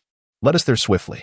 The village had swallowed hard and said, "Let it be known to the esteemed scholar that the young master from the Chui family is not at home. He is in the fields." Early this morning, the captain of Nanyang, along with his son, came to the Chui residence to harvest wheat. Upon hearing this, the elder scholar's face grew rigid, and the countenance of the other scholar darkened as well. Soon after, a finely dressed young gentleman emerged from the third carriage, glaring fiercely at the 2 scholars. "Look what you've done. I told you that Hai Chi wouldn't miss this opportunity. You, a mere scholar, and 2 esteemed gentlemen, should stop posturing and go help the Chui family with their harvest." What? The entire village of Hushi was left in stunned silence. In the fields of the Chui family, Gao Qi, drenched in sweat, gasped, "I had no idea harvesting wheat was so arduous." He had enthusiastically picked up a sickle to work. But within less than the time it takes to brew a cup of tea, he was utterly exhausted. Chui Xian, lying beside Gao Qi, was equally fatigued, wiping his brow. Meanwhile, Captain Chui and the group of soldiers, along with the members of the Chui family, were still laboring in the fields. A few children rested beneath a tree by the ridge. Chui Xian brought over 2 bowls of cool water, smiling, "Little brother, young master. Have some water to quench your thirst." Chui Xian promptly accepted the bowl and drank heartily, feeling refreshed. It was Gao Qi, usually the loudest among them, who shyly expressed his gratitude and took a genteel sip. "Oh, such a tiny child, and yet he feels shy," Chui Xian chuckled, causing Chui Xian to blush and run away. Gao Qi feigned annoyance. "All right, Xian brother, you dare to mock me? Just wait and see how I deal with you." The 2 of them playfully bantered along the ridge. Chui Yu, who was cutting wheat in the fields, was soon sent over by his grandmother to take a break. Carrying a cloth book bag, "Chui Yu, come rest and drink some water to quench your thirst." Gao Qi, feeling familiar, asked with a smile, "What do you have there?" Chui Yu drank some water and sat beside them. He then pulled out a stack of papers from his bag and said earnestly, "These are the characters I've learned in school, along with excerpts from the 3-character classic. Brother, I will teach you during this time." Holding on to the thought of using the money he earned as a bookboy to teach his younger brother, Chui Yu felt a knot in his heart. Thus, he diligently recorded everything he learned in school to later teach his brother. However, upon hearing Chui Yu's words, Gao Qi's expression turned peculiar. "Xian brother, do we still need to learn the 3-character classic?" Surely you have mastered all your introductory books by now. Before Gao Qi could voice his thoughts, the village head's voice echoed from afar, startling everyone working in the fields. Young Master Xian, Mrs. Cui, the two esteemed scholars from the Pei family and the scholar from the Pei clan are here to visit you. What? The two esteemed scholars? Exclaimed Cui Xian, overwhelmed. Oh, my dear heavens! Many villagers, toiling under the sun, lifted their heads to behold the figures of several gentlemen clad in traditional robes behind the village head. In a flurry, they abandoned their sickles and hurried forth to pay their respects.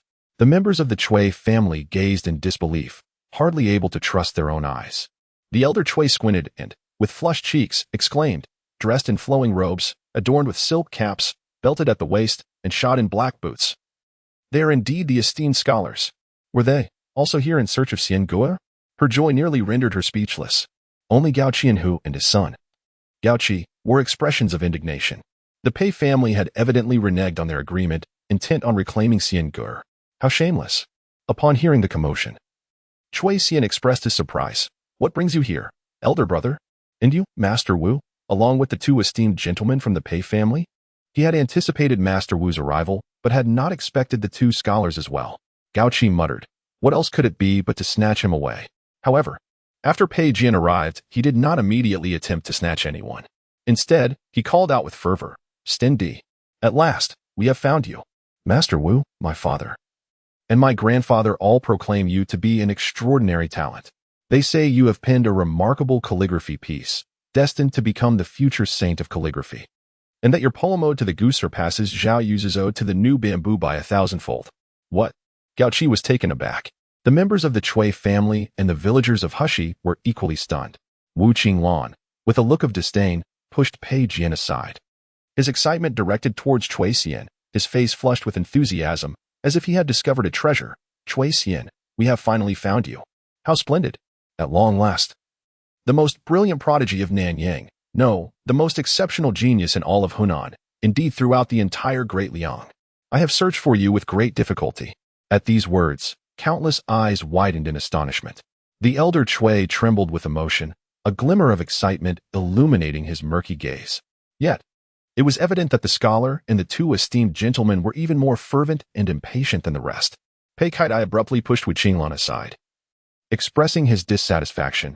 Do not speak of these universally acknowledged facts. We must first clarify certain matters. Cui Xian, I must ask you, did you write 3 pieces of calligraphy in the ancestral school as study? The first was from your initial foray into writing, the second from the following day, and the third, a month later when you had mastered the craft. Cui Xian blinked and, feeling a pang of guilt, replied, yes. My first attempt at writing was a copy of someone else's calligraphy. It was poorly executed, and I was scolded by the teacher as a mere rotten wood. Wu Qinglan felt an overwhelming sense of guilt, nearly breathless. Then, under the astonished gaze of all present, he actually took Cui Xian's hand and bowed in apology. It is my failing sight that mistook a genius for a piece of decayed wood. I am deeply remorseful towards you. Your calligraphy is imbued with spirit, graceful and flowing. With diligent study, this great Liang. No, even 500 years into the past and 500 years into the future, the world of literature and calligraphy will surely have a place for you. You are destined to become a revered saint of calligraphy among scholars. Pei Kaitai nodded repeatedly. What Brother Qinglan says is indeed correct. Cui Xian, do you realize the magnitude of your astonishing talent? It is truly unparalleled in my lifetime.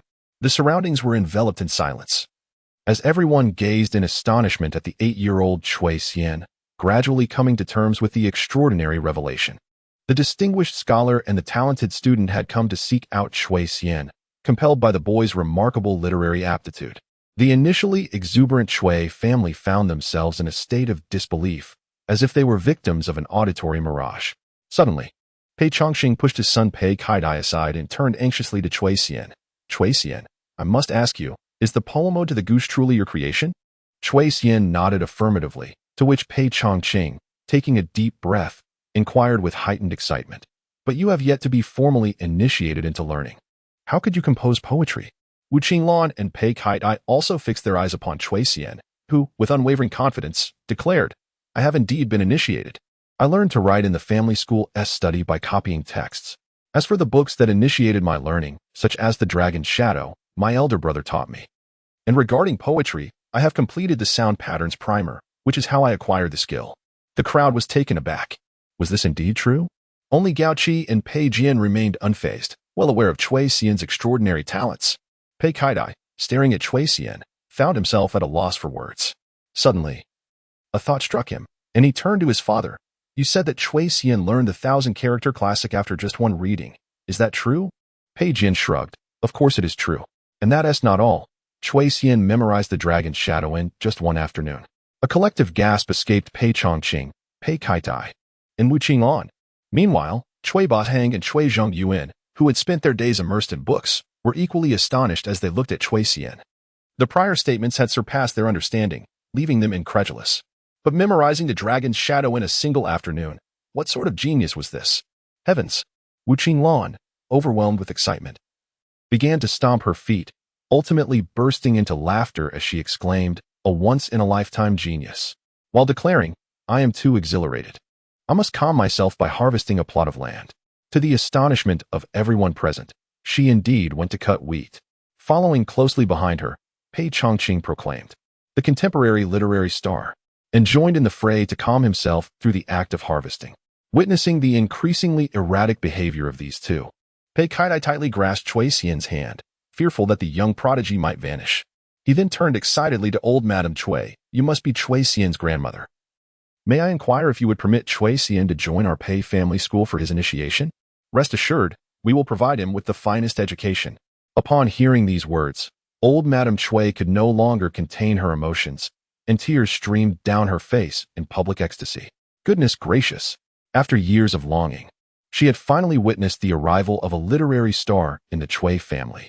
This astonishing scene would linger in the memories of the villagers of Hushi for many years to come. On that sweltering summer day, two distinguished scholars and a talented student stood at the edge of the field, exuberantly declaring to the 8-year-old Cui Xian, this child is undoubtedly the literary star of our era.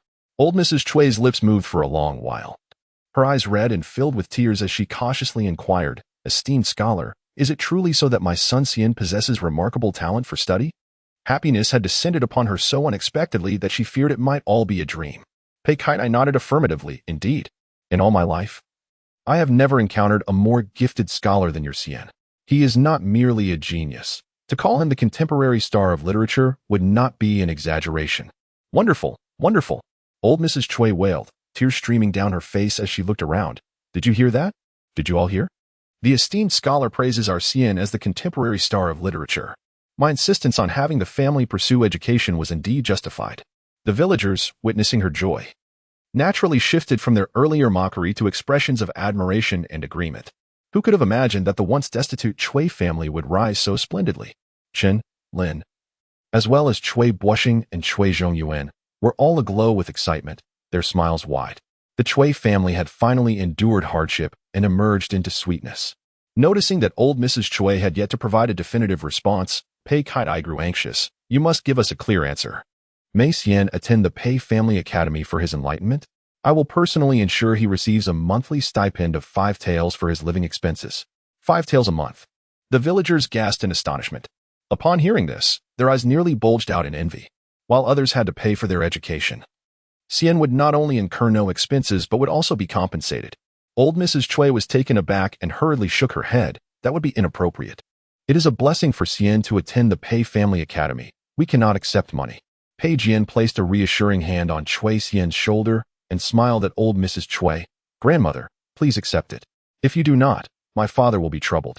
Just wait. In a few days, all the academies in Nanyang will be clamoring to secure Xian's attendance. The Pei family does not lack for funds. But a poet sage or calligraphy sage emerging from our academy would bring great renown to our family. This investment would be immensely worthwhile. Pei Kaidai shot a stern glare at his unaccomplished son. Only when old Mrs. Cui agreed to allow Xian to attend the Pei Family Academy did he finally breathe a sigh of relief. Overjoyed, old Mrs. Cui, reminded by her daughter-in-law Lin, suddenly slapped her forehead, exclaiming, "Oh dear, the scholar and the esteemed scholar are still out in the fields harvesting wheat. What shall we do?" Upon hearing this, the crowd turned their gaze to Wu Qinglan and Pei Chongqing, who were excitedly harvesting in the fields, and burst into laughter. That day, the Cui family truly basked in glory. Throughout the day, the village buzzed with talk of the prodigy from the Cui family. Even the neighboring villages heard the news. creating quite a stir and drawing many to Hushi village to join the festivities. The presence of two esteemed scholars was indeed highly authoritative. A multitude of unfamiliar faces appeared, eager to curry favor with the scholars, spontaneously coming to assist the Chui family in harvesting wheat. In just one day, the entire 30 acres of wheat fields were harvested. As night fell, the bright moon hung high, and stars adorned the sky. The summer night breeze carried the sweet scent of wheat, whispering gently through the fields. The croaking of frogs, the chirping of cicadas, and the incessant barking of dogs filled the air. In the distance, the lotus flowers in the pond bloomed radiantly, while fireflies danced like scattered stars. After a long day of toil, the townsfolk took respite along the ridge, seeking relief from the heat and engaging in light-hearted conversation. Chui Xian, Gao Qi, and Pei Jian leaned against one another, laughing and joking merrily. Meanwhile, Pei Chongqing, Pei Kaidi, and Wu Qinglan were exchanging furtive glances. Finally, the elder Pei Chongqing cleared his throat and said with a warm smile, Chui Xian, I find myself rather idle. Shall we indulge in a game of couplets? Although he recognized the boy's prodigious talent, he couldn't help but want to test him further. Upon hearing these words, the Chui family members felt a twinge of anxiety. Chui Xian stood up and replied with a smile, Certainly, Grandfather Pei, please explain the rules. Pei Chongqing said, We shall use the surrounding scenery as our theme. I will present the upper line, and you shall respond with the lower line. Given that you have read Shingle Chiming, you should be familiar with the rules of couplets. Chui Xian nodded. I understand. Grandfather Pei, let us begin. Noticing the excitement, a crowd quickly gathered around them. Gao Qi and Pei Jian cheered on Chui Xian from the sidelines, while Chui Yu's eyes sparkled with anticipation. He had initially thought of teaching his younger brother, but it turned out that Chui Xian surpassed his expectations by 100-fold. As an older brother, he felt an overwhelming sense of pride. Pei Chongqing sat on the ridge, surveying the surroundings, and then his eyes lit up. Listen closely, Chui Xian. My upper line is, the crescent moon cleaves the clouds, gathering the night as heel. This couplet combined dynamic and static imagery. Pei Jian immediately protested. That is too difficult. Grandfather, you're being unfair. Gao Qi pondered deeply, even consulting Shingle Chiming in search of an answer. Even the brothers Chui Buoxing and Chui Zhongyuan were secretly attempting to formulate their responses. Under the watchful gaze of the crowd, Chui Xian remained unruffled, scanning the area before pointing to the farming tools nearby and declaring with a smile, I have it.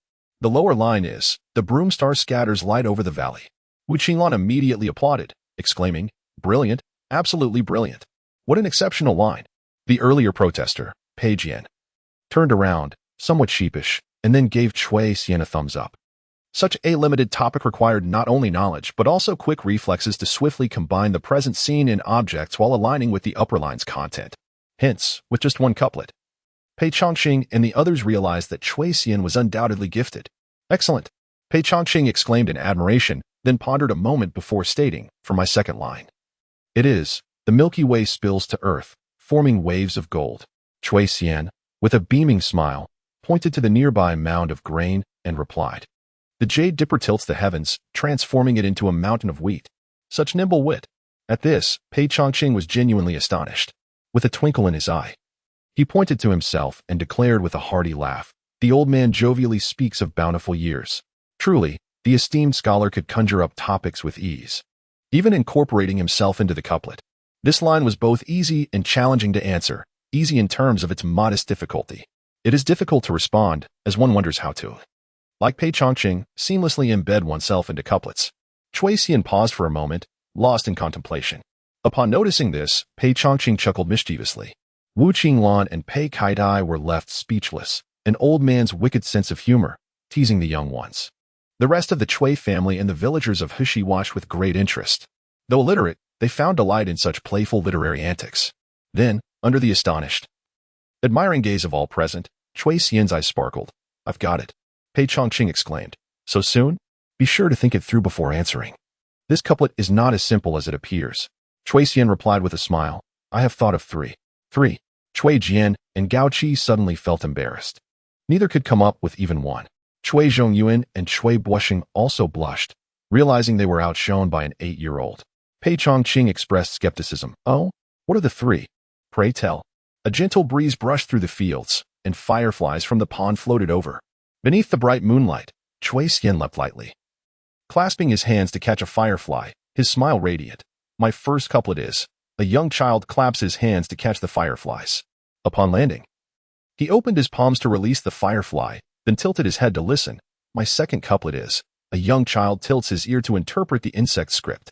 Finally, he beamed, pointing to the trio of Pei Jian, Gao Qi, and Cui Yu, eagerly flipping through the sound and rhyme enlightenment. He declared, my last couplet is, a young child competes to recite the ancient sage's scriptures. After hearing this, Pei Chongqing praised, excellent, splendid, wow, truly impressive. Gao Qi, Pei Jian, and Cui Yu enthusiastically cheered in support. The villagers, realizing what had transpired, joined in applause. The faces of the Cui family flushed with excitement, brimming with pride. Under the luminous night sky, Cui Xian, having effortlessly recited 3 couplets, wore a smile in his bright, dark eyes. Though young, he stood tall with confidence, more radiant than the moonlight itself. This delightful game of couplets concluded amidst applause and astonishment. If the villagers had harbored any doubts about Xian's title of genius, such doubts vanished after this night. Oh dear, the scholar's question was beyond our comprehension, yet Xian managed to answer 3 in one go. No wonder the scholar and the talented ones are all praising him as a contemporary literary star. This child is destined for greatness. No, Xian has already begun to shine brightly. The glory of the Cui family today is all thanks to him. The people of Hushi village looked on with envious eyes, their admiration for the Cui family intensifying. So many visitors came to the Cui household today that there was no room to accommodate them all. Consequently, each household voluntarily offered shelter to the soldiers brought by Gao Qianhu and the Pei family. That night, old man Cui lay in bed, his smile frozen in sheer joy. A sense of lightness enveloped her, as though she were immersed in a beautiful dream, her face adorned with a smile even in slumber. After 2 decades, she had never felt as joyous and content as she did today. Having indulged in a deep and sweet sleep, she surprisingly awoke late. The sun already high in the sky. The courtyard buzzed with life. The heavily pregnant Mrs. Chun was bustling about, entertaining guests, while Mrs. Lin, accompanied by a group of village women, prepared breakfast for everyone. The eggs, which were usually spared, were generously offered today. After all, one could not allow guests to labor without reward. The 2 brothers from the Cui family eagerly sought knowledge from Pei Chongqing. Witnessing such a lively scene, old Mrs. Cui could not help but smile. How delightful.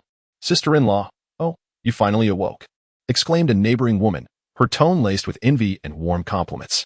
We were just about to come and call you, but your daughter-in-law mentioned that you haven't had a good night's rest in years, urging you to sleep a little longer. Upon hearing this, old Mrs. Cui glanced at Mrs. Chun and Mrs. Lin, her eyes crinkling with joy. My 2 daughters-in-law are truly wonderful. You all cannot possibly envy me. Mrs. Chin and Mrs. Lin blushed at the praise. Throughout the years, they had supported and understood one another, enduring hardships together. Fortunately, the fruits of their labor had finally arrived. Meanwhile, Cui Xian, the one who had single-handedly uplifted this once impoverished household, was engaged in light-hearted conversation with Pei Jian and Gao Qi, contemplating a prosperous future for the Cui family. Beneath the large locust tree at the entrance, Pei Jian, with a blade of grass clutched between his lips, looked at Cui Xian with a grin. Xian, now that your wheat harvest is complete, why not accompany me back today? Beside him, Gao Qi rolled his eyes, seemingly fearful that others might snatch away his younger brother. Cui Xian shook his head. Elder brother, I wish to remain at home a while longer. Firstly, my mother is about to give birth, and secondly, I wish to persuade the family to relocate to Nanyang County. At this, Cui Yu paused in surprise. Gao Qi and Pei Jian both raised their hands in agreement. That sounds good. If you need assistance, just let us know. Cui Xian replied with a smile. I truly do need your help. First and foremost, we must secure a rental property. Before he could finish, both elder brothers displayed their discontent. Cui Xian waved his hand. Allow me to finish. We cannot impose upon you 2 by moving into your homes. My intention is to rent a place first, and then secure a storefront to sell merchandise related to the adventures of Rainbow Cat and Blue Rabbit. This business has the potential for substantial growth. Elder brother, Gao, and esteemed brothers He Yu and Zhuang Jin, I propose that I grant each of you a 1/10 stake in this endeavor. Please refrain from declining hastily.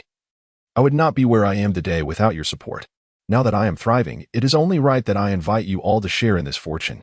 With your backing, my shop will surely prosper, and you will also enjoy a source of income, which is far more pleasant than having to ask for money from home. Wouldn't you agree? Upon hearing this, Pei Jian and Gao Qi ceased to object, unwilling to take advantage of Cui Xian's generosity. The last person produced 20 taels as startup capital for their investment. Gao Qi, brimming with excitement, exclaimed, "Does this mean we will soon possess our very own shop?" The group, all around the tender age of 10, marveled at the thought of owning a thriving establishment at such a young age. It was indeed remarkable. Pei Jian, equally intrigued, remarked, "With the immense popularity of the Hongmao tales, the business of Imo Luo is bound to flourish. Xiandi, I truly admire your audacity. You dare to dream and to act. At such a young age, you're not only publishing stories and writing poetry, but now you're also venturing into business. Being your elder brother feels like quite the challenge." Gao Qi scoffed, "Then you can pass Xiandi over to me." Pei Jian feigned ignorance to this comment and continued, "Rest assured, Xiandi, I will handle the rental of your property. I promise to find a spacious and affordable place for the shop rental and opening. We will consult Zhuang Jin. As for the production of Mo Luo, we will have Li Hiyu take care of it. Regarding the subsequent safety concerns," Gao Qi interjected, glaring, "Who would dare cause trouble in our shop? I shall summon the brave men of Nanyang to deal with them. See, this is what a good elder brother is like." Cui Xin smiled, his eyes crinkling with joy. Nearby, the siblings Cui Xian and Cui Yu listened, wide-eyed and slack-jawed, utterly astonished that such a monumental matter could be resolved so effortlessly by Xiandi. "Little brother, you are truly impressive." After a casual discussion, the three young brothers solidified their plan to open a shop. Following their breakfast, Gao Qianhu, along with his group of soldiers and the Pei family, prepared to depart. Just before leaving, Gao Qianhu leaned in to whisper to his son, "Son, did you come here not to see Xianguo for yourself? Why have you not mentioned it since your arrival?" Unexpectedly, Gao Qi replied earnestly, "Father, I genuinely wish to be friends with Xiandi. He is not a mere servant to be given or taken. He is my brother, and no matter whose house he is in, he remains my brother." Pei Jian undoubtedly shared this sentiment. After all, he came to Hushi village without ever hinting at wanting to take Xianguo for himself. Gao Qianhu felt a swell of emotion. He said with pride, "My son has truly matured. You need not worry. I shall support you. Xianguo possesses a natural talent for learning, and you must follow his example and not neglect your studies as you did before." Gao Qi nodded emphatically. As the Pei family prepared to leave, they moved two fully laden carts of gifts into the courtyard of the Cui family. These gifts, all encased in brocade boxes, were hidden from view, but their value was unmistakable. The citizens of Hushi village gazed in awe, their eyes wide with wonder. Yet, with Gao Qianhu and the soldiers present, they dared not even cast a glance. Old Lady Cui was adamant about refusing the gifts, repeatedly declining. Pei Jian smiled and urged, "Grandmother, please accept these. They are all gifts we previously prepared for Xiandi. We must take our leave today, but we shall meet again in Nanyang in due time." Old Lady Cui, still perplexed by the implications of his words, assumed it was merely a formality. Seeing the two carts overflowing with lavish gifts that filled her courtyard, she felt a surge of excitement mixed with trepidation. It felt unsettling to accept such an abundance without a sense of balance. However, the two esteemed scholars from the Pei family, along with Master Wu Qinglan, found it even more challenging to remain at ease. Before departing, Wu Qinglan grasped Cui Xian's hand, unwilling to let go, and said, "My dear child, had it not been for your mother's impending labor, I would have insisted on taking you to the clan academy first, to prevent any prolonged uncertainties." After last night's examination of couplets, they had thoroughly recognized Cui Xian's remarkable talent. Pei Chongqing similarly found it difficult to leave. His gaze upon Cui Xian was akin to that of a connoisseur admiring a rare gem, as he repeatedly implored, "Xianji, let us agree on this. You must dwell at home for a while, but you must certainly come to the Pei Clan Academy for your studies. If you were to attend elsewhere, my heart might not endure such a loss." Upon uttering this, the old man theatrically clutched his chest, eliciting laughter from the onlookers. Pei Jian, unreservedly teasing his grandfather, remarked, "Now you appreciate the treasure? Was it not you who arranged to send my little brother away?" Cui Xian, intrigued, inquired, "Send away?" Pei Chongqing, taken aback, stammered, "Send away? What do you mean? I know nothing of it." The Gao family, along with the Pei family and Master Wu Qinglan, departed in a carriage, while the remaining villagers of Hushi dispersed. The once bustling Cui household swiftly fell into silence. Yet, all were aware that the Cui family's threshold would never again be quiet. Indeed, many villagers, upon returning home, contemplated whether to muster the courage to send their own children for enlightenment, pondering the possibility of nurturing a literary prodigy akin to Xianji. In the courtyard of the Cui residence, once everyone had departed, Lin hurriedly closed the door. She then turned to the myriad of gift boxes that filled the yard. Teasing Chinshur, sister-in-law, hurry and put away these treasures. They truly make my heart ache with desire. Chinshur graciously replied, let us open them together and see what delights await. Whichever you fancy, I shall make sure to gift it to you first. The family chuckled in unison. Together, they transported the boxes into the main hall, unpacking them one by one, their astonishment palpable as they beheld the exquisite contents. Goodness, is this a silver longevity lock, a tortoiseshell-framed ivory abacus? And this, is it pine-set ink? How extravagant! Exclaimed one. Bamboo-made rabbit hair brushes. And even the bookmarkers are crafted of brass, not to mention the intricately carved paperweights of blue bricks. The women of the Chui family, as well as brothers Chui Buoxing and Chui Zhongyuan, were all left in awe. These were undeniably fine and costly treasures. Chinshur encouraged Linshur to select a few items. Linshur repeatedly shook her head, deterred by the opulence. Such precious gifts, how could I dare accept them? They might burn my hands. Old Mrs. Chui gazed at the lavish gifts, her eyes glimmering with nostalgia.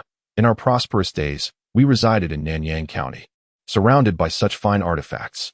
This time, she was not mired in sorrowful reminiscence, but rather reflecting with a smile.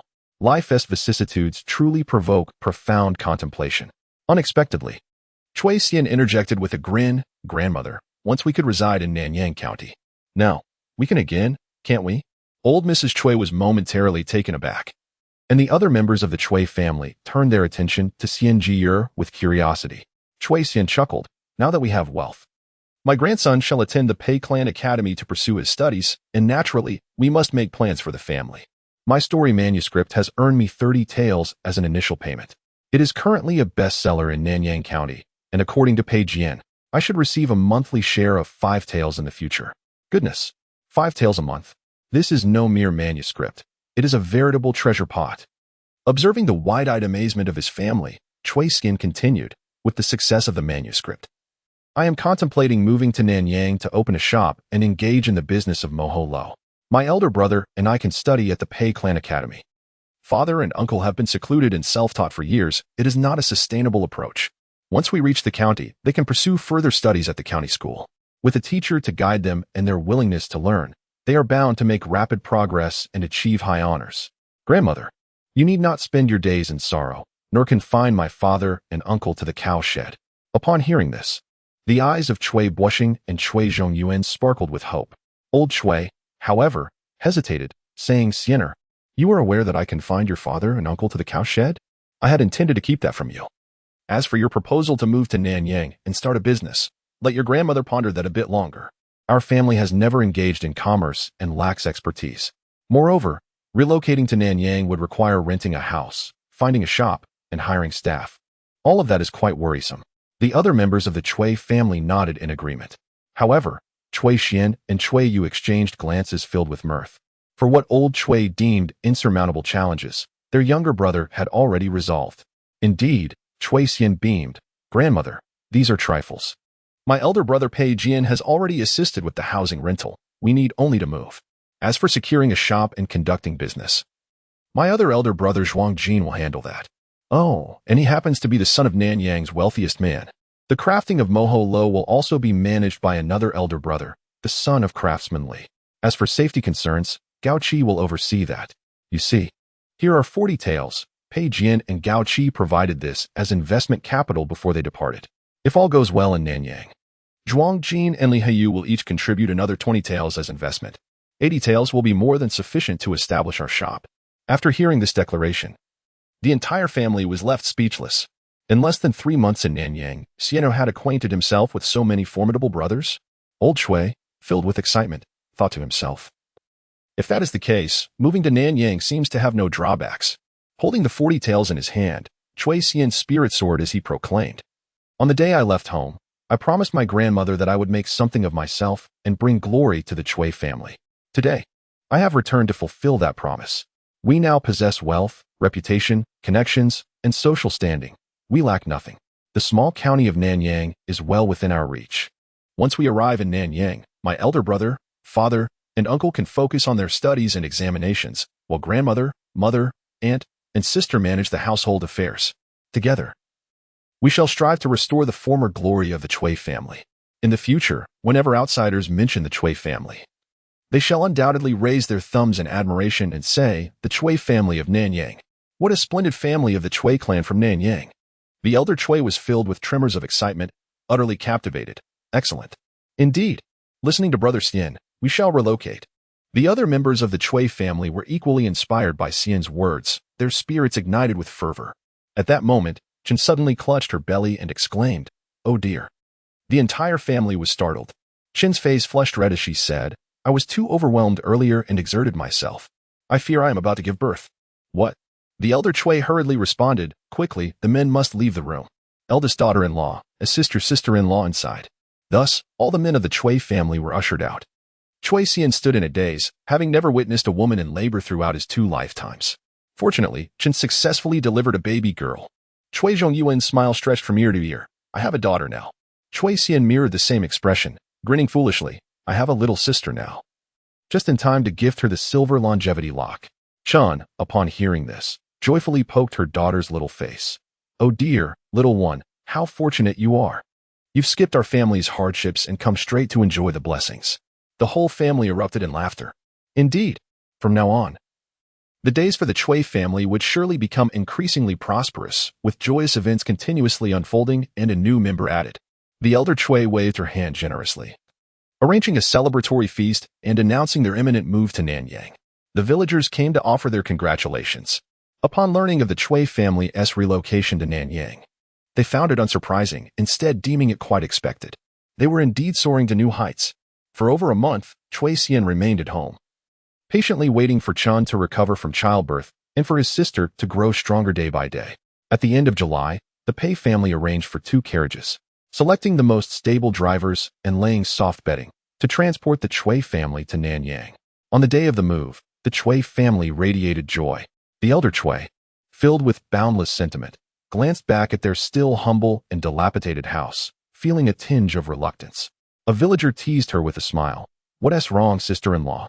Reluctant to leave? Then don't go."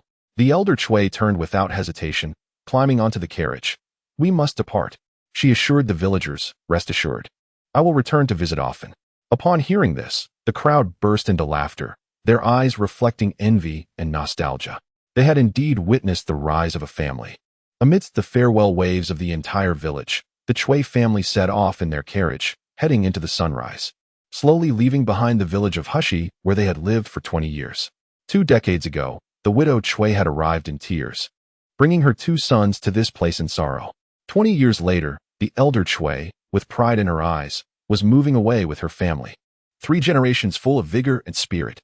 Just as Chui Xian had proclaimed that day, a brand new, prosperous, and formidable family of virtue, the Chui clan of Nanyang, was about to embrace its unique brilliance and glory. A fresh start in Nanyang County. The atmosphere in Zhangjing Lane was bustling with excitement, for a family surnamed Chui was celebrating their housewarming today. Several neighbors leaned in to catch a glimpse and gathered together for casual conversation. The arrival of the new neighbors seems quite significant. A procession of 7 or 8 carriages has visited, each accompanied by servants, prompting astonished whispers and speculations about their identity. At that moment, an elderly man emerged from the opposite yard, disdainfully tossing a basin of rinsing water towards the entrance. He then spat dismissively if they truly had any standing. Would they reside in this dilapidated place of Zhongjing Alley? They would have moved to Funyo Alley long ago. With that, the old man turned and slammed the door behind him. The neighbors exchanged uneasy glances, wondering what had provoked the irascible old man this time. One of them, with a knowing look, suggested that perhaps the new neighbors also bore the surname Chui, basking in their newfound prosperity while he wallowed in his own misfortunes. The phrase "same surname," different fates hung in the air, hinting at envy. It was well known among the residents of Zhongjing Alley that the Chui family had fallen on hard times, their household fraught with difficulties. Ironically, the newly arrived neighbors shared the same surname, and it seemed that the old man had already taken a dislike to them. It appeared that future entertainment was in store. On the other side, the newly arrived Chui family was indeed thriving. While Zhongjing Alley may be somewhat outdated, its location was unparalleled. A mere instant's stick's worth of time to reach Funyo Alley. Once out of the alley, a bustling marketplace, workshops, breakfast stalls, taverns, and bookstores were all conveniently close by, making life exceedingly convenient. Moreover, the rent was quite reasonable, only 800 won per month. This was a place the Pei family had diligently sought out, and the moneylender had offered a favorable price out of respect for the family of the scholar. 800 won a month for basic expenses would have been unthinkable for the old Chui family in the past, as the annual rent would have approached nearly 10 taels of silver, a daunting figure. Yet, for the sake of their son Xian and Yu, to ensure they could attend school and lead a more comfortable life, the old Chui family gritted their teeth and signed the lease.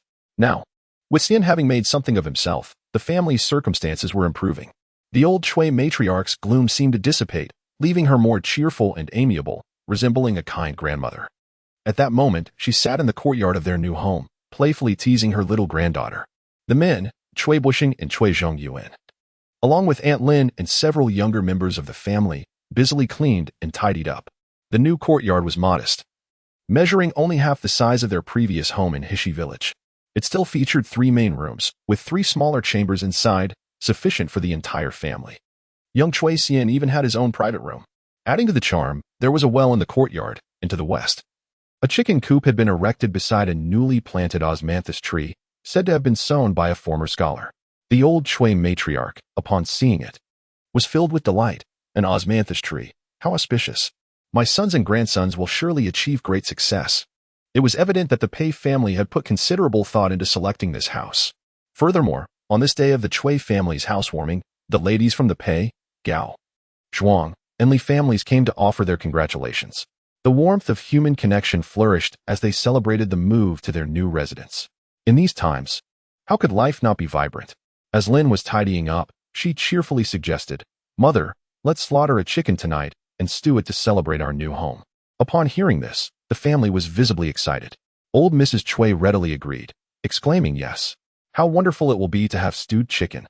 Chui Xian's eyes sparkled with joy. Accompanied by her brothers, Yu and Xian, the 3 siblings worked together to catch the plumpest rooster from the coop. The fresh free-range chicken, combined with the newly matured taro, was simmered in a cast-iron pot for a full half-hour. The chicken was tender, and when paired with the velvety taro, each bite was a delightful experience. The family of 8, no, now 9, ate with gleaming eyes. Unfortunately, the youngest could only watch enviously. After the meal, Chen glanced at the sky and said, "Yu Xian, hurry and go to bed. Tomorrow marks the start of school. We must not be late." The brothers, hearing this, obediently returned to their room. Before sleeping, Chui Xian gazed at their pristine new home and stretched contentedly. In just a few short months since his arrival, he had earned the reputation of a prodigy and lifted his impoverished family from the depths of Hishi village. Now, life had finally settled into a rhythm, and he was about to attend the Pei Family Academy, officially becoming a registered student in ancient times. Reflecting on this, he thought to himself, not bad at all. With that self-praise, drowsiness soon overcame him, and Chui Xian fell into a deep sleep, ready to embrace a brand new beginning, the daily life of an ancient elementary student. Indeed, it was the daily life of a student at a noble elementary school. The next day, at the hour of the rabbit, as dawn broke, the monk at the nearby temple began striking a wooden fish while announcing the time. In the alley, oil lamps lit up one by one. Chen was preparing to take her daughter out. Hearing the commotion, old Mrs. Chui and Lin rose first, quickly freshened up, and stepped outside into the early morning light. Just as the monk's calls resonated in the air, if one were to gaze down from above Nanyang County at that moment, they would see the city awakening from its night of silence. The livestock market was bustling, with long lines forming next to many butcher stalls. At this hour, the meat was freshest and most affordable. The freshly slaughtered meat still exuded warmth. Old Mrs. Chui, delighted, couldn't resist purchasing 21 of pork. Moving forward, the fruit stalls were equally lively, displaying a splendid array of fresh vegetables, fruits, grains, and spices. However, they didn't need to buy any at the moment, as the Pei family had delivered plenty the previous day, which remained uneaten. Old Mrs. Chui and Lin had ventured out to purchase breakfast. Unlike the countryside, life in the city moved at a brisk pace, with workers and students rising early. Consequently, breakfast stalls offered a diverse selection. Not far from Zhongjing Alley lay a breakfast street. Here, one could find a variety of offerings: sesame cakes, steamed buns, rice cakes, ice creams, and fried pancakes, with more refined options like chicken noodle soup, fishball soup, and stir-fried lung dishes. Recently, it is the height of summer, with the sweltering heat making drinks such as sour plum soup and osmanthus soup particularly popular. Of course, this is a fare typical of the less affluent. The young masters and misses from wealthier families usually frequent restaurants and tea houses where they leisurely enjoy their breakfast. As old Mrs. Chui and Mrs. Lin passed by a tea house, they overheard a storyteller narrating the tale of Rainbow Cat and Blue Rabbit, 7 heroes. The two women listened for a while, their expressions filled with pride. However, pressed for time, they dared not linger, purchasing a portion of fried lung, sesame cakes, and corn porridge for the adults. As for the 3 little ones at home, they bought them shredded chicken noodles, fried pine nuts, and refreshing sour plum soup. The little boys certainly had hearty appetites. The breakfast cost a fair amount, prompting old Mrs. Chui to grumble about the exorbitant expenses in the city. Yet, on their way home, they chanced upon a vendor selling freshly squeezed milk, and she could not help but exclaim, "The little ones are at a growth spurt. I should prepare a bowl of milk for them daily." Mrs. Lin chuckled. "Just moments ago, you were lamenting the high costs in the city." Old Mrs. Chui shook her head. Expenses must be incurred when necessary. Nonetheless, she mused that it was high time to prioritize the business of the Imoho Luo. Lest they eat away their resources, who could withstand such a fate? These concerns, of course, were not shared with the children. Thus, upon returning home with breakfast, old Mrs. Chui adopted a gentle demeanor, calling out cheerfully, "Xian, you, Xian, get up and wash up. Grandmother has brought you breakfast, shredded chicken noodles, fried pine nuts, and sweet sour plum soup." After her words, silence ensued. It was too early, and the day had just begun to dawn. As for the rooster that usually heralded the morning, he was on a holiday today, having been consumed the previous night. Consequently, old Mrs. Chui carried the breakfast into the room, making deliberate movements. The enticing aroma of fried pine nuts roused Chui Xian from his slumber, his stomach protesting with grumbles. Rubbing his sleepy eyes, he smiled at his grandmother. "It smells so good. Grandmother, you must be teasing me." Old Mrs. Chui chuckled. "Lazy one. Quickly rise to have your breakfast, then off to school." Chui Xian sprang up with a laugh. "Got it. Wait, how could he say got it? Wasn't that a term from a previous life spent as a servant?" In any case, young student Chui Xian began his daily journey to school. Chui Xian went in the courtyard to wash up. Chui Xian and Chui Yu, the siblings, soon followed suit. At the moment they savored their breakfast, all 3 wore identical expressions of satisfaction. Delicious. After the meal, led by Chui Boss Hans and Chui Zhong Yuan, Chui Yu and Chui Xian carried their book boxes and set out for school. Old Mrs. Chui, still feeling uneasy, reminded them, "Remember to bring the tribute for the teacher. And be careful on the road." "Understood, grandmother." "Yes, mother." The 4 men exited the house, each father carrying a large basket of tribute, filled with celery, lotus seeds, red beans, jujubes, longan, and dried meat. Though the Pei family had specifically invited Chui Xian to study, even going so far as to provide a monthly stipend of 5 taels for living expenses, the customary gift of tuition was still required. Such rituals must not be neglected, for they represent respect towards the esteemed teacher. As the morning sun began to rise, casting a gentle warmth over the still cool air, the Chui family departed from Zhongjing Alley. After a short walk, they soon arrived at the entrance of Funyo Alley. "They've arrived. Brother Xian, you all have finally come. Hurry up, hurry up. That old rascal Wu Qinglan has surprisingly advanced the school time by half an hour. Arriving late will earn you a beating. It's utterly outrageous." Pei Jian, Gao Qi, Zhuang Jin, and Li Heyu all wore expressions of dismay as they lamented. On ordinary days, they would have been indifferent to such matters, preferring to avoid the school altogether. But now, they were eager to study diligently alongside Xian. Upon hearing this, the group quickened their pace towards the Pei clan's academy. Inside the academy, the students bore grim faces, their spirits languid. Teacher Wu, holding a ruler, admonished them, "Look at your current state, so devoid of vitality. How will you ever succeed in the imperial examinations? Furthermore, I have clearly taught you how to compose poetry, yet you all stood by, watching Ode to the Goose lose to a nonsensical poem, remaining utterly unmoved, and still dare to complain about Chui Xian's arrogance. It truly infuriates me." Upon hearing the teacher's words, the students' expressions became awkward. Yet, one could hardly blame them. Zhao Yaozu's Ode to the New Bamboo was indeed quite impressive at first glance. Just then, a voice called out, "Chui Xian has arrived." All the students in the academy turned in unison, their eyes filled with eager anticipation as they fixed their gazes on the entrance. He has finally returned. During his absence, the entire academy, nay, all of Nanyang, had been fervently discussing him. The previously scowling teacher Wu's expression transformed from grim to bright, his face crinkling into a smile. The students stared in astonishment. Heavens! This old stickler is capable of smiling. Chui Xian, my dear child, you have finally arrived, Teacher Wu exclaimed, his excitement prompting him to greet him personally. Upon seeing the tuition presented by the Chui family, his smile widened even further. Such courtesy, bringing gifts for your teacher. Accepting the student's tuition signifies a bond between teacher and pupil. Teacher Wu, however, did not concern himself with the monetary value of the tuition. What mattered to him was the opportunity to be the mentor of a prodigious talent.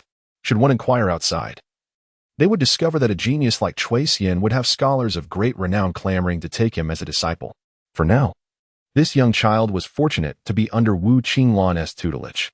Witnessing Teacher Wu's seemingly unconcerned demeanor, Pei Jian and the others could not help but chuckle. Chui Zhongyuan and Chui Bingshan also wished to laugh, yet as they were present in their capacity as guardians, they struggled to contain themselves. Once Wu Qinglan had accepted the tuition, Chui Yu and his brother Chui Xian bowed in respect to their teacher, completing the formalities. Teacher Wu inquired briefly about Chui Yu's academic progress before assigning him to the little class. Meanwhile, Chui Xian was placed directly into the middle class, joining his elder brothers in the same cohort. At this moment, Pei Jian and his companions found themselves unable to smile, as they recalled the earlier scene where Xian Di could effortlessly recite and memorize with precision, causing an unsettling shiver to run down their spines. Yet, the others remained oblivious to the formidable prodigy soon to grace the academy. The students gathered around Chui Xian, marching into the classroom with great enthusiasm. Each face radiated excitement, their gazes towards Chui Xian filled with admiration, curiosity, and reverence. At merely 8 years of age, he had already authored stories and composed poetry, earning renown throughout Nanyang County. This could be likened to an ancient version of a child star. While waiting for Master Wu to commence the lesson, the students eagerly struck up conversations with Chui Xian. One said, "Brother Chui, I've brought some delightful dried meat. Would you care to taste it?" Another remarked, "Brother Chui, your poem Ode to the Goose is truly captivating. I am in awe." Yet another chimed in, "Brother Chui, I too have composed a poem. Let us find a time to exchange ideas." Of course, this last comment was met with a chorus of jeers from the others. Surrounded by his peers, Chui Xian found the table before him laden with an array of snacks and gifts, overwhelmed by the kindness and enthusiasm of his new classmates. Though this was not Chui Xian's first visit to the academy, the experience felt entirely different this time. He was no longer merely the little bookkeeper, but a student in the classroom, and indeed, the brightest among them. When Wu Qinglan entered the classroom, he was greeted by this jubilant scene. Instead of expressing anger, he chuckled and teased, "It seems our new classmate is quite popular." The other students erupted in laughter. Pei Jian, draping an arm over his younger brother's shoulder, beamed with pride, naturally. However, their amusement was short-lived as Master Wu declared, "Today, we shall not have a lesson. Instead, I shall announce the upcoming academic arrangements now that we have a new student. First, upon arriving at the academy each morning, students must recite yesterday's lessons fluently 5 times, followed by memorizing 3 newly learned poems. After mastering these, they are to read the assigned material for the day 30 times before lunch." What? Upon hearing this, the students could scarcely believe their ears. "Master Wu, if you wish to starve us, you could simply say so." Secondly, after lunch, they are to study for an hour. Upon completion, they must submit a calligraphy piece for the Master's review to instill the principles of reward and punishment. Thirdly, every evening, they must recount 2 stories about loyalty and filial piety, which they must memorize to be prepared for surprise questioning. Fourthly, examinations and assessments will be held bi-monthly to evaluate their progress, with rewards and penalties to follow. Fifthly, students who excel will receive a merit ticket, exempting them from one punishment. Diligence and laziness will both be met with appropriate rewards and penalties. Lastly, those who perform exceptionally well will have their names recorded in a ledger. Upon accumulating 10 points, they will be rewarded with paper and writing instruments. Having quickly outlined these new regulations, Master Wu disregarded the collective groans from the students and inquired, "Are there any questions?" Pei Jian, indignant, raised his hand and protested. "I have a question. Why does every rule you mention seem to target me specifically?" The trio of Zhuangjin shared his sentiments. Wu Qinglan pretended not to hear. Offering no response, another student cautiously inquired, "May I ask, Master, which texts are included in the recitation?" This time, Wu Qinglan pondered for a moment and said, "Classics, history, law, and mathematics are all essential, with the 4 books and 5 classics, historical records, and literary collections being paramount. The 4 books include the classic of filial piety, elementary studies, and the commentaries on the 5 classics, Rights of Zhou, Rights, 3 commentaries, Discourses of the States, National Strategies, Nature and Principle, selections of literature, 8 collections of prose, the authenticity of articles, and so forth. The imperial edict and legal statutes must also be appropriately studied. The students, pale and overwhelmed, felt as though the sky had fallen upon them. The entire classroom filled with gasps of disbelief. Surely, Wu Qinglong must be mad. Only Cui Xian, upon hearing this long list of titles, felt a surge of anticipation. If one wishes to succeed in the imperial examination, one must conquer these texts. Even as a Ph.D. in Chinese language and literature in his previous life, he would not dare claim mastery over such a multitude of subjects. Moreover, he needed to reacquaint himself with laws and historical records. Fortunately, Cui Xian possessed the courage to start anew. In the face of protests and lamentations, Master Wu declared, "All right. Since there are no objections, it is settled. We shall implement this starting tomorrow." The students gritted their teeth, their eyes glaring fiercely at him. Did we appear to have no objections? After outlining the assignments, Wu Qinglong called Cui Xian aside and said with a gentle smile, "Rest assured, my dear student, I am aware that you are just beginning and your foundation is still fragile. I shall grant you 10 merit tickets for now. Should you face any reprimands in the future, you may use them to offset the penalties." Pei Jian, who had secretly eavesdropped on their conversation, thought to himself, "This is indeed favoritism. Wu is not being fair." Cui Xian, holding the 10 merit tickets presented by Wu Qinglong, wore a peculiar expression. Before he could voice his thoughts, Master Wu continued quietly, "Moreover, you must strive to perform well this month. It would be best if you could compose another poem in preparation. According to reliable sources, the county magistrate will be visiting our school within the month." Goodness! So there was political posturing even in ancient times? Hearing this, Cui Xian's eyes sparkled with excitement. If the endorsement of his prodigious talent could be secured from the authorities, then his path to the imperial examination would be firmly established. In the clan school, after discussing the magistrate's visit, Wu Qinglong noticed the glimmer in Cui Xian's eyes and realized he had grasped the significance. This child is truly clever. Wu Qinglong genuinely liked him. So after a moment's thought, he added, "The magistrate has only recently assumed office. I have only seen him from a distance, but he appears quite imposing." According to Pei Jian's father and grandfather, the new magistrate is relatively young, yet his talents should not be underestimated. He is known for his integrity and decisiveness, likely possessing a character that does not tolerate any nonsense. Cui Xian understood the implication. The master was advising him not to flaunt his abilities in front of the magistrate, lest he inadvertently make a fool of himself. "Thank you for your guidance, master. I shall keep it in mind," Cui Xian said, bowing in gratitude, and returned to the classroom under Wu Qinglong's approving gaze. On his way back, an unfamiliar student accidentally bumped into Cui Xian. The student said nothing and hurried away. At the moment of their collision, Cui Xian found a note in his hand. He unfolded it without revealing his emotions, and upon discerning the content, his expression turned grave. The note warned that someone from the Zhao family was watching him, advising him to exercise utmost caution. The Zhao family. Zhao Yuzu? Cui Xian tucked the note away. Upon returning to class, he appeared to engage in casual conversation with Pei Jian, inquiring, "Elder brother, how did Ode to the Goose manage to attain its rightful recognition and overshadow Ode to the New Bamboo after I returned to Hishi village?" This topic momentarily distracted Pei Jian from the sorrow brought by the new curriculum planning. He burst into hearty laughter, adopting an innocent demeanor. "Oh, right?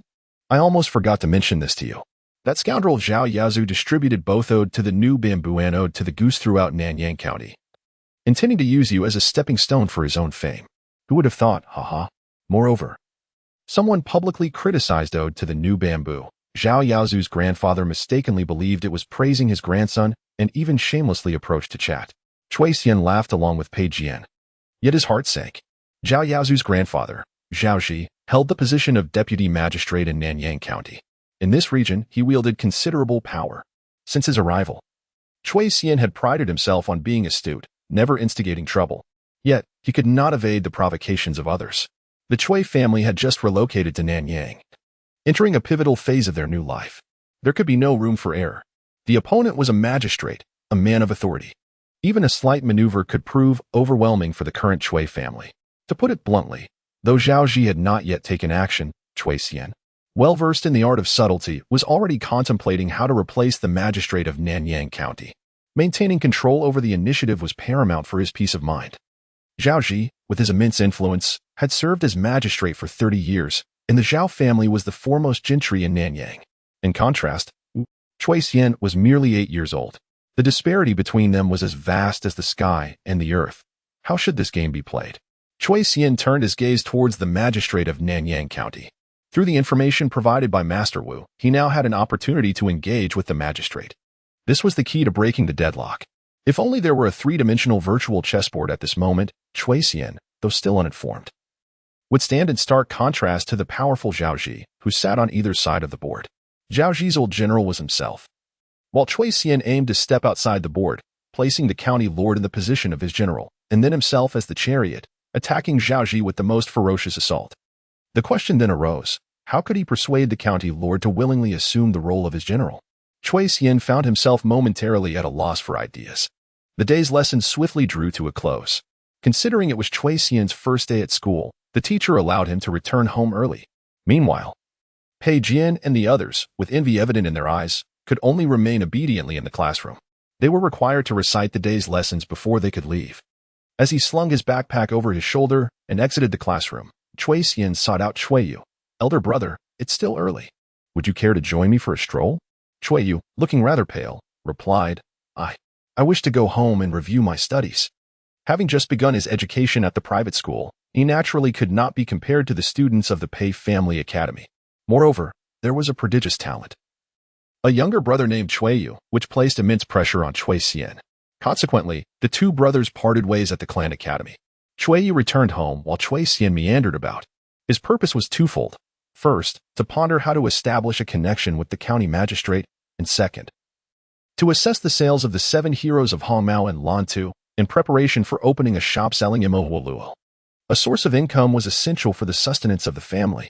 After exiting Funyo Lane, Cui Xian casually entered a bookstore, and as expected, Hongmao continued to sell remarkably well. One might wonder, what does the long rainbow sword truly resemble?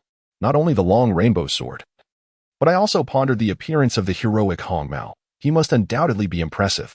Listening to the conversations of several fellow readers, Cui Xian could not help but chuckle inwardly.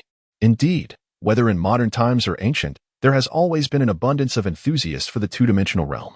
At that moment, a young man, dressed modestly yet exuding a quintessential bureaucratic demeanor, entered the bookstore and inquired, Shopkeeper, do you have Imohuoluo of the 7 heroes of Hongmao for sale? The shopkeeper shook his head.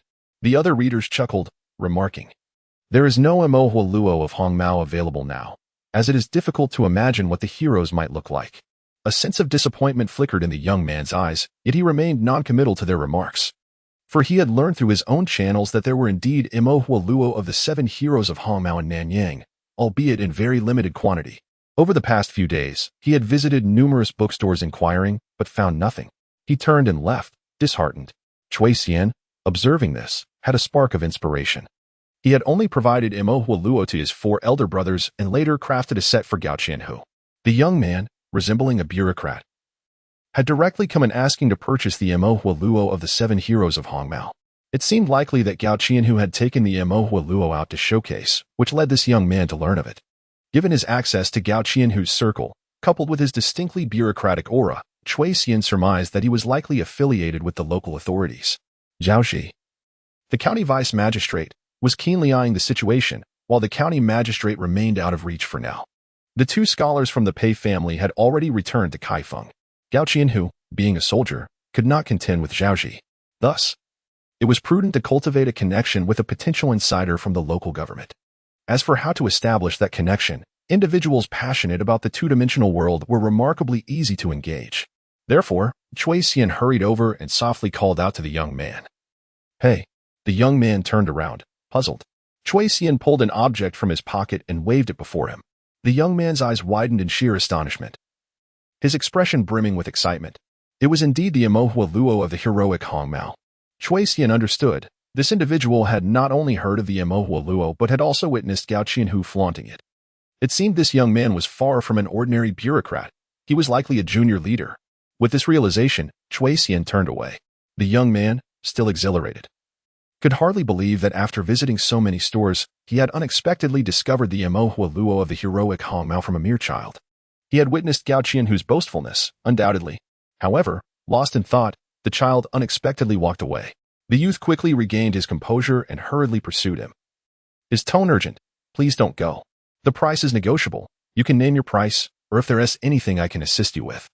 Do not hesitate to speak. Chui Xian, unperturbed, replied, let us discuss this another day. I seem to be lost. The youth, eager and warm, responded, of course. Where do you live? I shall escort you home. Chui Xian provided his address. The youth pondered for a moment, recalling the location, and said, I believe I know the way. I will take you back. Chui Xian merely acknowledged with an O. Noticing the child's silence, the youth, his eyes glistening with desire for the coveted Luo, strained to foster a connection. Do you also enjoy Rainbow Cat and Blue Rabbit? 7 heroes? Which character is your favorite? It must be Rainbow Cat, right? Chui Xian remained reticent, feigning wariness. Why should I tell you? You're not a beggar trying to abduct children, are you? What is your profession? The youth, alarmed by the accusation, quickly waved his hands. I am not a beggar. Rest assured. I am in the restaurant business. This was clearly a fabrication. To his surprise, Chui Xian's eyes brightened. The restaurant business? How fortuitous. I have a matter in which you could certainly assist me. Really? Is this just a coincidence? The youth stammered, taken aback. On the bustling street. The youth led the lost Chui Xian home. Their roles had reversed. Chui Xian had become the assertive one. Noticing the youth's momentary distraction, Chui Xian inquired, do you still desire the Luo? The youth felt a pang in his heart. How he longed for it. If he did not desire it, why would he be so eager to curry favor with the child? Thus, he mustered a smile, albeit somewhat pathetic. Yes. Chui Xian shot him a sidelong glance. Then you must assist me. You claim to be in the restaurant business. What is your rank in the establishment? After a brief hesitation, the youth replied, I would say I rank first. Ah, so you are indeed a leader, Chui Xian exclaimed. Being first in a restaurant might very well indicate he held a significant position. The youth appeared young, embodying the essence of a typical civil servant. Exuding the aura of a naive, clear-headed university student, most likely he had just begun his career, lacking experience. To ascend to a leadership role so swiftly, did he have influential connections? Chui Xian was uncertain, his eyes gleaming with feigned surprise. So, you are the proprietor? The entire restaurant belongs to you? How splendid. The youth's expression soured at this remark. Well, the situation is somewhat complicated. Although I am the owner, there are many matters over which I have no control. Oh, it seems you lack connections. A novice thrust into a leadership role, he was likely an airdrop, unpopular among his subordinates, overshadowed by his position. Thus, as the head, he found himself powerless in many aspects of the establishment. This raised suspicions. Lacking experience and background, how could he have been appointed as a leader at such a young age? Was he merely a scapegoat, a cannon fodder to bear the brunt of responsibility? Due to a lack of information, Chui Xian was unable to draw any conclusions. Following the youth's remarks, he questioned, nonsense. The owner is the most significant figure. How could he lack authority? Are you deliberately shirking responsibility and unwilling to assist? The youth's expression grew increasingly troubled upon hearing this. Before assuming his position, he had naively believed that the leader would undoubtedly wield the most power. However, reality delivered a harsh lesson. It turned out that the leader could also be the most ineffectual, spending each day idly perusing trivial tales and wandering the streets, buying trifles to alleviate his boredom as a form of solace. In the presence of an 8-year-old child, the youth lowered his defenses and ambiguously explained, I am not refusing. Rather, there are too many formidable figures within the establishment, each one difficult to contend with. Yet, unbeknownst to him, he was merely deluding himself into thinking he was concealed well. With only a few exchanges, he divulged his circumstances. Chui Xian laughed unreservedly. Fool, regardless of how formidable they may be, you are still the owner. The youth, conscious of his status, was naturally disinclined to debate with the child. The situation was far more intricate than it appeared. Noticing his silence, Chui Xian continued, your discontent is palpable. Allow me to make a conjecture. As the owner, your inability to assert yourself in the establishment indicates that the second-ranking individual is a formidable character. This second-ranking figure not only possesses strength but is also allied with the third and fourth in command, a triangular coalition that is unassailable, leaving you, the owner, at a loss, your position threatened, am I right? Initially, the youth listened casually, but as he widened his eyes in astonishment, he thought to himself, incredible. This child has hit the nail on the head. Observing his bewildered expression, Chui Xian pondered internally. Here was a newcomer in the office. A greenhorn with no experience in the intricacies of office politics. Clearly not from a prominent family, he likely hailed from a small town. Adept at theoretical knowledge, but utterly lacking in political acumen. What gives you the right to parachute in as a leader? Quite puzzling. The youth, oblivious to Chui Xian's thoughts, found himself unexpectedly filled with anticipation at the child's insights and inquired, "Is there a way to break this predicament?" After posing the question, he silently chuckled to himself, realizing the absurdity of seeking political guidance from a mere child. Political strife is a perilous affair, fraught with danger and treachery. Yet, in the next moment, he heard Chui Xian casually respond, "Of course, there is a straightforward solution. First and foremost, you must recognize that you are the owner. Your status inherently grants you superiority, which implies that any action you take will be scrutinized by those beneath you." The youth lamented, "But I am currently powerless to act. No matter what I attempt, those three will unite against me." This exemplifies a classic case of a novice leader. It was hardly surprising to be bullied by subordinates, particularly as he had recently assumed his position, failed to establish his authority, and lacked an understanding of how to manage below him. With the intention of befriending the youth, Chui Xian advised, "You are mistaken. Your line of thought is flawed. The three opposing you do so because you are overly eager to accomplish significant deeds to validate yourself. Your haste to seize power is evident, naturally arousing their wariness. With a shift in perspective, let me inquire, upon your visit to the tavern tomorrow, would you instruct all the staff to thoroughly clean the establishment? Surely, this is achievable, is it not?" The young man paused, momentarily taken aback, and then hesitantly replied, "It can be done, but what purpose does it serve? The significance is profound. As a leader, small actions wield great influence, capable of instilling awe among the people." Chui Xian continued, "You must announce the cleaning of the tavern in the presence of the second, third, and fourth individuals in the hierarchy. Then, with earnest eyes, direct your gaze toward the one ranked fourth, sighing with regret as you delegate this task to the third-ranked individual. Once the cleaning is complete, you should lavishly praise the third-ranked person in front of everyone." The young man, now anxious, queried, "What comes next?" Chui Xian, with a sly smile, replied, "Next, all substantive rewards shall be bestowed upon the fourth-ranked individual." The young man felt a jolt of realization. Though inexperienced in office rivalry, he was not naive. After hearing Chui Xian's words, his heart began to race, and he thought, perhaps this strategy might actually work. Just as the young man was consumed by excitement, he heard Chui Xian say, "I have reached home. We shall meet again another day." Chui Xian dashed away, leaving the young man to realize he had yet to purchase the moho luo. Moreover, did this child not mention seeking assistance from those involved in the tavern business? Yet, he had not specified what help was needed. Never mind, he thought, as he was aware of the child's address and could return another day. Thus, with anticipation, he hurried home.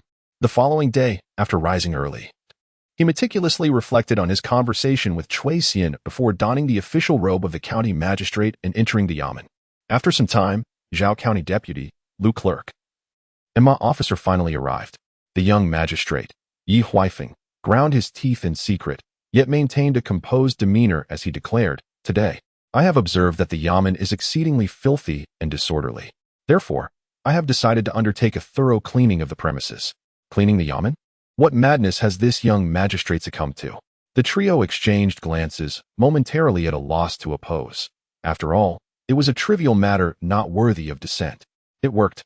The county magistrate felt a surge of exhilaration. This was the first time his words had not met with opposition.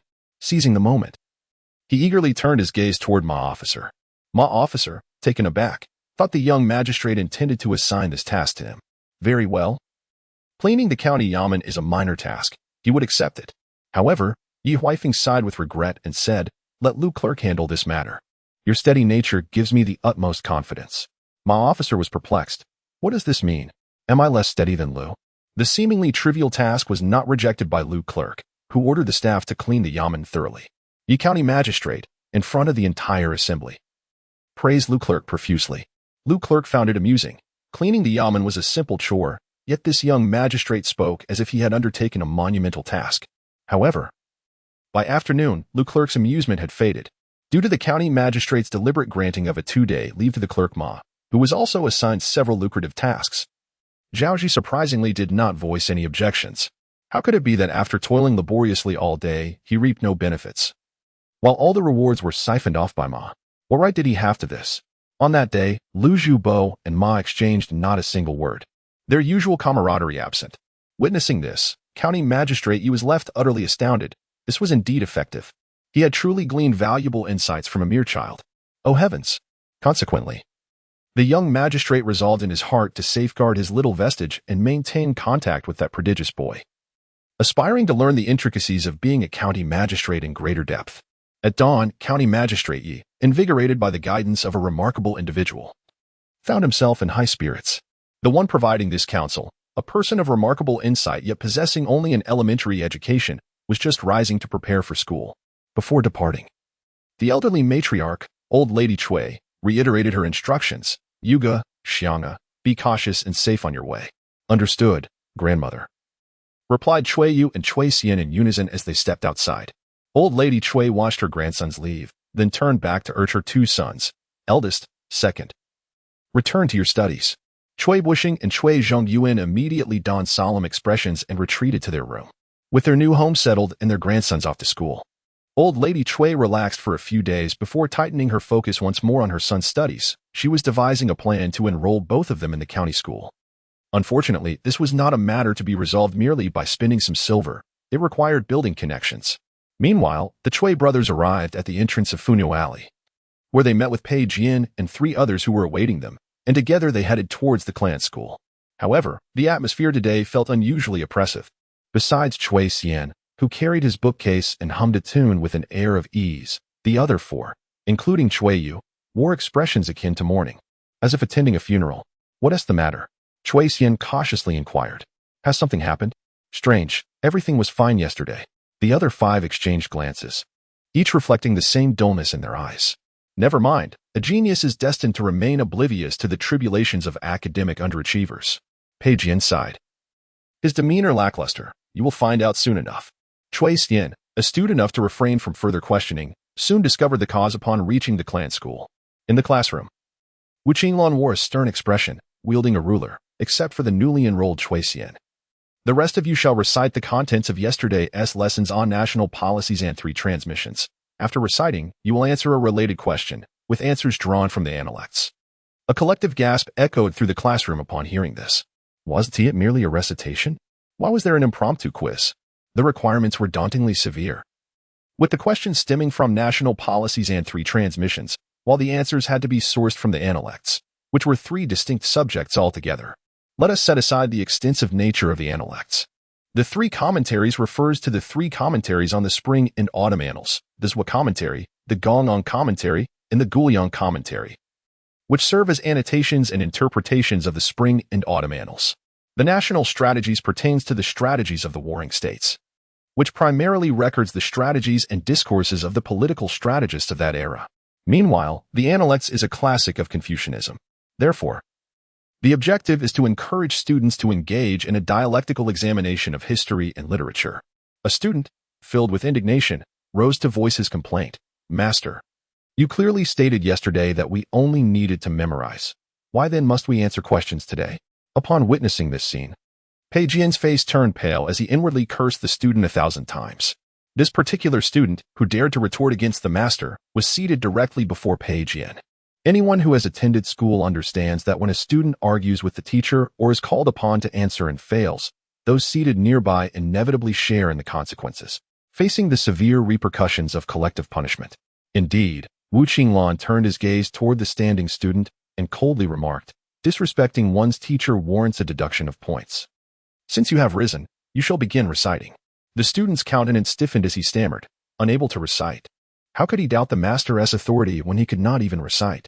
Wu Qinglan immediately instructed, now, stand and recite silently to yourself until you can do so flawlessly. Only then shall you be excused for lunch. The students in the back, feeling the pressure, stood up. Pei Jian, resigned to his fate, stood up and awkwardly began to recite. Zhou Ji, who was over 8 feet tall and possessed a handsome appearance, donned formal attire, gazed into a mirror, and said to his wife, this excerpt is a classic from the strategies of the warring states, specifically from the first strategy of Qi, which details Zhou Ji's admonition to King Qi. Of course, there was much more to memorize than just this passage. Fortunately, despite mispronouncing several characters, Pei Jian managed to finish reciting, albeit with great difficulty. Before he could even exhale in relief, he heard Master Wu's question. In the context of the strategies of the warring states, how might the term power be metaphorically represented? Pei Jian's mind went blank, especially under the cold, piercing gaze of Master Wu. He began to sweat profusely, utterly devoid of ideas. This was evidently a question solely pertaining to the strategies of the warring states. However, the catch was that he was required to answer using the analects. Pei Jian, summoning his courage, decided to forego an answer. I do not know, Master. I shall remain standing. To his left, Li Hiyu stood up, his face ashen. He fared slightly better than Pei Jian, managing to recite reasonably well. Yet he too could not provide an answer. Not just the two of them, but every student in the classroom stood in succession, most only able to recite without comprehending the meaning behind the texts. This exemplifies the common adage, to know the facts but not the reasons.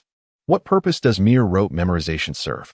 Observing his dejected students, Wu Qinglan's complexion flushed with frustration, utterly foolish, simply preposterous. The answers were practically spoon-fed to you yesterday, and yet not a single one of you can respond today. This infuriates me. If you cannot answer this question today, none of you shall be excused for lunch. The students, upon hearing this, felt a tightening in their chests, simultaneously harboring their silent grievances. This question was clearly not posed yesterday. How could it have come so close to being served up on a platter? In the midst of the silence, Cui Xian let out a helpless sigh upon hearing everyone. Do not serve the meal. He certainly did not wish to go hungry. Therefore, Cui Xian also rose to his feet, addressing the teacher, Sir. You have not yet asked the students to recite. As a newcomer, his pace differed from that of the other students. The material assigned to him for recitation yesterday was from the Analects, specifically the chapter on governance. To aid Cui Xian, Wu Qinglan had even led the entire class in reading the chapter together. Thus, any student who applied a modicum of thought should have realized that the answer to this question resided within that chapter.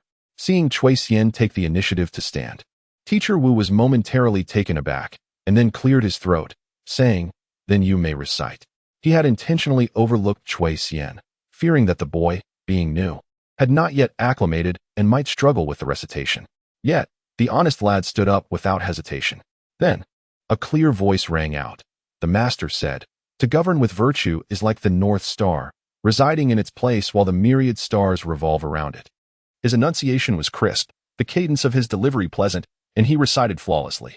The entire class was taken aback. After all, the teacher had only led him through a single reading the day before, and Cui Xian had returned home early. How had he mastered it so quickly? Teacher Wu, wearing a look of surprise, generously praised him. Excellent. Please sit down. Standing must be tiring. However, to everyone's astonishment, Cui Xian did not sit down, but instead said, respectfully, Master, I would like to attempt to answer the question posed. At this, even Pei Jian and the others turned to look. He had only memorized the chapter on governance, and had merely listened to parts of the national policies and 3 transmissions that Teacher Wu discussed yesterday. How could he respond? Only Wu Qinglan felt a stir of anticipation, encouragingly saying, Oh, then please answer, and speak boldly. It matters not if you are mistaken. Cui Xian smiled and replied, Before posing the question, you mentioned that the answer could only be derived from the analects. Since we specifically read the chapter on governance yesterday, I dare to conjecture that the answer to this question lies within that text. Wu Qinglan nodded repeatedly, eyes alight with admiration. This was precisely why the teacher favored diligent students. Cui Xian continued, Yesterday, I listened to your teachings regarding Zhang Yi's assertion that Qin, through Yan Hong, overcame Zhong, akin to redirecting a flood by breaking a dam, leveraging the strife among vassals to establish Qin's dominion. It is evident that such power resembles raging waters against stones. Yet, the chapter on governance states, a gentleman is not a vessel. Therefore, true power resides in the hearts of the people, not solely in weapons and warfare. Upon finishing, the room fell silent. Could it be interpreted in such a manner? Wu Qinglan could not contain his applause, exclaiming, Well said. Truly, power resides in the hearts of the people, not merely in weapons. After bestowing his praise, Teacher Wu suddenly realized, gazing at Cui Xian in shock. But I did not instruct you on the interpretation of the chapter on governance. I merely led you through a reading. Cui Xian blinked, responding, I read it myself, and thus gleaned its meaning. Initially, my understanding was vague and indistinct, but upon waking this morning, I recalled your teachings on the national policies from yesterday. In a dialectical interplay, the understanding dawned upon them. What? Upon hearing this, the students in the hall could scarcely believe their ears. Was this reasonable? The crowd gazed at Cui Xian in a daze, perceiving him as a prodigy. Meanwhile, Wu Qinglong stared at Cui Xian for an extended moment, eventually moved to tears before the assembly, exclaiming in a quivering voice, "A genius! A natural scholar! Heaven has not been unkind to me, Wu Qinglong. It has bestowed upon me such a gifted talent as a student. Indeed, he is brimming with brilliance, while others can only recite rote knowledge. He effortlessly engages in dialectical reasoning and integrates historical and philosophical insights. This problem may appear simple, yet concealed within it is the profound interpretation by an 8-year-old child, who skillfully unravels Confucian ethics and political strategy. How could this not astonish Wu Qinglong, even leading him to tears? Moreover, it is noteworthy that Cui Xian can compose poetry and possesses an elegant hand in calligraphy. To say he is a reincarnation of the literary star would not be an exaggeration. Observing Cui Xian confidently articulate in class with a radiant smile, Wu Qinglong pondered in awe. He is merely 8 years old. 8. This child is destined to soar to great heights in the future. Just as Wu Qinglong regarded Cui Xian as a precious gem, nearly fainting with excitement, a timid student spoke up, "Teacher, since Cui Xian has answered the question, may we be dismissed for our meal?" Wu Qinglong's expression shifted abruptly, and he retorted angrily, "Eat, eat, eat. Is that all you think about? Are you all just gluttons? Continue reciting for me." The students collectively fell silent. Thus, on that day, during the writing practice, as the other students submitted their calligraphy, Wu Qinglong erupted in fury. "What is this? Look at what you have written.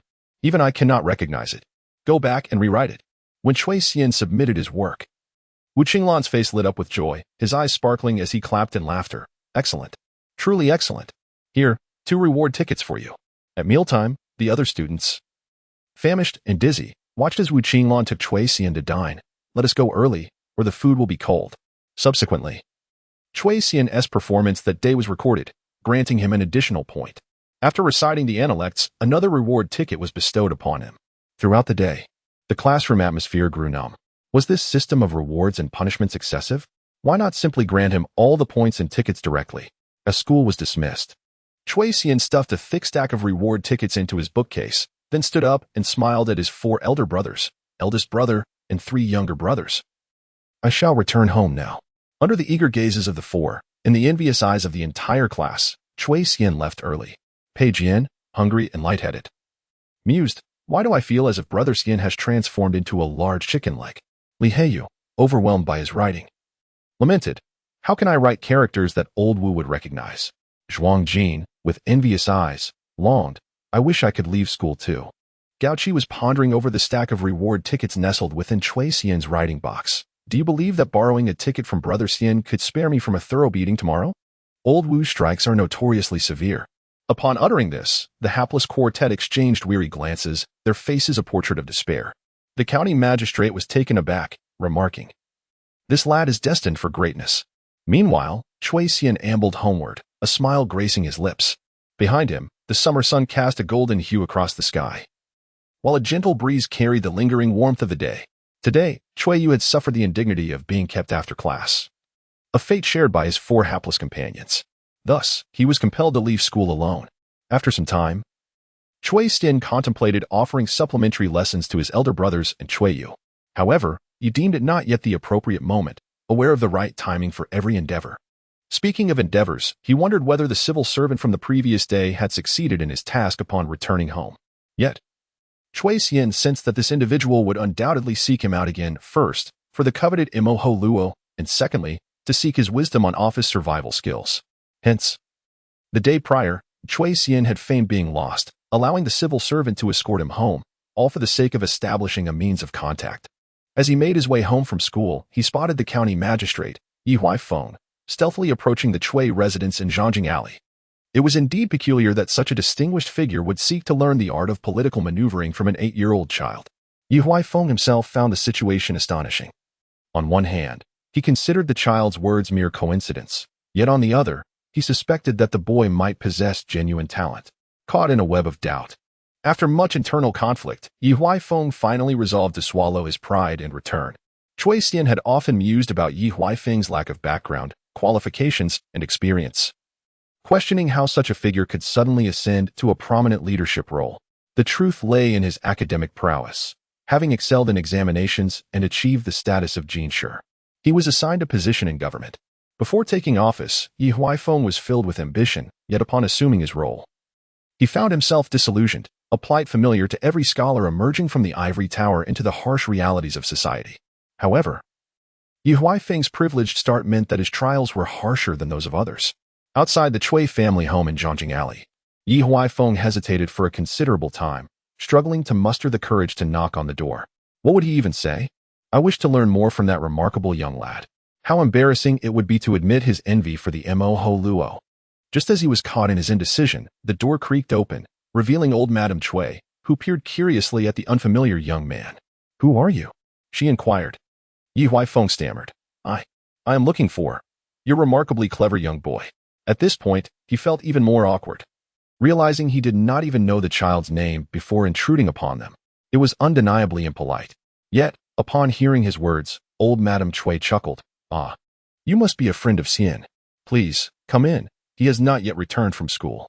With that, Yi Huaifeng entered the courtyard, albeit with a sense of trepidation. The household was meticulously clean, and one could faintly hear the reading voices of two men. It appeared to be a family of scholars, which explained the remarkable clarity of thought exhibited by the child known as Xian Gur. With this realization, Magistrate Yi felt a surge of confidence and began to adopt a more reserved demeanor, convinced of his own capabilities. While he may not excel in many areas, his proficiency in literature was unparalleled. Perhaps he could even offer some guidance to the young boy. Yi Huaifeng, in his youth, had been lauded as a prodigy, renowned across numerous villages for his exquisite calligraphy, artistic talent, and poetic prowess. In fact, during his younger years, he had even published a storybook to help support his family. At this moment, the elderly Mrs. Cui, noticing Yi Huaifeng's reserved expression, thoughtfully presented him with a recently popular storybook. If you find yourself bored, you might enjoy this. Upon closer inspection, Yi Huaifeng realized it was none other than the adventures of Hong Mao and Lon Tuesday. He exclaimed in astonishment, Elder, you enjoy reading storybooks as well? To his surprise, Mrs. Cui waved her hands dismissively and, with a smile that sent a jolt through Yi Huaifeng, declared, Oh no. I cannot read. How could I possibly understand a storybook? This book was written by my little grandson, Xian Gur. What? Yi Huaifeng's eyes widened in disbelief as he raised his voice. Your grandson is the author of Hong Mao? Xian Gur. Cui Xian. The 8-year-old genius who had yet to begin his formal education, but had already dictated the story of Hong Mao. My heavens. It is indeed he. Yi Huaifeng was so enamored with Hong Mao that he could hardly contain his excitement, akin to a fan encountering their idol. He murmured, No wonder he possesses the Mo Ho Luo of the young hero Hong Mao. Mo Ho Luo? Upon hearing this, Mrs. Cui became animated. They were currently preparing to sell Mo Ho Luo, and this individual seemed genuinely interested, making for an excellent opportunity to gauge customer intent. Thus, she returned to her home and emerged with a basket. Yes, this is Mo Ho Luo. Take a look. It is sold for 50, well, 31. Would you like to buy some? She felt that even 31 was rather steep, and as she spoke, uncertainty filled her heart. However, upon seeing the basket of Mo Ho Luo, Magistrate Yi's eyes sparkled with delight. They were so vividly crafted, so lifelike. A collection of the 7 heroes Mo Ho Luo. He had coveted them for days but had been unable to find any, and here was a whole basket, and only 31. Excitedly, he rushed over, eyes gleaming with fervor. No, 31 is far too little. I propose selling them for 201. Mrs. Cui shook her head vigorously. Who would willingly pay 201 for a clay doll? At that moment, Yi Huaifeng suddenly noticed a stack of booklets within the basket. He instinctively picked one up, and a jolt coursed through him. The booklet illustrated various iconic scenes from Hong Mao, depicted with astonishing skill and artistry. Mrs. Cui remarked with a smile. These are merely sketches, my grandson, Xian Gur, doodled out of boredom. Yi Huaifeng was entranced, instinctively flipping through the pages, and once again, he felt a shock of amazement. Old Master Cui squinted his eyes. This must be the calligraphy of young Xian, who has just begun his studies.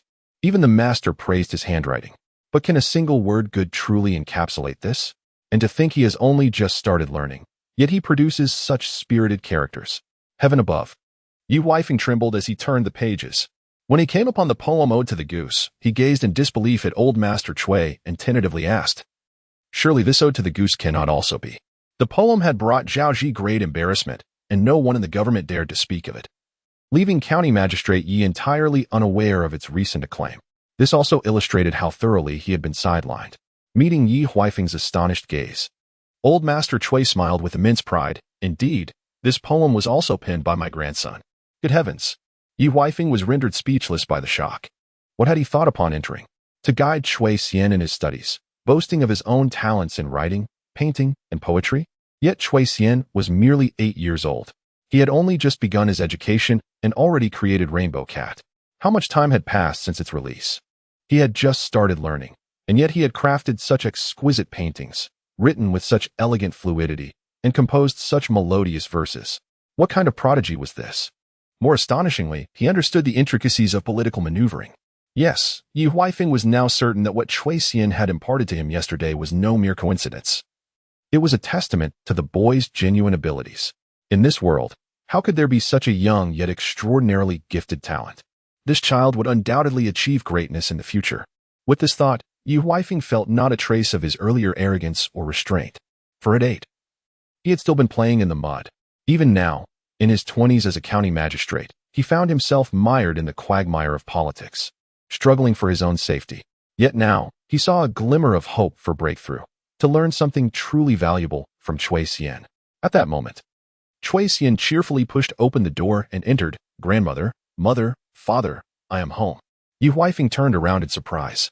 Old Master Chui pointed at Yi Huifeng and said with a smile, Xian, this man claims to be your friend and has come to seek you. Seeing Yi Huifeng, Chui Xian was not surprised, but feigned ignorance. My friend? I don't know him. Old Master Chui's expression shifted immediately.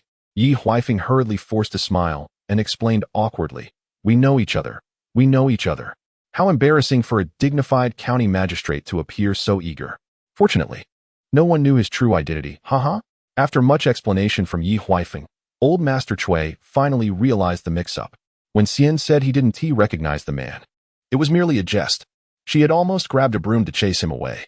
With a slightly reproachful glare at her grandson, Old Master Chui inquired, Why has you not returned?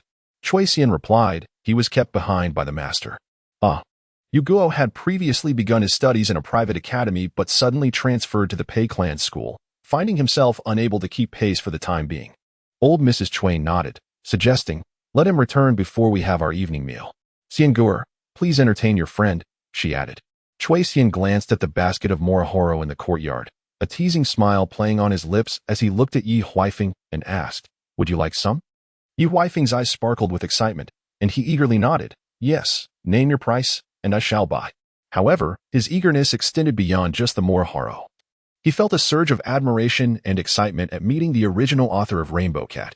Unexpectedly, Chui Xian spoke with certainty. The method I taught you yesterday, it worked. Did it not? Yi Huifeng, startled, feigned ignorance, replying, It was, adequate. The tavern was quite clean. Chui Xian, choosing not to expose him, selected a set of morahoro from the basket and generously offered, Here, this is for you. Yi Huifeng was taken aback by this delightful surprise, clutching the morahoro in astonishment. You truly mean to give all of this to me? Chui Xian shrugged, Of course. Did you not say we are friends? Yi Huifeng's face flushed with embarrassment. Yet warmth blossomed in his heart. At that moment, old Mrs. Chui emerged from the main room, glancing at Yi Huifeng with a hint of discomfort. Oh dear. I just realized we have no meat at home. How should I address you? She inquired. Yi Huifeng replied vaguely, You can call me Da Chuan. Old Mrs. Chui then warmly invited, Very well, Da Chuan, please stay for dinner tonight. You can chat with Xian Guer while I go out to buy some meat. Yi Huifeng, sensing the awkwardness, quickly stood up and said, No, that would be inappropriate. You should stay at home. I will go out to buy. It is my first visit. And I have brought nothing. It would be quite rude. Without heeding old Mrs. Chui's insistence, he hurriedly rushed out to procure supplies. Once he departed, old Mrs. Chui turned to Xian Guer and asked in a lowered voice, What is his background? She was perceptive and had refrained from questioning earlier. But given that her grandson brought a stranger home for the first time, and one who was considerably older than Xian Guer, her instincts told her he was not an ordinary person. Hence, she had been exceedingly cordial. Chui Xian whispered back, He appears to be associated with the government. But I am still unsure of his identity. At the dinner table, grandmother, you might want to probe a little. If you cannot discern anything, perhaps you could share your troubles. My father and uncle's admission to the county school is still unresolved, after all. It's worth a shot. Who knows what might happen? Oh my. Old Mrs. Chui's eyes sparkled with excitement. Xian Gur, this child is truly blessed. Not only is he a literary star, but he has also brought home someone from the government. However, she mused to herself, that young man, Dachuan, appeared to be quite naive, regardless of his external prowess. Once he sat at the dining table and exchanged a few pleasantries, he would surely be thoroughly handled by someone like old Mrs. Chui. The two exchanged knowing glances and chuckled softly. Old Mrs. Chui was in high spirits, because she was still thinking about Ugur. She frequently went to the street entrance to check for him. Perhaps the heavens, seeing her so pleased today, decided to play a trick. After another unsuccessful trip outside, not spotting Ugur, she returned home only to encounter old Mr. Chui in the alley. As their gazes met, both individuals were momentarily taken aback. The old man, Chui, quickly realized that the Chui family who had recently moved to Zhongjing Lane was, in fact, the long-lost relatives of the old Chui clan. However, due to past grievances, they regarded each other as strangers, ignoring one another completely. The old Chui matriarch, with a composed expression, returned home, while the old man Chui stared at her retreating figure, his countenance growing increasingly uncomfortable. He had heard that the old Chui family had moved in with considerable fanfare, and the neighbors spoke highly of their background. But what background could they possibly have? They were merely a fallen family from the countryside. With a cunning glint in his eye, the old man devised a plan. He turned and made his way to another household in the lane, unceremoniously pushing open the courtyard gate and calling out, "Son-in-law, come out here for a moment." His son-in-law, Lin, who worked as a minor official, sensed trouble but, unable to withstand the old man's insistence, reluctantly complied. The two men stepped outside, and the old man deliberately led his son-in-law to a spot not far from the old Chui matriarch's home. Then, raising his voice, he began to subtly criticize, "Come, neighbors, let us take a look. Some fallen families put on a fade of wealth while engaging in dubious activities behind closed doors. My son-in-law is a minor official at the government office. With him around, no one should dare to cause mischief in Zhongjing Lane." The neighbors, drawn by the commotion, emerged to witness the spectacle, yet they remained non-committal to his claims. It was the old man Chui himself who was known for causing trouble in Zhongjing Lane. But everyone refrained from speaking out, intimidated by his connection to a government official. Observing the old man's increasingly outrageous remarks, Lin cast apologetic glances at the neighbors while attempting to pull his father-in-law back home. Yet, the old man was determined to flaunt his superiority in front of the old Chui family. Sure enough, the old Chui matriarch, Chui Xian, and her family came out to investigate the disturbance. Just as the door swung open, Yi Huifeng, carrying a plethora of meats, eggs, fresh fruits, and rice, returned home. Lin was the first to spot him, his body tensing in surprise. Oblivious to the situation, the old man Chui, seeing the old Chui matriarch emerge, felt a surge of pride. "Ah, speak of the devil." Yi Huifeng hurriedly passed through the throng, unaware of the minor official among them. With so many people present, who could be expected to recognize him? What were they all gathered for casual chit-chat? Just then, he noticed the door to the Chui residence had opened. Struggling under the weight of his bundles, he sheepishly smiled at the old Chui matriarch, saying, "I forgot to bring a gift earlier. I went out to buy some more. Please don't mind my lack of etiquette." The old Chui matriarch, having been unjustly accused by the old man Chui, was about to retort when she quickly replied to Yi Huifeng, "Oh, you were too kind." Witnessing this scene, Lin was left utterly astonished. In the lane, the old man Chui cast a glance at the items Yi Huifeng had purchased, feeling a twinge of jealousy, yet he remarked, "Such trivial items. We've grown tired of them in my household." To which his son-in-law, Lin, could only think, "You reckless fool. Why must you drag me into your demise?" Thus, under the astonished gaze of the Chui family and the neighbors of Zhongjing Alley, the Lin constable suddenly erupted in anger, delivering a harsh slap to the head of old man Chui. Clutching his forehead in disbelief, old man Chui howled in pain. The Lin constable paid no heed to the elder, trembling as he stepped forward, his legs giving way, and he knelt before the Chui household, stammering apologetically, "Yes, I am truly sorry.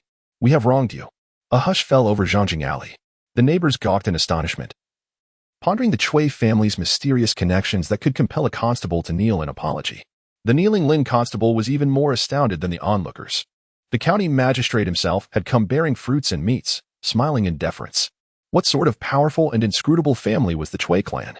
The Lin constable's rapid descent into submission left the Chui family bewildered, still reeling from their earlier anger. Good heavens! How could this happen? As if my family had wronged you? Old Man Chui, unsure of how to react, shot an irritated glance at Old Man Chui, saying, "You lot should leave. Don't block my doorstep." The Lin constable exhaled in relief, gratitude flooding his face as he frequently glanced at Magistrate Yi. Although Magistrate Yi was indeed overshadowed by County Vice Zhao Ji, the Lin constable, being the most inconspicuous of the officers, dared not assert himself in front of the magistrate. The words ruinous county magistrate and annihilated prefect were not mere trifles. Yet, Magistrate Yi himself felt a twinge of anxiety. The moment the Lin constable knelt, he sensed trouble. This man had likely recognized him.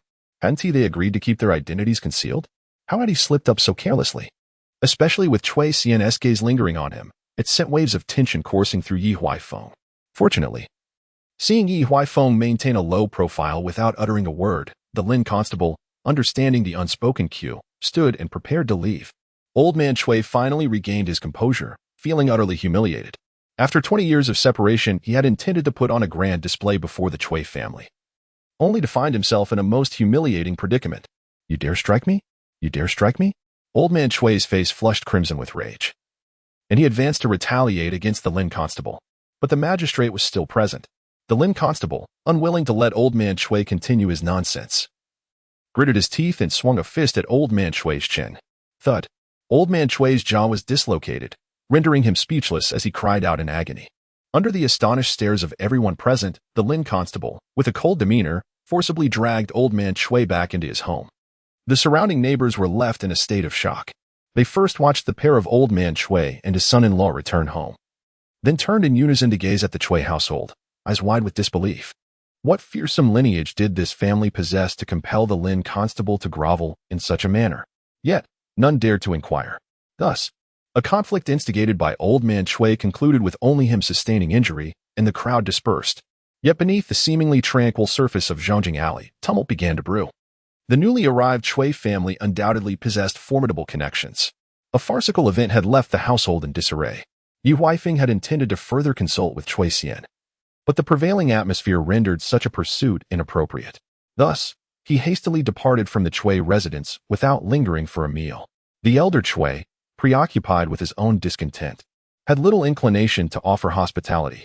Once Yi Huaifeng had taken his leave, Chui Zhongyan furrowed his brow and remarked, "Why is my uncle's family residing here?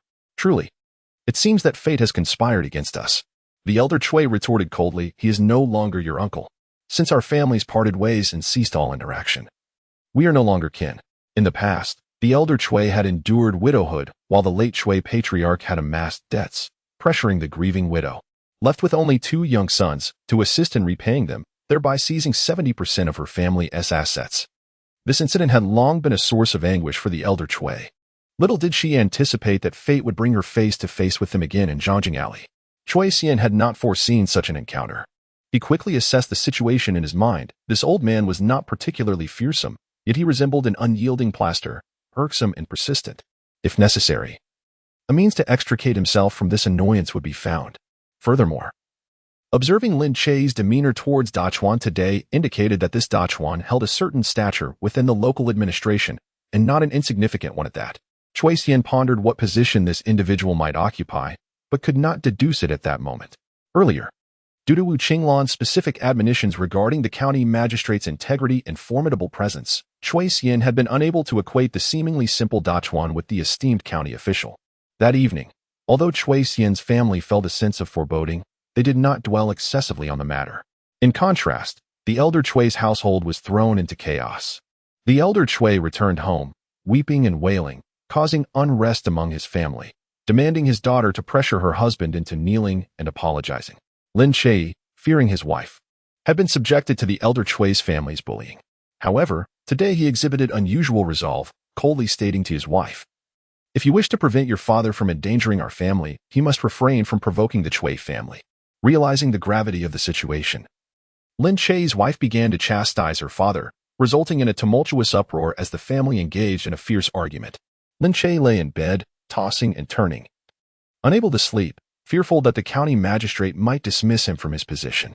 In the latter half of the night, still restless, he ventured out for a midnight reprieve. Anxious, he cast a glance towards the elder Chui's courtyard. To his astonishment, he spotted a burly man attempting to stealthily infiltrate the elder Chui's home. What a fortuitous opportunity to redeem himself. Without hesitation, Lin Che burst forth, bellowing, "Thief! The constable is here. Surrender at once." His shout roused the entire alley. Swift and agile, Lin Che apprehended the intruder on the spot. The Chui household lit their lamps, their family shaken by the commotion. Lin Che, eager to reassure them, then took the captured thief to the magistrate's office. Meanwhile, at the Zhao family residence, a subordinate hurriedly entered to relay this news to Zhao Ji. Upon hearing this, Zhao Ji snorted coldly and scolded, "Incompetent fool, you cannot even handle such a trivial matter.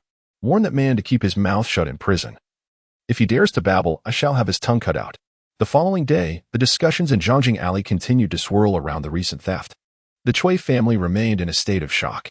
Qin, the matriarch, expressed her relief, stating, "Fortunately, our family is safe and we have suffered no financial loss. Had it not been for Lin, who fortuitously rose in the night, I shudder to think what dire consequences might have befallen us." Old Lady Chui added, "Thank the ancestors for their protection. These scoundrels are truly audacious." Chui Xian, smiling, reassured them, "Grandmother, mother, fear not. The thief has already been apprehended by the authorities." However, once Chui Xian departed for school, the smile on his face vanished.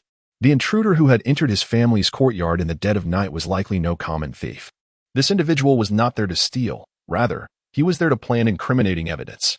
The process was simple yet ruthless. First, some valuable items would be placed in the Chui household to frame them. Then the authorities would be alerted, and subsequently, the Chui family would face arrest.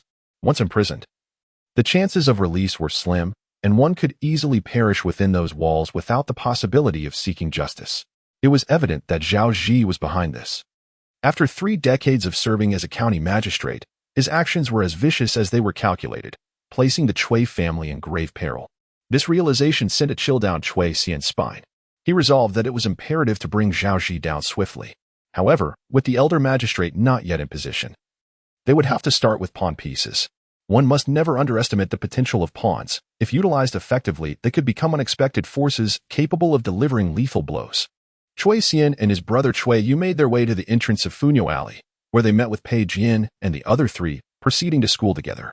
The atmosphere remained heavy due to academic pressures, yet Chui Xian dispelled the gloom with 2 remarks. "Elder brother, esteemed brothers, someone has bullied me. The second, will you assist me in dealing with him?" Upon hearing this, Pei Jian, who had been listless, erupted in anger. "Which audacious wretch dares to bully you? Speak freely, and I shall assist you in confronting him." Li Heiyu, Zhuang Jin, and Gao Qi turned their attention to Chui Xian, their expressions brimming with readiness for confrontation. Though they felt languid about their studies, engaging in a brawl was undoubtedly their forte.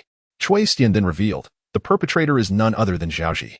He proceeded to recount the incident from the previous day when they had suffered a theft, suspecting Zhao, the county magistrate, of orchestrating this scheme. He also mentioned the warning note he had received at the clan school, advising caution regarding the Zhao family. Chui Yu's face paled. He had initially thought it was merely a petty thief who had invaded their home, unaware that a malicious plot was afoot. Upon hearing this, Pei Jian and the others grew solemn. This was no mere scuffle. As the leading gentry family of Nanyang County, the Zhao family was not to be trifled with. Zhao Yazu, who had come to challenge them to a poetry duel, had proven to be utterly shameless when he could not bear to lose. Pei Jian inhaled deeply, suppressing his anger as he remarked, "It is merely a contest, and yet they seek to take lives? Rest assured, Xian, I shall return home and write to my father and grandfather." Shortly after departing from Hushi village, having confirmed that Chui Xian would join the Pei Clan's academy, Pei Chongqing and Pei Kaidai, both esteemed scholars, returned to Kaifeng. Gao Qi and his companions promptly declared their intentions to seek assistance from their elders. The Zhao family indeed wielded immense power. Yet the 4 of them, without a moment's hesitation, stepped forward to protect Chui Xian. This gesture warmed Chui Xian's heart, however. He shook his head and asked earnestly, "Even if I had evidence, it would not truly hinder Zhao Ji, even with your family's support. Unless we can uproot the Zhao family entirely, our resistance will only invite harsher reprisals." A sharp intake of breath echoed among the brothers at these words. Pei Jian, taken aback, stammered, "Xian, are you suggesting we eradicate the Zhao family?" These young masters were typically brazen, yet had never dared to contemplate such a direct assault on the Zhao family. Chui Xian chuckled. "What, are you afraid?" Pei Jian's expression faltered, and with a defiant tone he replied, "I, your elder brother, do not even know how to write the word fear. The issue is, even with our family's assistance, eliminating the Zhao family is simply impossible. Chui Xian turned to his younger brothers, who says it is impossible. Anything can be accomplished. I have a plan. And we need not involve our families. Together, we brothers can bring Zhaoji down. The group exchanged incredulous glances, their faces reflecting disbelief. Are you suggesting that just the 5 of us, mere novices, take on Zhaoji? How could that even be feasible? Yet, despite their skepticism, the resolute expression on Chui Xian's face made their hearts race with excitement. What if it truly could work? Chui Xian lowered his voice further. Since we last collaborated on Rainbow Cat, it has been too long since we undertook a significant endeavor together. Zhaoji has been brazen and lawless. Let us unite and deal with him. After school today, we will gather by the bamboo grove by the river to discuss our strategy. The operation shall be codenamed Decapitation. Remarkable. Though they were unsure of the meaning of the code name, it instilled in them a sense of thrilling anticipation.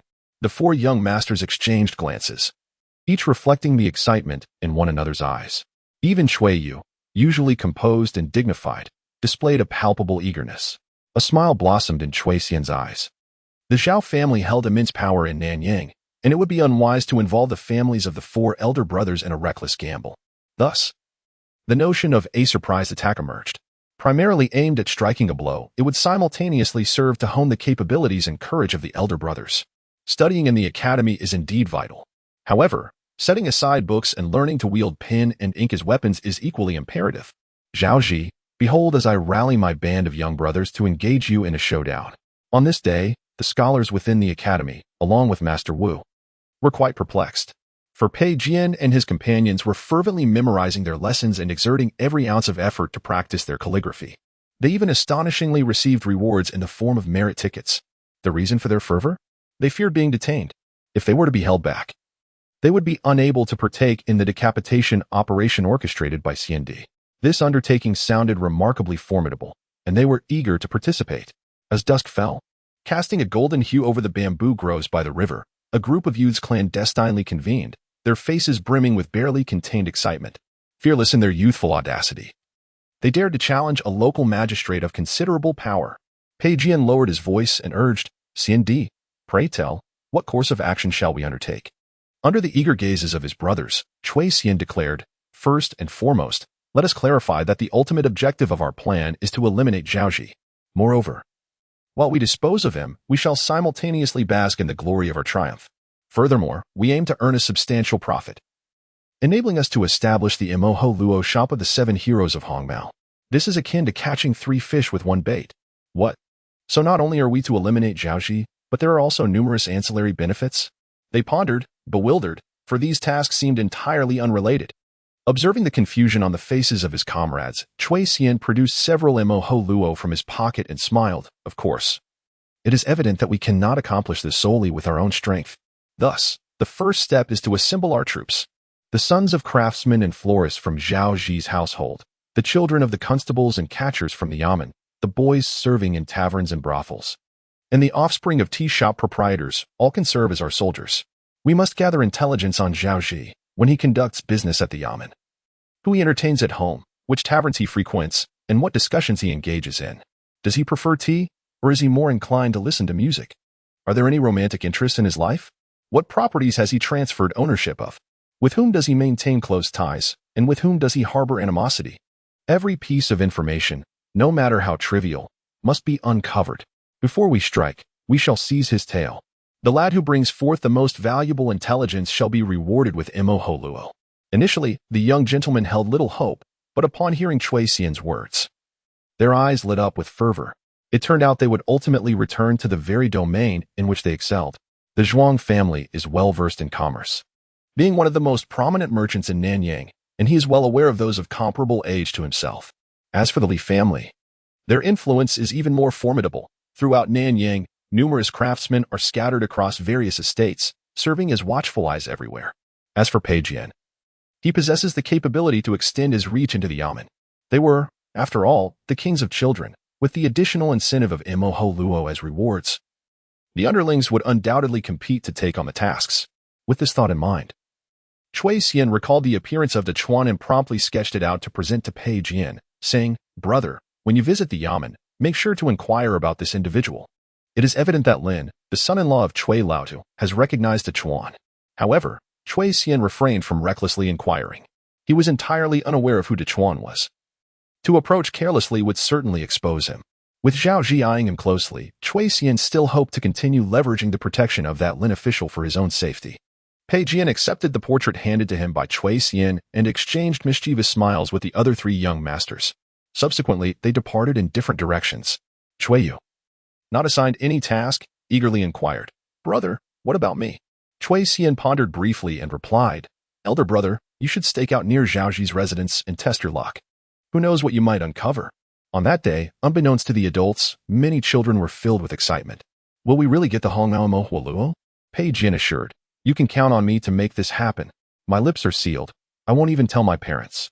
He Yu added, "My father is the gardener at the Zhao residence. I will gather information." Zhuanjin proclaimed, "I have always followed your lead, and I shall do everything to ensure this is accomplished." Gao Qi reassured them. So many were secretly probing for information regarding the Zhao household. Had this been a group of adults, it would have aroused suspicion, and Zhao Ji would have surely noticed immediately. Yet, the delightful twist was that these were merely harmless youngsters. Moreover, they had no communication among themselves, and they were blissfully unaware of their actions, even if exposed. It mattered little, for Pei Jian and his companions had a remarkably consistent narrative.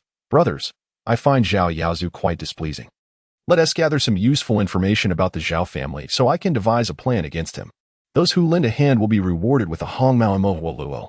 If you cannot assist, that is of no consequence. A month from now, a Hongmao Huoluo shop will open in the commercial street, and you can have your parents take you to buy it." For children, the allure of the Huoluo was immense. Recently, the tale of Hongmao had surged in popularity. The Huoluo was irresistible to every child. Furthermore, the method to obtain one was simple. Just gather some information about the Zhao residence from one's own parents. These youngsters might not excel academically, but the little cunning they possessed was deftly utilized on their parents. Thus, on this day, a man who worked as a gardener at the Zhao residence returned home. At the dinner table, his son suddenly remarked, "Father, you must be exhausted from a day's work. I've heard that the Zhao family is of high status and immense power. You won't be mistreated while working there, will you?" Will the master or young master suddenly lose their temper and unjustly vent their anger? The gardener was deeply moved by his son's concern, exclaiming how thoughtful and filial he was. The father and son continued their conversation about the Zhao family. The gardener casually mentioned, "Speaking of which, the young master of the Zhao family does indeed have a foul temper. Recently, he has been frequently breaking things at home, and I've heard him muttering, 'This person cannot possibly be a genius. I must kill him,' which is rather alarming." He was merely engaging in idle chatter, oblivious to the fact that his son's eyes had suddenly lit up. Meanwhile, in a tavern, several servants of the Zhao family were enjoying food and drink in a private room. In the solitude of the surroundings, a tipsy servant, his eyes reddened with indignation, exclaimed, 7 years. I have devoted 7 years to the Zhao family, unwavering in my loyalty. Yet, that scoundrel Zhao Ji dares to bully my wife. My heart seethes with hatred." The other servants, sharing his sentiments, offered words of comfort, oblivious to the fact that next door, the son of the tavern owner was stealthily eavesdropping from the food delivery window. The bustling waitstaff believed the young master was merely amusing himself, paying no heed to the unfolding drama. At a certain pawnshop, taking advantage of his father's absence, a young lad secretly unlocked the storeroom with a key. He vaguely recalled his father once drunkenly mentioning the Zhao family's immense wealth. The property deeds transacted at their pawnshop alone filled several volumes. As he muttered to himself, rummaging through the shelves, he pondered where it might be hidden. Suddenly, his eyes brightened with excitement. Eureka! I found it. In an unremarkable private residence in Nanyang. A wealthy tea merchant, under the guise of a feast, discreetly invited the county magistrate Zhao to partake in wine. The atmosphere was lively, with cups raised and exchanged in camaraderie. Eventually, the merchant surreptitiously handed a stack of silver notes to Magistrate Zhao, his tone obsequious, "Master Zhao, a token of my esteem." Zhao Ji accepted with a chuckle, embracing a beautiful maiden as they retreated to an adjacent chamber, utterly unaware of the small 6-year-old son of the merchant, who sat at the threshold of the living room, playing with a cat while his keen eyes absorbed every detail of the exchange. Outside the Zhao residence, an elderly woman with silver hair lay despondently in the alley, her expression one of utter despair. Observing her with a twinge of compassion, Chui Yu felt a pang of empathy reminiscent of her own grandmother. After a moment's hesitation, she spent a coin to purchase a steamed bun and requested a bowl of clear water from the vendor. Approaching the woman, she gently offered, "Madam, please have something to eat." The elderly woman looked up, her gaze meeting that of the kind-hearted girl, overflowing with gratitude as tears streamed down her cheeks. "Thank you, dear child. That wretched Zhao Ji has taken away our 40 acres of land." Cui Yu trembled at these words. By the banks of the White River, amidst the bamboo groves, dusk was settling in. Cui Xian had waited for a long time and was finally joined by his brothers. The first to arrive was Li Heiyu. His expression one of fury. "Stan, I have uncovered some troubling news. It is most likely the Zhao family who orchestrated the theft of your belongings. After their disgrace in the poetry contest, Zhao Yazu and Zhao Ji harbor deep resentment upon learning of your literary talents. I have also identified our insider within the Zhao family at the clan academy, though I feigned ignorance for now." Cui Xian nodded in approval. "Well done, Heiyu. We must remain discreet and act from the shadows." When Zhuang Jin returned, his demeanor was quite grave. "Xian, I too have gathered intelligence. The Zhao Ji family possesses an overwhelming number of properties. Furthermore, he has been accepting bribes. The owner of Wu St House personally delivered 200 taels of silver to Zhao Ji tonight. His son witnessed the whole affair. Moreover, Zhao Ji has resorted to violence." "Violence?" Li Heiyu and Cui Xian exchanged perplexed glances. Zhuang Jin exclaimed indignantly, "Indeed. The young son of Wu's tea house witnessed it firsthand. He claims that Zhao Ji took a woman into the adjacent room, and she cried out desperately, wailing like a butchered pig." Cui Xian felt a flush of embarrassment and hastily replied, all right, this matter should be manageable." Zhuang Jin, somewhat unconvinced, retorted, "Assault is a matter that can be reported to the authorities. How could it possibly not be an issue?" Cui Xian found himself at a loss for words. Fortunately, Zhuang Jin did not linger on the subject too long. He and Li Heiyu turned their expectant gazes toward Cui Xian. Could this information be sufficient to bring Zhao Ji down? Cui Xian shook his head. Embezzlement, bribery, power for sex transactions, countless private residences. These seemed severe. Yet they still fell short of justifying immediate action against Zhao Ji. A typical charge was required, one that could be amplified infinitely, inciting the ire of all social classes, scholars, farmers, artisans, and merchants alike, stirring up a tempest that would reach the county office, compelling even the provincial authorities to intervene. It needed to attract the righteous indignation of the literati, directing their wrath toward the Zhao family. The Zhao family may be the head of the gentry, but in this ancient society, where social hierarchy placed scholars above all, angering the scholarly class would spell doom for any gentry, should the charge be particularly emblematic. Cui Xian was confident he could target the Zhao family and cast them into the grasp of the Kaifeng prefecture, allowing Zhao Ji to experience the fury of the Minister of Finance. Just as Zhuang Jin, Li Heiyu, and Cui Xian were sinking into disappointment, Cui Yu returned briskly. Gasping for breath, he announced, "Brother, I have uncovered some news." An elderly woman stated that her 40 acres of land have all been usurped by the Zhao family.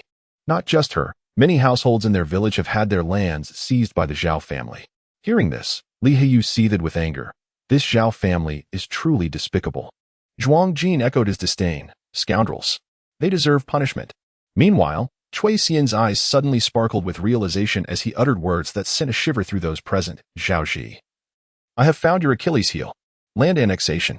This alone may not suffice to bring Zhao Ji to justice, for despite the gravity of the charge, Zhao Ji wields tremendous power in Nanyang. Even if the case were brought before the Kaifeng prefecture, success is not assured. However, what if we were to accompany it with a poignant, popular poem that stirs the hearts of countless individuals with sympathy for the plight of farmers? Zhao Ji, prepare to face my pen as a sword. I shall slay you." A full family mobilization. By the banks of the Bai River, night had fallen. Fortunately, they had finally grasped Zhao Ji's tail, and the group of young brothers was invigorated. Zhuang Jin lowered his voice and asked, "Cui Xian, what do you suggest we do next?" Cui Xian glanced at the darkening sky. "It is too late today. Let us return home and not cause our families undue worry." The others nodded in agreement. As they began to make their way back, they realized there had been no news from Pei Jian. Cui Xian pondered for a moment. Elder brother went to the yamen, so it must be a bit more challenging to gather information. We shall reconvene at the academy tomorrow to discuss further. Thus, they parted ways by the riverside. On the other side, Pign, who had not yet managed to relay the message, stumbled upon something quite valuable. He was acquainted with the grandson of a minor official in the county office. After lingering around the office for quite some time, he personally witnessed Ich's departure. Subsequently, he instructed the grandson of the official to accidentally enter Zhozh's office under the pretense of searching for his grandfather. Initially, he merely hoped for a stroke of luck. To his astonishment, the young boy ventured inside and, upon his return, presented Pign with a bundle of documents. His tone laced with eagerness. "Brother Pi, what do you think of this?" Pign cast a casual glance over the documents, only to feel his expression tighten in disbelief as he scrutinized them multiple times. This bundle contained registered records concerning several villages, detailing the statuses of deregistration, cancellation, and overlooked households. Though lacking formal education, Pign was perceptive and quick-witted. His instincts signaled that this information held immense significance. He swiftly tucked the documents into his coat. After a moment's contemplation, he could not help but inquire, "How did you come across these?" The young grandson of the official replied, seemingly oblivious. "There's a hidden compartment beneath the floorboards in the office of the county magistrate. I discovered it while hiding there earlier. My grandfather has constructed several of these compartments, so I knew precisely how to access them. However, I was too afraid to take any of the valuable jewels or silver notes. I only took these useless scraps of paper." Pign was momentarily taken aback, staring at the boy in astonishment, speechless. The lad, sensing Pign's silence, grew anxious. "I truly didn't dare to take the valuable items. Brother Pi, I beseech you." With the precious information now secured, Pign felt no inclination to engage in further conversation. He pulled out a small coin from his pocket, handing it over with impatience. "All right, the items you brought, while not particularly impressive, will merit a token of acknowledgement. But you know the rules. If you dare to speak of this outside, I could easily thrash you 5 times in 3 days." The boy excitedly accepted the coin, retracting his neck nervously. "Rest assured, Brother Pi, I want to utter a word." How could he possibly speak of his theft from the county magistrate's office? After watching the naive grandson of the official depart, Pign glanced at the sky and made his way to the back entrance of the county office. This area was in close proximity to the quarters of the minor officials. As he approached, a timid young boy came forward, calling out, "Brother Pi." Pign responded and inquired, "Have you gathered any information?" One must admit, young Master Pi possessed an innate talent for significant undertakings. He wisely delegated the task of entering the county magistrate's office to the grandson of the official, while entrusting the matter of locating Chu to this young boy. Fortuitously, the young lad's father happened to be a minor official in the office, and incidentally, he was also the son-in-law of the venerable old man, Chui. Upon hearing Pign's words, the young boy murmured softly, "Brother Pi, I know the person you are looking for. He is the county magistrate." "What?" Pign was taken aback, then retrieved the portrait given to him by Chui Xian, regarding it with skepticism. "Are you certain? Let me take another look. We must not make a mistake." As the newly appointed magistrate, Yi Huifeng was someone Pign had never encountered before. The young boy scrutinized the image once more, and with conviction declared, "That is indeed the county magistrate.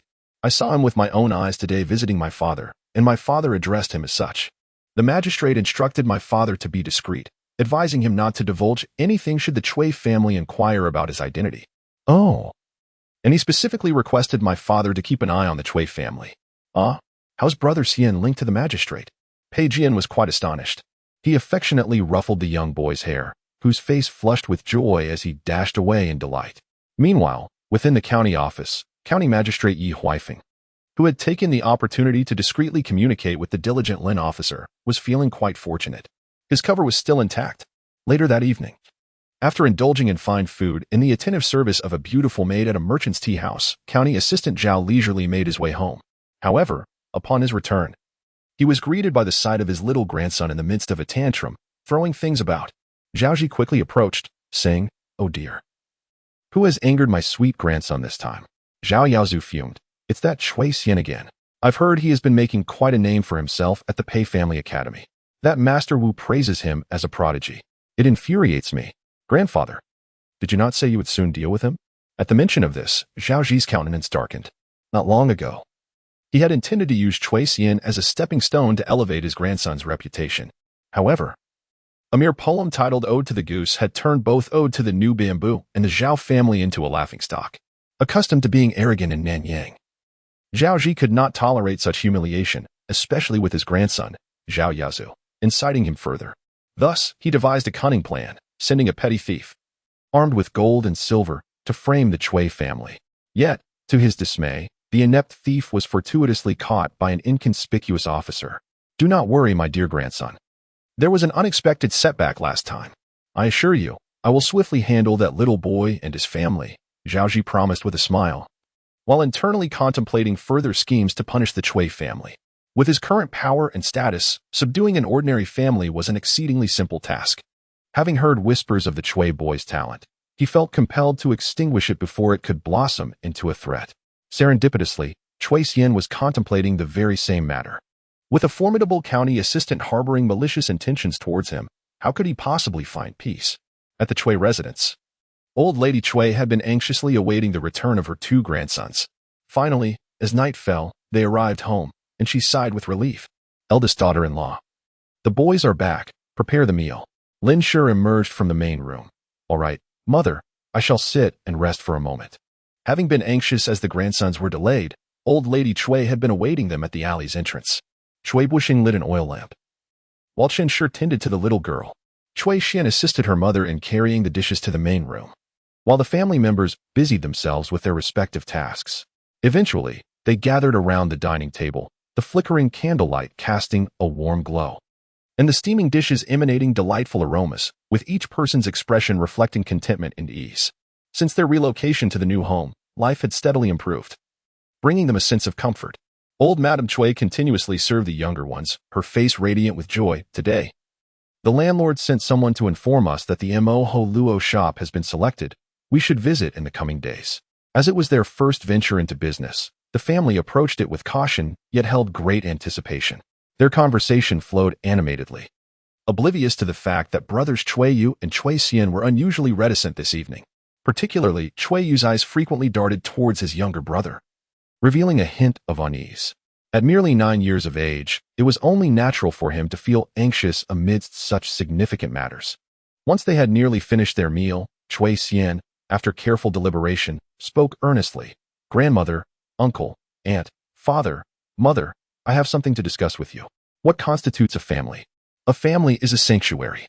Chui Xian had rallied a group of younger brothers, preparing to confront Zhaoji. However, he needed the support of his family. They had exerted considerable effort to move from Hishi village to Nanyang, and thus, Chui Xian resolutely refused to allow anyone to threaten their home. Yet, resolving the issue with Zhaoji today did not guarantee that others, like Qianji or Sunshi, would not arise tomorrow. Chui Xian could not protect his family at all times. He decided it was imperative for them to grow together. Chen Shi, holding her daughter, chuckled upon hearing his words. "What is it that sounds so serious?" However, Chui Xian's next revelation rendered Chen Shi unable to smile. He stated, "The thief who visited our home last night did not come to steal, but rather to plant incriminating evidence against us. This individual was instructed by County Minister Zhao Ji, aiming to frame our family." The bowl in old Madame Chui's hand trembled, crashing to the ground in a cacophony of shattered porcelain. The expressions of the other Chui family members shifted dramatically. In Nanyang County, who was unaware of the Zhao family's formidable reputation, Uncle Chui blushing urgently inquired, "Xian, is what you say true? Why would the Zhao family target us?" Chui Xian recounted how Zhao Yaozu and Zhao Ji had attempted to use him as a stepping stone but, upon failing miserably, harbored resentment and plotted revenge. In another household, the head of the family would likely have chastised the child severely for bringing such calamity upon them. Yet, upon regaining her composure, old Madame Chui embraced Chui Xian, her heart aching. "My dear grandson, this is not your fault. It is not your fault at all. Such a heavy burden must have weighed on your heart, causing you great fear." Chui Zhongyan gritted his teeth. "The Zhao family is excessively tyrannical. Brother, we shall report this matter to the county office tomorrow." Chui blushing nodded solemnly.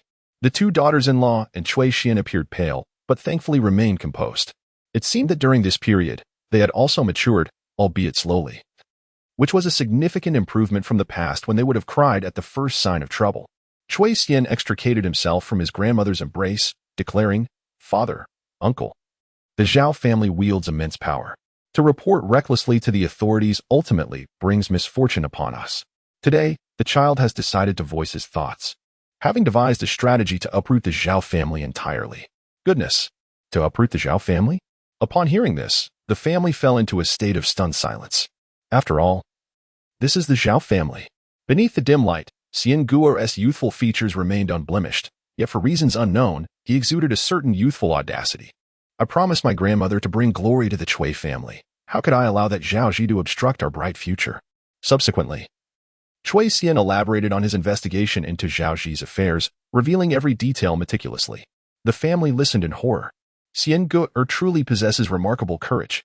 Then, Chui Xian continued, regarding the issue of land consolidation, having seized evidence against him provides us with an opportunity to act. However, Zhao Ji wields power and has backing. If he fails to frame us, he will undoubtedly continue his onslaught. This, indeed, is what we must remain vigilant against. The unknown dangers are the most fearsome. Thus, we must seize the initiative, guiding Zhao Ji to persecute us, transforming the unknown danger into a known one. His words were articulate, his reasoning coherent, and his expression radiated an air of strategic confidence. Unbeknownst to him, the atmosphere in the main hall became considerably more reassuring. Old Lady Chui urged, Xian Ge, please continue. What do you intend to do? Chui Xian raised his head. We must devise a way to have Zhao Ji seize our 30 mu of land. This will not only mitigate risks but also allow me to involve myself in the land consolidation case as a victim, seeking retribution against the Zhao family. A collective gasp escaped the family upon hearing this. They had only recently moved from the countryside and had yet to complete their social ascent. Land is the lifeblood of a family. Thus, no one dared to speak. After a long pause, Old Lady Chui gritted her teeth. Very well. Xian Ge is right. A known danger is far preferable to the unseen perils that incite fear. Chui Xian was taken aback, surprised by his grandmother's fortitude.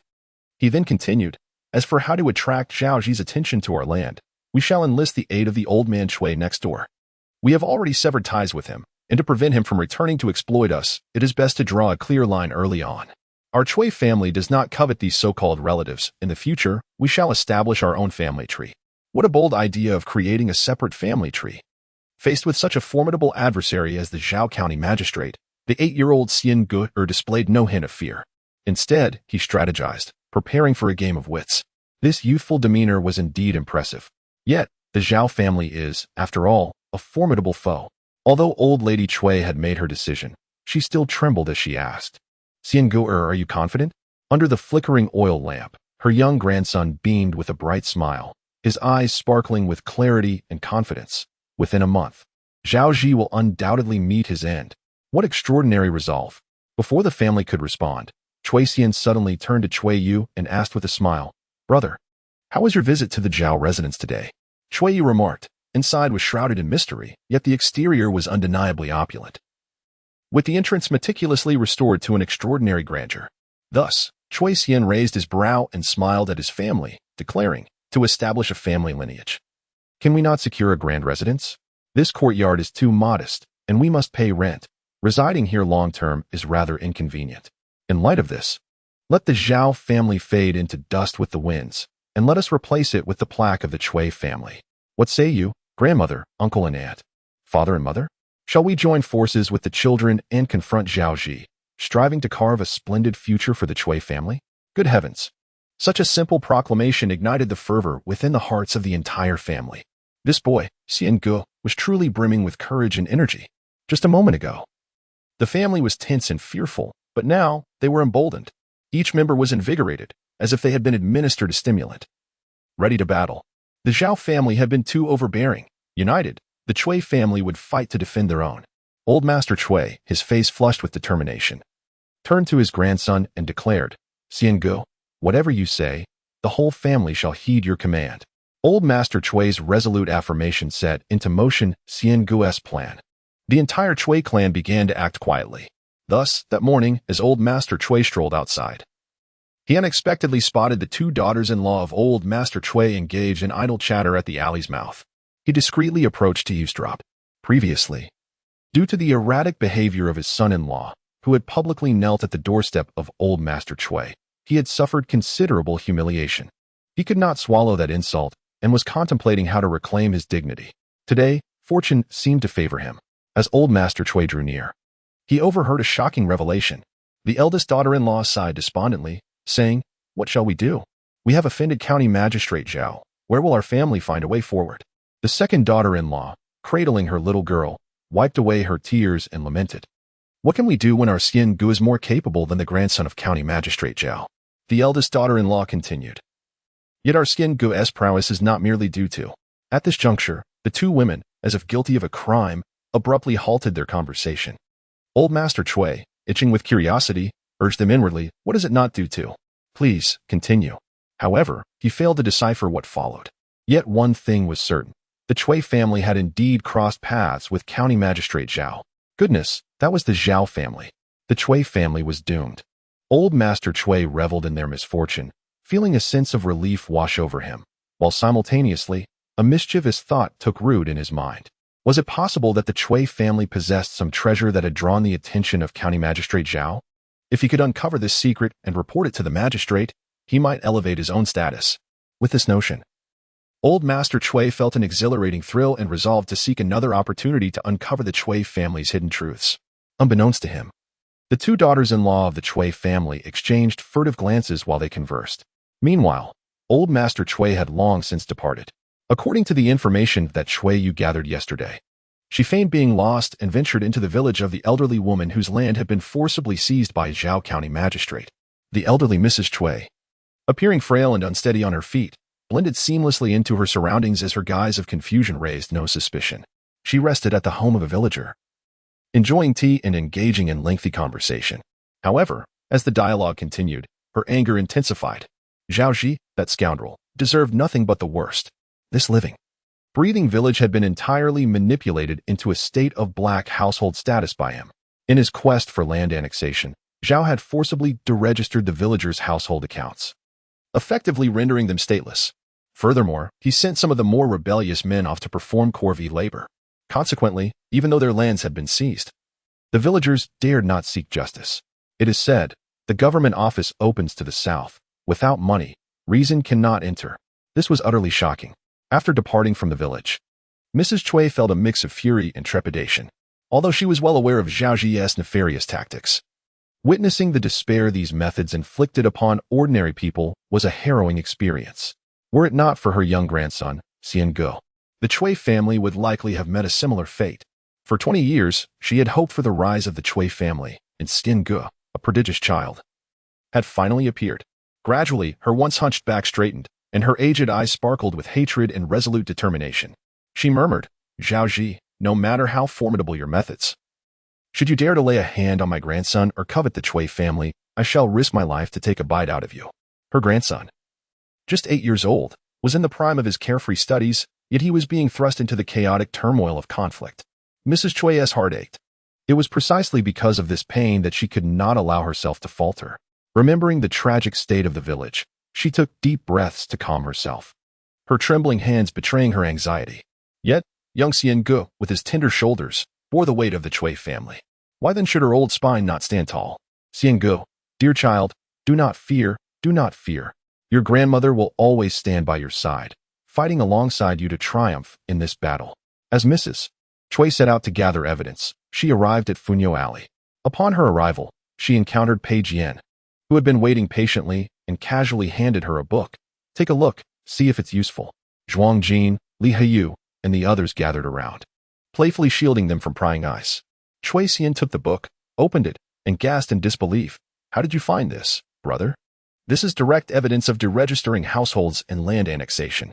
The seemingly light document bore the weight of undeniable truth. Once weighed, it could not be dismissed. Pei Jian, beaming with pride, recounted the events leading to this discovery. Chui Xian listened in astonishment. Could it be that such a strategy truly worked? It seemed that the little soldier had crossed the river, achieving an unexpected victory. Noting Chui Xian's delighted expression, Zhuang Jin lowered his voice to inquire, Xiangu, does this mean we can bring down Zhao Ji? The other young men, upon hearing this, were invigorated and excited. They are youthful, embodying the fervor and indignation of youth, coupled with a fearless audacity akin to that of a newborn calf. United in purpose, they aspire to achieve great deeds, even to confront the lofty Zhao County magistrate. Just the thought of it stirs their blood with excitement. Upon hearing this, Chui Xian shook his head. No, we still lack a crucial element. Zhao Ji wields too much power. I need to involve the county magistrate to lend us support. Master Wu mentioned that the county magistrate would be visiting the clan school soon. At that time, I shall devise a way to assess his character before making any decisions. The need for the county magistrate's involvement left the young lads astonished. Even more surprising was the reaction of Pei Jian, who, after a moment of astonishment, chuckled. This matter has already been resolved by my elder brother. Do you recall the great Chuan I was inquiring about yesterday? I found out he is none other than the county magistrate himself. What? The great Chuan is the county magistrate? Chui Xian was taken aback, but quickly realized that the owner of the tavern was indeed the head of the county office. The missing old general on the chessboard had been by his side all along. Master Wu's imposing and upright county magistrate turned out to be the simple-minded Chuan? How absurd. Noticing the fascinating expression on Chui Xian's face, Pei Jian couldn't help but ask, Xian, how did you become involved with the county magistrate? Chui Xian recounted how Yi Huifeng had coveted Hong Mao Mo Hualuo, even going so far as to visit in person. The young brothers listened in astonishment. Is that even possible? After securing the necessary documents, Chui Xian turned to his wide-eyed companions, grinning, Brothers, all is now in place. We merely await the right moment. Let me instruct our simple-minded county magistrate and teach him a few genuine skills. Then we can take him to the battlefield and deal with Zhao Ji. Moreover, I have maintained contact with the group of children who previously relayed messages to you. I require their assistance to incite a significant uproar in Nanyang. Following this endeavor, our brotherhood shall surely solidify our reputation as the talented figures of Nanyang. What audacity! Hear how boastfully he speaks. The notion of being fully prepared, teaching the county magistrate genuine skills, and confidently securing our status as the talented of Nanyang. Pei Jian and the others were filled with exhilaration and anticipation. Following Xian seems to be the right path. Our brotherhood is destined for greatness. On that day, the young gentlemen were invigorated as if imbued with the vigor of a fresh spirit, their studies flourishing. This brought great satisfaction to Master Wu. On the same day, the simple-minded Chuan faced yet another setback at the county office, bearing fruits and vegetables as he knocked once more on the door of the Chui family. The Chui household was warm and inviting, with the aroma of food wafting through the air. Old Madame Chui opened the door with a kindly smile, exuding warmth. Oh, why are you being so polite with your aunt? You're at home now, why bring so many things? Chui Zhongyuan, hearing the commotion, stepped out of the hall and called from the courtyard. Chuan has arrived. Sister-in-law, set an extra pair of chopsticks. Let us eat together. Lin replied cheerfully. Yi Huifeng, feeling a bit dazed, entered, his heart warming with emotion, nearly moved to tears. There exists a comforting sensation when one returns home, having endured grievances at work, where all negative emotions are soothed. It is indeed delightful. However, at this moment, old Mrs. Chui cast a severe glare at Chui Zhongyan, exclaiming, You are always the most enthusiastic about eating, yet the matter of attending the county school remains unresolved. I am nearly at my wit's end, and you still manage to eat. Upon hearing this, Yi Huifeng promptly inquired, Brother Zhongyuan, do you wish to attend the county school? How fortuitous, for I can assist with that. In the Chui family's main hall, at the dining table, upon hearing Yi Huifeng's question, Chui Zhongyuan, filled with embarrassment, confessed, to speak candidly. Despite my years of preparation for the imperial examinations, I remained an unqualified student. Hence, I wish to enter the county school to seek guidance from the esteemed instructors. Self-study is indeed insufficient for scholarly advancement. Yi Huifeng nodded in agreement and cheerfully suggested, in that case, Brother Boss Hang and Brother Zhongyuan, you must expedite your efforts to attend the county school. Old Mrs. Chui sighed. We have visited several times, yet they disdainfully reject you both as old students from a decade ago, refusing to accept you. Yi Huifeng, maintaining his composure, remarked, Is that so? No matter, dear aunt, let the two brothers try again tomorrow. Old Mrs. Chui remained silent. While Chui Zhongyuan sighed, we have already gone 2 or 3 times, and they have said it is not possible. Chui Xian had only informed old Mrs. Chui that Dechuan was suspected to be a local official. The rest of the family was unaware of this, and old Mrs. Chui did not yet know that Dechuan was the county magistrate. If she were to discover this, she would likely be startled into exclaiming Your Honor, and would hardly dare to engage with him as she currently does. As they were dining, Chui Xian interjected with a smile, Uncle, Father, since Brother Dechuan has suggested it, you should try again at the county school tomorrow. Yi Huifeng's heart raced. He cast a furtive glance at Chui Xian, who remained cheerfully inscrutable. Moreover, what did you just call me, Brother Dechuan? Should it not be Uncle Dechuan? Yi Huifeng awkwardly replied, Well, Xiangur, I address your father as Brother Zhongyuan, and you call me Brother Dechuan. Does that not seem a bit inappropriate? Chui Xian blinked, Not at all. We each have our own titles, which is perfectly fitting. How can I, a dignified county magistrate, be on such familiar terms with an 8-year-old child? Do I not care for my dignity? Yi Huifeng was about to retort when, whether intentionally or not, old Mrs. Chui suddenly chimed in. Oh, De Chuan. Do not take offense. Xian Gur is a clever child. I observed your troubled expression upon entering. Have you encountered a dilemma? Fear not, speak freely, for perhaps Xian Gur can assist you. Whenever our family faces difficulties, it is Xian Gur who comes to our rescue. The other members of the Chui family found old Mrs. Chui's warmth towards De Chuan quite peculiar. Only Chuiyu, who was at the table, perked up his ears, thinking. Here it comes. Earlier that day, Pei Jian had repeatedly instructed Chuiyu, if the county magistrate visits your home while Xian Gur is educating him, you must attentively remember every word spoken, so you can recount it in detail to us the following day. Such a remarkable scene. Who would wish to miss it?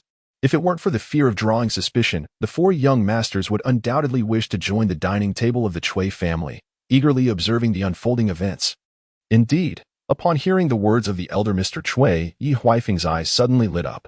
His aunt was truly considerate, conveniently providing the perfect segue for him. It was indeed an opportune moment to seek guidance from Chui Xian. Thus, Yi Huifeng cast a glance at Chui Xian, then, with a resolute yet bashful demeanor, he said, Xian, Brother Xian, my foolish self has encountered a rather perplexing dilemma today. Chui Xian, observing the situation, silently scoffed. One cannot blame me. With his disposition, who could ever believe he is a county magistrate?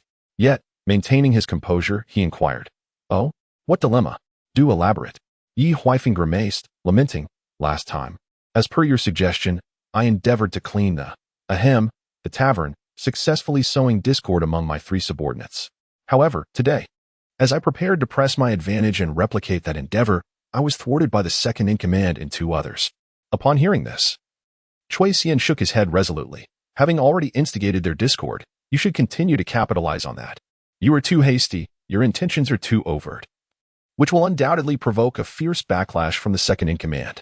I need not guess that your so-called new endeavor pertains to a significant power struggle. Remarkable.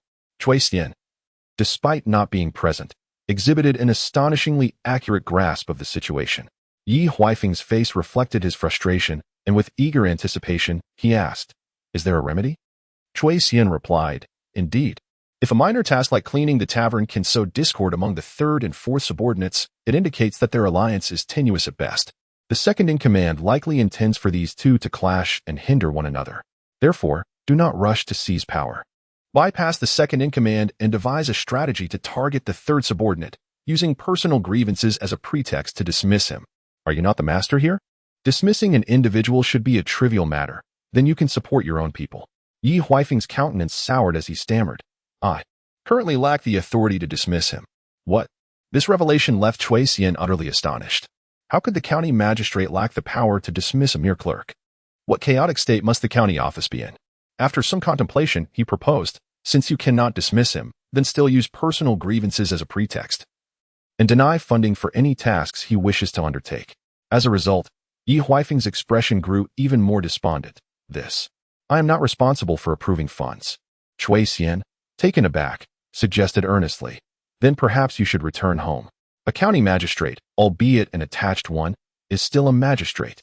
With neither the authority to appoint nor the power over finances, what purpose do you serve at the county office every day? It was no wonder Yi Huifeng humbled himself to seek assistance. Clearly, he was under immense pressure. Though he internally criticized, Chui Xian felt a sinking sensation in his heart. It appeared that Zhao Zi's power was far more formidable than he had anticipated.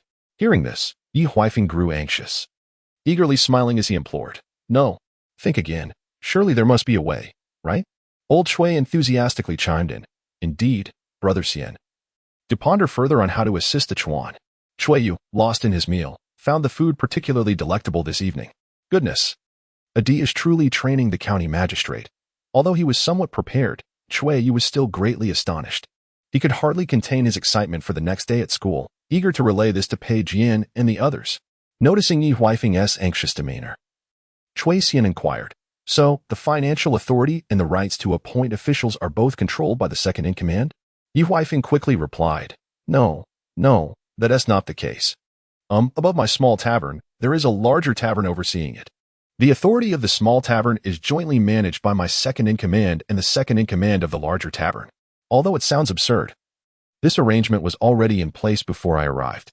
It is said that the previous manager of my small tavern was forced out by the second-in-command. With the owner absent, the second-in-command of the small tavern and the second-in-command of the larger tavern began to run the small tavern together. After my arrival, the small tavern's second-in-command became quite audacious. The second-in-command of the larger tavern will be transferred next year and is currently indifferent to the trivial matters of the small tavern, yet reluctant to relinquish power. Thus, as the owner, I find myself unable to accomplish anything. He rambled on extensively. Chui Xian understood. County Clerk Zhao Zido had succeeded the previous county magistrate. The county office of Nanyang was temporarily without a magistrate. Consequently, the governor issued an urgent record to have the deputy governor collaborate with the second-in-command of the county office to establish a department akin to a committee. The financial authority of the county office and the power to dismiss mid-level officials bypassed the county magistrate and were to be decided by this committee. Essentially, the position of county magistrate was rendered completely powerless. Then, the unfortunate Dechuan arrived in a daze to take office. If someone with skill were to replace him, naturally the new official would seek to seize power with vigor. How could a dignified county magistrate function without authority? However, in a moment of anger, Dechuan, well, he was briefly enraged. It is no surprise that Zhao Ji would take advantage of him, given the current situation. Zhao Ji appeared more like the county magistrate than Yi Huifeng. As Chui Xian listened, his brows knitted tighter with concern. This could prove challenging. But upon hearing that the second-in-command of the larger tavern would be transferred next year, his eyes suddenly brightened. Eureka! Yi Huifeng, sensing his excitement, urged, quickly, tell me. Chui Xian responded with a knowing smile. This method may not work for others, but for you, it is bound to succeed. Tomorrow, go directly to the owner of the larger tavern and file a serious complaint against the second-in-command. The newly appointed novice may not have much experience, but surely he knows how to lodge a complaint, right? The second-in-command of the larger tavern will be leaving next year and will naturally wish to avoid any complications. He will likely first try to persuade you with kind words, then privately threaten or entice you to keep the peace. You must hold your ground. Adopting the demeanor of a naive youth, no matter what he says, you must persist in your complaint. If the larger tavern cannot win the case, escalate it to an even larger tavern. Keep complaining until he is worn down. He will be promoted next year and will surely be wary of your grievances. As the saying goes, when one departs, the tea turns cold. Since he intends to leave, you need not worry about severing ties with him. Indeed, as the adage states, a chaotic flurry of punches may inadvertently strike down the seasoned master. Do you know who the current second-in-command at the Grand Tavern fears the most? It is precisely someone like you. This is your singular opportunity at present, and I strongly advise you to seize it. Otherwise, once the new second-in-command takes office and assumes jurisdiction over your modest tavern, your chances will vanish entirely. Can this truly be done? Yi Huifeng was utterly taken aback, never expecting such a straightforward and forceful solution. He hesitated, saying, but one should always leave a bit of leeway for future encounters. Wouldn't a complete rupture invite retribution? Chui Xian blinked and made a gesture as if to cut his throat, quipping, then let him have no chance of meeting again. Yi Huifeng's face was one of astonishment. Chui Xian then burst into laughter. I was merely jesting. You took me too seriously. Just secure your position as the host. And whether you meet again in the future matters not. This statement caused both Qin and the elder Chui to frown in unison. Realizing his gaffe, Chui Xian quickly corrected himself. I meant, what is there to fear? Hiki. Yi Huifeng, upon witnessing this, came to the realization that the strategist before him was still a child who would be reprimanded by his elders for speaking flippantly. Yet, astonishingly, this very child had conceived a bold strategy for him to confront the magistrate and usurp power. As Yi Huifeng marveled at Chui Xian's resourcefulness, he meticulously pondered the latter's previous remarks, his heart racing with anticipation. Although this method was perilous, the odds of success were substantial. Should he succeed in seizing authority, that scoundrel Zhao Ji would no longer be able to behave as he had before. At the dining table, Chui Xian observed Yi Huifeng's indecisive countenance, all the while cheerfully enjoying his meal. The cool summer breeze wafted into the hall, causing the oil lamp to flicker. The light danced around him, illuminating his figure in a play of shadows. Beside him, Chui Yu gazed in awe at his younger brother, who seemed to orchestrate everything with effortless control, leaving him speechless. He recalled a metaphor his teacher had once used to educate students: to hear thunder in the stillness. The conversation between his brother and the county magistrate, though appearing casual at the dining table, was laden with significance. The Chui family, oblivious to the deeper implications, believed they were merely discussing tavern business. Only Chui Yu, privy to the entire situation, understood. His brother was leveraging power, forging a sharp blade from the county office to strike down Zhao Ji. The day after dining at Chui Xian's home, Yi Huifeng resolved to take action. He took a deep breath, donned the county magistrate's robe, and with the mindset of a valiant warrior embarking on a one-way journey, he made his way to the governor's office. Many years later, whenever county magistrate Yi recalled this event, he would regard himself as exceptionally valiant and heroic. However, unbeknownst to him, at that very moment, in Funyo Alley, on the way to the clan school, Chui Yu was blushing, struggling to contain his laughter as he recounted the memorable moments from last night's dinner. That county magistrate was quite amusing. At first, he was reluctant to call my brother. Yet, later, to seek my brother's guidance, he swallowed his embarrassment and timidly uttered, "Xiandi." Pei Jian and the others erupted into uncontrollable laughter. Zhuang Jin chuckled mischievously. "I shall call you Xiandi, and even the county magistrate addresses you as Xiandi. Does that not imply that I am, in a sense, a brother to the county magistrate?" Gao Qi waved his hand dismissively. "We are all brothers. It is settled then. When we return to the county office, let us seek a cup of hot tea together." Upon hearing this, the four young masters exchanged glances and erupted into playful laughter. The joy of a young boy is indeed a simple thing. Chui Xian joined in their merriment.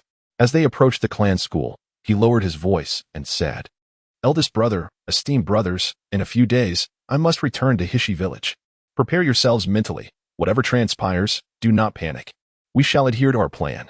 Upon hearing his words, the young lords felt a shiver run through them, their expressions turning serious.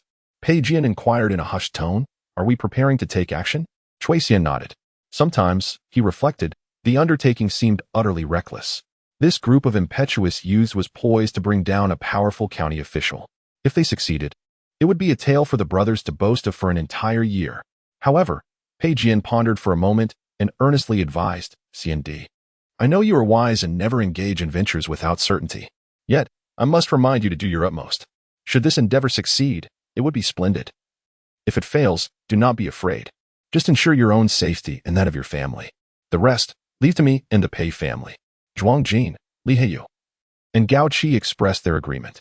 With the support of their four families, while they may not be able to eliminate the Zhao clan, they could certainly safeguard the Chui family. Hearing this, Chui Xian felt a warm surge of gratitude. He smiled softly. "Eldest brother, esteemed brothers, rest assured. I am aware that I do not fight alone. In the days following my departure, I will still require your assistance. Lean in closer and listen to my plan." The others quickly gathered around. After hearing Chui Xian's strategy, even the audacious Pei Jian and his companions turned pale. Was this gamble not a bit too grand? Li Heiyu murmured, "Will old Wu not be driven mad by our antics?" Pei Jian confidently asserted, "He will undoubtedly go mad. He might even, like Xiao Yazu's tutor, hastily retreat to the countryside." Zhuang Jin swallowed nervously and asked, "Xiandi, are you certain this will work? Although old Wu is hardly a decent man, we need not push him to the brink." Just as they were furtively discussing their plans, they encountered Wu Qinglan just outside the clan school. Gao Qi, with keen eyes, was the first to spot the tutor and called out loudly, "Greetings, tutor." The others flinched and quickly followed suit, bowing respectfully before hastily retreating. Wu Qinglan observed the unusually obedient young masters and, recalling their recent diligence in their studies, expressed his satisfaction. "Excellent, truly excellent." Meanwhile, in the Nanyang prefecture, a significant incident was unfolding. The county magistrate, Yi Huifeng, had publicly lodged a severe complaint against the esteemed Wu Tongji before all the officials present. With unrestrained candor, he accused the other of overstepping his bounds, occupying the position of deputy and simultaneously overseeing the duties of the county magistrate. He even went so far as to remove his official robe and mockingly suggested to Deputy Wu, "Why not wear both robes at once?" At this proclamation, the atmosphere in the prefect's office erupted in astonishment. The officials present widened their eyes, eagerly anticipating the unfolding spectacle. Goodness, what a brazen confrontation. It was known that the newly appointed county magistrate was young and somewhat naive, yet this was undeniably a display of audacity. Under the scrutiny of all, Deputy Wu found himself unceremoniously thrust into the spotlight, utterly unprepared. The prefect, disapproving of such a farce, chastised both men sternly, urging them to resolve their differences privately. Although it was labeled a private matter, many had overheard the exchange within the deputy's office. County Magistrate Ye's voice resonated with determination. "Are you threatening me? Spare me your empty words. This is my first time in office. I may not understand the rules, but I grasp the principles. If you wish to wear 2 official robes, then I shall report you to the prefect. If that fails, I will take my grievances to the Kaifeng prefecture. If necessary, I will escalate the matter to the Ministry of Personnel in the capital. In any case, I will not let this slide. A collective gasp arose from those who heard his words. What astonishing resolve! Yet, upon concluding this exchange, the entire prefect's office recognized that this young, brash county magistrate was not to be trifled with. They would do well to avoid him in the future. Unsurprisingly, Deputy Wu conceded. With a promotion on the horizon, he could ill afford to be caught in such a serious predicament at this juncture. If the matter escalated to Kaifeng or even the ministry, his official position would surely be jeopardized. That very day, Deputy Wu relinquished his authority, leading to the dissolution of the committee that had controlled the county office. Amidst the watchful gazes of his fellow officials, the brash county magistrate strode confidently out of the office. Then, in a corner where no one was paying attention, he clenched his fists in excitement, reveling in his success. It turned out that the intricate and tumultuous nature of political struggle bore little difference from a mere quarrel. Reflecting on this, Yi Huifeng felt fortunate to have encountered Cui Xian. The lad possessed remarkable wisdom, an uncanny foresight, and a strategic mind. Though merely 8 years old, no. Not just 8. He was my half-brother, akin to a true brother, my dear Stian. The events transpiring in the prefect's office swiftly reached the county hall. Countless faces transformed. As the reality set in, the office was on the brink of a significant change. Lu, the clerk, and Ma, the attendant, sensing the shift, discreetly made their exit. Opting to observe from a distance, Zhao Ziqi was consumed with a desire to tear Yi Huifeng apart. Yet, stripped of his power, he could no longer afford to disregard Yi as he once did. Fortunately, the Zhao family still held the position of the foremost gentry in Nanyang. Even with his newfound authority, you could not easily subdue Zhaoji. While county magistrate Yi created a stir in the prefect's office, a minor incident unfolded in Zhongjing Alley. Old Shui, undeterred, had been surreptitiously probing into the secrets of the old Shui family. To his surprise, he stumbled upon an opportune moment.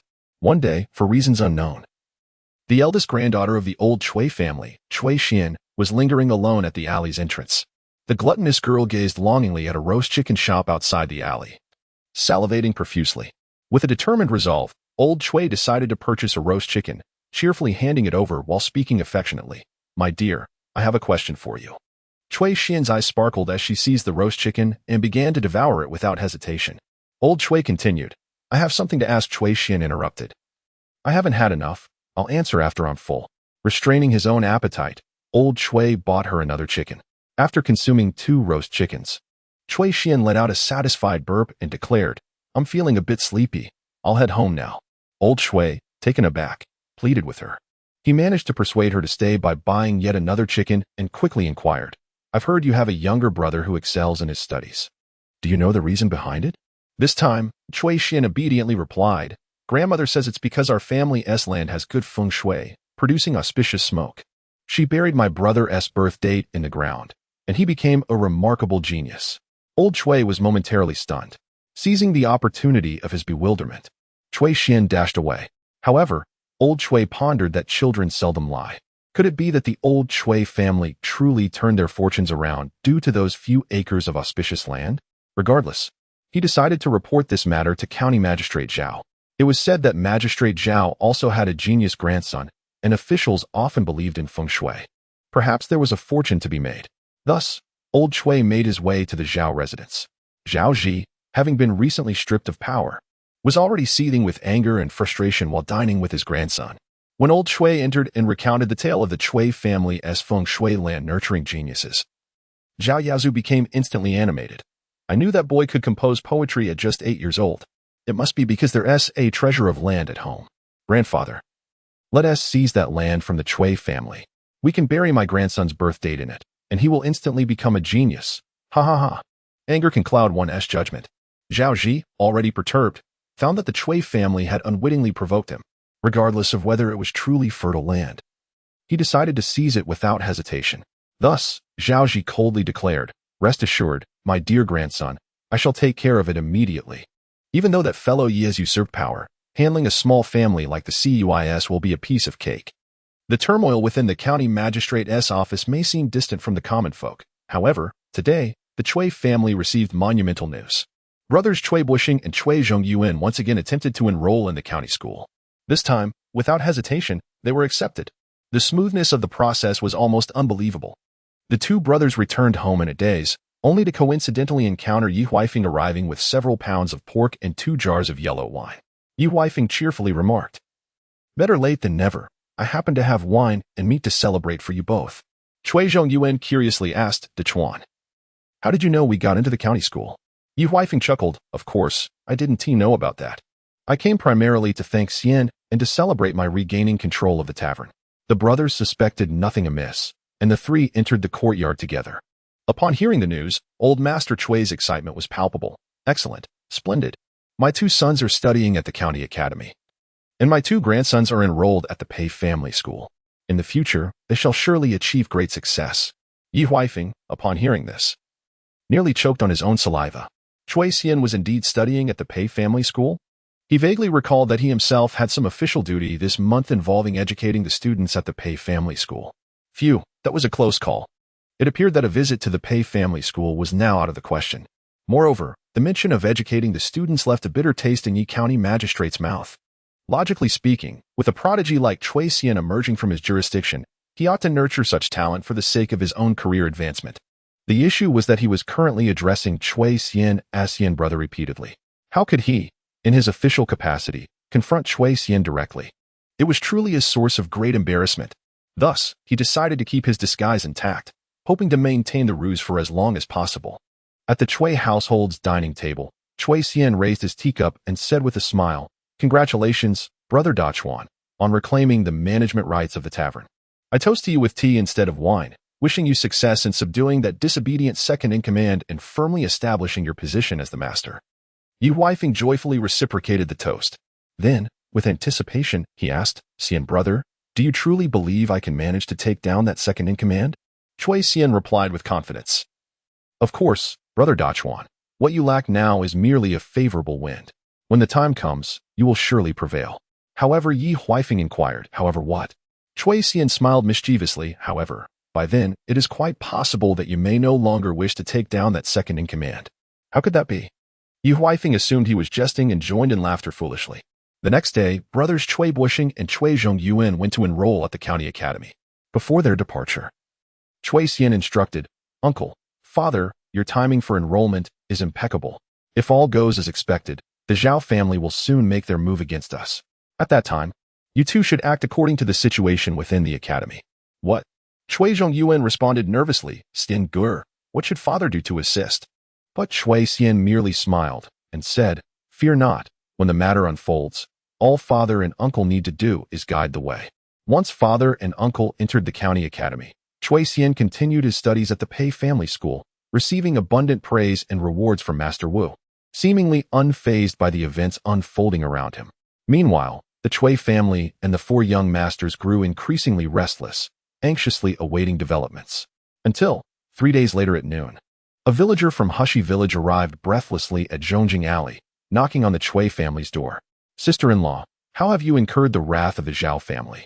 They have sent word to Hushi village, offering to buy your 30 acres of farmland for a mere penny. If you refuse, they will send all the men in your family to do forced labor. The whole village is in an uproar over this. Why don't you come back with me for a moment?" Upon hearing this, old Master Chui's heart trembled. Subsequently, they swiftly fell into a state of despair, wailing loudly, "Oh, my dear mother, I cannot go on. The Zhao family is far too oppressive." The 2 daughters-in-law of the Cui family joined in the lamentation, their expressions reflecting the weight of a collapsing world. Witnessing their heart-wrenching cries, the village head could not help but feel a sense of sorrow. He had believed that the Cui family had prospered, yet in the blink of an eye, they had once again incurred the wrath of the Zhao family. The unpredictability of life is truly remarkable. On that day, Cui Xian took leave, and along with his family, they wept and hurried back to Hushi village with the village head.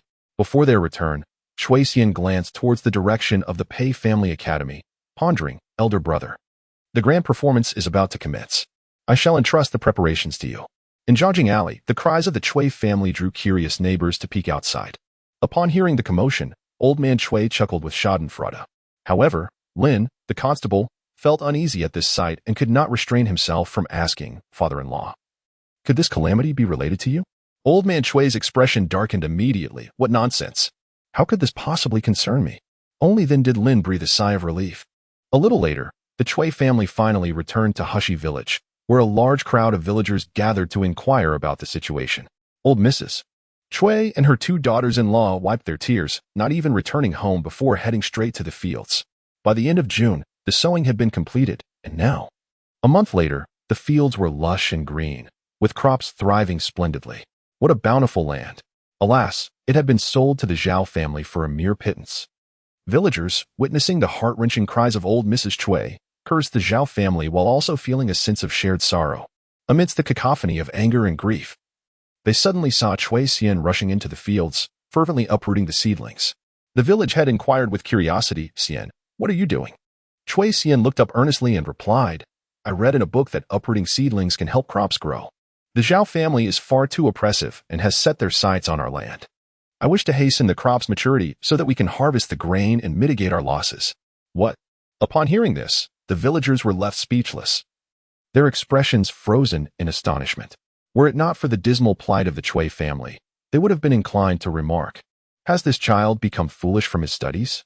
The following day, old Mrs. Chui submitted, requesting the village head's assistance to convey her consent to sell the land, pleading with Lord Zhao for mercy, hoping to spare the Chui family's sons from forced labor. Upon hearing this, Zhao Ji scoffed, deeming the Chui family to be quite perceptive. Zhao Yazu exclaimed, "Wonderful! Grandfather, let us go to Hishi village and bury my birth date in the ground. I wish to become a genius." Although Zhao Ji did not believe in such things, he readily agreed to please his grandson, saying, "As you wish, dear grandson." Thus, the Zhao grandfather and grandson set off in a horse-drawn carriage towards Hishi village. Unbeknownst to them, a young child had been watching attentively from the Zhao residence. Upon witnessing Zhao Ji's departure, the child immediately turned and ran off to deliver the news. At the Pei Family Academy, today, Xian and Chui were absent from class, causing Pei Jian and the others to feel their hearts racing with a sense of foreboding, sensing that something significant had transpired. Sure enough, they soon learned that the grandfather and grandson of the Zhao family had gone to Hushi village. Pei Jian and his companions promptly resolved to take action. Their mission was to construct a grand stage for CND. No matter how splendid the performance, it necessitates a magnificent platform to attract a multitude of spectators. It encompasses all walks of life, suitable for both young and old, capable of evoking hearty laughter from the elderly in the fields, while simultaneously inciting the scholarly youth to exclaim in disbelief. It must be utterly mundane yet uniquely elegant, igniting curiosity and interest across diverse groups. This endeavor would ignite a firestorm of public opinion, blazing fiercely throughout the entire county of Nanyang. Ultimately, it could escalate to the point where the county magistrate and the governor would need to intervene to quell this conflagration of discourse. Otherwise, they would bear the blame of failure in moral instruction, the topic of the 8-year-old prodigy who authored Rainbow Cat and Ode to the Goose. Descending into mediocrity overnight and rallying countless children to hastily uproot seedlings in their fields, fervently believing they could hasten the maturation of crops and increase grain yield. Is it not sufficiently outrageous? In the clan school, Pei Jian inhaled deeply and declared, "Classmates, listen to me. CND is in trouble, and there is something we must assist with. Are you willing?" "What? CND is in trouble?" A throng of students gathered, expressing their concern. Presently, CND enjoys immense popularity within the clan school. Pei Jian continued, "CND has absorbed the teachings of sages and learned that uprooting seedlings can hasten crop maturity. Today, we shall journey to Hushi village to assist. This is not solely for our Pei clan school. You must summon everyone you can from various schools. Let us leave the clan school and chant slogans along the streets, ensuring all are aware of our purpose." Upon hearing these words, the students momentarily froze, scarcely believing their ears. One student hesitantly remarked, "Isn't this uprooting seedlings? The master has said this is erroneous." Enraged, Pei Jian retorted, "CND himself has declared this method effective. Do you consider yourself more brilliant than him? Have you forgotten how he triumphed with Ode to the New Bamboo? Beware. For Master Wu may return and chastise you for merely being a bookworm. This time, CND is competing with others in knowledge. Can you bear to witness his defeat?" The student, feeling chastened, fell silent, realizing he could not compare his knowledge to that of CND. If a non-parallel work like Ode to the Goose could become a classic, perhaps uprooting seedlings might indeed prove effective. Moreover, Xian must not continue to suffer inexplicable losses. Otherwise, Master Wu would scold them again. Zhuang Jin, Li Heiyu, and Gao Qi promptly rallied in support. Among the students, a faction of Pei Jian's carefully placed stooges echoed the sentiment. Had this been a gathering of adults, such a scheme would have never materialized. Yet, they were merely children, capable of executing actions that defied adult expectations and reason. Thus, a group of youngsters was easily led astray, resulting in an amusing emperor's new clothes phenomenon. No one dared to question the absurdity of the situation any longer. A multitude of students from the Pei clan school ventured forth to summon friends, a gathering of boys around the age of 10 prepared to accomplish something grand, if all goes as anticipated. On this day, the entire city of Nanyang was stirred. An invisible hand ignited a spark, erupting from the ranks of young scholars, poised to spread like wildfire. In Nanyang, on the streets, led by the young masters Pei Jian and Gao Qi, dozens of students clad in traditional robes traversed in groups. This scene naturally attracted countless onlookers. The young scholars conversed earnestly as they walked, discussing their grand plans. When we arrive at Hushi Village, we shall uproot the crops with fervor. But we must not pull them all out, for that would kill the plants. Indeed, just half will suffice. After today's efforts, the crops will ripen in a couple of days. Many passers-by could hardly believe their ears. Goodness, had these little scholars lost their wits from studying? If they were allowed to proceed, the crops would surely suffer. An elderly man hastily intervened. Youngsters, do not act foolishly. The crops are thriving in the fields. Pulling them out will cause them to perish. Upon hearing this, Pei Jian stepped forward and proclaimed loudly, "Old man, you are uneducated and know nothing of farming. Are you aware of the 8-year-old prodigy Cui Xian, who authored the legend of Hong Mao and the 7 heroes and penned the poem Ode to the Goose? He is our classmate. He has grasped the wisdom of the sages and asserts that uprooting the seedlings will hasten the crop's maturity." Gao Qi, Li Heiyu, and Zhuang Jin quickly echoed his sentiments, amplifying their confidence. The group of young boys grew bolder, laughing at the old man's supposed ignorance of agriculture. More students arrived from various academies, joining the procession. They paraded through the bustling market like a grand procession, attracting countless curious glances. The old man, accused of being ignorant of farming, was nearly incensed. "I have tended to crops all my life, and yet you dare claim I am unversed in agriculture? Are you teaching me how to farm? Absurd." However, the incident of uprooting seedlings to assist their growth was indeed too emblematic. Anyone who heard of this matter, whether elderly men or uninitiated women and children, burst into laughter and discussed it animatedly. Today, the citizens of Nanyang gathered to converse about the topic. Have you heard? Those dozens or even hundreds of little scholars are going to uproot seedlings to hasten the ripening of crops. Who knows where Hushi Village is? But their fields are bound to suffer. Some even followed the group of young scholars, eager to join the commotion. With the fame of Hong Mao and Ode to the Goose, this fire spread from the marketplace to the literary circles of Nanyang. Uprooting seedlings to assist their growth? Absurd.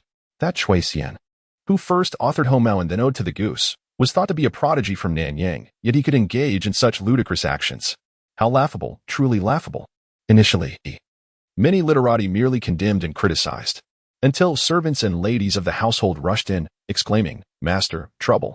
Our young master has gone to uproot the seedlings." What? The literati were instantly thrown into a panic. In particular, within the confines of Nanyang County's academy, numerous scholars bearing the title of war expressions of pallor. The mischief wrought by their wayward sons was truly alarming. Should they become embroiled in the ignoble act of, their prospects for an official career would be utterly doomed. Amidst the chaos, the newly admitted brothers, Cui Boshang and Cui Zhong Yuan, stood forth with composure, declaring, "Fellow classmates, do not panic. I am familiar with the whereabouts of Hushi Village, and we shall guide everyone there."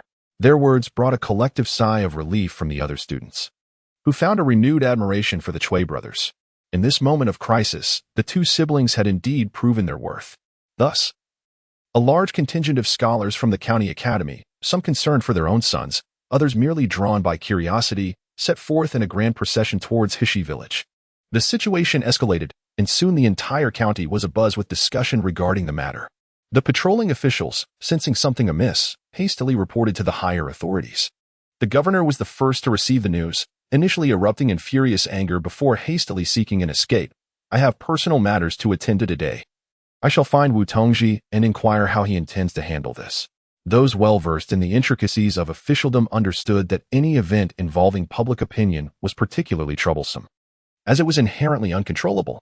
Moreover, the governor astutely perceived that the situation was far from as simple as it appeared. He decided to delegate the matter, allowing his subordinates to navigate the murky waters and ascertain the depth of the issue before making a final judgment. Coincidentally, just as the governor had declared his day off, Wu Tongji reported an unexpected ailment, seeking medical attention. Consequently, the case was cast upon the county magistrate. Yi Huifeng, newly in power, had been poised to assert his authority when he received the troubling news, causing a cold sweat to break out upon his brow. A group of young scholars embarking on the audacious act of, heaven forbid, should they indeed uproot even a few acres? He would surely become the laughingstock of the scholarly community. Just the thought sent shivers down Ye's spine. If pursued earnestly, this would amount to a grave dereliction of educational responsibility. At that moment, the woes of the deputy magistrate became apparent. He could expect no share of the credit, yet was obliged to shoulder the burden of responsibility. In a flurry, he rushed to the governor's office, only to find both the governor and Wu absent. Faced with no alternative, he boarded a sedan chair and hastily made his way to Hushi Village. Hushi Village? That name sounded somewhat familiar. As he settled into the chair, he pondered with increasing unease, feeling that this toponym was indeed known to him. Moments later, an aide approached, saying, "Your Excellency, I have just conducted further inquiries and finally unearthed the truth. The incident originated with none other than Cui Xian, the author of Homoanode to the Goose. Now, that group of scholars is en route to Hishi Village to assist Cui Xian in uprooting his crops." His expression shifted dramatically. For an instant, cold sweat poured down his brow. He even contemplated urging his aide to abandon the mission and return home. After so long concealing his true identity, how could he suddenly find himself on the brink of exposure? And as for Cui Xian, Cui Xian. Could Cui Xian truly engage in the foolish and absurd act of pulling seedlings to help them grow? How is that even conceivable? Even if Yi Huifeng were to react slowly, he would certainly discern that there must be some hidden intricacies. Yet, he cannot unravel them. Nevertheless, this is not the crux of the matter. The real issue lies in the impending embarrassment he would face when meeting the Cui family in official robes. Under the scrutinizing gaze of the public, observing Yi Huifeng's fluctuating expressions, a subordinate cautiously inquired, "County magistrate, what troubles you?" "Nothing much. Just the impending doom of social disgrace." He replied with a forced smile, summoning his resolve, "It's no concern. Let us proceed." Today, he simply cannot evade this task. At the Pei Clan Academy, Master Wu arrived to find the classroom desolate, with only a handful of students present while the rest were inexplicably absent. Upon inquiring, the news struck him like a thunderbolt, nearly causing him to collapse. Gripping his ruler tightly, Wu Qinglan incredulously stammered, "You mean to say that Cui Xian sought your assistance to pull seedlings to help them grow?" And Pei Jian and others responded by taking the entire academy to Hishi Village for aid? Receiving a confirmation, Wu Qinglan inhaled deeply and, uncharacteristically, uttered a curse. Nonsense. Such absurdity. I would sooner believe myself capable of such folly than entertain the notion that my brilliant students could commit such an act. Despite his words, Master Wu was undeniably furious. He hastily rolled up his sleeves and rushed towards Hushi Village. Simultaneously, the county magistrate's official sedan and a multitude of yamen runners set forth, evidently on their way to confront those young scholars engaged in the foolish endeavor. This sparked excitement among the townsfolk, who called upon one another to witness the newly appointed magistrate dispense justice. Outside Nanyang City, in the village previously visited by the old Cui family, the elderly woman who had wept outside Zhao Ji's residence and conversed with Cui Yu recalled the old Cui's instructions, with tears streaming down her face. She knocked on the doors of her fellow villagers, exclaiming, "Dear friends, we have hope. We are to be saved. Today, someone will stand up for us in Hishi Village and bring down that corrupt official Zhao Ji. Let us go and witness his downfall with our own eyes." Upon hearing this, the faces of countless weary and numb villagers lit up with a flicker of hope and a glimmer of hatred. As the stage was set and all parties gathered, the performance was about to commence. In Hishi Village, today marked the day Zhao's family would come to purchase the land of the old Cui family. The villagers were filled with indignation yet felt powerless to resist. Meanwhile, the old Cui, supported by her two daughters-in-law, awaited with her grandsons, Xian and Yu, at their fields. The family bore tense expressions. The other villagers, mistaking their distress for sorrow, approached to offer comfort, unaware that the Cuis were anxious about whether they could successfully overthrow Zhao Ji. Just as the old Cui was engulfed in trepidation, she felt her grandson Xian reach out and grasp her hand. Their eyes met, and Chui Xian's gaze was filled with unwavering determination. This brought a sense of tranquility to the elder Mr. Chui. At that moment, a villager gritted his teeth and exclaimed, "The Zhao family has arrived." Soon, an opulent carriage appeared, accompanied by dozens of fierce servants, advancing with an air of arrogance. Even upon reaching the fields, they continued to charge forward, refusing to rein in their horses, causing numerous villagers to flee in terror. Chui Xian observed this scene with a cold glint in his eyes. When the carriage came to a halt, Zhao Yaozu was the first to emerge, his eyes gleaming with excitement. "Is this the land? Quickly, bury my birth date here." After speaking, Zhao Yaozu finally noticed Chui Xian, and he immediately became smug. "Ah, we meet again. Weren't you quite arrogant the other day? Let us see if you can still smile today. Grandfather, drive this ill-fated family away, lest they tarnish my auspicious land." Upon hearing this, the villagers were filled with indignation. The Zhao family was utterly insufferable. Zhao Ji followed suit, stepping out of the carriage and surveying the Chui family from a position of superiority. Having served as a county official for many years, he exuded an air of power that left the common folk pale with fear, unwilling to meet his gaze. Zhao Ji's eyes scanned the crowd, finally landing on Chui Xian. "Are you Chui Xian?" Chui Xian, unperturbed, met his gaze coldly. "Indeed, I am. And what of it?" Zhao Ji appeared somewhat taken aback, then scoffed. "You possess quite the courage. Perhaps you may yet become a notable figure. Unfortunately, you have no future left." He continued, "Sign this land sale agreement, and then your family shall report to the labor camp for reclamation work." "What?" The surrounding villagers erupted in an uproar. The village head trembled and said, "Sir County Magistrate, did you not state that if the Chui family agreed to sell the land, they would be spared?" Upon hearing this, Zhao Ji's expression hardened, and he rebuked loudly, "Preposterous. When did I ever say such a thing? The Chui family's decision to sell the land is entirely voluntary, and sending them to the labor camp is simply following the proper procedures. Do you dare to slander my integrity?" The village head, intimidated by Zhao Ji's sharp words, collapsed to the ground, trembling and too frightened to utter another word. The members of the Chui family turned pale with fury. Elder Chui, trembling, exclaimed, "You offer a mere penny for my family's 30 acres and claim it is all voluntary? Is there truly such a thing as voluntary in this world?" In response to Elder Chui's inquiry, Zhao Ji let out a disdainful laugh, dismissing her words. As a county magistrate, he saw no need to engage in discourse with a rural woman. Behind Zhao Ji, a subordinate made a gesture, "Seize this Chui family and remove their household registration. Send them to the labor camp. As the saying goes, root out the weeds." Zhao Ji understood this principle well. The Chui family, filled with horror and urgency, watched as Zhao's servants prepared to act.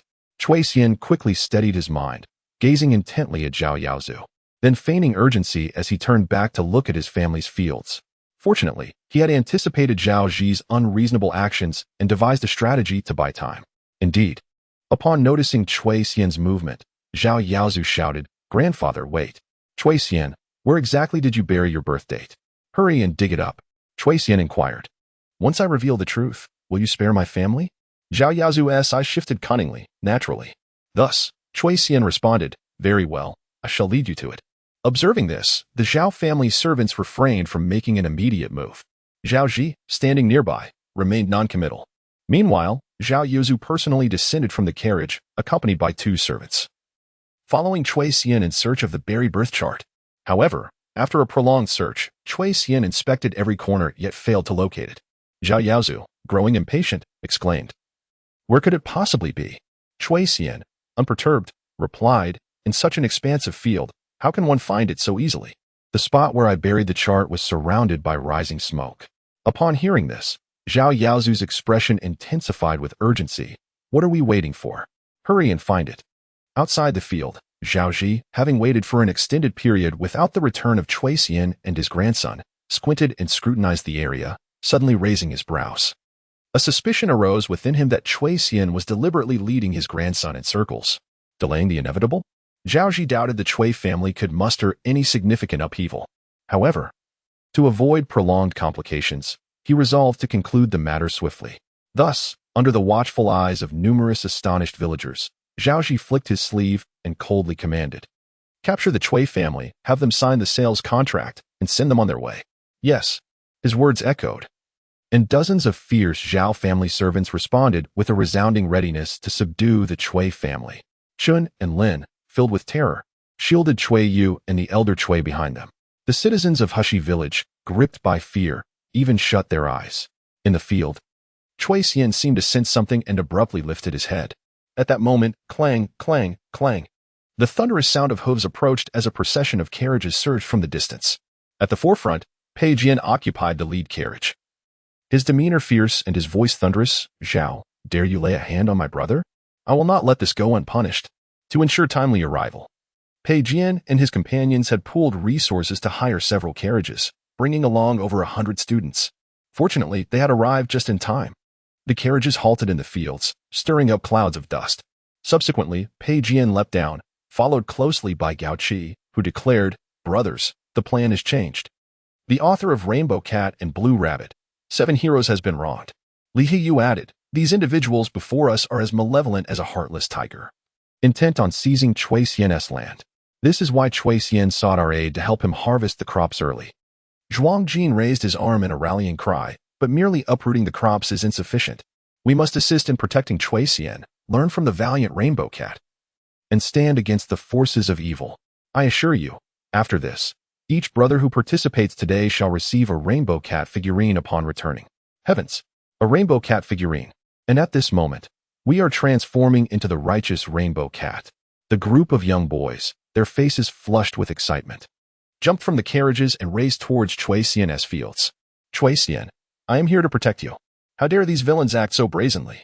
Upon my return, I shall inform my father." Zhao was momentarily stunned. The servants of the Zhao family were equally taken aback, while the villagers of Hushi observed in astonishment.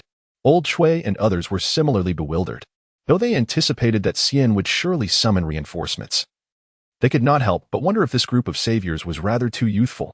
A throng of young scholars clad in long robes bravely charged towards the fields of the Chui family. Just moments ago, the arrogant Zhao Yaozu was now terrified, fleeing under the protection of his servants. Pei Jian and his companions glared furiously at him, but there was no time to attend to Zhao Yaozu. They rushed to surround Chui Xian in the fields. Pei Jian looked at Chui Xian, his voice tinged with anxiety. "How are you, Brother Xian? Are you unharmed?" His genuine concern was evident, as he panted, beads of sweat forming on his brow. Zhuang Jin and the others bore expressions of lingering fear. Meanwhile, the group of young scholars who had hurried over regarded the recently renowned author of Rainbow Cat and Ode to the Goose with expressions of either anger or curiosity. "Are you Brother Chui Xian? Truly impressive. Are those ruffians out there here to bully you? Brother Chui Xian, do you truly believe that pulling up seedlings will hasten the ripening of grain?" Faced with the barrage of questions from the youthful scholars, Chui Xian felt a warm surge of gratitude. He shook his head at Pei Jian and the others, signaling that he was fine, and was about to speak when he caught sight of a large crowd approaching in the distance, unmistakably including the county magistrate's official sedan chair. The tide had turned. Chui Xian exhaled deeply, then proclaimed with a hearty laugh, "Greetings, brothers and classmates. I am Chui Xian. I am grateful for your assistance today. Once this matter is settled, I shall host a feast in Nanyang County to treat you all. However, the villains have yet to be vanquished. We must, like the valiant Rainbow Cat, engage in battle. I assure you, today you shall not only gain moral satisfaction, but also partake in the exhilarating pursuit of justice. Moreover, all brothers participating in this endeavor shall surely attain their share of glory, and your parents, mentors, and countless citizens will applaud your courage.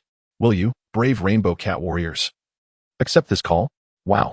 His impassioned words ignited a fervor among the young boys, their eyes sparkling with excitement. One of them could not contain his enthusiasm. "Brother Chui Xian, tell us what we must do." Chui Xian smiled. "Naturally, we shall pretend to pull the seedlings. But heed my words, only feign the act. Do not actually uproot them. For my family still needs to eat." Ah? Upon hearing this, the scholars exchanged puzzled glances, yet complied with the instruction. In the fields, a group of adults stood dazed by the unexpected arrival of these young ones, momentarily at a loss. More carts and people flocked to Hushi village in droves. The onlookers gaped in disbelief, wondering what on earth was happening. From a distance, it appeared to be an entire sea of people. One sharp-eyed servant from the Zhao family squinted, his expression shifting. "It is Magistrate Yi. Why is he here?"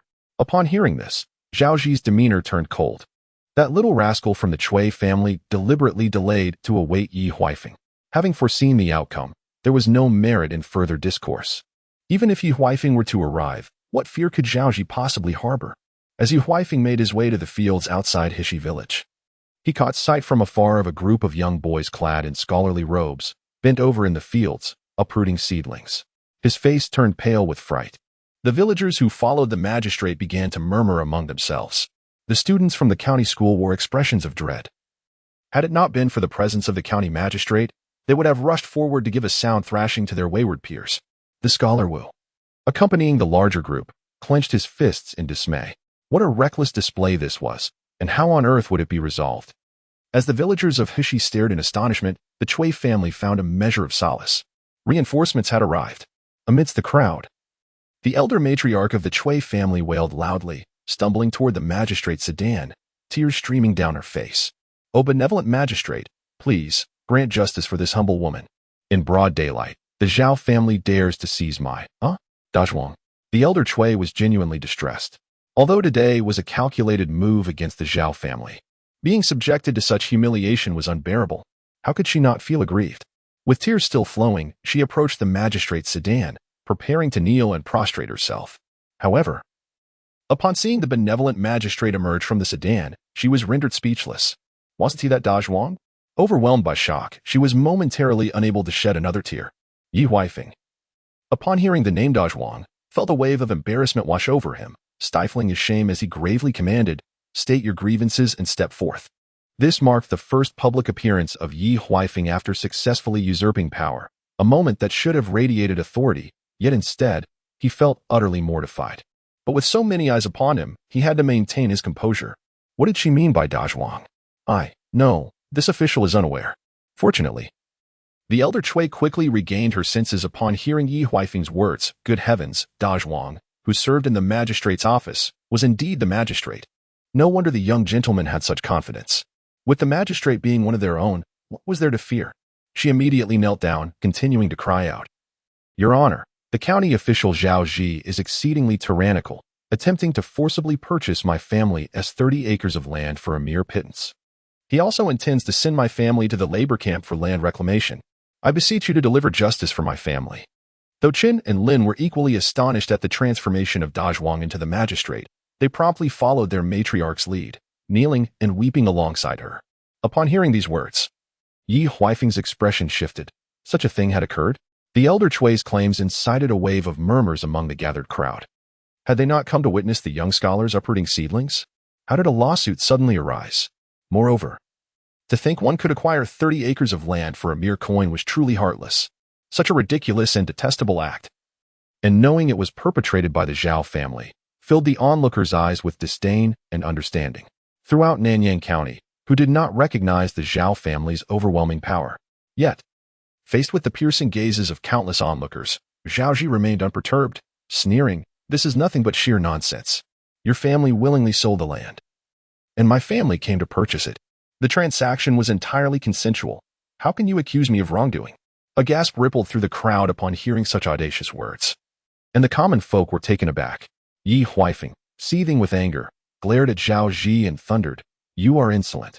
Do not be disrespectful in my presence. Zhao Ji, I must ask you, have you coerced or bribed anyone to forcibly acquire their land? Have you even resorted to compelling them with forced labor?"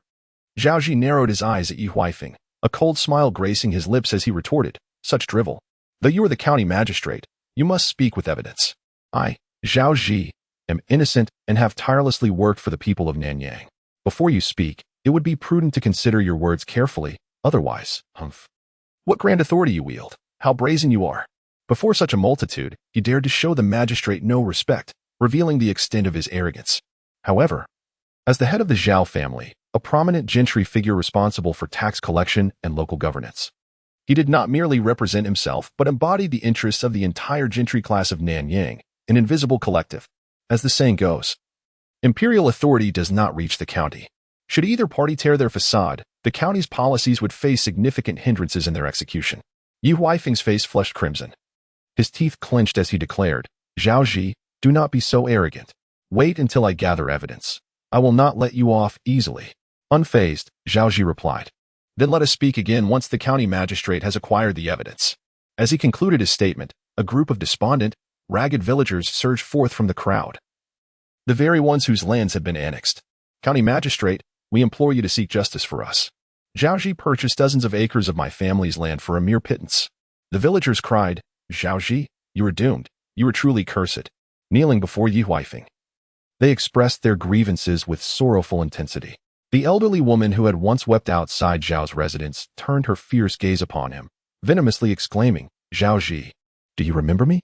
You likely do not, but I will never forget you. You seized my 40 acres of land. My eldest son was conscripted by you and perished under forced labor. My second son and youngest son were brutally beaten to death by your men. My 3 daughters-in-law starved one after another, and my grandchildren perished from hunger. Out of 11 family members, I alone survive. Zhaoji, you vile official. I curse you to meet a wretched end. Her words moved the surrounding populace, their expressions filled with sympathy. Yi Huifeng was infuriated. Yet Zhaoji displayed no hint of remorse, merely turning to his family servant. Amidst the uproar, a servant of the Zhao household forcefully shoved the old woman to the ground, warning, you old hag, cease your baseless accusations. You are slandering a court official. Taken by surprise and knocked down, the old woman began to cough violently. Zhaoji was preparing to return by carriage. Yet he could not help but cast a scornful glance at the multitude of common folk around him. Taunting Yi Huifeng, has the county magistrate orchestrated such a grand spectacle merely to invite humiliation upon himself? I reiterate, when one holds a position of authority and adjudicates matters, one must adhere to evidence. Do you think this is but a child's game? Or do you intend to throw a similar tantrum here as you did at the governor's office, so that the gathered populace may behold the grandeur of their magistrate? Yi Huifeng's face flushed with indignation, his entire being trembling. Yet he found himself momentarily at a loss against Zhaoji's provocations. Upon hearing Zhaoji's words about creating such a commotion, the county magistrate suddenly had an epiphany and turned his gaze towards the direction of the Cui family's fields. The conversation he had with Cui Xian at the dining table that day resurfaced in his mind. Brother Xian, do you truly believe I can bring down that second-in-command? Of course, Da Chuan, what you lack now is a favorable wind. The term favorable wind ignited a spark in Yi Huifeng's eyes. Just then, a throng of students in the field ceased their pulling seedlings and gathered around Cui Xian, making their way towards the scene. As they passed, everyone stepped aside for them. They were so youthful and innocent, yet they showed no fear of Zhao's formidable power, glaring fiercely at Zhaoji and his household servants. At the forefront of the students stood Pei Jian, Li Heiyu, Zhuang Jin, and Gao Qi, flanking Cui Xian to provide him protection. Zhaoji regarded them. Yi Huifeng regarded them. The Cui family and the villagers of Heshi looked upon them. In the distance, Cui Zhongyuan, Cui Bahang, and the students of the county school, along with Wu Qinlan and countless commoners, also turned their eyes towards them. At this moment, many began to vaguely comprehend on the surface. It appeared that this group of youngsters was pulling seedlings to help them grow, but in truth, they had ulterior motives. Yet, could they possibly stand against the formidable Zhaoji? Under the gaze of all, Cui Xian stepped forth from among the students, disregarding everyone around him. He bent down to assist the elderly woman who had been knocked to the ground and gently inquired, Grandmother, are you all right? The old woman shook her head. Unable to suppress her tears, her eyes filled with murky sorrow and anguish. Supporting her, Cui Xian lifted his gaze towards Yi Huifeng. Their eyes met. In that moment, Yi Huifeng, who had anticipated feeling awkward, found himself unexpectedly eager instead. He looked at Cui Xian, pondering, is this the favorable wind you spoke of? If so, then ignite the flames, let them blaze with the wind at our backs. And thus, as Yi Huifeng had hoped, the very next moment, Cui Xian kindled that fire himself. Before the watchful eyes of the crowd, he stood up, scanning the faces surrounding him, and declared loudly, I, Cui Xian, have staged a farce today, allowing you all to witness a spectacle. I am aware that many mock me for my foolishness in studying, attempting to pull seedlings to hasten the harvest. As you can see, Zhaoji is exerting pressure, leaving me utterly helpless. In the Mingzi, it is stated that a man from Song, lamenting the stunted growth of his seedlings, attempts to pull them up by their roots, only to return home, dejected, and say, today, I have caused them to wither. The elders present may not grasp its significance, but it is quite straightforward. Today, I have engaged in this foolish act of forcefully aiding growth. Thanks to my esteemed teacher's guidance, I have been able to study diligently in the academy. When my teacher imparted this lesson, he did so with meticulous care, conveying its essence. Yet here I am, having taken it upon myself to commit this folly, bringing forth ridicule and shame upon my teacher. In this era, reputation holds paramount importance. The act of forcing growth is preposterous. As a student, Cui Xian cannot bring harm to Master Wu. Therefore, he must publicly clarify the matter.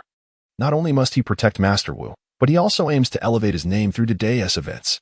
Indeed, upon hearing Cui Xian's words, Wu Qinglan, who had initially been filled with anger, was taken aback, and without hesitation, stepped forward. Amidst a cacophony of skepticism and derision, he emerged. Wu Qinglan approached Cui Xian, gazing proudly at his most accomplished student, and declared, "Ladies and gentlemen, I am Wu Qinglan, the teacher of this audacious student who has committed the folly of forcing growth. However, in my eyes, Cui Xian is intelligent, quick-witted, and brimming with talent. Even at a tender age, he possesses a remarkable literary spirit. He is also a source of pride for me." At this juncture, Wu Qinglan turned to Cui Xian and said with a smile, "Thus, my dear Cui Xian, do not fear. With your teacher by your side, take your time to articulate the entire sequence of events." Cui Xian looked at Wu Qinglan and inquired, "Master, the matter of forcing growth has become a jest for many. Students read the works of sages, yet when faced with overwhelming calamities, they find themselves powerless to protect themselves. They even foolishly aspire to emulate those foolish individuals, hoping to reap the harvest by forcing growth. I dare to ask, what purpose does studying these sage texts serve? If the act of forcing growth ceases to be a mere jest and befalls us, what then?" In that moment, many fell silent. The countless villagers present may still have been bewildered. Yet, Wu Qinglan, Yi Huifeng, as well as Cui Zhongyuan, Cui Buoxing, and the group of scholars from the county academy, were all visibly shaken. Little did they expect that the seemingly absurd act of forcing growth, when interpreted through the lens of blood and tears, could be so brutally poignant. Wu Qinglan remained silent for a long while. Then he turned to the multitude of villagers and suddenly comprehended the student's meaning. "How astute! Cui Xian, my excellent student, truly possesses a heart as perceptive as a finely tuned instrument." Master Wu raised his head to regard Cui Xian and the group of students from the Pei clan behind him, trembling as he said, "Good child. This question is one I have previously posed to you, yet at that time, you could not respond. However, at this point, Wu Qinglan choked back tears, struggling to continue. Yet, Cui Xian did provide an answer to this question. "Who among you remembers it?" This time, Cui Xian stood tall. Pei Jian, Li Heyu, Gao Qi, Zhuang Jin, and the multitude of students from the Pei clan all lifted their heads and straightened their posture, as if delivering a lecture in a classroom. Wu Qinglan spoke with reddened eyes. "Pei Jian, you take the floor." Pei Jian could swear that he had never attended a class quite like this in his life. He understood the sage's question and even knew the answer, although he was not in a classroom at that moment. The knowledge acquired in those hallowed halls suddenly manifested the true essence of education. Lifting his gaze to meet Wu's, Pei Jian, with eyes brimming with emotion, stammered. At that time, the sage asked us, in the discourse of the strategist, what can power symbolize as described in national policy? None of us could answer, save for Xiandi. He said, "The master says, a gentleman is not a vessel. Thus, true power resides in the hearts and minds of the people, not merely in weapons and warfare. Indeed, true power lies within the hearts and minds of the populace, transcending mere arms." This proclamation reverberated like thunder, shaking the hearts of the many learned individuals present. Pei Jian, Zhuang Jin, the scholars of the Pei clan, and Wu Qinglan all turned their hopeful gazes toward Cui Xian, eyes glistening with anticipation. Now, as weapons are at hand, public sentiment has coalesced. But what of power? Power resides in mourning the farmer. Under the watchful eyes of the crowd, Cui Xian turned to Zhao Ji, sneering, "Zhao Ji, you seek evidence, do you? Very well, watch and listen. You oppress the people with your might, bullying them into silence, unable to voice their grievances against you.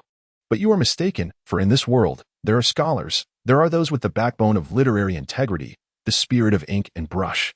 This old woman before us has suffered your terrifying torment yet cannot seek justice from you. But I am not like her. I have learned. And I know how to speak. She cannot articulate her plight, but I shall teach her to address you." After stating this, and under Zhao Ji's disdainful gaze, Cui Xian grasped the old woman's hand, leaned down, and whispered something softly. The moment the old woman heard his words, her entire being trembled, and tears streamed down her face. What is poetry? It is ornate language, grand and majestic, and it is also poetry when it touches the hearts of all. The old woman had never received an education, yet she understood what Cui Xian urged her to express. Thus, this unlettered woman wiped her tears, and, trembling, gazed at Zhao Ji. "Zhao Ji, this child has just composed 2 poems. Though I cannot read, I understand. So, I wish to ask you, can you comprehend?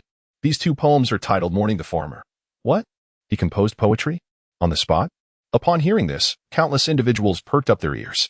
The old woman, lacking formal education and a poor memory, repeated each line as Chui Xian whispered it to her. Then, with a voice poignant and heart-wrenching, she recited, in spring, a grain is sown, in autumn, a myriad is reaped. As these lines emerged, the eyes of Yi Huifeng, Wu Qinlan, and others suddenly sparkled with recognition. Even some uninitiated commoners could grasp the message. Yet, the old woman then turned a fierce gaze toward Zhaoji, questioning him through her tears, across the 4 seas. There are no idle fields, and yet farmers still starve to death. What a powerful statement. Across the 4 seas, there are no idle fields. And yet farmers still starve to death. Why do farmers continue to suffer? Is it not because there are numerous individuals like Zhaoji in this world? The old woman's voice continued, her eyes fixed intently on Zhaoji as she proclaimed, Listen well, you corrupt official, listen. When we hoe the fields at noon, sweat drips into the soil. This simple line evokes countless scenes of weary common folk laboring under the scorching sun, toiling tirelessly. A poem that has stood the test of time. The simpler it is, the more impactful it becomes. The essence of truth lies in simplicity. It possesses its own force. This is not merely poetry, but the silent outcry and roar of countless impoverished souls. Who knows the hardships behind each grain of rice? Upon finishing the verses, the old woman was rendered speechless by her tears. She understood, truly grasped the meaning of these 2 poems. Scholars such as Wu Qinlan and Yi Huifeng gazed in astonishment at Chui Xian beside the old woman. At merely 8 years of age, this child would surely make a name for himself in the realm of poetry. Surrounding them, more common folk began to chant and recite the 2 poems among themselves. Those who had heard the verses lifted their heads, collectively directing their indignation towards Zhaoji. An invisible power was coalescing. Anger was igniting. Confucius stated, A gentleman is not a vessel. Thus, true power resides in the hearts of the people, not merely in weapons. The poetic world was shaken, and fame spread far and wide. In Hushi village, amidst the lush green fields, the common folk were fervently reciting 2 poems of sympathy for farmers. An elderly man, who had toiled his entire life in the fields, felt tears welling in his aged eyes. A weathered woman gazed blankly at her rough, scarred hands. There is no idle land in the 4 seas, yet farmers still starve. Indeed, why is this so? Perhaps, in the past, people had not pondered this, remaining unaware. But now, each person held the answer within their hearts. A wind wailed across the fields, rustling the crops. The silent endurance of the old farmers, who had borne a lifetime of suffering, erupted into questions and shouts. An elderly man, stooped and trembling, stood forward, first expressing gratitude towards Chui Xian. Then, with a resounding thud, he knelt on the ground, pressing his body and head into the soil that had bound him for a lifetime, his voice cracking as he fervently cried out, We, the common folk, beseech the heavens to take heed and hold Zhaoji accountable. This declaration resonated like a battle horn, igniting the entire field. A humble, patched middle-aged man stepped forth, along with a young woman, her eyes red as she held her 2 children. The brothers Chui Zhongyuan and Chui Boshang, along with a group of scholars in traditional robes, emerged, tears streaming down his face. Old Chui and the villagers of Hushi stood united. Then, like waves of wheat, the crowd fell to their knees. Countless voices, both aged and youthful, rose in unison. We, the common folk, beseech the heavens to take heed and hold Zhaoji accountable. This scene was nothing short of breathtaking. For the first time since taking office, Yi Huifeng, confronted with the multitude of kneeling citizens before him, found himself at a loss for words. Equally astounded were the young scholars led by Pei Jian. Their faces, still tender in youth, perhaps had not grasped the true significance behind a grain of rice until today. Yet, at this moment, Chui Xian imparted to them the wisdom. Every grain is born of hard toil. The youthful students turned in unison to gaze at Chui Xian, who was encircled by the crowd, their eyes filled with admiration, reverence, and inspiration. In their eyes, Chui Xian radiated brilliance, dazzling like a hero from a tale. Pei Jian's face flushed crimson, his excitement causing him to tremble slightly. He looked at Chui Xian, his eyes sparkling. Xian, you are truly remarkable, indeed invincible. You effortlessly composed poetry on the spot, and your verses, 2 poems on the farmer's grief, moved me to tears. I find myself at a loss for words to praise you. But your demeanor is so effortlessly charismatic, embodying the spirit of chivalry. You are a true role model for us all. Zhuang Jin, Li Heiyu, and Gao Qi shared his fervor, their faces equally flushed, nodding vigorously in agreement. Although their elder brother lacked formal education, he was nonetheless willing to rally behind Cui Xian, charging into battle. Thus, under Pei Jian's leadership, a group of youthful scholars, filled with righteous indignation, stepped forward. Their voices rang clear and powerful. As if reciting in unison in the classroom, the commoners implore the honorable magistrate to take charge and bring down Zhao. This is the voice of the people, and their fervent wish. Amidst the furious roars of "Please take down Zhao," Zhao Yaozu stared blankly at Cui Xian, fear and despair finally surfacing in his eyes. Meanwhile, the previously unshaken county magistrate Zhao Ji displayed signs of panic for the first time. He sensed the looming threat of demise. The commoners he had always disregarded had now united, each one glaring at him with righteous anger. Under the weight of their furious gazes, Zhao Ji instinctively took a step back. Then, regaining his composure, County Magistrate Zhao glared at Cui Xian with a fierce yet hollow bravado. Very well. You cannot naively believe that composing a couple of flawed poems will lead to my conviction, can you? I am an 8th-rank magistrate, selected by the Ministry of Personnel. Before Zhao Ji could finish his words, he seemed struck by a thunderbolt. For Cui Xian, meeting his gaze, produced a stack of documents. Sneering, while poetry may not suffice for your conviction, what of these? Evidence of your land annexation, forgery of household registration, and other misdeeds. Clearly documented in black and white, could this not lead to your condemnation?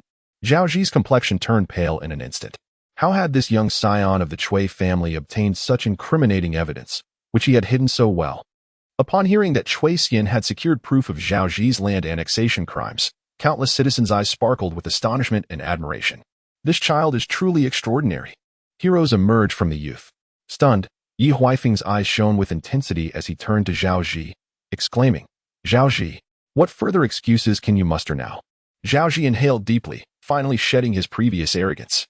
Yet, he still felt he had a chance.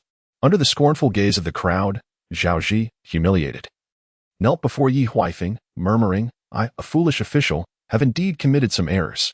However, the Zhao family possesses numerous enterprises that sustain countless citizens. I implore the county magistrate to show mercy and discern the truth, to reprimand me sternly, and I shall submit to your judgment. With that, Zhao Ji subtly raised his gaze towards Yi Huifeng.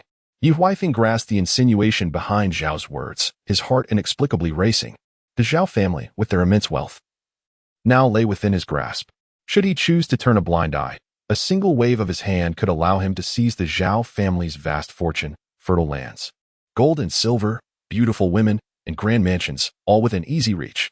Yi Huifeng, who had risen from humble beginnings to become a county magistrate through years of hard work, found himself in a precarious position.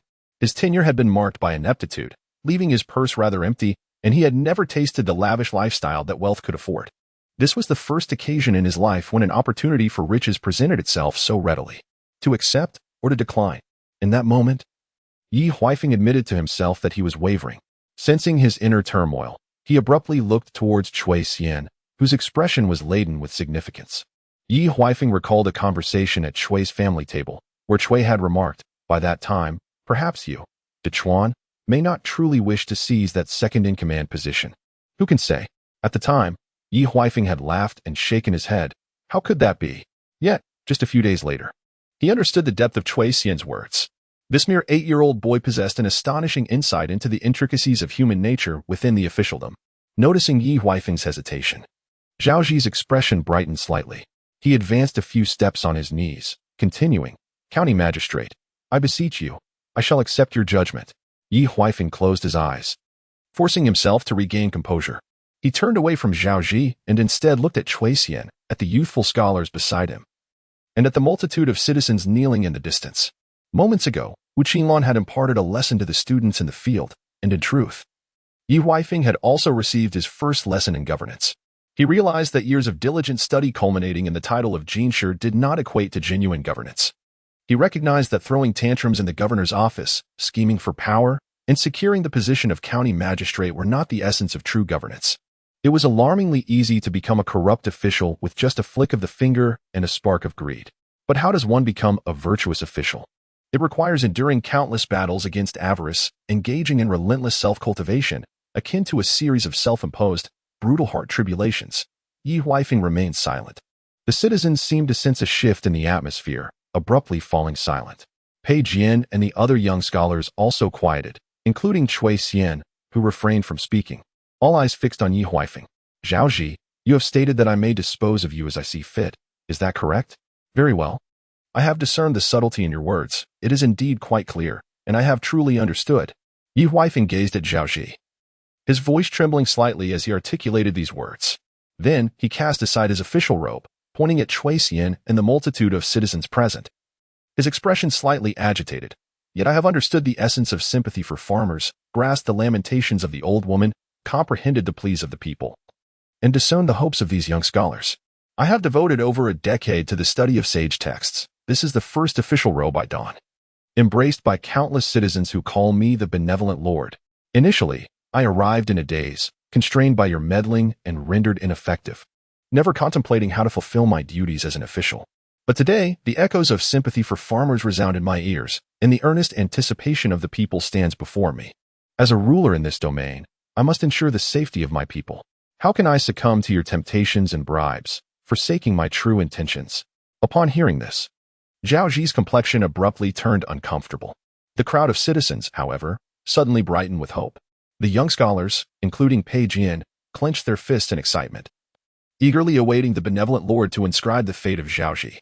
In the gaze of all, County Magistrate Ye's face flushed as he declared in a loud voice, Zhao Ji, you have trampled upon life, exploited the villagers, and committed grievous crimes. Today, I shall apprehend you and hand you over to the authorities for judgment. With that, he dramatically pointed at Zhao Ji, commanding, seize this man and strip him of his official robe. At once, a group of officers, wielding their staffs, swiftly apprehended Zhao Ji. A moment of silence enveloped the fields, followed by the thunderous cheers of countless citizens. Chui Xian beamed with joy, while Pei Jian, Gao Qi, Li Heyu, and Zhuang Jin, along with a group of scholars, jubilantly leapt and clapped, exclaiming, the county magistrate is mighty. The county magistrate is so dashing. The county magistrate is truly handsome. Amidst the jubilant uproar, County Magistrate Yi, overwhelmed with emotion, began to smile foolishly, gradually losing himself, his eyes slightly reddened. He was merely 27 years old, a novice in governance, yet youthful and fervent. His blood, too, was warm. Across the jubilant crowd, Yi Huifeng exchanged glances with Chui Xian, their eyes filled with mirth. Subsequently, Yi Huifeng ordered Zhao Ji to be escorted back to Nanyang. A great multitude of citizens flocked to express their gratitude to Chui Xian. The capture of Zhao Ji was all thanks to this young lad. Thus, Pei Jian and the other scholars encircled Chui Xian, while the citizens surrounded the group of scholars. The throng, a grand procession, made its way back to Nanyang. The old members of the Chui family watched this scene, tears of joy streaming down their faces. They had succeeded. They had triumphed. United, they had safeguarded the Chui family. Moreover, many literati, exhilarated, boarded carriages to return to Nanyang, spreading the word about sympathy for farmers in various clan schools and even in the county academy. Dear classmates and brothers, the notion of pulling seedlings to help them grow is a mere misunderstanding. There are deeper reasons behind this. Come and witness the sympathy for farmers, wherein the prodigious 8-year-old Chui Xian boldly rebukes the corrupt official Zhao Ji. Across the land, no idle fields remain. Yet farmers still perish from hunger. How splendid! Such a resonant poem is indeed composed by an 8-year-old child. This child possesses extraordinary talent. The Zhao Ji case has yet to reach its final resolution. As scholars, we must rise to the occasion and extol the virtues of Chui Xian and his 2 poems on the farmer, so that scholars across the realm may unite in an effort to drown out Zhao Ji with our words and etch his disgrace upon the pillars of infamy. Your words ring true, my friend. I shall now extract 2 poems on the farmer and send it to the Kaifeng prefecture. Days later, 2 poems on the farmer emerged from Nanyang and was boldly recited all the way to the Kaifeng prefecture, eventually reaching the capital and 13 provinces, causing a sensation among the literary circles. Countless literary figures were swept into fervor, ecstatic at the sight of those 2 poems. Upon learning that the author of the farmer was merely 8 years of age, they were left astounded into speechlessness. The prodigy Chui Xian has gained renown across the land. At the Kaifeng prefecture, upon receiving the letter, Pei Chongqing opened it and read 2 poems on the farmer with rapt attention, tears of excitement welling in his eyes. Who knew that the rice on our plates is hard-earned? Splendid, splendid. Chui Xian, I always knew you possessed poetic talent. Yet I underestimated you. Young lad, behold as I assist you in garnering recognition and fortune. Though Pei Chongqing held no formal title, he served as an aide under the provincial governor, a true official of considerable stature, donned in the crimson robes of a second-rank dignitary. The current governor of Hunan, surnamed Li, given the name Duan and styled Zongjing, is renowned for his incorruptible integrity, intolerant of any injustice, truly a man of action. On this day, after Pei Chongqing presented 2 poems on the farmer, a resounding thump echoed through the governor's office, followed by Li Duan's impassioned exclamation, "What a splendid poem! In all the world, there is no idle land, yet farmers still perish from hunger." Chongqing, who is the esteemed author of this work, suppressing a smile. Pei Chongqing proudly replied, "Your Excellency, the author is a child named Cui Xian from Nanyang, merely 8 years old and only recently enlightened in his studies. I also possess another poem of his, Ode to the Goose, as well as his calligraphy." Li Duan was utterly astonished, scarcely believing his ears. After perusing Ode to the Goose, he was so moved that he exclaimed, "Marvelous, marvelous." Upon examining Cui Xian's calligraphy, Li Duan's face flushed with excitement. This child possesses the aura of a sage of literature. Noticing Li Duan's fervor, Pei Chongqing seized the opportunity to recount the malign deeds of Zhaoji and Nanyang, the very backdrop of 2 poems on the farmer. Upon hearing this, Li Duan was enraged. He declared, "How outrageous! Such a grave matter, and yet only the magistrate of Nanyang has intervened? Where is the governor of Nanyang? I shall summon him to Kaifeng to account for this. Furthermore, expedite an investigation into this matter. I intend to draft a memorial to present Zhaoji and 2 poems on the farmer to the Ministry of Personnel." Although Zhaoji held the title of an 8th-rank county official, neither Magistrate Yi Huifeng, nor the deputy magistrate or governor of Nanyang, nor even Li Duan, a 2nd-rank official of Hunan, could convict him without first organizing the charges. The case must be filed from Nanyang to Kaifeng, then reported to the Ministry of Personnel for record. Subsequently, the inspectorate or the imperial censor would dispatch officials to investigate the matter, with the governor's office cooperating to ascertain the details of the offenses. Only after a thorough inquiry would the findings be relayed back to the Ministry of Personnel for adjudication. Subsequently, the Ministry of Personnel handed the case over to the Ministry of Justice for final adjudication. This delineates a clear and unequivocal procedure, which was the fundamental reason for Zhao Zi's earlier unyielding confidence against Yi Huifeng. However, with the presence of 2 poems on sympathy for farmers, this case would undoubtedly be treated as a precedent. It could even reach the ears of the heavens. The author of this poem is but 8 years old. Once this matter is resolved, he is destined to gain renown in the realms of poetry, the scholarly community, and even within official circles. Li Duan increasingly pondered the likelihood of such a future. The 8-year-old Cui Xian's potential is indeed immeasurable. Coincidentally, has not his senior brother recently expressed the intention to take on a close disciple? After some contemplation, Li Duan turned to Pei Chongqing and inquired, "Where is Cui Xian currently studying? Has he taken on a mentor?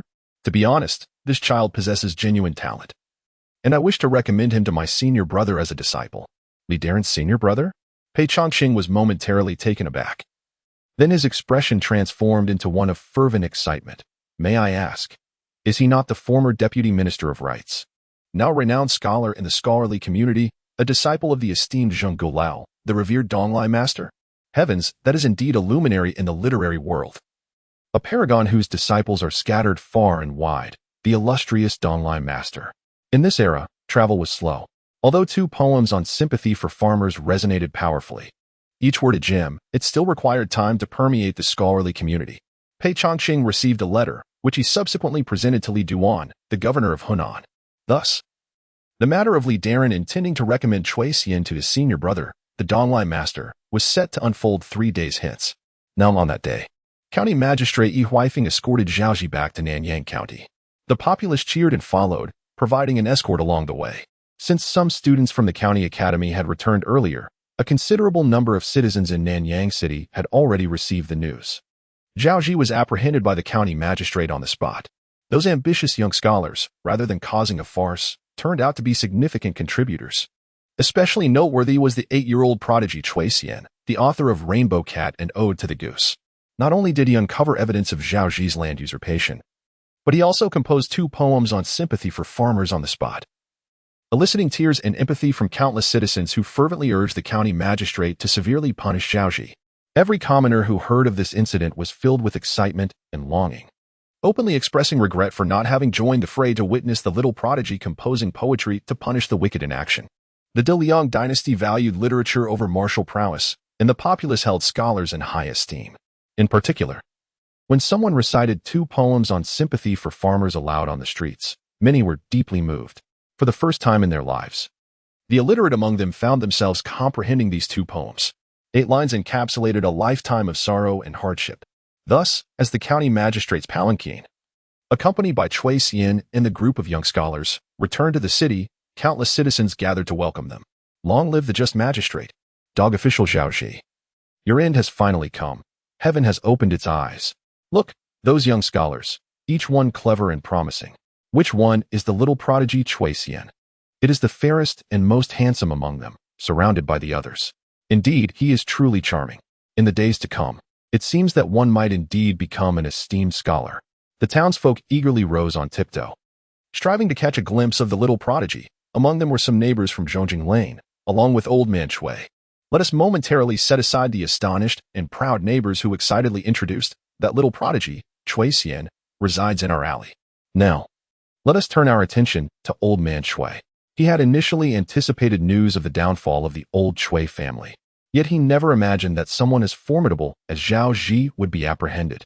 Moreover, the young grandson of the Chui family had emerged as the heroic prodigy who captured Zhao Ji, especially when the county magistrate's sedan chair passed by, and the esteemed county magistrate Yi, greeted by the jubilant cheers of the populace, leaned out to wave at the crowd. Old man Chui's anxious heart finally found peace. Goodness, was that not the young man who had come to present gifts to the old Chui family? This man turned out to be the county magistrate, which explained why his own son-in-law had suddenly knelt in reverence. It was all over, utterly finished. Old man Chui, terrified, collapsed onto the ground, trembling all over. Yet, at that moment, everyone else was celebrating, oblivious to his distress. Along the long street, Pei Jian, amidst a group of young scholars, felt his face flush with pride. Overwhelmed by the compliments that rendered him dizzy, experiencing a delightful tingling at the roots of his hair, he foolishly smiled and gestured towards those around him.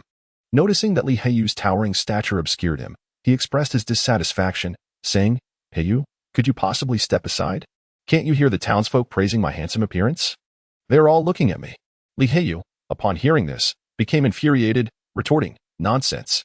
Clearly, they are all admiring me, praising my good looks." The other young scholars erupted in laughter. Chui Xian, exasperated, rubbed his forehead and observed the amusing banter between the 2 lively characters. However, it must be acknowledged that today, they truly basked in glory. The entire city welcomed them with resounding cheers, a magnificent spectacle that many would not experience even once in their lifetime. Yet here they were, this group of lauded children, averaging merely 10 years of age.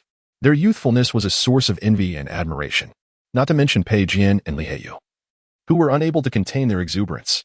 As for the other young scholars, each one bore flushed cheeks, a mix of shyness and pride, accompanied by silly grins. It is likely that 10, 20, or even several decades from now, they would still remember such a grand occasion. It would be a splendid youth that, though it had passed, would remain unforgettable. It is said that one can never simultaneously possess youth and the awareness of it. As a time traveler, Chui Xian felt this sentiment deeply. Today, this vibrant group of young scholars had contributed greatly to his cause. In return, it was only fitting to reward them with a feast and the finest delicacies. Yet, beyond that, Chui Xian wished to bestow upon them something even more remarkable. As the procession reached the heart of the city, on the verge of parting ways, he called out, "Esteemed classmates, please hold a moment. Today, thanks to your unwavering support, we collectively triumphed over wickedness, ensuring that the treacherous face justice. I am aware that along our journey, we have received an abundance of praise from the townsfolk. However, I cannot shake the feeling that something is still missing." Chui Xian halted the lively group of young scholars as they regarded him with excitement, surprise, and enthusiasm. He approached Wu Qinglong with a smile and inquired, "Master, have you yet to commend us?" Such a simple question stirred immense excitement among the multitude of students present. Pei Jian's face flushed red as he was the first to exclaim, "Indeed, indeed. Master Wu, did we not perform admirably today? Please shower us with a few words of praise." Zhuang Jin echoed loudly, "No wonder I felt something was amiss." Upon Xian's remark, it all came back to me. "Master Wu, what is the matter? We have accomplished so much, yet you have not offered a single compliment." Gao Qi adopted a mock-serious tone to criticize. Indeed, Master, you are somewhat lacking in understanding. They were genuinely youthful and exuberant. each eagerly turning their gaze towards Master Wu, their eyes sparkling with the unspoken plea of praise me. Praise me. If they had tails, one could imagine they would be wagging them joyfully high into the air at that moment. However, under the watchful anticipation of the crowd, Wu Qinglan unexpectedly raised his ruler and solemnly declared, "Do you still dare to seek praise?" The act of hastening growth is, albeit reluctantly, something Cui Xian resorted to. Yet, none of you have raised even the slightest doubt, which truly vexes me. The crowd, initially brimming with hope, found themselves somewhat disheartened by such a response. Yet, in the next moment, Wu Qinglan suddenly burst into laughter. He looked benevolently at his students and remarked, "As the intellect stated in the chapter on governance, to see what is right and not act is a lack of courage. Today, you have punished evil and fought for justice. In the future, take pride in this. As your teacher, I too take pride in you. The Mencius teaches us, I cultivate my lofty righteousness, the greatest and most resolute. Though you are young, having studied the teachings of the sages, you should be like spring grass breaking through the earth, though young. You are upright and nurture lofty righteousness within your hearts. In time, you shall undoubtedly become pillars of society. As your teacher, I wish to impart a verse from the Mencius. In poverty, one should cultivate oneself. In prosperity, one should benefit the world. Today's act of punishing wickedness serves as a noble deed. While your daily studies are essential for self-cultivation, I hope that, as the Book of Documents states, you will strive for greatness through your aspirations and diligence in your endeavors. Finally, I wish to commend you once more. Your performance today is commendable, truly commendable." He extolled them at length. The surrounding townsfolk, having seldom witnessed a master imparting lessons, could only grasp the general meaning, yet it did not deter them from applauding enthusiastically. Pei Jian and the others blushed crimson from the praise. Yet the intense scrutiny of the onlookers made them feel a twinge of bashfulness and humility. In truth, they did not consider themselves as exemplary as the master had portrayed. "Thank you, master, for your teachings. We shall keep them in our hearts," Cui Xian expressed with a bow of gratitude. He then borrowed paper and ink from a classmate's book box and cheerfully addressed the surrounding students. "Dear friends, although today's events may have concluded, the camaraderie and collective effort we shared shall not end here. Therefore, I would like to request each of you to sign your names here. We shall compile a record of young heroes punishing evil, wherein every name recorded will represent a hero of our cause. Let us affectionately refer to this tome as the Chronicle of Classmates, a testament to our resplendent and exuberant youth. Though this chronicle may not confer any tangible rewards, it stands as a witness to their bravery, fearlessness, and youthful spirit. Today, we are fortunate to join Brother Cui Xian in our noble quest to eradicate malevolence. In the years to come, we shall undoubtedly support one another, embodying the wisdom of our esteemed teacher. Success is rooted in aspiration, and achievement flourishes through diligence." The young scholars are brimming with excitement. Under Cui Xian's guidance, they solemnly inscribe their names in the Chronicle of Classmates. In the distance, Yi Huifeng remains, observing the spirited Cui Xian amidst the group of youthful innocents, filled with profound sentiment. This is what it means to be a leader. With a mere call to action, countless souls are eager to respond, rallying in spirited support. I envision that in a few years, within this scholarly realm, the students of Nanyang will carve out their own domain. Once the chronicle is complete, Cui Xian, with a smile, hands the stack of manuscripts to Wu Qinglan, saying, "Esteemed teacher, do add your name as well." Wu Qinglan is deeply moved, aware that today he shares in the glory of his students. With the release of 2 poems on farming, as Cui Xian's mentor, his own reputation is destined to soar. What more could he desire than to have such an exceptional student? Wu Qinglan solemnly writes his name on the page.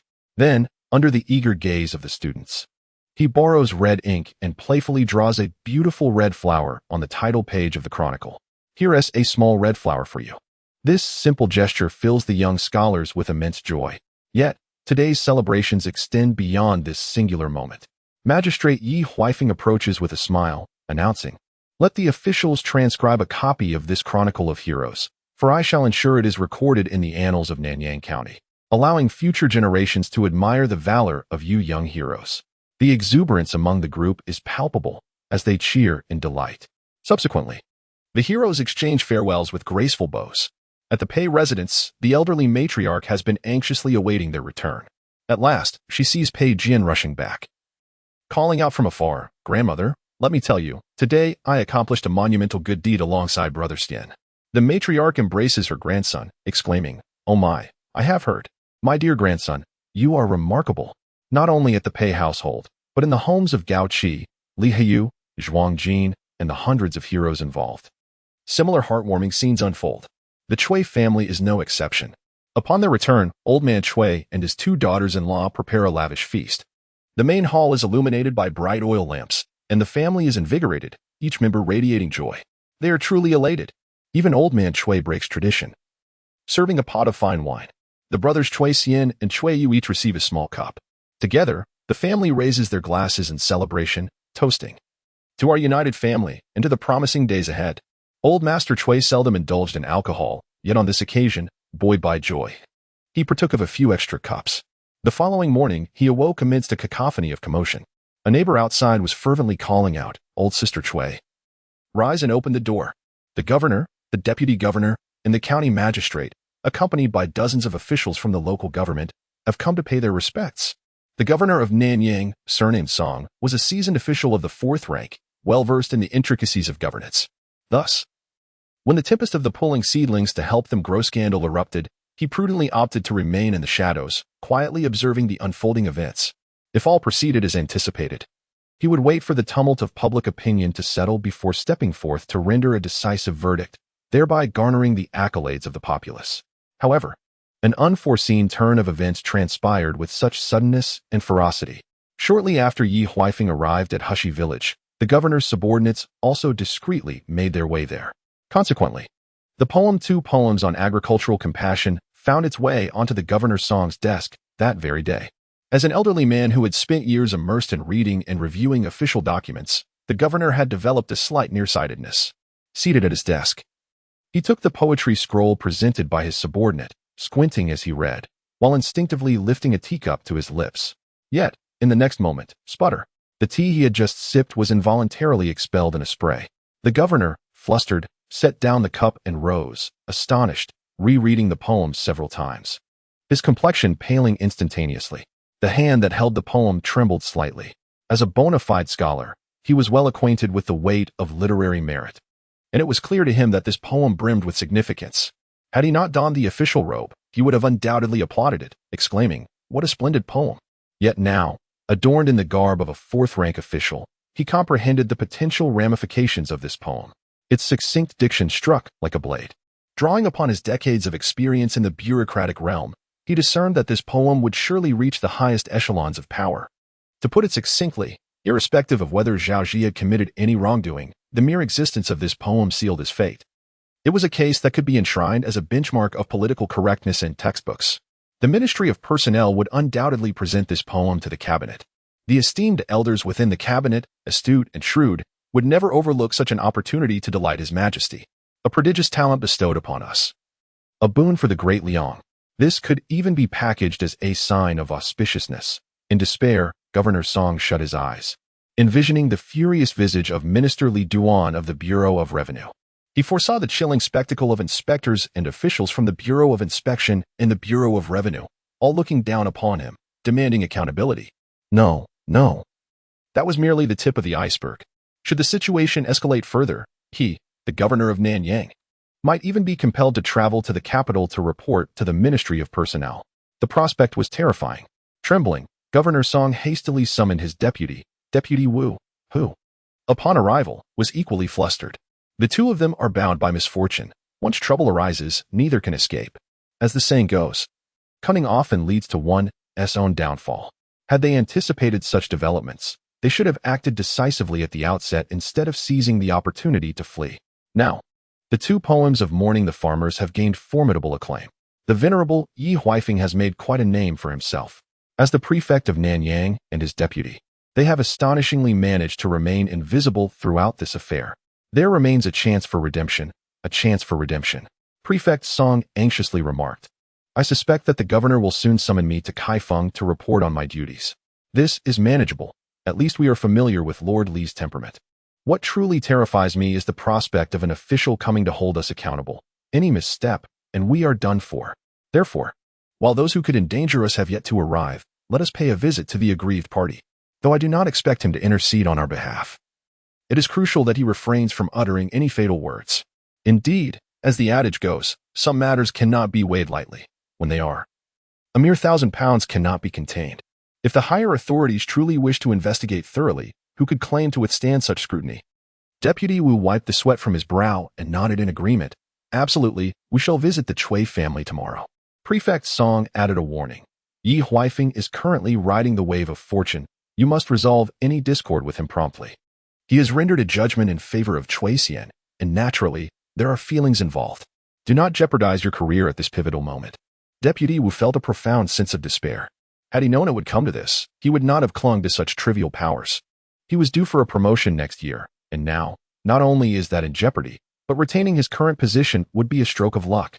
That very night, Deputy Wu stealthily visited the home of Magistrate Yi, shedding tears and lamenting how he had been blinded by greed and deceived by Zhaoji. Yi Huifeng inwardly laughed heartily, feeling a significant weight lift from his chest. Yet, he had to stifle his amusement and feign concern. The following day, the ballad Two Poems of Mourning the Farmers resonated throughout Nanyang County, compelling Prefect Song and Deputy Wu to take action. They summoned Magistrate Yi and led dozens of officials from both the county and the prefecture to Zhongjing Alley. At this moment, there was no need for discretion. On the contrary, they must make a grand show of their participation in the Zhaoji case. Thus, on that morning, several official carriages, along with numerous dignitaries clad in official robes, and a throng of clerks, halted at the entrance of Zhongjing Alley. The grand spectacle drew the attention of countless onlookers. Soon, someone realized and joyfully exclaimed, "It is the prefect and the deputy. They must be here to commend the young prodigy Chui Xian." The entire Zhongjing Alley was abuzz with excitement. This aged lane had never before hosted such illustrious figures, let alone a group of dignitaries clad in official garb. Upon learning that the Chui family had yet to rise, a neighbor hurriedly went to summon them.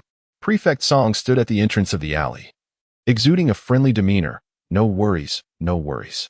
I was informed yesterday of Zhao Ji's misdeeds, and I am genuinely outraged, lamenting how our Nanyang citizens have suffered such vile oppression.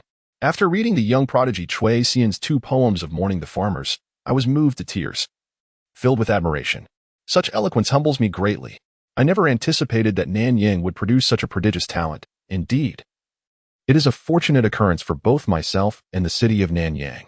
Thus, unable to contain my excitement, I came early in the morning without prior notice to pay my respects to our local prodigy. In retrospect, it seems I may have been rather presumptuous. The citizens of Nanyang truly admire Chui Xian. Upon hearing the governor's generous praise for him, they were overwhelmed with joy and excitement. Nearby, Deputy Wu, unwilling to be outdone, hastily joined in the flattery, eager to extol Chui Xian to the point of making him seem like a blooming flower. Yi Huifeng watched in awe, realizing that a thick skin is indeed part of the bureaucratic life. At least with his current modest standing, he would never utter such shameless words. As the governor and several officials awaited outside the alley, the atmosphere within Zhongjing Alley was one of fervent anticipation. Elder Chui, having been in a state of anxiety all night, was terrified to see a throng of officials upon opening his door, and he immediately soiled himself, tears streaming down his face. Seeing this, Lin the steward, fully aware of the situation, anxiously inquired, "Father-in-law, tell me honestly, did the Chui family's previous misfortunes have anything to do with you?" Trembling, Elder Chui stammered, I had no idea. My grandson Chui Xian is so formidable. He could even bring down Zhao Ji." Lin's face turned ashen. "You are going to doom our family." Upon hearing the news, his wife wore an expression of utter despair. It is said that joy and sorrow often coexist. The Chui family was in a state of panic and hopelessness, while the elder Chui's family was elated to the point of dizziness. Upon hearing the neighbors' shouts, Elder Chui's wife, incredulous, rose from her bed, trembling in bewilderment. The county magistrate, the deputy magistrate, the governor, and dozens of officials from the county and the government are coming to our home to pay their respects. Goodness! Not even during my husband's lifetime did we receive such a multitude of officials. Elder Chui's wife, shaking, hurried through the house to rouse her family. "Mother, you must be dreaming." "What?" Chui Bushing, Chui Zhongyuan, and the Lin and Chen families, still bleary-eyed, gaped in astonishment. Even Chui Xian was taken aback. Realizing this was a political spectacle unfolding right at home, he understood that it would bring nothing but benefits to the Chui family. And he secretly kept an eye on the grand estate of Zhaoji. With a smile, he reminded, "Grandmother, since the officials have already arrived at our doorstep, it would be discourteous to keep them waiting. Quickly, wash up and change into your best attire to greet them." Indeed, prompted by Chui Xian's reminder, Elder Chui's wife snapped into action, arranging for her excited family to wash and don their finest clothes. This was not mere showboating, but a sign of respect for their esteemed visitors. After about half a cup of tea's worth of time had passed, the doors of the Chui residence finally swung open. Outside Zhongjing Alley, a crowd had gathered, eager to witness the unfolding drama. Suddenly, someone exclaimed in delight, "They're coming out, they're coming out." Elder Chui's wife, holding Chui Xian's hand, led her family in a hurried welcome. However, what transpired next left the onlookers utterly dumbfounded. At the entrance of the alley stood Governor Song, who, upon catching sight of the members of the Chui family emerging from their home, felt a wave of emotion wash over him, and tears suddenly fell from his eyes. Wiping away the tears at the corners of his eyes, the governor hurried forward, his voice trembling as he spoke. "I apologize for my abrupt visit. I hope I do not startle you. Which one of you is the illustrious Chui Xian, the author of 2 poems on the farmer, who unveiled the true vile nature of Zhaoji? Please step forward, so that I may observe you closely." Beside him, Deputy Wu, slightly delayed, cursed the governor inwardly for his cunning duplicity. Yet he did not wish to be outdone, turning his gaze toward the elderly matron of the Chui family with earnest, moist eyes. "Dear elder, you must be the one who has painstakingly nurtured this prodigy, Chui Xian. I must express my heartfelt gratitude on behalf of the people of Nanyang and indeed, on behalf of the entire poetic community of Daliang." Upon hearing these words, the surrounding citizens were struck dumb with astonishment. Some were so moved that tears streamed down their faces. The 2 venerable officials truly demonstrated a profound love for the people and a keen eye for talent. It would not be long before the commendations for the prodigious accomplishments of Chui Xian would spread throughout the entire county of Nanyang. The elderly matron, receiving such accolades, was nearly overcome with emotion. How could a mere old woman be connected to the esteemed poetic circles of Daliang? Meanwhile, County Magistrate Yi Huifeng stood awkwardly to the side, his impatience causing him to stamp his foot. He yearned to interject with a few words, but felt ashamed after his true identity had been revealed. Additionally, his modest nature prevented him from engaging in such high-level discourse. It was evident that Governor Song possessed a strong desire for survival. Hence, he performed his role with exceptional vigor. As Chui Xian stepped forward, the governor half-squatted, disregarding the dust that might stain his official robe, and firmly grasped Chui Xian's hand, exclaiming with sincerity, "Ah, my dear child, you must be Chui Xian. Truly, you are both exceptionally talented and handsome. Do not fear. I have come today, accompanied by my fellow officials, to commend and visit you. Thank you for your efforts in ridding Nanyang of villainy. Come, my child. Let us return home." Chui Xian, feeling his hand grip tightly and hearing such words, nearly lost his composure. "This is the essence of acting," he thought. "But if you wish to engage in theatrical prowess, then I shall rise to the occasion as well." Thus, he glanced at Governor Song before lowering his head, feeling somewhat embarrassed as he replied, "In response to your excellency, my humble abode is poor and dilapidated. I fear I may not be able to host you well." Earlier, while still awaiting the arrival of the esteemed officials, at Chui Xian's suggestion, the family had hidden away all valuable and respectable items from their courtyard. Upon hearing this, the governor's expression grew even more affectionate. He turned to the officials behind him and said, "Look, that corrupt official Zhao Ji amassed wealth while our true prodigy falls into such dire straits. It truly fills us with guilt." As his words concluded, the assembled officials echoed in agreement, bringing forth gifts of pork, rice, eggs, and more as tokens of the government's appreciation and consolation for the young prodigy. Chui Xian's eyes widened in surprise as he exclaimed, "Thank you, esteemed gentlemen. There is so much here that my family's courtyard is far too small to accommodate it all." No one noticed. As he mentioned, "My family's courtyard is too small," he instinctively tightened his grip on the finger of Governor Song. A flicker of surprise crossed Song's brow. He promptly stood up, taking Chui Xian by the hand with a sincere expression, leading him toward Zhongjing Alley, all the while discreetly observing his companion. The 8-year-old child, with bright, expressive eyes and a youthful visage, exuded an air of innocence. Governor Song found himself uncertain whether the tightening of Chui Xian's grip had been merely a figment of his imagination. Meanwhile, Wu Tongji supported the emotionally stirred old lady Chui, trailing behind Governor Song. The other members of the Chui family were flushed with excitement, their expressions a mixture of astonishment and gratitude. County Magistrate Yi, along with a group of officials from the court and county, closely followed, each carrying gifts of consolation as they made their way to the Chui residence. "My goodness!" Countless onlookers gaped in disbelief, utterly astonished. Such a scene was beyond their wildest dreams. The governor and the deputy were so approachable and down to earth. The Chui family was truly in the limelight. When would my family, too, have the fortune to produce a prodigy? The townsfolk gazed enviously with wide eyes. Upon reaching the doorstep, Chui Xian tightened his grip on Governor Song's hand, glancing back at the array of officials, and bashfully remarked, "My home's courtyard is too small. I fear we cannot possibly accommodate so many esteemed gentlemen." At that moment, Governor Song felt another firm squeeze of his hand this time. It coincided with the mention of the small courtyard. Instantly, he understood. Since their first meeting, Chui Xian had uttered 3 phrases, each echoing the sentiment of the courtyard being too humble and small. Looking at the bashful Chui Xian, Song thought to himself, "Good heavens, you are quite the performer. At merely 8 years old, you have crafted a poem that toppled Zhaoji. Truly remarkable." Moreover, the boy's incessant emphasis on the smallness of the courtyard, coupled with his role in bringing down Zhaoji, left Song pondering, could it be? Goodness, for one so young, he certainly had grand aspirations. However, as long as he could navigate this predicament smoothly, allocating the Zhao family's residence to him would not be out of the question. With a swift decision made in his mind, Governor Song smiled and said, "Not to worry. Then, Wu Tongji, County Magistrate Yi, and I shall step inside for a moment. The rest of you may express your goodwill as you see fit." As he spoke, he led Chui Xian into the courtyard first. The moment they entered, taking advantage of their privacy, Governor Song lowered his voice to probe. "The Zhao family's residence is relatively spacious, but I fear that if matters escalate, it may become difficult to manage, and I cannot guarantee that I will be able to oversee it." Chui Xian blinked innocently and replied, "How could things possibly escalate?" "My lord, rest assured, it will not." The two exchanged glances and then burst into laughter. Chui Xian thought to himself, "Old fellow." Meanwhile, Governor Song mused, "Little fox." Regardless, the two quickly reached a mutual understanding and completed a resource exchange. Wu Tongji, who had been assisting old lady Chui into the room, caught a glimpse of their interaction and began to grasp the situation, feeling a sense of relief wash over him. Good. The main party here has been pacified.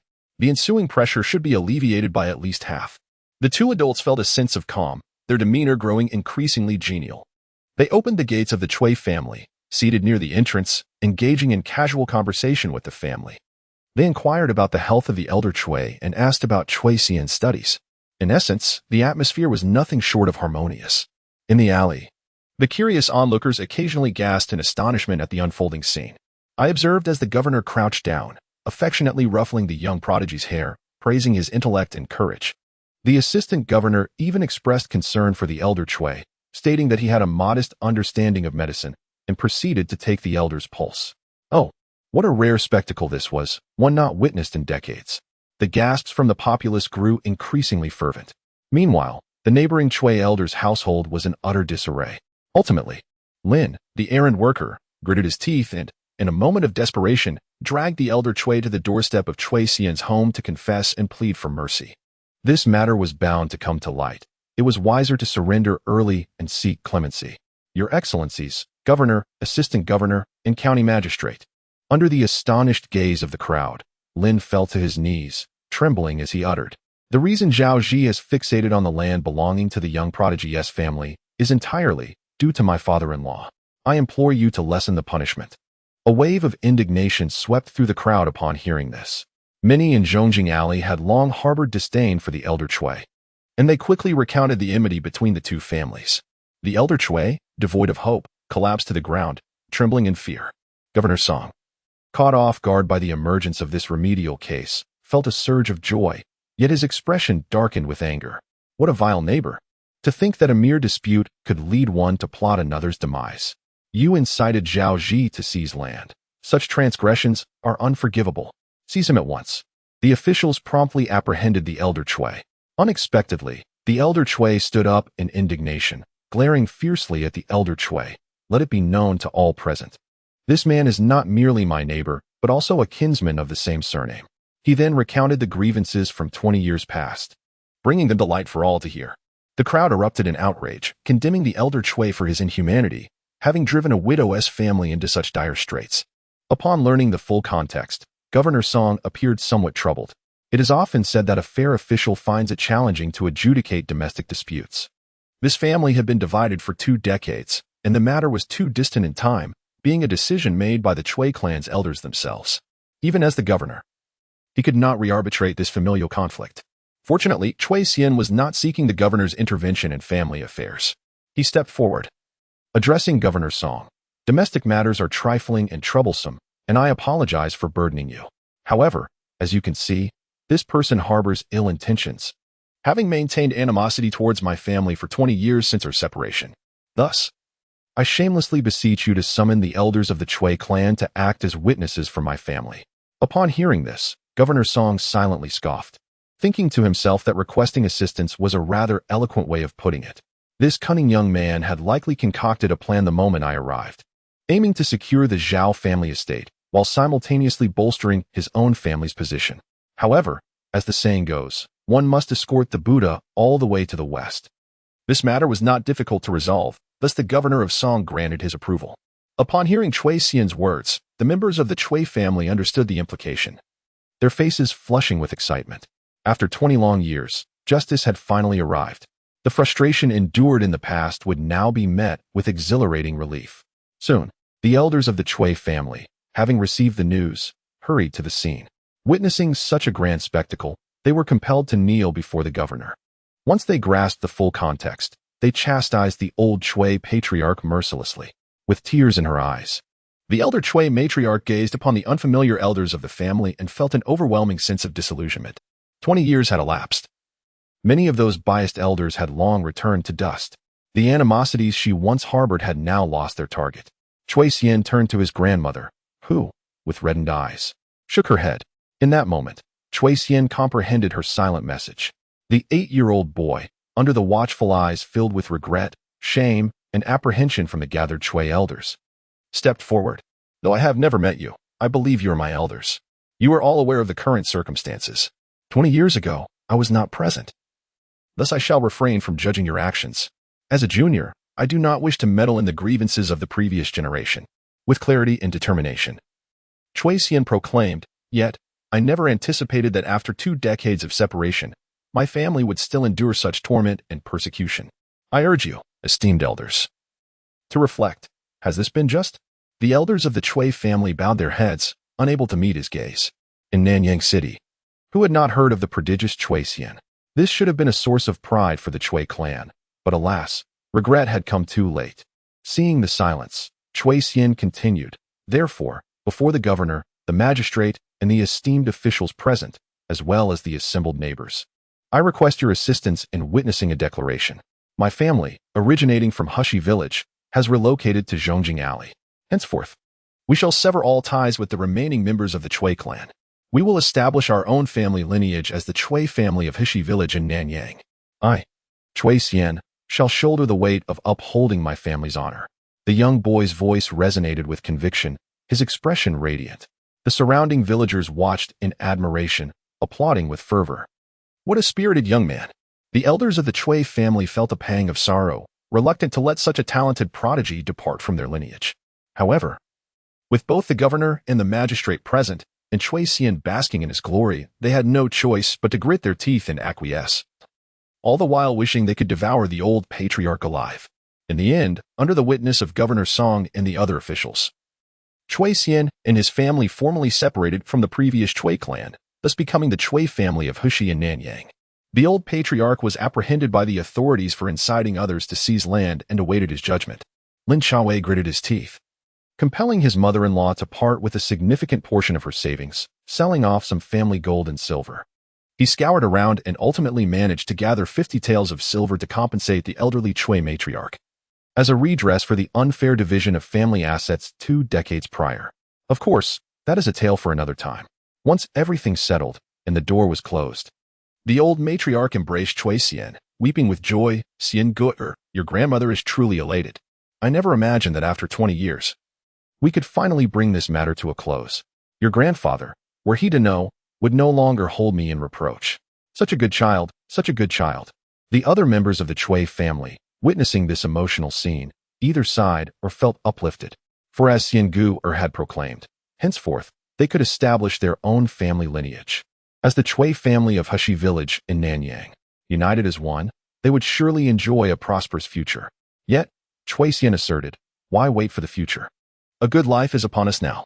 He wiped away his grandmother's tears and, lowering his voice with a smile, remarked, "Do not cry, grandmother. I have splendid news that will make you cease your tears." The old matriarch, with tear-filled eyes, turned her gaze toward him, as did the rest of the family. Chui Xian continued with a grin, "Do you remember when I spoke of establishing our own family lineage and acquiring Zhao Zhi's estate? This residence is too small, and we must pay rent, which is quite unsuitable. How can we establish our lineage without a grand home? The governor has already consented. Once the Zhao case is resolved, their estate will belong to our family." A profound silence enveloped the courtyard. Cui Wuxing, Cui Zhongyuan, along with the Lin and Chen families, stared in astonishment. The imposing Zhao residence was soon to bear the Cui name. Good heavens, it felt like a dream. The old matriarch indeed forgot her tears, sitting down abruptly, exclaiming, "Oh dear, are we truly receiving the Zhao estate? Incredible! This child Xian Ge is truly remarkable. Not long after leading the family out of Hishi village, he has arranged for a grand residence."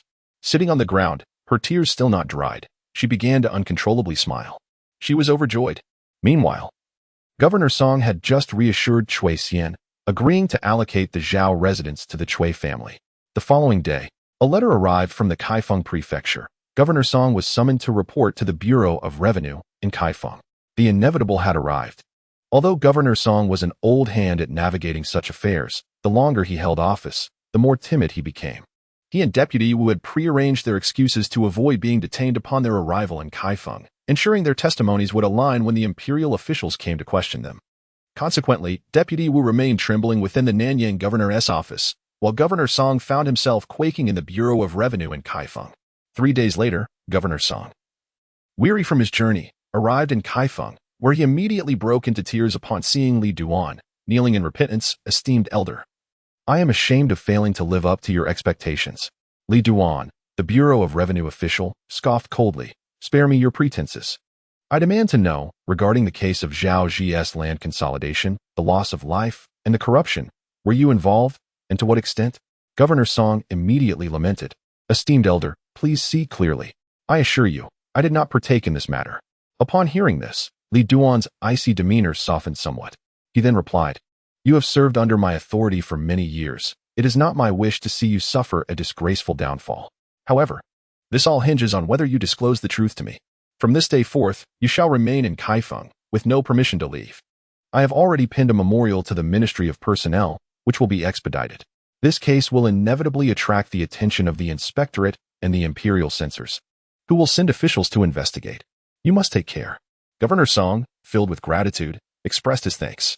Li Duan's words appeared just and impartial, yet they conveyed sufficient information. As long as he remained untainted, being a second-rank Minister of Revenue, Li Duan would undoubtedly protect him, not allowing anyone from the capital to maliciously scrutinize his affairs. Yet, if he were indeed compromised, there would be no recourse. After their official discussion, Li Duan suddenly inquired, "Have you ever encountered the author of 2 poems on the farmer's grievance, Cui Xian? What is his character?" Governor Song pondered for a moment and cautiously replied, "He is exceptionally gifted, wise beyond his years, and possesses an innate brilliance and charisma." Hearing this, Li Duan nodded in satisfaction. Whether intentional or not, he softly murmured, "Excellent, excellent. It was worth my recommendation of this young man to my esteemed senior as a disciple." The senior of the Minister of Revenue was none other than Mr. Dong Lai. The revelation sent a jolt through Governor Song. He felt an overwhelming sense of relief. Thankfully, he had agreed to allocate the Zhao residence to Cui Xian. This young man possessed such extraordinary potential. If Cui Xian were indeed to study under Mr. Zhou Yong of Donglai, he would acquire one of the most formidable Confucian scholars of the Deliang dynasty, a second-rank Minister of Revenue, as an uncle, and a current advisor of the court as a mentor. Furthermore, the advisor bore the prestigious title of Xiaofu with the distinguished rank of a first-class official. In simpler terms, while an advisor may not necessarily ascend to the position of chief advisor, one adorned with the title of Xiaofu is virtually assured of securing the next chief advisor's role. How could this not be deemed extraordinary fortune? Once the initial shock subsided, Governor Song suddenly grasped the implication. Why did Li Duan emphasize this point for his ears? It indicated that Li Duan had already thoroughly investigated Cui Xian's circumstances, and even his visit to Cui Xian's home in Nanyang was likely well known. Li Duan's willingness to protect him stemmed not from a mere superior-subordinate relationship, but rather from Governor Song's own foresight in tending to Li Duan's future nephew Cui Xian. With clarity regarding the intricacies of the situation, Governor Song realized that this formidable challenge, which seemed yet to arrive, had already been surmounted. Li Duan would indeed safeguard him. Consequently, he needed to remain steadfast in Nanyang and take good care of that little fox No, that little ancestor. Understanding the crux of the matter, Governor Song exhaled deeply, stifling his tears, and gratefully addressed Li Duan. "Thank you, my lord. I am deeply indebted to you." Li Duan smiled silently. He had not deceived Governor Song. Long before Governor Song embarked from Nanyang to Kaifeng, the seeds of this fate had already been sown. Li Duan's memorial had been hastily delivered to the Ministry of Personnel. Naturally, he had pinned 2 letters, one addressed to the ministry and the other sent to his esteemed mentor, the Vice-Chancellor Zheng Xiaxing. Zheng Xiaxing, styled Hanyang, held the esteemed rank of second assistant and was a distinguished official of the highest order. On this particular day, after partaking in a meal, Zheng, ensconced in his study, carefully unsealed the letter from his young disciple and squinted as he read. He first perused the account of the Zhaoji case, his demeanor calm as he set it aside. Such a minor case involving a county magistrate was hardly worthy of concern for the venerable chancellor. Nor did it warrant a special letter from Li Duan. The true intrigue lay elsewhere. Indeed, as Zheng extracted several calligraphy samples and the 2 poems titled Ode to the Goose and 2 poems on pitying the farmer, his eyes gleamed with sudden brilliance. What exquisite calligraphy! What remarkable poetry! Holding the samples and the poems, he glanced once more at the Zhaoji case and exclaimed in admiration, "What skill!" This exclamation was undoubtedly directed at Cui Xian, the 8-year-old prodigy who not only possessed a remarkable literary talent but also displayed profound insight, strategically navigating the currents of power to triumph against greater forces. Upon finishing the letter, Zheng, by the light of an oil lamp, noticed what appeared to be ink marks on the back of the paper. With curiosity, he flipped it over, and his eyes widened in astonishment. There, inscribed on the back of each sheet, was a phrase: Cui Xian, having commenced his studies at 8, is now 8.5. In just 6 short months, he had produced such astonishing calligraphy and such brilliant poetry.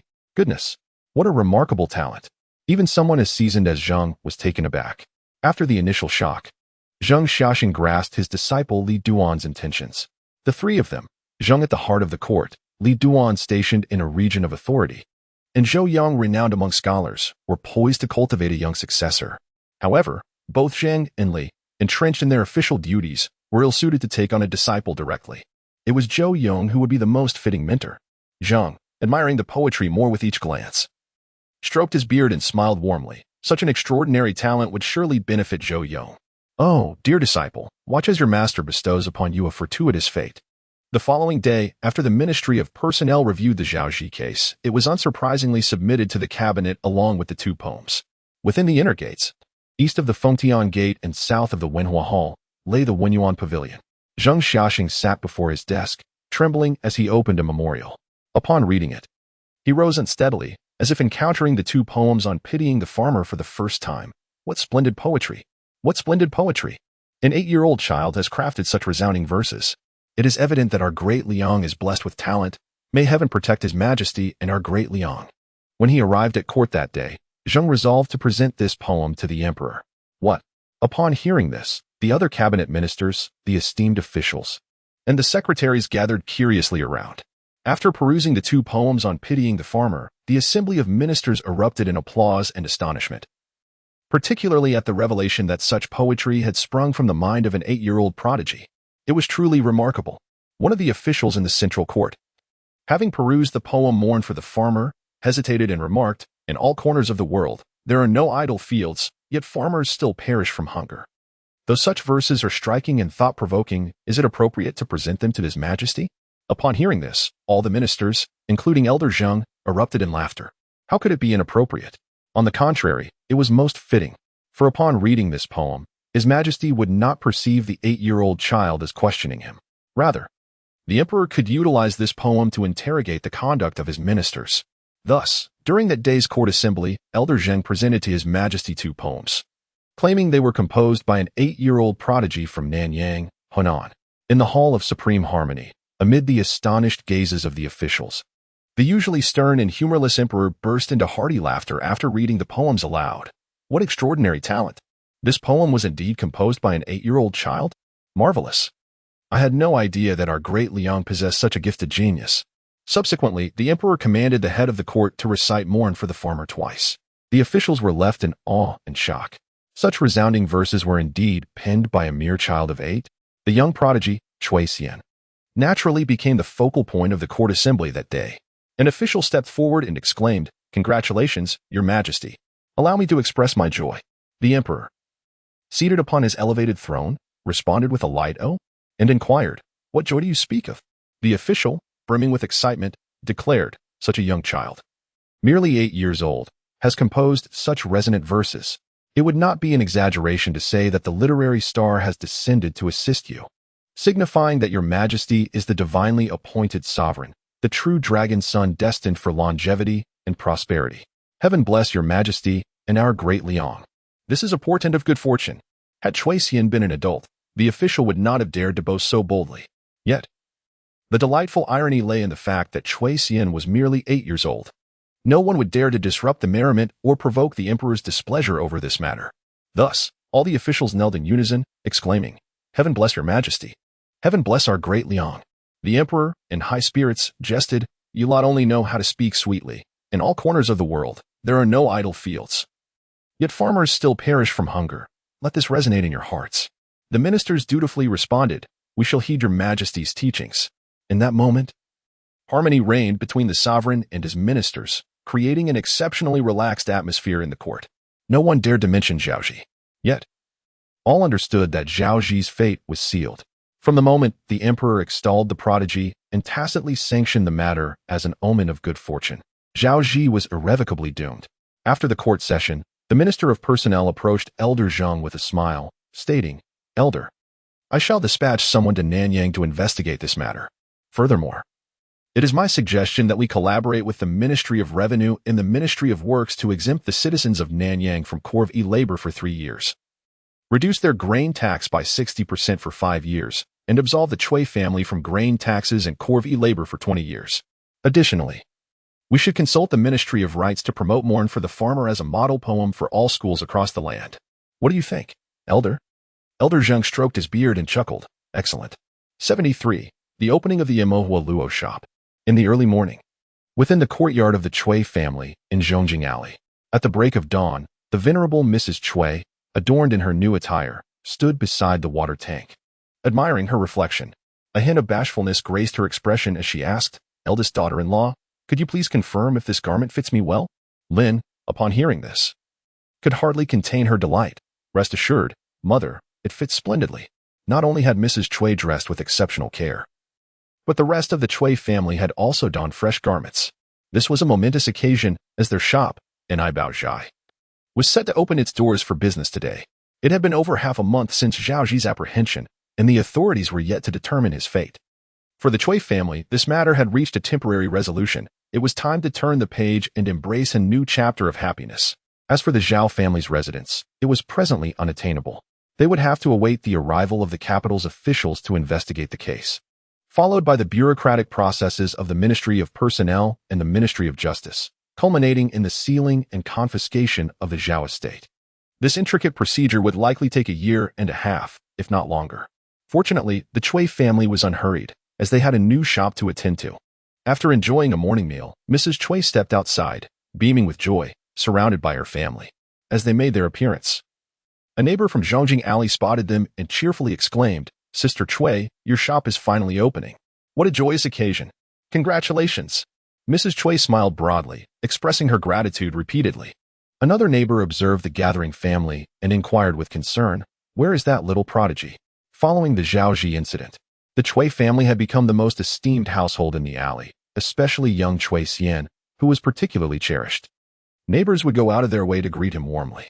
In response to the inquiry, Mrs. Chui chuckled, "Today, with the opening of our shop, Xian and his friends have planned a delightful surprise for the readers of Rainbow Cat. They intend to dress as the 7 heroes and parade through the streets for some merriment." Indeed, they would dress as the 7 heroes, a form of ancient character role-playing reminiscent of modern otaku culture, yet still quite astonishing in a historical context. In the back alleys behind the marketplace of Nanyang City, several horse-drawn carriages stood parked. Chui Xian, Zhuang Jin, Gao Qi, and a few younger boys were laughing and urging one another, "Are you ready yet? Have you finished dressing?" Among them, Chui Xian had donned the attire of Rainbow Cat, appearing quite dashing in his white tank suit.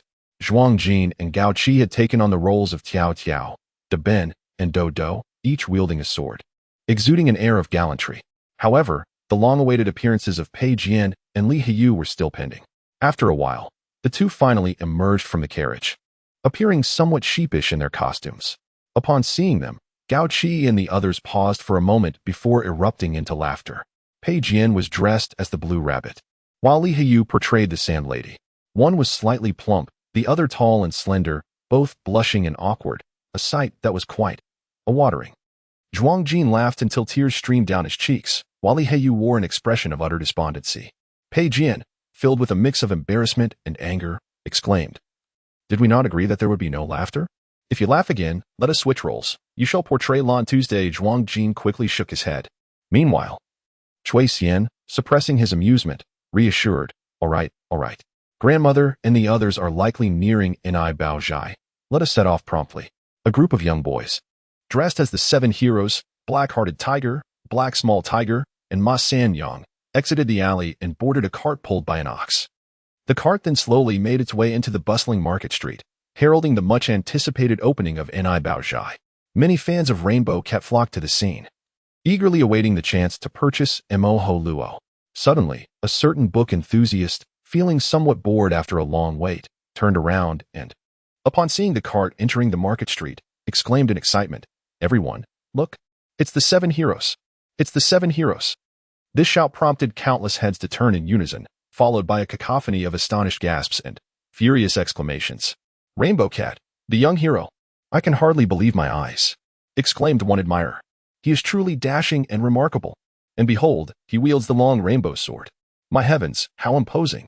Another added, "That must be De Ben, holding the thunder sword. Goodness, who is that rotund fellow daring to impersonate Lan Tu? And what of that lanky figure portraying Lisa? How outrageous!" Those unfamiliar with Rainbow Cat were simply there for the spectacle, while those who recognized the characters were filled with a mix of elation and ire. On the cart, Pei Jian, initially feeling a bit self-conscious, became emboldened upon hearing the angry shouts directed at him, and he began to flaunt the Eye-Soul sword with exaggerated flair. Li Yu soon joined in the antics. As the crowd thickened and some fans yelled, "Don't stop me, I shall pierce that rascal with a sword."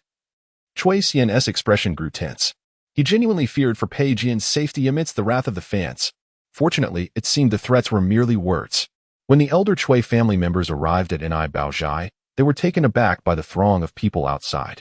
Though Xiangu had mentioned that parading as the 7 heroes would yield promotional benefits, the outcome was beyond their expectations. Upon closer inspection, the family realized that at least half of the excited crowd was angrily denouncing Pei Jian and Li Heyu. As they spotted the elder Chui family approaching, Pei Jian called out, "Grandmother, quickly open the doors. I can hardly bear this any longer." This child was truly risking his well-being for publicity.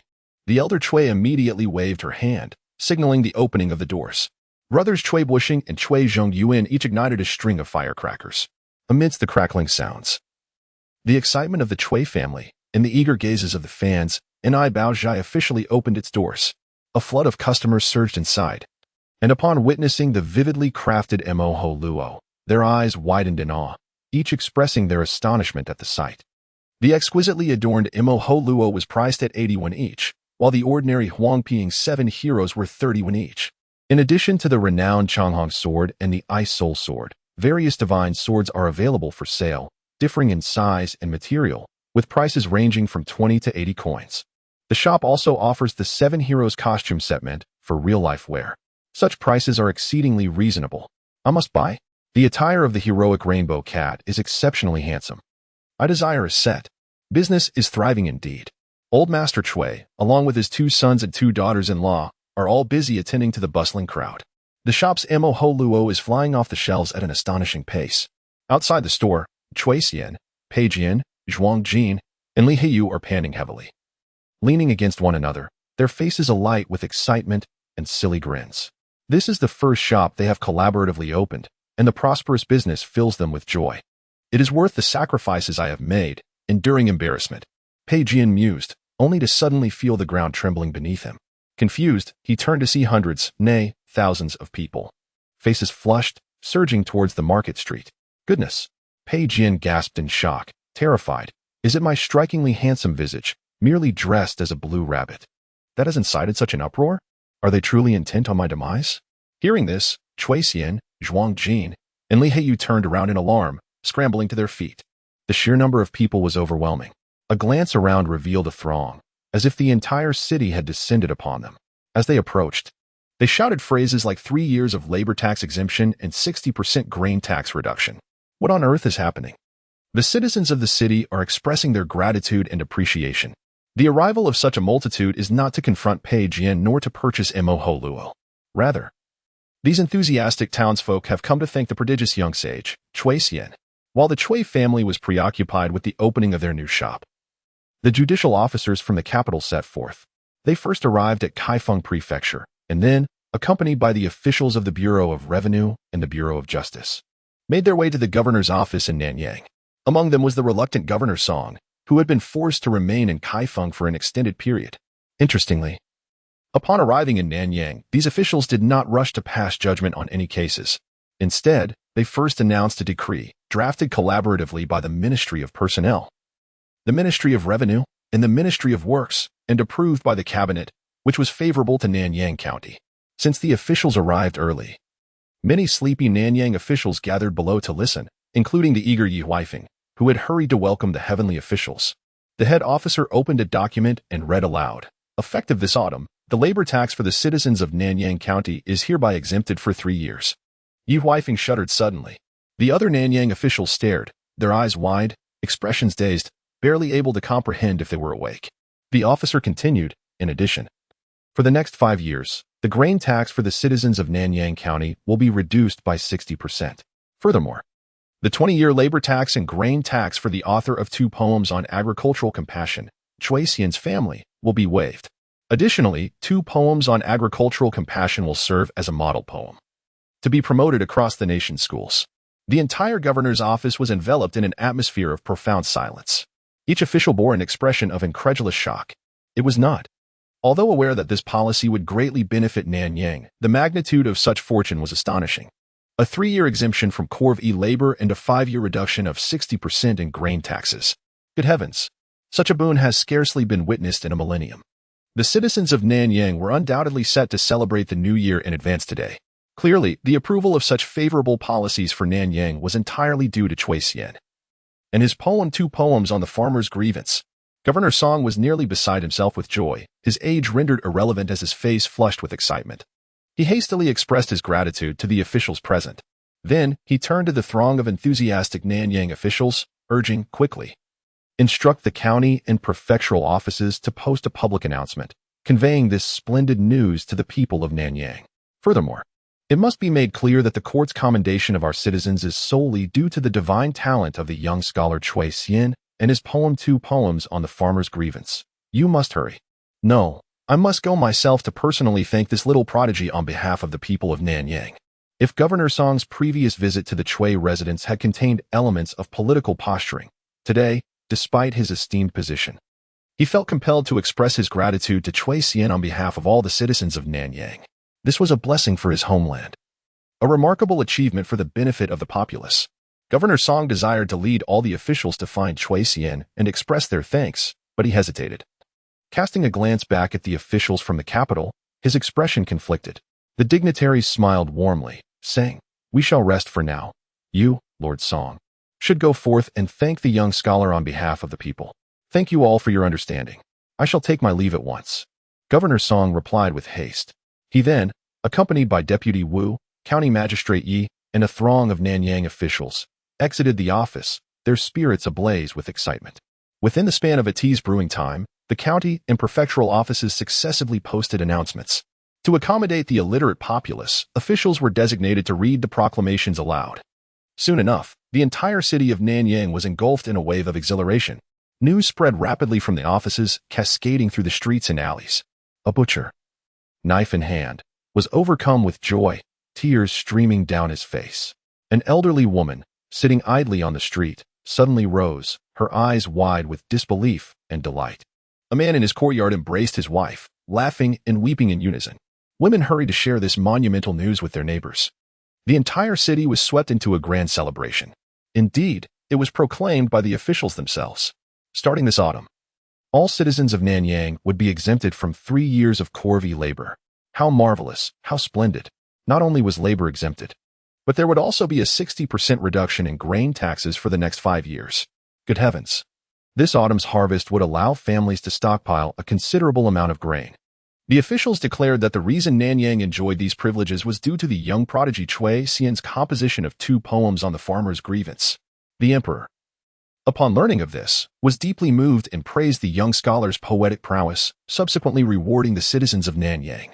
Gratitude to the young prodigy. Gratitude to the young prodigy.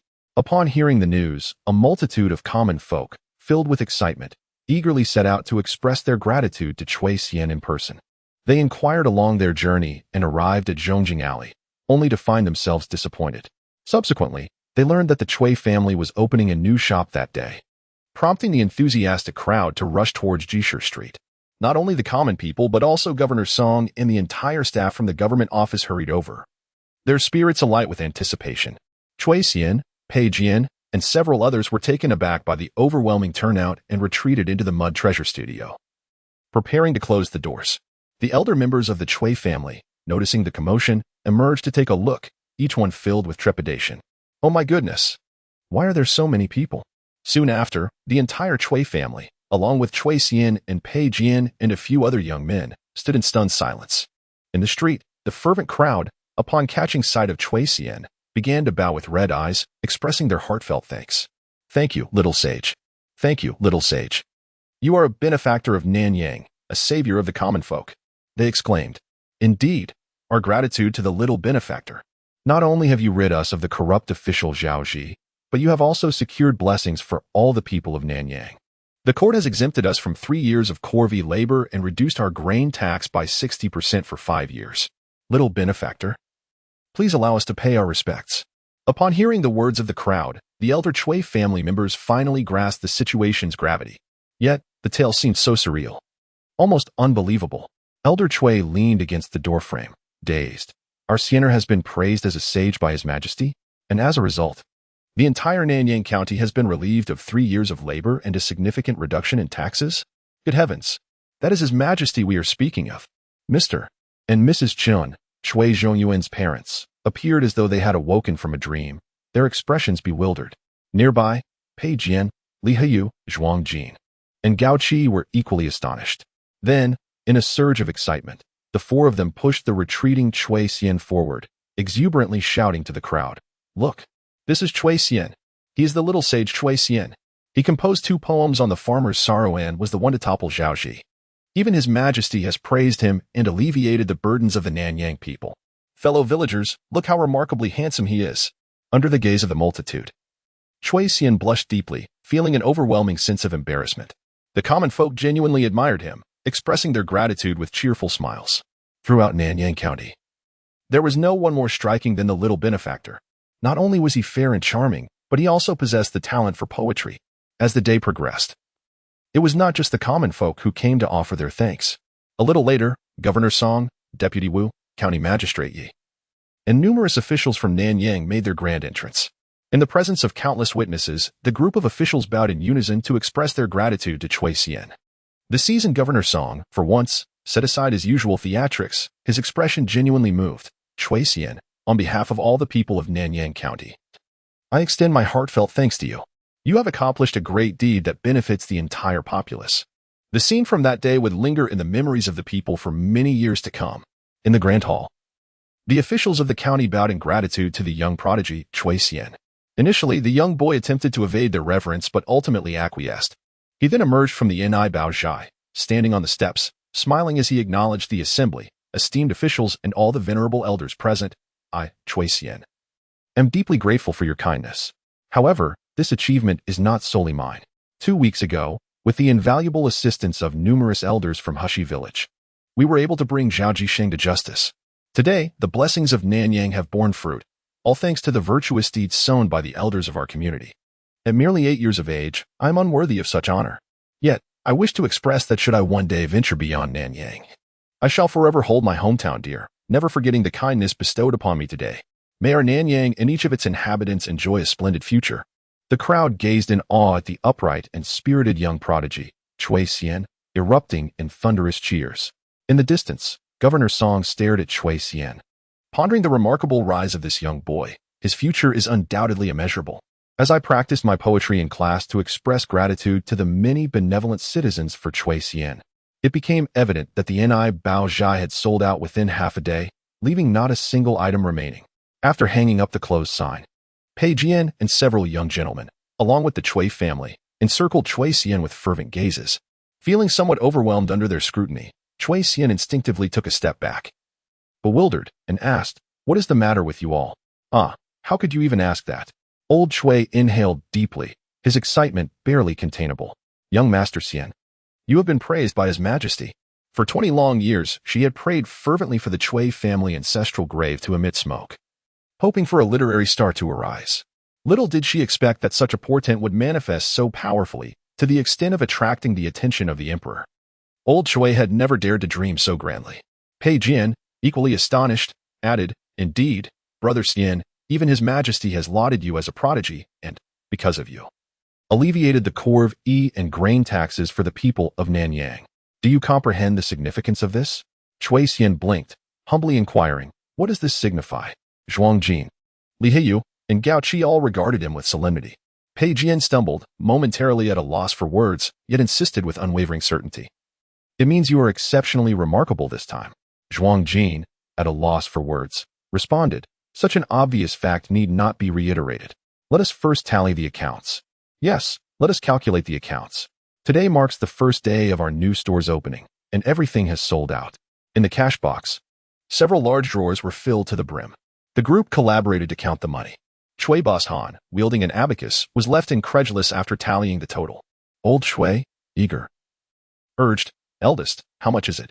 Please tell us quickly." Chui Bushing swallowed hard, cautiously stating, "It should be 54 taels and 390 wen." "Oh my goodness!" The women of the Chui family were left speechless. Even Pei Jian and the others were taken aback. This was merely the first day of business. Even after deducting a third of the gross profit, there would still be a substantial income of 30 to 40 taels of silver.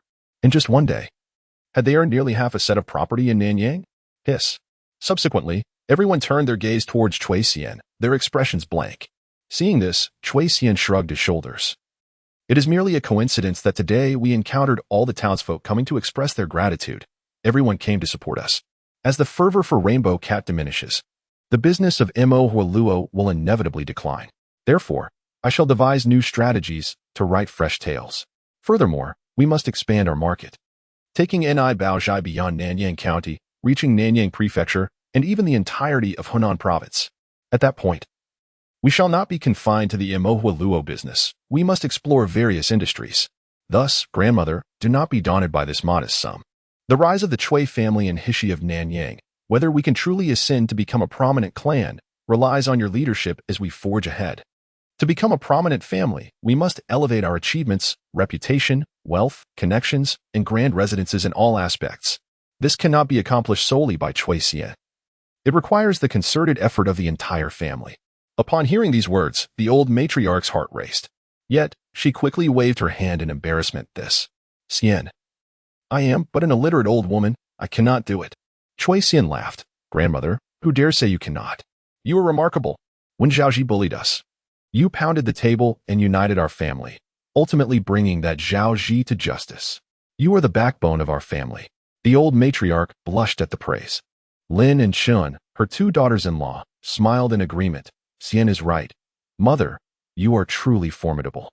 That day, the blush on the old matriarch's face never faded. Even upon returning home, she did not, as usual, urge her two sons to hurry and study. People indeed grow. She had been trapped in Hishi village for 20 years. Often melancholic, burdened with worries, she focused entirely on her two sons, wishing they would immerse themselves in their books day and night. However, in just the past 6 months, her grandson led the Chui family out of Hishi village, gaining reputation and wealth, allowing the Chui family to hold their heads high. Even the old matriarch herself had mustered the courage to participate in the case against Zhaoji. She discovered that the mighty Zhao County magistrate could indeed be subdued by their family. Establishing a Mo Hualuo shop could yield profits that would take the Chui family half a lifetime to earn. Her grandson's skin was truly remarkable and outstanding. guiding them out of the mire. As Chui Xian's grandmother and the pillar of this family, should she not also summon her resolve to stand tall? Xian is striving for the rise of the Chui family. Why should she, as an old woman, not put in her own efforts? She lay upon her bed, reflecting on the encouraging words of Xian Gur, her excitement swelling with each thought. A voice echoed in her mind. After having compelled your two sons for so many years, have you ever considered compelling yourself? Rather than pushing your children, why not strive for self-improvement? The following morning, the elderly Lao Chui rose early, venturing into the courtyard to practice the 5 animal frolics, a routine she had admired for years but was attempting for the first time. Upon waking, Chui Zhongyuan and Chui Basang were nearly taken aback by the sight. Chui Basang tentatively called out, "Mother?" Lao Chui turned, a hint of embarrassment coloring her cheeks as she replied, "Eldest, second, could you teach me? I wish to learn to read and to understand arithmetic." At that moment, Chui Xian also awoke and, hearing her words, promptly gave her a thumbs up. Grandmother is indeed a woman of action. Splendid. Although Lao Chui was unfamiliar with the term woman of action, she recognized her grandson's praise and smiled bashfully. I shall give it a try, though I'm uncertain if I can master it. In the ensuing days, Chui Bashang and Chui Zhongyuan found themselves bewildered. Their mother no longer hovered over their studies, for Lao Chui was engrossed in her own learning journey. Observing his grandmother's transformation, Chui Xian felt elated as he made his way to school. In Funyo Alley, Pei Jian and the others were waiting as usual at the entrance. Upon spotting Chui Xian, Pei Jian pulled out several reward tickets from his book box, using them as a fan while dramatically declaring, "Ah, it is rather warm today." The reward tickets bestowed by Master Wu are perfect for fanning oneself. You know I mean no boast. Despite his words, a grin was stretching from ear to ear. Zhuang Jin, Gao Qi, and Li Heiyu also took out their reward tickets, fanning themselves with exaggerated flair. After Zhao Ji's desk, the young gentleman continued to grow. The knowledge acquired in class found its purpose outside the classroom, and understanding the significance of education beyond school allowed them to focus earnestly within the classroom. As Master Wu Qinglan stated, success is rooted in ambition, and achievement is nurtured by diligence. However, witnessing his older brother's ostentation, Chui Xian opened his book box, pointing to the heap of reward tickets within, and chuckled. I truly envy you all for being able to fan yourselves with your tickets. I could hardly manage them even with 10 hands. The 4, feeling somewhat embarrassed, replied, All right, we get it. No need to say more. They laughed and bantered as they made their way to the schoolhouse. After Zhao Ji's desk, the atmosphere of learning within the Pei Family Academy was exceptionally vibrant.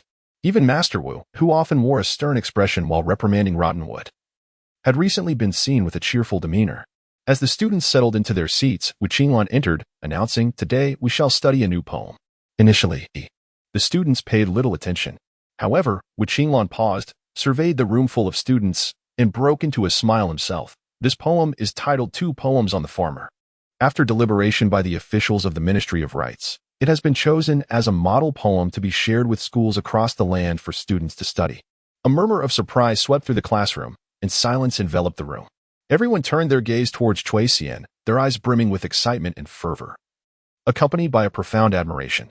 Pei Jian, unable to contain himself, leapt to his feet and exclaimed, Master, does this mean that all the scholars across the land will come to know 2 poems on the farmer's compassion, and thus recognize Chui Xian? My heavens, this truly signifies a widespread renown. Wu Qinglan smiled and nodded affirmatively. Indeed, the master's endorsement is undeniable.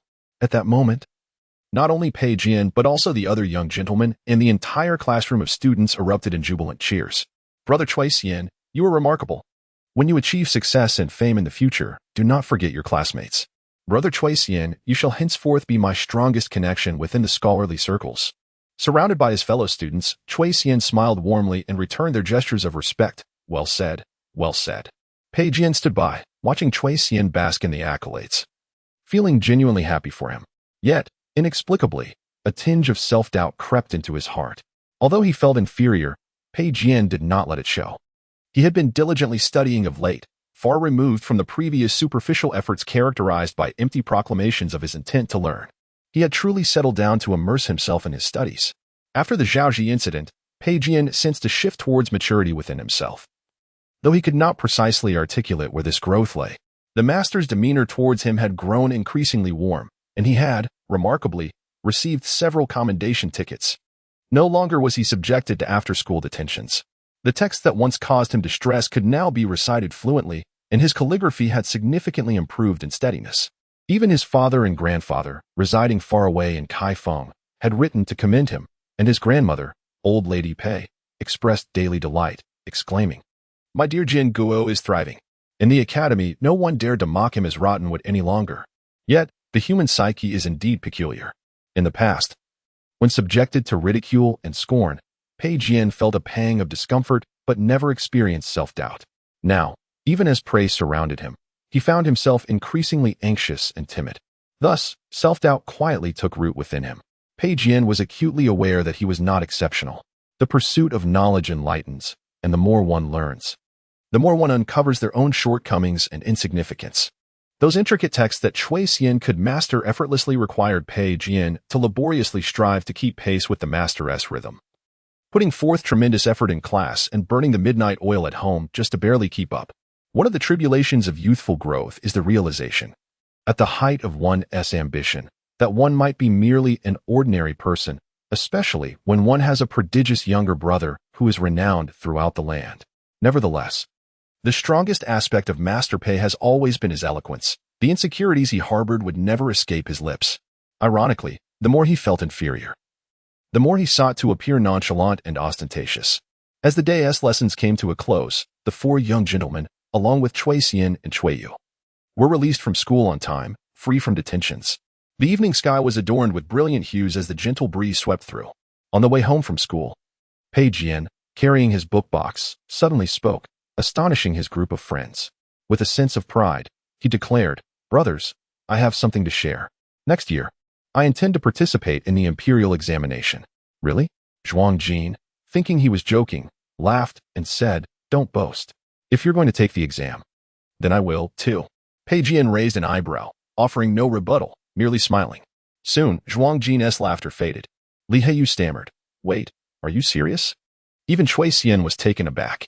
Pei Jian replied with a solemn his expression unusually earnest, "You all know my family's situation. Sooner or later, I must take the exam. I began my studies at 5, and after 6 years, I have finally grasped some concepts. Recently, my grandfather wrote to my teacher, inquiring about my progress. After discussion, they have decided that I should begin learning the 8-legged essay." Gao-Chi still found it hard to accept, muttering, "But it's already the second half of the year. You've just started learning the 8-legged essay. Isn't it a bit too hasty to take the exam next year?" Pei Jian chuckled. "Participating in the examination doesn't guarantee success. I want to experience it firsthand and prepare for future endeavors." Upon hearing this, Zhuang Jin, Li Heiyu, and Gao-Chi exchanged bewildered glances, feeling it was quite out of character. This was Pei Jian, after all, the most reckless and unreliable among them. The notion of him taking the examination seemed utterly absurd. Seeing the expressions of his friends, Pei Jian reassured them, "Brothers, don't look like that. Everyone must grow. We cannot always remain aimless. Consider Zhao Jian. Without Xian leading us with strategies and composing 2 poems of sympathy for farmers, how could we have triumphed so splendidly? This, I believe, is the essence of education. Our purpose in attending school is to eventually participate in the imperial examination, is it not?" Such words were remarkably uncharacteristic of Pei Jian. Only Cui Xian, after hearing this, smiled at him and praised, "Brother, you've matured." Pei Jian, with a proud smile and a return to his usual carefree demeanor, replied, "Indeed, I feel the same." Upon reaching the entrance of Funyo Alley, he waved cheerfully to his companions, book box in tow, and headed home. Li Heiyu, Gao-Chi, and Zhuang Jin exchanged farewells. Yet it was evident that Pei Jian's earlier declaration had left a significant impact, as their expressions reflected a sense of bewilderment. Meanwhile, Cui Xian stood at the crossroads. Observing Pei Jian's carefree retreat home, his brow slightly furrowed. Cui Yu, beside him, asked, "Brother, what's wrong?" Cui Xian shook his head. Unsure if it was mere overthinking, he felt something peculiar about Pei Jian's demeanor. As Cui Xian and his friends concluded their school day, the evening light was fading from the horizon. A plump, amiable-looking elderly man, dressed in a scholar's robe, leisurely entered the town of Nanyang in a donkey cart. The portly elder surveyed the unfamiliar small county town, exclaiming, "Is this truly the birthplace of my young apprentice?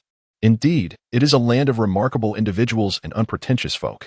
The assertion of remarkable individuals might hold some merit. However, upon entering the town, one could hardly discern the simplicity of its people at a mere glance. The servant responsible for driving the donkey cart smirked and remarked, "My lord, the prodigious child has yet to agree to become your disciple." The elder's expression stiffened. Vexed and embarrassed, "You are indeed loquacious. It is but a matter of time." Unperturbed by the reprimand, the servant suggested, "Allow me to inquire and ascertain where the prodigious child resides." The elder shook his head vehemently. "No, that is not appropriate. We should find an inn to stay at. And tomorrow I shall compose a letter of introduction to present at the county school." The servant, perplexed, queried, "Did we not come to take the young prodigy as your disciple? What purpose does a visit to the county school serve?"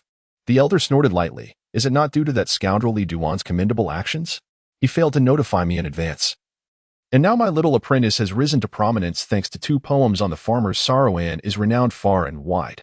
I have journeyed a great distance, appearing rather mercenary, arriving only after he has gained fame, eager to take him as my disciple." The servant inquired, "Are you not guilty of the same?" The elder, incensed, retorted, "Certainly not. Moreover, I possess some modest reputation. If I were to approach him unannounced, what if he were to refuse my request for apprenticeship? Would I not lose face? Thus, remember this. I did not traverse such a distance solely to take on a disciple. I happen to be traveling through Nanyang and shall merely visit the county school to attend lectures. In any case, let the news of my arrival in Nanyang be disseminated. Perhaps my dear apprentice will come forth to pay his respects upon hearing of my presence. What a delightful perhaps that is." The servant, momentarily speechless, eventually remarked, "What if the prodigious child does not seek you out? You have traveled so far, yet you complicate matters unnecessarily." The elder hesitated, uncertain. "Surely, that cannot be the case? Over the years, wherever I have traveled, many have sought to become my disciples. Furthermore, I shall reiterate, I am not here to take on a disciple." That evening, Mr. Dong Lai, undeterred by his servant's objections, took lodging at an inn in Nanyang. Prior to settling in, he wore an air of confidence. However, once he lay upon the bed in the inn, he tossed and turned, unable to find rest. It was not until the latter half of the night that Mr. Dong Lai, still unable to sleep, stepped out of his room and roused the servant, who was sleeping in another chamber. The servant, bleary-eyed and tormented, lamented, "My lord, I know you are indeed not here to take on a disciple." Mr. Dong Lai's expression momentarily faltered before he complained, "We cannot remain in an inn indefinitely. I simply cannot find peace. We must seek a more permanent place to settle." "What does it mean to not be able to stay in an inn indefinitely? Was it not you who insisted on lodging at the inn? And we have only just arrived a few hours ago? Where does this notion of indefinitely arise?" The servant struggled to widen his weary eyes, entirely lacking the energy to argue with him. Weakly, he replied, "Master, you are indeed correct. I shall seek to rent a house tomorrow." Mr. Dong Lai inquired, "And where do you intend to rent?" The servant was left with a multitude of questions swirling in his mind. This was our first visit to Nanyang, and we were unfamiliar with the area, having had no time to gather information. How could I possibly know where to rent? Yet, as the words lingered on the tip of his tongue, he caught a glimpse of the hope in his master's eyes and suddenly understood. Mr. Dong Lai cleared his throat. Averting his gaze, the servant feigned deep contemplation before finally suggesting, "Ah, this is indeed a challenging dilemma. How about this? Tomorrow, master, you make an appearance at the county school to showcase yourself. I will inquire about the residence of the little prodigy and arrange for a rental next door or perhaps across the street." Upon hearing this, Mr. Dong Lai hesitated, expressing, "Wouldn't that be somewhat inappropriate? It seems overly intentional, almost as if we are desperately trying to ingratiate ourselves." The servant, maintaining a stoic expression, concurred, "Indeed." Mr. Dong Lai's countenance stiffened, yet he feigned nonchalance, stating, "Very well, it is merely a trivial matter. You may decide." He then joyfully departed with his hands clasped behind his back. The servant, scratching his head in distress, inwardly lamented, "Master, your demeanor is truly unworthy of admiration, and yet you insist on feigning modesty. Just wait until that prodigious child ignores you, then you shall have cause to weep." The following day, Mr. Dong Lai rose early and made his way to the county school. He appeared endearingly naive, dressed in a plain scholar's robe, and when he presented his visiting card, the gatekeeper hardly paid him any mind. However, within less than the time it took to brew a cup of tea, the school's officials, including the instructor and the guide, emerged in a flurry, accompanied by a throng of students. "Mr. Dong Lai? It is truly Mr. Dong Lai," they exclaimed. "Heaven above! What fortune has our county school to receive the esteemed Mr. Dong Lai?" The students bowed in reverence, their faces flushed with excitement and admiration. The officials bent deeply, paying their respects with utmost deference. This was the effect of a renowned scholar. The paragon and idol of all scholars, the illustrious figure of the literary world, Mr. Donglai. With a beaming smile, Mr. Donglai graciously accepted their salutations. Then, almost inadvertently, yet conspicuously, he clarified, "You needn't be so formal. I have been entrusted by Li Duan to travel to Hunan for lectures. As luck would have it, I am passing through Nanyang, hence my visit to the county school." Upon hearing this, the teachers and students of Nanyang County School felt as though they might faint from sheer joy. Mr. Donglai was here to impart knowledge to them. The instructor trembled with excitement, stammering, "Thank you, esteemed sir. On behalf of the students of Nanyang County School, we are immensely grateful for your presence to enlighten and educate us. Please, sir, do come in." Amidst the fervent crowd, Mr. Donglai entered the school. Subsequently, it was only natural that the news of Zhou Yang's lecture at Nanyang County School spread like wildfire throughout the literary community of Nanyang. Those who have heard of this matter are left utterly dumbfounded, their expressions filled with eager anticipation. What a splendid opportunity it is to seek the counsel of a great sage. If fortune smiles upon us and we catch the eye of Master Donglai, becoming his disciples, it would truly be a dream that brings smiles even in slumber. Amidst the throng of excited scholars, only the brothers Cui Buishing and Cui Zhongyuan appear utterly perplexed. Having immersed themselves in the study of dead texts in Hishi village for many years, they remain nearly disconnected from the literary realm, thus entirely unaware of the esteemed reputation of Master Zhou Yong of Donglai. Upon hearing the fervent discussions of their classmates, the brothers stand agape, astonished. How could such an illustrious figure come to Nanyang? Meanwhile, a servant of Master Donglai is inquiring about the residence of the prodigious child. Cui Xian, now a veritable celebrity in Nanyang, is easily located in Zhongjing Alley. Fortuitously, a house has just become available in Zhongjing Alley. It is said that the family there also bears the surname Cui but has had a falling out with the family of the prodigious child, leading to considerable discord. The prodigious child has won the affection of the populace due to the emperor's exemption of Nanyang from grain taxes. Consequently, this particular Cui family has faced disdainful glances from their neighbors and has decided to sell their house and relocate. Upon learning the details, the servant perceives that this location perfectly suits his master's needs, so close to the prodigious child's home that it is as if they dwell in the same courtyard. Even a dilapidated hut would surely please his master. Thus, with a wave of his hand, the servant secures the rental of this house from the landlord.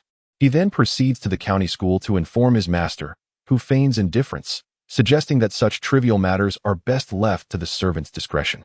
Yet, as he turns away, Master Donglai kindly addresses the students at the county school. "I shall be residing in Nanyang for a time, currently at Zhongjing Alley. Should you encounter any challenging questions, feel free to seek my guidance at my home." The students are overcome with a sense of unexpected joy, feeling as though this fortune is too surreal to be true. How fortunate they are to receive instruction from a renowned scholar in their lifetime. Upon hearing this, Cui Buishing and Cui Zhongyuan exchange astonished glances, both exhilarated. What a coincidence! Master Donglai resides in the very same alley as they do. Thus, on that day, it comes as no surprise that Zhongjing Alley is teeming with students clad in scholarly robes, their expressions reverent as they flock to seek counsel. The doors of the Cui family home stand wide open, with students forming a queue that stretches from the courtyard to the street, creating a truly magnificent sight. The neighbors in Zhongjing Alley buzz with gossip regarding this event. As brothers Cui Xian and Cui Yu return home from school, they are taken aback by the spectacle. What on earth is happening? The two stand at the side of the alley, listening intently for a moment, gleaning that a highly esteemed scholar has taken residence there, prompting many scholars to seek his wisdom. A great sage? Cui Xian feels a stir of curiosity as he passes the entrance of the Cui family courtyard, peering inside. However, due to the overwhelming crowd, he sees nothing. Upon returning home, he finds his father and uncle engaged in discussion about the great sage. Cui Xian, intrigued, asks, "Father, is this Master Donglai truly remarkable?" Cui Zhongyuan immediately exclaimed, "Indeed, Father has heard it said that this Mr. Donglai is an extraordinary individual.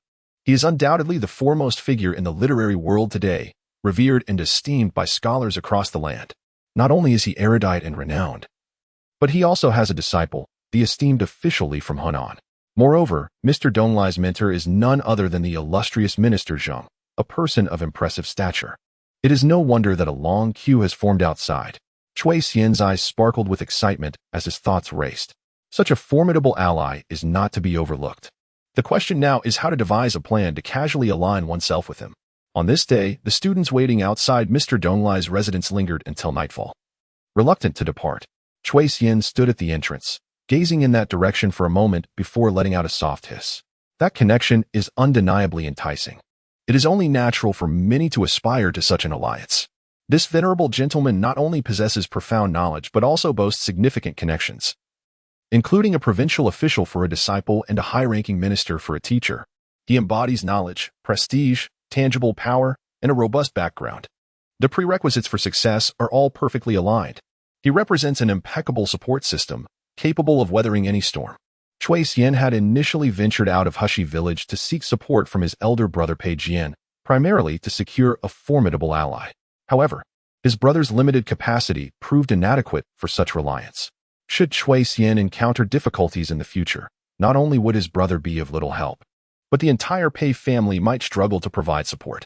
Furthermore, given his brother's situation, Chui Xian would ultimately need to establish himself as the pillar of strength. Thus, how might he initiate contact with the esteemed scholar next door and subtly gauge his inclinations? Perhaps he could inquire about the possibility of becoming a disciple. He humbly expressed his willingness, and if that were not feasible, he could propose a friendship instead. After a brief moment of contemplation, Chui Xian devised a clever strategy. Although he was uncertain as to why such a formidable figure had relocated to Zhangjing Alley, he reasoned that since they were now neighbors, it would be appropriate to extend greetings and become acquainted. This was something his grandmother excelled at. With this thought in mind, Chui Xian hurried to find his grandmother, the venerable old Chui. However, disappointment awaited him. Just as he closed the courtyard door and entered the main hall, he found old Chui seated at her writing desk, trembling as she clutched her brush under the dim light of the oil lamp, weeping in despair. It is so difficult. Truly, it is too hard. Basans, Zhongyuan. My mind is too dull. I simply cannot learn. Chui Basans wore a stoic expression, fighting back laughter, while Chui Zhongyuan remarked, Mother, at your age, this is the perfect time to diligently study and cultivate your knowledge. If you do not learn, how will your sons ever face their father with dignity? Moreover, the future of our Chui family rests firmly in your hands. Look at Xian. He learns with ease, and you has made remarkable progress recently. How is it that when you arrive at your mother's side, you are utterly incapable of learning?